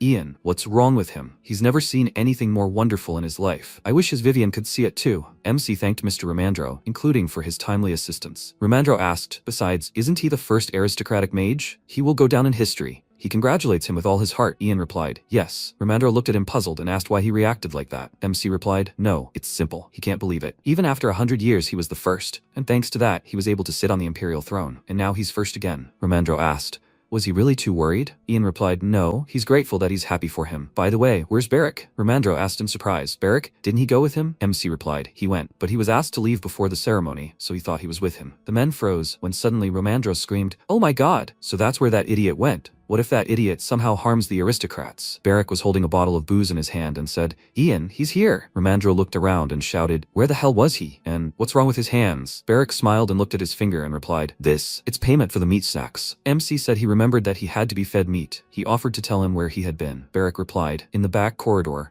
where the oracle's light was shining into the room. He was waiting there for it to be over." Right. Maybe he saw something interesting in that corridor. He said to order everyone who was drawing the magic circle to come forward. He has no idea how that could have happened. MC asked again, "Is that like Minister Wesley?" Barrick smiled and asked, "It seemed similar, right? She treats her subordinates in a frightening way, like rats." MC replied, "It doesn't seem like it at all." He thought Wesley would personally finish drawing the magic circle, but it turned out that it was originally drawn incorrectly. Surely many people knew that something was wrong with the circle. But then that man named Nakina wanted to help him. This means that there are factions in the Ministry of Magic too. The department headed by Wesley and those to whom she assigns work, and those who are not part of this department. Ramandro began to hit Barrick on the shoulder, and Ian thought, naturally, that everywhere there are factions. If not for Noam, he would definitely have had a hard time adapting to the Ministry of Magic for the first time. Suddenly, his thoughts were interrupted by a voice. Viscount Ian Yahello. The guy apologized for disturbing and asked, but could he spare him a minute? He will lead him to a private office on the second floor. At that time, the entire Imperial family was sitting in the office. The guy led Ian to the right place, and the guard bowed and said, "It is nice to meet you, Viscount Ian Yahello. He is Viel's third captain of the Imperial Guard. He apologizes. But can he conduct a search?" MC replied, "Of course, it is his duty." He spread his arms out to the sides, and Veals checked him and thanked him for his understanding. He opened the door and told him to go inside. Ian walked inside and saw many aristocrats. The girl looked at him and said, "So he came." The man said, "Up close, he looks even more striking." Clay told Ian to come here. MC approached and, kneeling, greeted His Majesty. He looked up and wondered if these people were not only the center of the Burial Empire, but also the key to its future. Everyone looked at him carefully, and Clay said, "Viscount Ian Yahello, he blesses him once again. What he showed today will be an example for high society." MC bowed and said, "For him, this is the greatest honor. The Ministry of Magic will also do everything for him, His Majesty." Delana smiled and said, "But Viscount Yahello, which department of the ministry is he going to?" Margrave and Gale looked carefully at MC. Gale thought, maybe to the magic support department. No matter what department he wanted, they would never let him in. MC smiled and said his opinion meant nothing. He would follow Minister Wesley's instructions. As the head of the ministry, she knew best where he belonged. He thought, in fact, he wasn't going to go to the Magic Stones department that Prince Margrave had spoken of. If he went there, he would distance himself from the center of power. To do this, he would need to skillfully balance between the two sides. Therefore, he should accept Gale's offer to mislead everyone. Arson approached Ian and asked for forgiveness. He asked if he could show his magic again, like at the ceremony. MC leaned towards him and said, "But, His Highness Arson, to show magic like at the ceremony, he needed the light of the oracle." Arson said, "No problem, he can show something else." Delana cried out in surprise, "Arson!" The children gathered around Ian and started talking, wanting to see. Arson looked at his father and asked, "Your Majesty, may I?" He asked, "Please." Clay nodded, after which Ian said, "Okay then." He released the mana, and the children cried out in joy, "How beautiful." Arson looked at the flow of mana in admiration and asked, "Can I touch it?" MC replied, "Of course, Your Highness." Arson said he was still young, and didn't know the ministry mages. It was his first time at such a ceremony, so it was incredible. Delana sat next to Jean and watched the proceedings closely. She asked Arson to mind his manners. Sir Ian was no joke to him. Stop behaving so rudely with him. MC smiled and said, "Madam, today is such a happy day for him, so he would like to give the prince some happy memories too." Arson hugged him and happily asked, "Really? Thank you for saying so." Ian looked at him carefully, when suddenly a loud cough was heard from the side. Margrave ran up to Clay and asked, "His Majesty, is he all right?" He ordered His Majesty taken away, and the boy replied, "Yes, Prince Margrave." Delana turned around and said, "Arson, let him come here and not bother Sir Ian." Arson instantly became sad, but nodded his head and headed toward his mother. The Imperial family left the room, but Gale remained. He asked if he shouldn't go too. Jin. MC approached him and said, "His Highness Prince Jin, if he doesn't mind, could he accompany him?" It was already very dark outside. Jin looked at him carefully, and Ian said, "He will do as he wishes." After a while, they were walking down the corridor, which MC illuminated with its mana. The maid said, "Viscount Ian, they have a lantern." He replied, "No need, this light is brighter." He thought it would be more convenient to observe them from here. He didn't notice any scars on Jin or Arsene. As he thought, it was difficult to tell the twins apart by their faces, if there was any detail other than their personalities by which they could be distinguished. Suddenly they stopped and Jin said, "Sir Ian." He asked again. "Yes, His Highness," Jin asked. "Can he touch the light?" MC replied, "Of course, His Highness." He sat down and brought his hand closer to Jean. He stretched his hand towards the fire and said, "So that's what Arson just saw." Ian thought, if you look from the outside, you can tell which of them is Jean and which is Arson. There is one more difference. Jean is considered a serious child who rarely smiles. At the moment, Jean smiled and said, "It's soft and warm." MC thought, but only Prince Jean has dimples when he smiles. At that moment, Delina turned to Arson and asked, what kind of frivolous behavior had just happened? How many times had she told him to behave quietly in the presence of Princes Gale and Margrave? But he still asked Sir Ian to show his magical abilities. Arson sat down next to her on the sofa and apologized to his mother. He looked at her happily and asked, but she saw it too, right? How beautiful Sir Ian's magic was. How could he resist after seeing it so close? Delana said it was true. Even though she is his mother, she feels like she doesn't know him at all. At that moment, the guard said, "Mistress Delana, His Highness Prince Jin has arrived." He entered when the door opened slightly and sat down next to Delana. She said, "He had a hard time today, Jin." He said, "No, Mom. It was she who had a hard time because of the preparations for the New Year's celebration." Delana thought, even though they are twins, how could they be so different? If Arson were even half like Jin. No, if not for the oracle. She patted Jin on the head and asked him to enlighten his older brother once again. What do Prince Margrave and Prince Gale mean to them? She was so worried then, she thought that she would not be able to live up to her status. The butler entered the room and said, "Mistress Delana, His Majesty the Emperor is calling her. Delena asked again, the Emperor? She is already coming. She asked Jin to keep an eye on Arson and got up from the sofa. Jin replied, yes, Mom. She went out into the hallway and the boys were left alone in the room. Arson picked up the box and asked,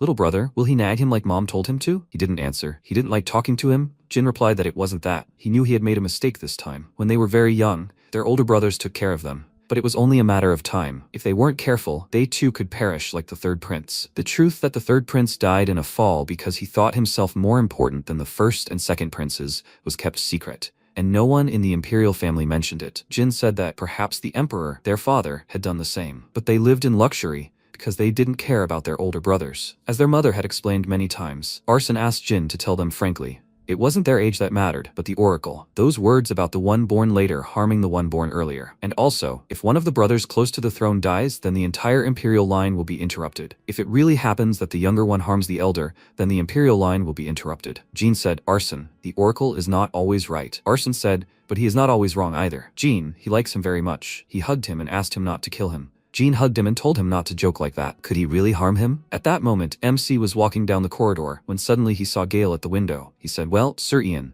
did Father and Jean get to their chambers? Ian answered, yes, that's right. Gale said this has been happening to Father for a long time. Even if he suffocates in his sleep, the next day he is fine again. This has happened more than once or twice. That's why Margrave looked even stranger. Why was he being so dramatic, as if Father was definitely going to die this time? Ian said that no matter how familiar it was, the anxiety wouldn't go away that easily. He thought he'd heard that the Emperor favored Gale more than the Empress's son Margrave. If the Emperor died, his position could be shaken without his protection. Yet he seemed incredibly calm. Gale said that, regarding the magic confirmation ceremony, it was quite impressive. Perhaps he had met another mage at the border? MC answered sharply, no. People at the border aren't even familiar with the concept of magic. He'd met people like gypsies, but not mages. Gale asked again, is that so? So he had nothing to do with the bloodstains on the magic circle? Ian asked if there had been any problems with the magic circle, so they'd narrowly escaped disaster. What a relief that the celebration had passed without incident. He hadn't spilled any blood. This belonged to someone else. Gale thoughtfully touched MC's glove with his hand and threw it on the floor. He examined his hand closely, and Ian asked, should he show his other hand too, His Highness? He pulled his hand away, and Gale said, no, that's not necessary. Let him tell me what he thinks of his proposal instead. MC remembered the conversation with Gale, who said that he had high hopes for Ian. After all, before becoming a lord, he was a commoner, and before he was Ian, he was a wizard. He hopes he understands who he is. Currently, Gale said, according to that proposal, if he wants to become a full member of the Ministry of Magic. MC interrupted him and said, of course he agrees. Gale asked, is that so? And how will he prove it? Will he wring his master's neck? Ian replied, he will prove it, if that's what he wants. However, he also hopes, His Highness, that he will prove to him that he is not mistaken and is choosing the right path. Gale looked at him carefully and then cried out loudly, okay, good, that's what he likes about him. But the order of actions must be clear. He will be the first to prove himself. Is he a real magician or a stupid spy? Romandro asked to wait. He begs for forgiveness. He has something to tell Viscount Ian Yahello. Gale asked, who is this? Is it Romandro? Romandro's eyes widened in fear and said, they have not seen each other for a long time. His Highness Gale. He thought, a nightmare. Romandro said, he came with important news. Gale asked, wasn't he the one who picked up Ian from the first floor? Romandro thought, so he was following them then too? Gale said, the knight who accompanied Sir Ian? Well, he is not a knight. MC thought. Beric? He bowed and asked His Highness's forgiveness. His knight is not used to such events. He is afraid that he might do something, so he asks to be allowed to leave. Gale said, yes, he can go. Ian went towards Romandro and asked, did something happen to Beric? Romandro replied, no, there's no need to be scared, but he really did come to take him away. MC whispered, everything said here reaches Prince Gale. Romandro cried out in fear, but it's half true. After a while, they entered the hall where Beric was lying. Romandro said he was drunk. He offered to take him away from here before he died. MC leaned toward Beric, who screamed loudly, Ian? MC said, yes, it's him. They need to go home already. There's no need to relax even though he's wearing gloves. He knows how to put pressure on you to get your gloves taken off for inspection. So they need to leave here before they end up in Gale's hands. He and Romandro picked up Beric and headed towards the exit, and Gale was watching them from the window at that moment. After a while, the guys put Beric on the bed and said he was heavy. Maybe because he has a mountain of muscles like a knight? MC said they need to forbid Beric from drinking. Romandro wiped his forehead and said, good idea, that's too bad a reason. He simply sat down on the bed and said, after all, the Ministry of Magic acceptance notice will arrive tomorrow morning. MC replied, yes, definitely. Romandro looked out the window and told Ian to listen. He's curious about something. Why did he keep quiet about collecting tribute during his audience with His Highness Prince Margrave? Ian looked at him carefully and remained silent, and Romandro said he was in no position to comment on his actions. He was simply curious about what he was trying to achieve. Well, he meant that if he wanted to prioritize his work as a mage, he would try to help in his own way, so he could contact him anytime. MC thought, so he would help him even if he sided with Prince Gale. He asked, but isn't he Prince Marev's man? Ramandro replied that although Prince Marev was his superior, if he resigned, he would never see him again. He was ashamed to say it, but he was simply eating up the salary the Empire paid him. But would they really stop seeing him, Ian? Of course, it would be sad if he had to work for another person, but if such is the fate of a magician, then nothing can be done. MC offered to clarify something. He is not going to work for Prince Gale. Ramandro asked in surprise, really? And he was already getting nervous. Ian said that he is not going to involve Prince Gale in all the details, because there is nothing more dangerous than revealing your cards. If suddenly Prince Marev starts asking him about something, there is no need to worry about him. Let Ramandro answer what he thinks is right. Isn't the most important thing for him right now Vivian and the child who is soon to be born, Mr. Ramandro? Ian said that he will figure everything out, so there is no need to worry. He knows it himself. Ramandro said that yes, he has plenty of worldly wisdom.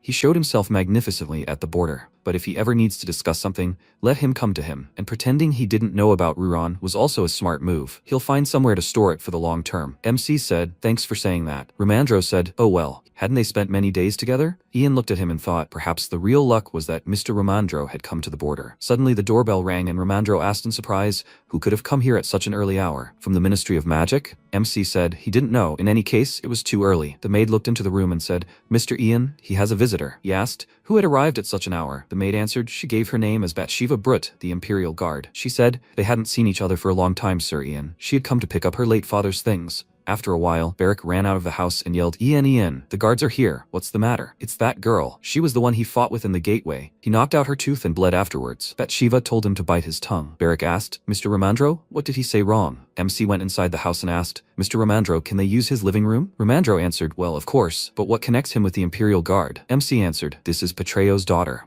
Ramandro asked again, Petreo? I see. He turned around in surprise and screamed. What did he say? Petreo's daughter? After a while, they were sitting in the living room. MC held out the box and said, this is his ring. Bathsheba frowned and said, it is. MC asked if this was familiar to her. There was a poison in it called tebarfin. Once the poison comes into contact with the skin, the flesh begins to rot and the person dies painfully. This is the best way to hide your identity after an unsuccessful assassination attempt. Bathsheba said, this is indeed her father's ring, but she didn't know that he had a poison for murder. Ian asked, since when did her father start wearing this ring? Bathsheba answered, since he left the guard and joined the new service. He started wearing the ring when he started working for Molan, so it was definitely he who gave it to Petreo. Some time ago, Molan said he was sorry, Bathsheba. Petreo died doing his nightly duty, protecting him from Ian. He heard her father suffer day and night, in that dark basement where that bastard dared to imprison them. Currently, MC said, Petreo apparently trusted her until the very end. When asked if he was worried about his family, he had no doubts. That's all he can tell her, and it's up to her to judge. Bathsheba didn't understand why he always wore this ring,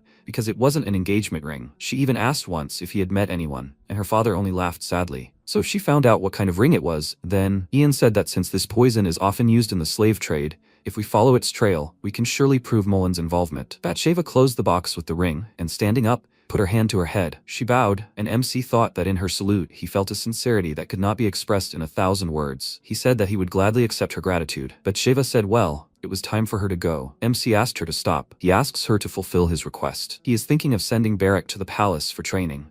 If she suddenly notices them in the palace and realizes that he is missing something, then please let her tell him. Beric shouted loudly, him? To the palace for training? What nonsense. They will see each other at the palace. He will even clean her teeth under the gum, so she should be careful. Bathsheba ordered him to bite his tongue. She left the house, and Ramandro exhaled and said that he was so exhausted, and they had already caused a commotion since the morning. He really wanted to just have breakfast and rest. He paused and asked, what was Lady Bathsheba doing here? A maid ran into the room and shouted, Master Ian, an invitation to join the Ministry of Magic has arrived. Everyone turned and looked at her carefully. A little earlier, before sunset, Wesley stood on the stage at the palace and thought that all her important plans had failed. It was necessary to suppress Ian's magic as much as possible to break his spirit, but Barretto approached her and said, Lady Wesley, the banquet hall is all cleared out. The remaining aristocrats moved to the ballroom. She asked, okay, and Gale? The guy answered, His Highness is in the ballroom. Wesley asked, was there any other news? The guy answered, no. And did she say that there was blood on the circle? Barretto frowned and replied, yes, that's right. She bit her finger and looked closely at the seal. Wesley said she was going to Gale. Barretto said fearfully, Minister, he doesn't think this is a good idea. Wesley turned around and said that at dawn she would have to send Ian an invitation to join the ministry. So shouldn't she discuss further actions with him? She quickly walked down the corridor and,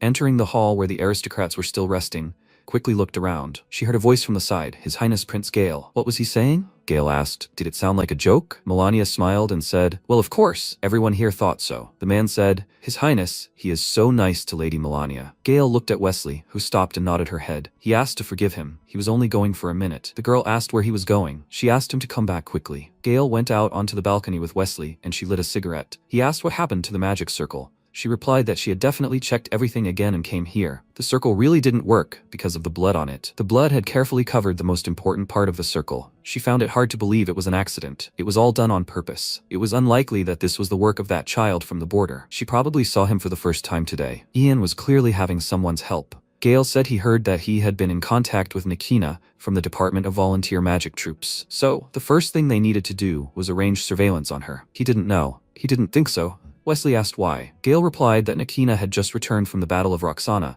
and Ian was coming to the palace for the second time today, so it was unlikely that they had anything in common. And even if Nikina and the Department of Volunteer Magic Troops were Margrave puppets, Wesley said they were probably ordered not to contact Ian because it would reveal all his cards. Gale said he assumed someone had helped him out of pure kindness, or it had really been Ian. Wesley said it couldn't be, like someone who had just arrived from the border. Gale replied, yes, and it's not an easy matter for her, is it? Wesley's eyes widened in surprise and said, no way, she is Wesley, after all, His Highness. Gale said, yes, he had expressed himself incorrectly. By the way, about the Oracle's light that Ian showed, what level of magic do she think he has? Wesley replied, it's not bad for his age. He has exceeded her expectations. Yes, it's unusual. The more she looks, the more she is amazed at how impudent and brazen he is. If it turns out to be true that Ian damaged the magic circle and has much greater power, then they can't give him to Margrave. Gale said he has contacted the department and they will follow any of her orders.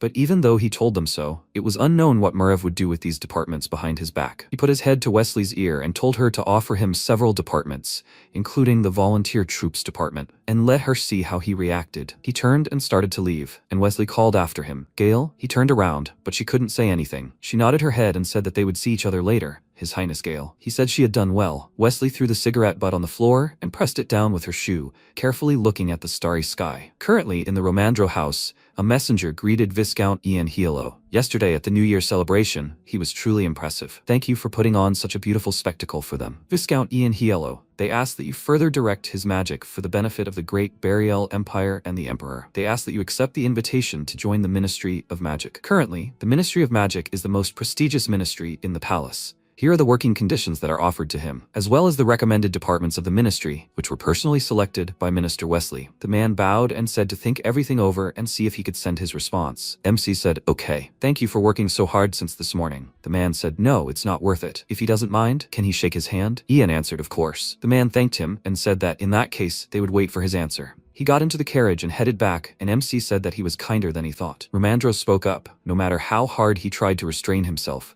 He was the first newcomer to the Ministry of Magic in a long time. He simply couldn't humanly do otherwise. MC started reading the scroll and thought, a salary of 10 gold pieces a month. The departments are not much different from the ones he knew. However, yesterday on the second floor, in the banquet hall, during the discussion of the selection of departments, he will follow Minister Wesley's decision. That's what he answered. Of course, Wesley knows this herself. So is she really giving him the right to choose again? Romandro looked at him and asked, Ian, what is he thinking about? MC said, it seems that Minister Wesley suspects that he has connections in the Ministry of Magic. Ian found it highly suspicious that despite manipulating the magic circle, he still successfully passed the ceremony to test his magical potency. He had only just arrived in the capital, so he couldn't have any influence. Therefore, he suspected that the Margrave had tightened his internal connections. They probably trusted them to find out which department the spy was hiding in. Ian believed he should first consult with the Margrave prince. Apparently, there were other spies in the Ministry of Magic besides himself, as Wesley suspected. Barrack asked what he was planning to do. He replied that if the prince's man was there,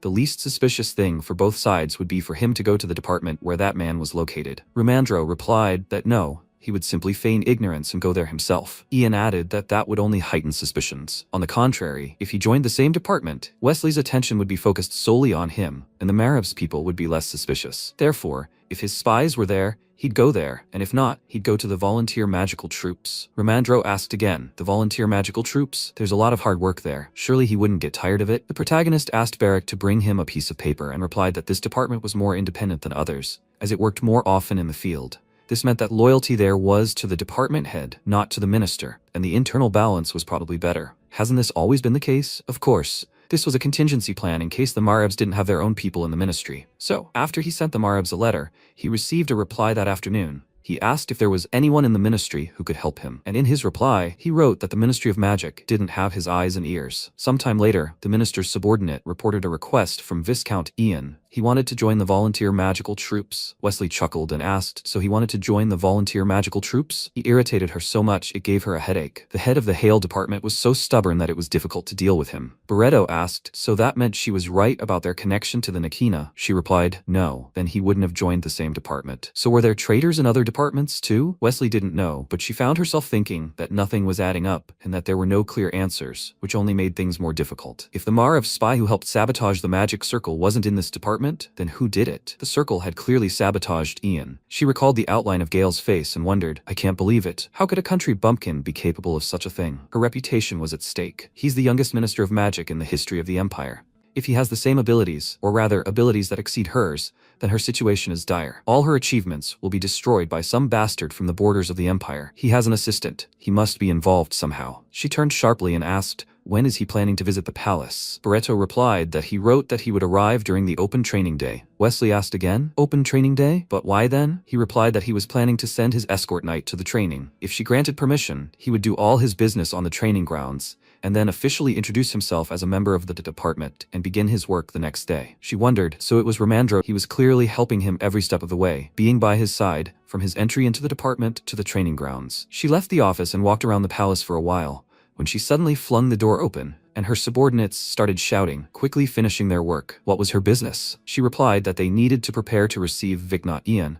and since he was planning to join the volunteer magical troops, they needed to notify everyone there. The subordinates shouted that they obeyed. As soon as the leader returned, they would inform him of everything. Wesley asked them to compose themselves. Did he even understand what this meant? The guy started shouting, yes, of course, she shouldn't worry about it. He'll be waiting for them. She found it funny and told them to get on with their work. After these words, she slammed the door and left the office. Her subordinates stood silently near the door for a while. One of them, with a displeased expression, said, newbie, this hasn't happened in a long time. How many years has it been? It's a good thing the minister wasn't angry. They needed to welcome him properly, just to test whether the oracle could be trusted. They began discussing among themselves the Viscount joining the volunteer troops. Many were surprised. Had he really been kicked out? The girl thought that for his services in battle, he would finally be able to secure a position. But Sir Ian himself had chosen this department. It was clearly not easy for him to suddenly receive this position. After all, he had so suddenly lost Minister Wesley's favor. After some time, the subordinates prepared various fruits and vegetables and carried plates of food. They discussed how this was, on the contrary, a wonderful opportunity. Wouldn't he get a good grade if he sorted things out for the minister? He might be from the outskirts, but he was still an aristocrat. At that moment, Hale entered the room and looked around carefully. He approached Nakina and asked, what kind of nonsense is this? Is a newcomer joining them? Does she know what's going on? She replied that there was such a commotion here that it was impossible to hear anything. He felt sorry for her that she didn't know what was going on. The others were discussing whether he was having trouble attracting new recruits. Hale replied that he had no problem,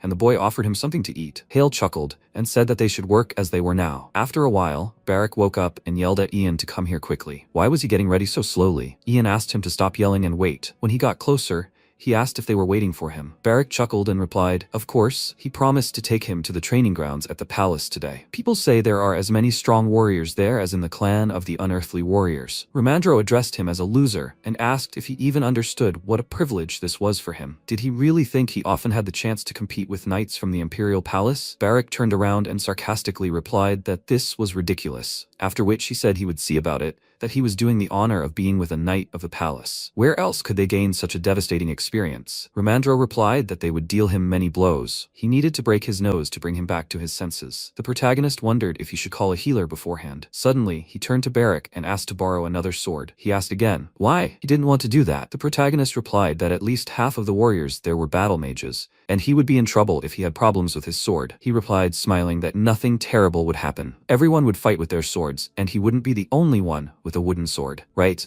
Ian sighed with displeasure and told him to do as he saw fit. After that, he turned to Lord Romandro, who asked again, what happened? He came closer, offered him his hand, and said that when he returned from the palace, he would already be a mage, so he was saying his final farewell to him as a wizard who brings good luck. Romandro smiled at him and said he understood, offering to do it again. Barrack also asked to do it with him too. Afterwards, the protagonist shook his hand, but told him to leave his sword. Today was open training day at the palace. On this day, the training grounds were open to everyone. Warriors gathered to test their strength and make new acquaintances. It was something like a day off. When Barrack and Ian arrived, Barrack shouted in surprise, wow, how huge his opponent was. Everyone here looked so strong. Had he ever seen the people who had just passed them? The protagonist told him to move on. There would be even more people inside. Barrack noted that there were also spectators standing above. These were aristocrats watching the knights train. If a knight caught their attention, they could strike a deal, and sometimes the captain of the guard himself offered to recruit the knight. He asked, "Does this mean they were going to the first floor?" Ian replied, "Yes. He should go and watch experienced warriors wield a sword and try to act accordingly. If he found someone to fight, he should greet them politely and then ask for a sparring match." Barrack replied that it was incredibly nerve-wracking for him and made him shy. The protagonist asked him to stop acting like that. Suddenly, the people around them began to talk about them, and one of them asked, "Who is that? She's never seen him before." Another replied that it was Viscount Ian, the first aristocrat to join the Ministry of Magic. The girl wondered if this was his escort knight. The guy replied that they said this idiot came here from the border. Barrack overheard this conversation and became angry. Did they really just call them brats? The protagonist asked him to ignore it. It was just an aristocratic knight. He should look at others as a guide. For example, before them were the palace guards. Only the best served the emperor in the palace. He could learn a lot from them. Barrack was dumbfounded when he spotted a familiar girl and, calling her Toothy, noted that she was also there. At that moment, the protagonist turned around and announced that he would be going up to the second floor, and he should try his best here and remember what he had told him. Barrack raised his hands and wished him a pleasant viewing. Suddenly, he was noticed by Mr. Sirio, who greeted the Viscount and, shaking his hand, announced that this was their first meeting since the New Year's celebration. He'd heard that he was starting work at the Ministry of Magic today. Ian replied that yes, that was indeed true, but his escort knight had been acting a bit aggressive, so he'd had to check out the training ground first. Sirio replied that he understood everything, and the protagonist turned around with a questioning expression. He noticed that he'd approached one of the men, greeted him, told him his name, and said that with his incredibly keen eye, he'd noticed that he was a formidable fighter, and it seemed he was available right now. He wanted to fight him? Sirio heard this too and laughed at how sweet he was. Where had he found him? Ian replied with a sad expression that he himself didn't know. Barrack had somehow appeared on his own. Sirio turned his attention to the knight's master, Viscount Tavian. Ian didn't remember seeing him at the New Year's celebration. Sirio noted that he wasn't even there. The former head of the mercenary guild, his business was going well. He'd recently become an aristocrat. Meanwhile, Tavian watched as his fighter was accosted by Barrack, who asked if he agreed or if he'd scared him. The boy asked his friend if he could fight him. Tavian grinned and asked, "Ian wouldn't mind, would he?" He replied, "Let them do as they please." At that moment, the boys prepared for battle and took off their shirts. The boy, with complete confidence, shouted, "Go ahead. He asked for it, so he shouldn't complain." At that moment, Barrack punched him in the face, sending the boy flying backwards, hitting his back and head against the wall. Tavian, like Sirio and Ian, were very surprised by what was happening, and their mouths dropped open in shock. The boy said his hair was so red it would bleed. Barrack smiled and said he should shut up and learn from him. The boy got angry and stood up, ready for a fight, shouting that he was about to win. At that moment, Barrack abruptly moved to attack him, when the boy suddenly shifted slightly, but Barrack kicked him in the stomach again, causing blood to flow from the boy's mouth. Barrack laughed at him again, and their battle continued in Barrack's favor. The bystanders watched in amazement, saying that the red-haired boy was good. This was the knight accompanying Ian. Suddenly, Viscount Tavian began laughing loudly and shouting, "Sir Ian, his knight fights quite well. How much does he pay him?" He replied that this boy works for food. Tavian asked again, "Yes? Then that's a very good deal." Ian thought, yes, if only they knew how much he ate, they would change their minds about saying that. At that moment, the girls said that judging by the way the red-haired guy fights, he grew up on the streets. This technique is primitive, but he's still not so bad, right? Let the bat shave us see. At that moment, she choked. He fights as if it's some kind of game for him, although for the one receiving the blows, it doesn't seem like a game at all. She was very angry when suddenly a gentleman approached her and asked, "Is it them?" She answered, "That's right, Captain." At that moment, he headed straight for the fighting guys, and Barrack grabbed his opponent by the hair, who asked him not to do it. He said it was too rough. Next time he shouldn't rip his shirt off. Or is he one of those? At that moment, the captain asked, "He serves Viscount Ian, right?" Barrack turned in surprise and looked closely at the captain. He gaped in shock and announced that Ian was indeed his master. Jack introduced himself as the captain of the palace guard and seemed to have quite a bit of skill. He would like to duel him. What would he say about that? Barrack was a little frightened and dumbfounded, which stopped their fight. He turned to him and said that the captain of the guard himself had offered him this fight.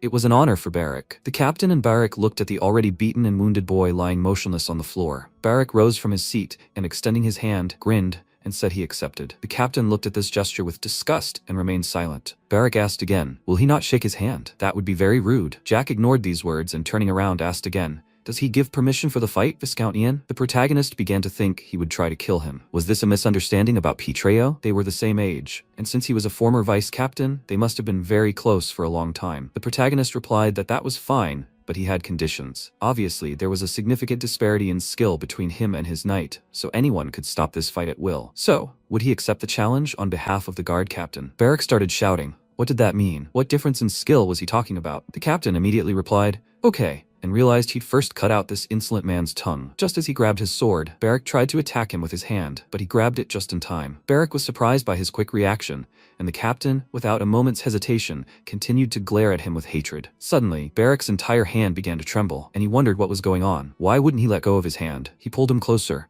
And Ian thought about how Barrack needed to be hit once for his behavior and words to come to his senses and learn a valuable lesson. He developed only by facing strong opponents in difficult situations, and if he realized that there were many talented warriors around him, he thought he could learn a lot from them. For example, he could learn modesty and politeness. At that moment, Barrack froze and shouted, "Why isn't he letting go?" The captain abruptly released his hand and said that respect for one's opponent and adherence to etiquette are the foundation of combat. His behavior was no different from that of an animal. Barrack became extremely angry and gritted his teeth in pain because the captain grabbed his arms again, and he began screaming, "Have you really lost your mind? What's going on here? Tell him to leave him alone right now." At that moment, Barrack bit him on the neck and fell to the ground nearby as Jack pushed him away. Those around him were saying he was simply crazy. Did he just bite Master Jack on the neck? Could it really be true? It seemed highly doubtful, but if he hadn't, he wouldn't have escaped his grip. But not every man off the street fights like that, right? It's not easy to fight a guy like that in a real fight. At that moment, Bathsheba wondered, what was going on here? The accompanying knight Ian was fighting the captain of the Imperial Guard. Barrack had thought he was different. He really surprised him. Jack grabbed his neck and replied that he really was acting like a dog. Barrack began shouting back that he really was and thanked him for the compliment. At that moment, Barrack kicked the captain, causing Jack to wonder if this kid was unusual. They found themselves facing each other, and moments later, Barrack continued to strike him. Jack realized this guy was far smarter than he thought. He was deliberately hitting him in the most difficult places to attack. While his attacks were primitive,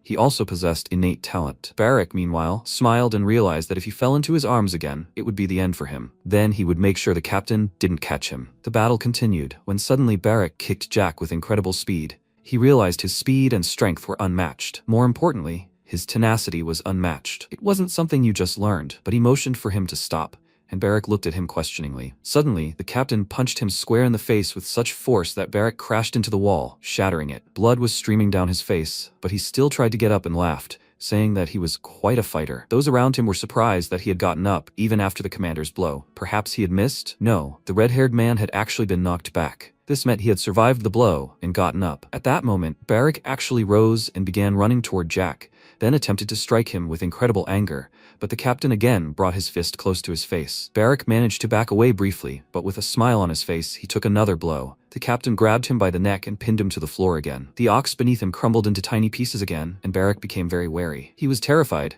but suddenly another attack occurred above his face, after which everyone around him fell silent. Sirio turned to Ian and asked if he could stop this. If this continued, his knight could die. Ian looked at the floor and thought, no, Barrack was capable of more. He tried to hold the captain's fist with his hands, tears in his eyes. At that moment, he shouted loudly at Ian that he would kill this man with incredible anger. Everyone around him was stunned by what he saw and heard, and Ian calmly exhaled and replied that it was his decision. At that moment, Barrack glowed with a bright magical light, and the captain wondered in surprise. Was he a magical swordsman? A bright explosion erupted on the battlefield. Barrack pushed his opponent back a short distance, then with incredibly agile movements, approached him and kicked him, but the captain stared back and tried to dodge the blows, even though Barrack continued to fight, striking him in various parts of his body. Jack watched what was happening and thought, even though he had magical power, wasn't it on the level of a newly awakened mage? Besides, he was attacking as if he'd completely lost his mind. He grew angry and realized there was nothing he could do about it. At that moment, he grabbed his hand and glared at his opponent with glowing eyes. Barrack was stunned by what he saw, his mouth hanging open in shock. Bright magical sparks erupted between them, and moments later, Barrack collapsed to the ground nearby. He wondered what was happening. Bright flashes of light continued across the battlefield, when suddenly the captain appeared directly in front of him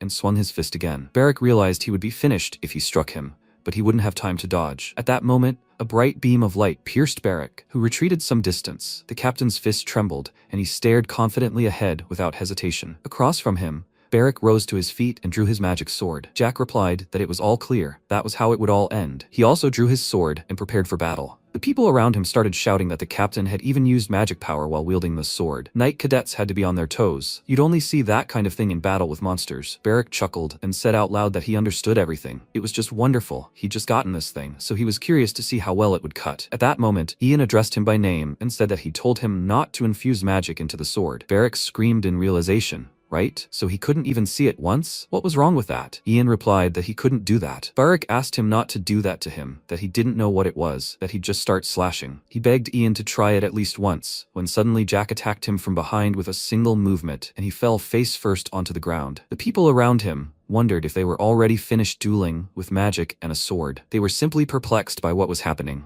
and one of their subordinates said, "Is he okay? He's bleeding. Should they arrest this guy?" The captain replied that it was sparring and they had no reason to arrest him. At that moment, Bathsheba approached him and informed him that she took the memorabilia that belonged to her father. He replied that they shouldn't talk about it here. First, he needed medical attention. At that moment, he abruptly walked towards the exit. Ian passed him, and approaching Barak, who hadn't moved at the scene of the battle, asked if he was okay. He tried to mumble something, but nothing came out. The protagonists touched his head and used magical powers to heal him. At that moment, Sirio approached him and asked if he was really dead. The protagonist replied no, he couldn't be killed that easily. Ian breathed a sigh of relief and asked, "What happened to the sword?" He stared at the weapon lying on the ground, which had darkened. Sometime later, Barak was back in the hospital bed, trying to come to his senses. Jack was watching him, and Ian asked if he was seriously wounded. He replied that he should ask the knight accompanying the Viscount. The protagonist remarked that the one who delivers the blows hurts as much as the one receiving them. The captain said that he heard what Bathsheba said. He saw the last moment of betrayal. Ian replied that it seemed the rumor had already spread among the Imperial Guardsmen. He was doing his duty, and he himself did what he had to. Petty revenge is not worth it, the captain asked in return. So where did he get such skills? Ian asked again. Did he mean the knight? He fought well, although his base is simply terrible. Apparently, he has an innate talent. Unless, of course, they think he is completely incapable of concealment. At that moment, Barak jumped up and started shouting, asking why he was looking at him like that. The captain replied that it was his own fault. Ian remarked that it was good he'd come to his senses. If he'd stayed lying there any longer, he would have already left him there. Barak started shouting angrily, asking if he'd really left him there. Who was he planning on leaving here? And how would he get home? He replied that he wasn't a child and could handle it. After that, Barak told the captain that they hadn't yet determined who was stronger. He'd stabbed him in the back, so they'd still fight. The protagonist remarked that this was called losing, when suddenly the captain addressed him by name and announced that he wanted to make him an offer as captain of the Imperial Guard. Let him join the guard and serve His Majesty the Emperor. Barak confidently replied that he didn't want that. The captain got angry and said with surprise that they were given a lot of meat for lunch. Barak considered this and replied that he still didn't agree to it, and the captain asked why. Barak pointedly replied that it was because, what could a captain who stabbed him in the back teach him? Jack became incredibly angry and called him insolent, after which Ian tried to stop their verbal sparring, saying that was enough. Barak, even if he wasn't currently considering joining the guard, recommended that he still attend their training sessions. He wouldn't have much time to do at Romandro's house, but there were many knowledgeable people on the training ground. From now on, when they went to the palace, they couldn't come and go together. Barak replied that in that case he agreed, and Ian turned to the captain and said that if he allowed it, he would be polite. Then he turned to Barak and said that Captain Jack would be assisting him on the training ground. Barak asked again, should he be polite? But what was that? At that moment, he thanked the captain in advance, and the captain thought that, judging by his manners, he had a long way to go before becoming polite. At that moment, Jack stood up and Ian announced that they would discuss the details next time, but for now he asked him to change it and remember his request. Barak looked at him questioningly and asked again, request? What kind of request was that? The protagonist replied that he didn't need to know. Was his nose okay? He replied that he was breathing evenly. At that moment, the captain left the office, wondering if Ian had asked for the truth about Barak and his black sword. He was captain of the Imperial Guard and probably had access to information he didn't have. The Viscount clearly had some doubts. In his condition, it must be difficult for him to get up and walk. Only the most skilled battle mage could heal his wounds. Someone who only recently picked up a sword couldn't possibly have such powers. Something clearly happened to him before he became a magical swordsman, so he must take control of the situation from the start. They would become enemies, and this guy would become a thorn in the side of the entire empire. People in the palace began to discuss Captain Jack using magic today on the Imperial Palace training grounds. But why? Had a monster appeared there? No, it was a sparring match, incidentally, with a knight not from the palace. He'd heard that was something special. Someone asked, isn't the knight from the palace? So he was already on the right path. With such stats, shouldn't he have been accepted into the guards right away? He didn't know if Ian would agree to hand over his master. Lately, the palace guards had been complaining that the Ministry of Magic was taking away their share of the budget. Magical sources don't even think about how much their food costs. By the way, this is happening today, right? Isn't it today that Ian joins the ministry? The time has already come. At that moment, the door to the room opened and everyone froze in anticipation. One of the girls turned to the head of the Hale and asked if he had seen the newcomer. He replied, yes, at the New Year's celebration, and he was handsome. One of the subordinates turned to Tommy and said that he thought he would never leave the youngest, but here comes some aristocrat. Will he now be the senior mentor? Tommy replied, yes, and he will do better than him. However, those guys from the volunteer magical troops, what will they do if he has such abilities? They are completely incapable of adapting to other people, so they cannot become more influential. Minister Wesley arrived. Everyone looked at her with admiration. She arrived with Mr. Ian, who was dressed in smart clothes and looked confidently ahead. Minister Wesley began her speech by explaining that, as they all might have heard, a new employee was joining the ministry today. This was Viscount Ian Yahello. He was the first aristocratic wizard in Burial's history. At least that's what he called himself. But they remained to see if he lived up to his reputation. Could he introduce himself? Ian bowed and said his name was Ian Yahello, so they shouldn't feel awkward about his aristocratic status. He hoped he could learn a lot from them. Those around him bowed their heads in disappointment. At that moment, Nakina looked at him thoughtfully and clapped for him. Everyone in the hall began clapping, after which the minister announced that Chief Hale of the volunteer magical troops would be supervising Ian, and she wished them luck. Hale bowed and replied, yes, Madam Minister. After that, Wesley announced that they could disperse,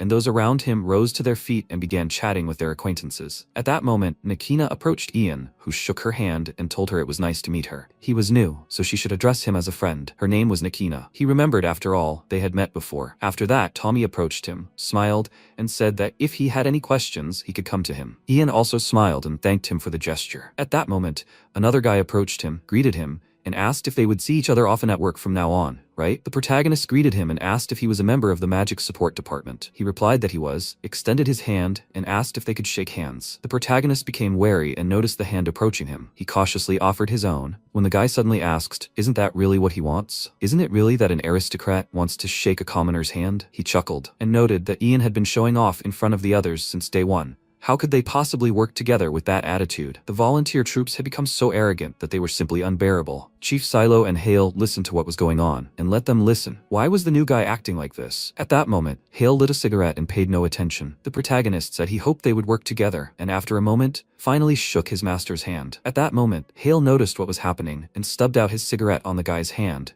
who screamed loudly in pain. He said his palm was dirty. The guy started screaming in pain, asking Chief Silo to do something quickly. Silo angrily asked, what's going on here? Everything has its limits. Silo grabbed Hale by the robes, pulled him close, and sternly asked, what was he planning to do with their department? Did he hit his head and blow out the last of his brains? Hale addressed him by name and asked if he was overwhelmed by all the paperwork. If he wanted to harm someone, he should be prepared for the consequences. His man had wanted to set Ian's hand on fire, so he had taken precautions. Or did he have something against him? Indeed, there was magical power in his palm, and Salo shouted that he had overdone it anyway. Hale asked again, had he overdone it? In that case, he was asking for forgiveness. He needed to set it on fire to maintain balance. Then this guy, sprawled out, would have been unable to utter a word. Salo was dumbfounded by what he heard, then stepped back and started shouting, how much more can this go on? He should keep an eye on his people from now on. If this happens again, he will report it to the minister. At that moment, the door to the room slammed shut, and they walked out. Hale's team was together, and they began discussing what Tommy had already said about this. How he hated how they smoked in here, and then the ash spread everywhere. Please, let them not smoke indoors. He picked up a rag and began cleaning up after the leaders. At that moment, Nakina turned to Ian and informed him that Tommy was the one who insisted on maximum cleanliness. But from now on, he should be more careful. First, he needed to learn to sense magical power. How could he be the youngest member of the troops without it? Ian looked away, thinking about how he'd realized the man was about to play a joke on him, and he was considering using a little magic to put him in his place. Nakina continued to say that since he was now part of their troops, he should prove himself, no matter what, and let him feel at home. The protagonist thanked her for these words when suddenly, Mr. Hale entered and announced that he was late for the introduction. He was pleased to meet him and extended his hand to Ian, who smiled and shook his hand in return, saying it was also a pleasure to meet the leader. He looked forward to a fruitful collaboration. The leader suggested they go get something to eat and drink to their meeting. Tommy asked again, did they want a drink during the day? Maybe at least a beer. Ian asked, by the way, where were the rest of the volunteer troops? Nakina said they had all gone on leave after the Battle of Roxana, and it was unknown when they would return to battle, so they were resting for now, quietly. Let him ask if he would mind a beer? She didn't know what aristocrats liked. He replied that that would be fine, of course, but he hadn't come here alone. Suddenly, Barrack ran up to them with incredible speed and started shouting, Ian, Everyone else has already left, and why isn't he coming out of here? He thought they had missed each other. Tommy asked, what's that even like? How can he walk in such a state? Ian replied that this was his night barrack, and that he was like that because he'd just returned from training on the parade ground. Tommy asked, so he was sparring with Captain Jack? Ian replied that was exactly it. They were so happy to have a new guy joining them. After all, these people were short-handed, and his right hand was a magical swordsman? Then that was only a plus, a huge plus. At that moment, Nakina put her hand on Barrack's shoulder, and smiling, said that they would now be close to Ian, so they would see him often too. She was pleased to meet him. Her name was Nakina. Tommy, also smiling, approached him and said his name. Barrack stood there, perplexed, unable to answer. Nakina asked again, they want a drink, will he come with them? Barrack asked again, will there be meat? Nakina replied, of course, since they have a junior, the leader is treating them. Hale replied that he was broke this month. Nakina asked again, so what? Let him go with them anyway. They'd eat meat, drink, and spend all the boss's money. Hale watched in bewilderment when suddenly Barrack exclaimed with joy. Hale turned to Ian and said he'd explain the work schedule in more detail while they drank. Now they could go. They exchanged glances and, with peace in their hearts, went off to spend time together. After a while, they arrived home, where Barrack was very happy, but his face showed weariness. They were all a little tired, when suddenly Ramandro met them and asked, Barrack, is he here? He could barely stand. And why did they smell so strongly of alcohol? Ian explained that he'd gotten very drunk at the Volunteer Forces recruitment celebration. Ramandro asked again, but he was the one who'd joined the Volunteer Forces. What did that have to do with Barrack? Barrack collapsed on the sofa and said he couldn't fit in anymore, and they shouldn't give him anything anymore. Ramandro shouted that he was talking about that. Why was the knight getting drunk earlier? While they were gone, Ian had received a letter. He was waiting for him so they could open it together. Ian asked again, had he received a letter? It was the mayor of Karena sending him a report. The protagonist asked if they could perhaps read the letter right now. Ramandro started calling for Kasha and answered, yeah, right. Did he really go off somewhere alone again? Ian asked again. Again? He replied that he'd been wandering around a lot lately. He even wondered what he was doing there. Wesley was keeping an eye on him, so they should pass it on to Kasha so he could be more careful. At that moment, the letter was handed to him, and Ian began to read. This is the mayor of Karena City, Onyx, and she hopes he reached the capital safe and sound. She's writing to tell him the news he's been waiting for. This information concerns the blue-haired boy he asked about with the bandits. The bandit leader isn't entirely sure either, but he suspects the black sword belonged to the Aton people. He claims it was because of it that the phenomenon occurred. This warlike people is known as the Blood Tribe, who live in the north of Burial, drink the blood of monsters, and live in constant battle. These people will grow powerful in the coming monster attack that will shake the empire, but will ultimately be destroyed by the captain of the palace guard. The Aton tribe uses the black sword to summon monsters, which is why this boy followed them. Ian looked at the letter and thought it made sense, since back then, Hash's body was undead, not human. During the interrogation, he concluded that the boy Sir Ian had spoken to was not human, so the small town would be of no further assistance. He requested more precise information from the palace, so he asked him to wait and also to pass this information on to the palace expert, Ramandro, who was with him. He would write to them later and thank them for it. Ramandro was dumbfounded by what he saw in the letter, as was Ian. Sometime later, Wesley's subordinates reported the information to her, and she asked again, what was he talking about? Had undead been discovered in Karena? A servant reported that the report on repelling the bandits' attack mentioned the presence of undead. Therefore, they turned to the palace for help.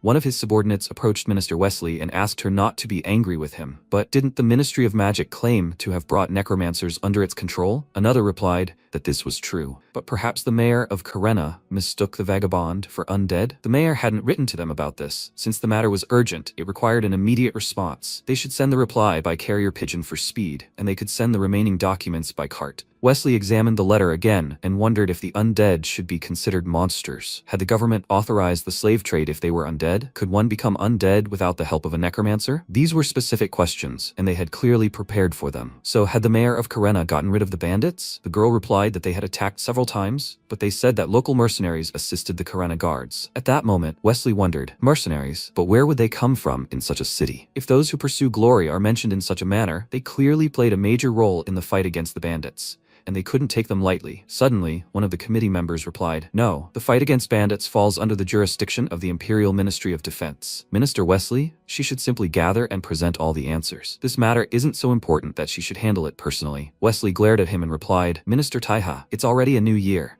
So why is he so eager to take this matter over? After all, the Minister of Security could change twice a year if a war breaks out. If he changes anything now, she'll only leave more work for whoever comes after him. Minister Taiha began shouting angrily. What did she just say? Another committee member shouted at Minister Wesley to refrain from such words. She replied, of course, unless he stops talking such nonsense. The man thought about how strange Wesley was acting today. As Taiha had said, she wasn't obligated to take on this matter herself. The Minister of Security was right. so he hoped their ministries could come to an agreement to resolve this issue. Minister Taiha silently told Wesley to know his place and wondered about the truth potion. Were they really going to give that to someone just before assuming a high-ranking position? What were they thinking? An awkward silence fell between the ministers. After a while, Wesley turned to Barreto and asked him to summon all the necromancers and order the Department of Magic Stones to prepare as well. He replied that he understood her orders. They should prepare so there would be no problems. Meanwhile, Romandro covered his face with his hand and wondered if he should have just let him die back then. Ian remarked that it seemed like Barak had influenced him. Romandro asked again, "What? No, that's not it."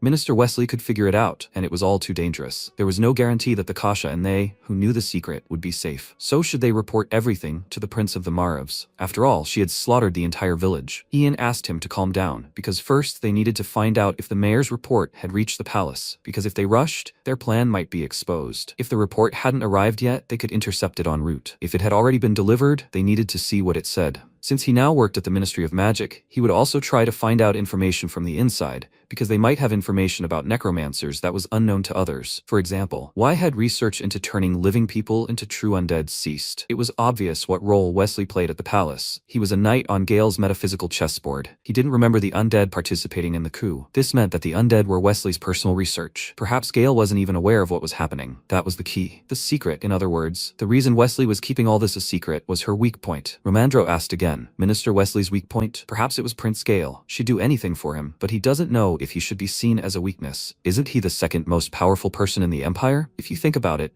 Minister Wesley is a crazy woman, and it's true what they say. Love can drive you crazy. Everything Wesley does is for Prince Gale. But if the necromancy research is happening without Gale's knowledge, then Wesley is doing it only for himself. Surely, if she's not crazy, then couldn't she possibly be planning to use the research results on him? At that moment, Romandro jumped up and asked if the minister could try to turn Prince Gale into an undead. Wasn't that too serious an accusation? Ian replied that they couldn't come up with any other hypotheses in this situation. Apparently, due to the Imperial Palace's blessing, mind control magic affects members of the Imperial family. Wesley is probably trying to find a way around it. Judging by the results, mind control magic and undead magic are very similar, because it forces a person to act according to its commands, but at their core, they're different. Necromancy is more akin to witchcraft than magic. Romandro apologized, saying he didn't understand the matter. Is magic really that different from witchcraft? He replied that magic is the use of mana, while witchcraft is the interaction with mysterious forces through blood, training, and various artifacts without the use of mana. Therefore, anyone who wants to control the Imperial family will have to consider necromancy. It's obvious that Wesley was trying to turn living people into undead. So isn't her only motive the destruction of Gale? Romandro asked,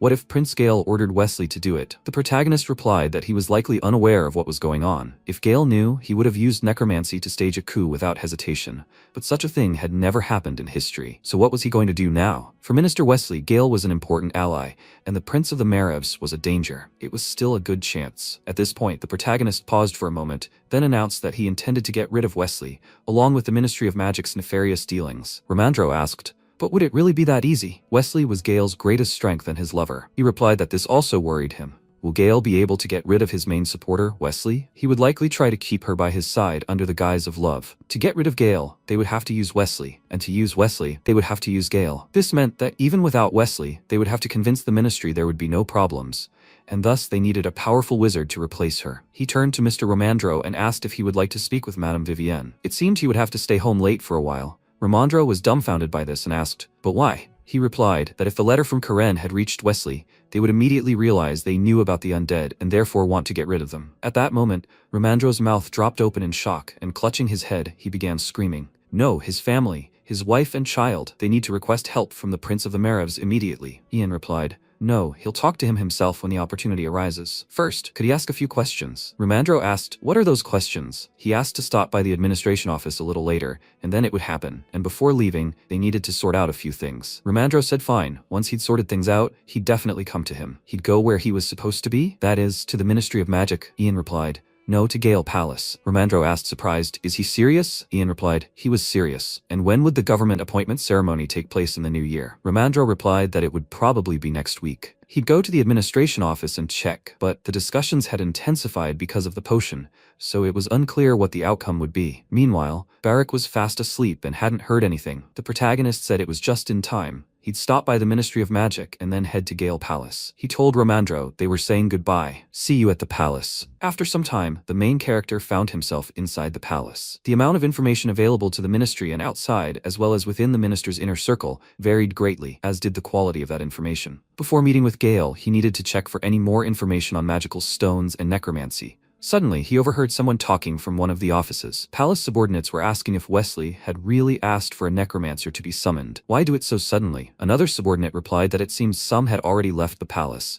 Wouldn't they complain about being summoned without warning? And the funniest thing was, they couldn't even utter a peep at Madame Wesley. They only treated them this way because they had a gentle nature. One of the guys said how tired he is, no matter what he does. Everyone else says he's a foreigner, disrespects him, and discriminates against him here. Madame Wesley had said it was urgent, so he'd probably activate the male magic, or they'd get a reprimand. He needs to take on 10 people from above. Ian overheard this entire conversation and wondered if Wesley had summoned the necromancers. He saw that the letter from Karen had already arrived, and he needed to hurry. He turned abruptly and walked in the other direction of the palace. Fate changes in an instant, but it will take a long time for destiny to change and reach him. The storm that shakes destiny was calm, but he realized it was only then that it had almost swept him away. Wesley might be the same, but didn't it start the moment he woke up in marriage? No, perhaps it began in Ian's life even before that. Ian thought about the records office, which was somewhere nearby, where he remembered. He walked toward it. Sometime later, a chariot stopped near the palace, and Mr. Romandro emerged. Ian greeted him and asked if he brought this item with him. He handed him the chest and said, yes, this is it. He'd found it in a warehouse on the shopping street before arriving at the palace. Ian thanked him for the service, after which Romandro whispered that, as he'd requested, he'd checked with the administration. Suddenly, the protagonist interrupted him and said that Wesley had received a letter from Karen. Romandro exclaimed in horror. Yes, indeed, he said. But how did he know? Had they really met in person? Ian mentioned that rumors had spread throughout the Ministry of Magic and they needed to hurry. He'd learned from the administration that there was only a week left before the appointment ceremony. The meeting where final decisions were made was held in a couple of days. The protagonist thanked him for this, after which Romandro asked if he'd go inside. Romandro would rather wait in the carriage for his return. Ian replied, okay, he'll be back soon, and headed toward the palace. He watched him go, thinking that knowing Ian, he'd be fine, but he still worried about him. By the way, where did Kasha go during the height of the chaos that erupted in Karena because of the undead? Meanwhile, on a dark night, two angry men stared at Kasha, who was on the street. He barked and looked at them playfully. He realized that things were bad.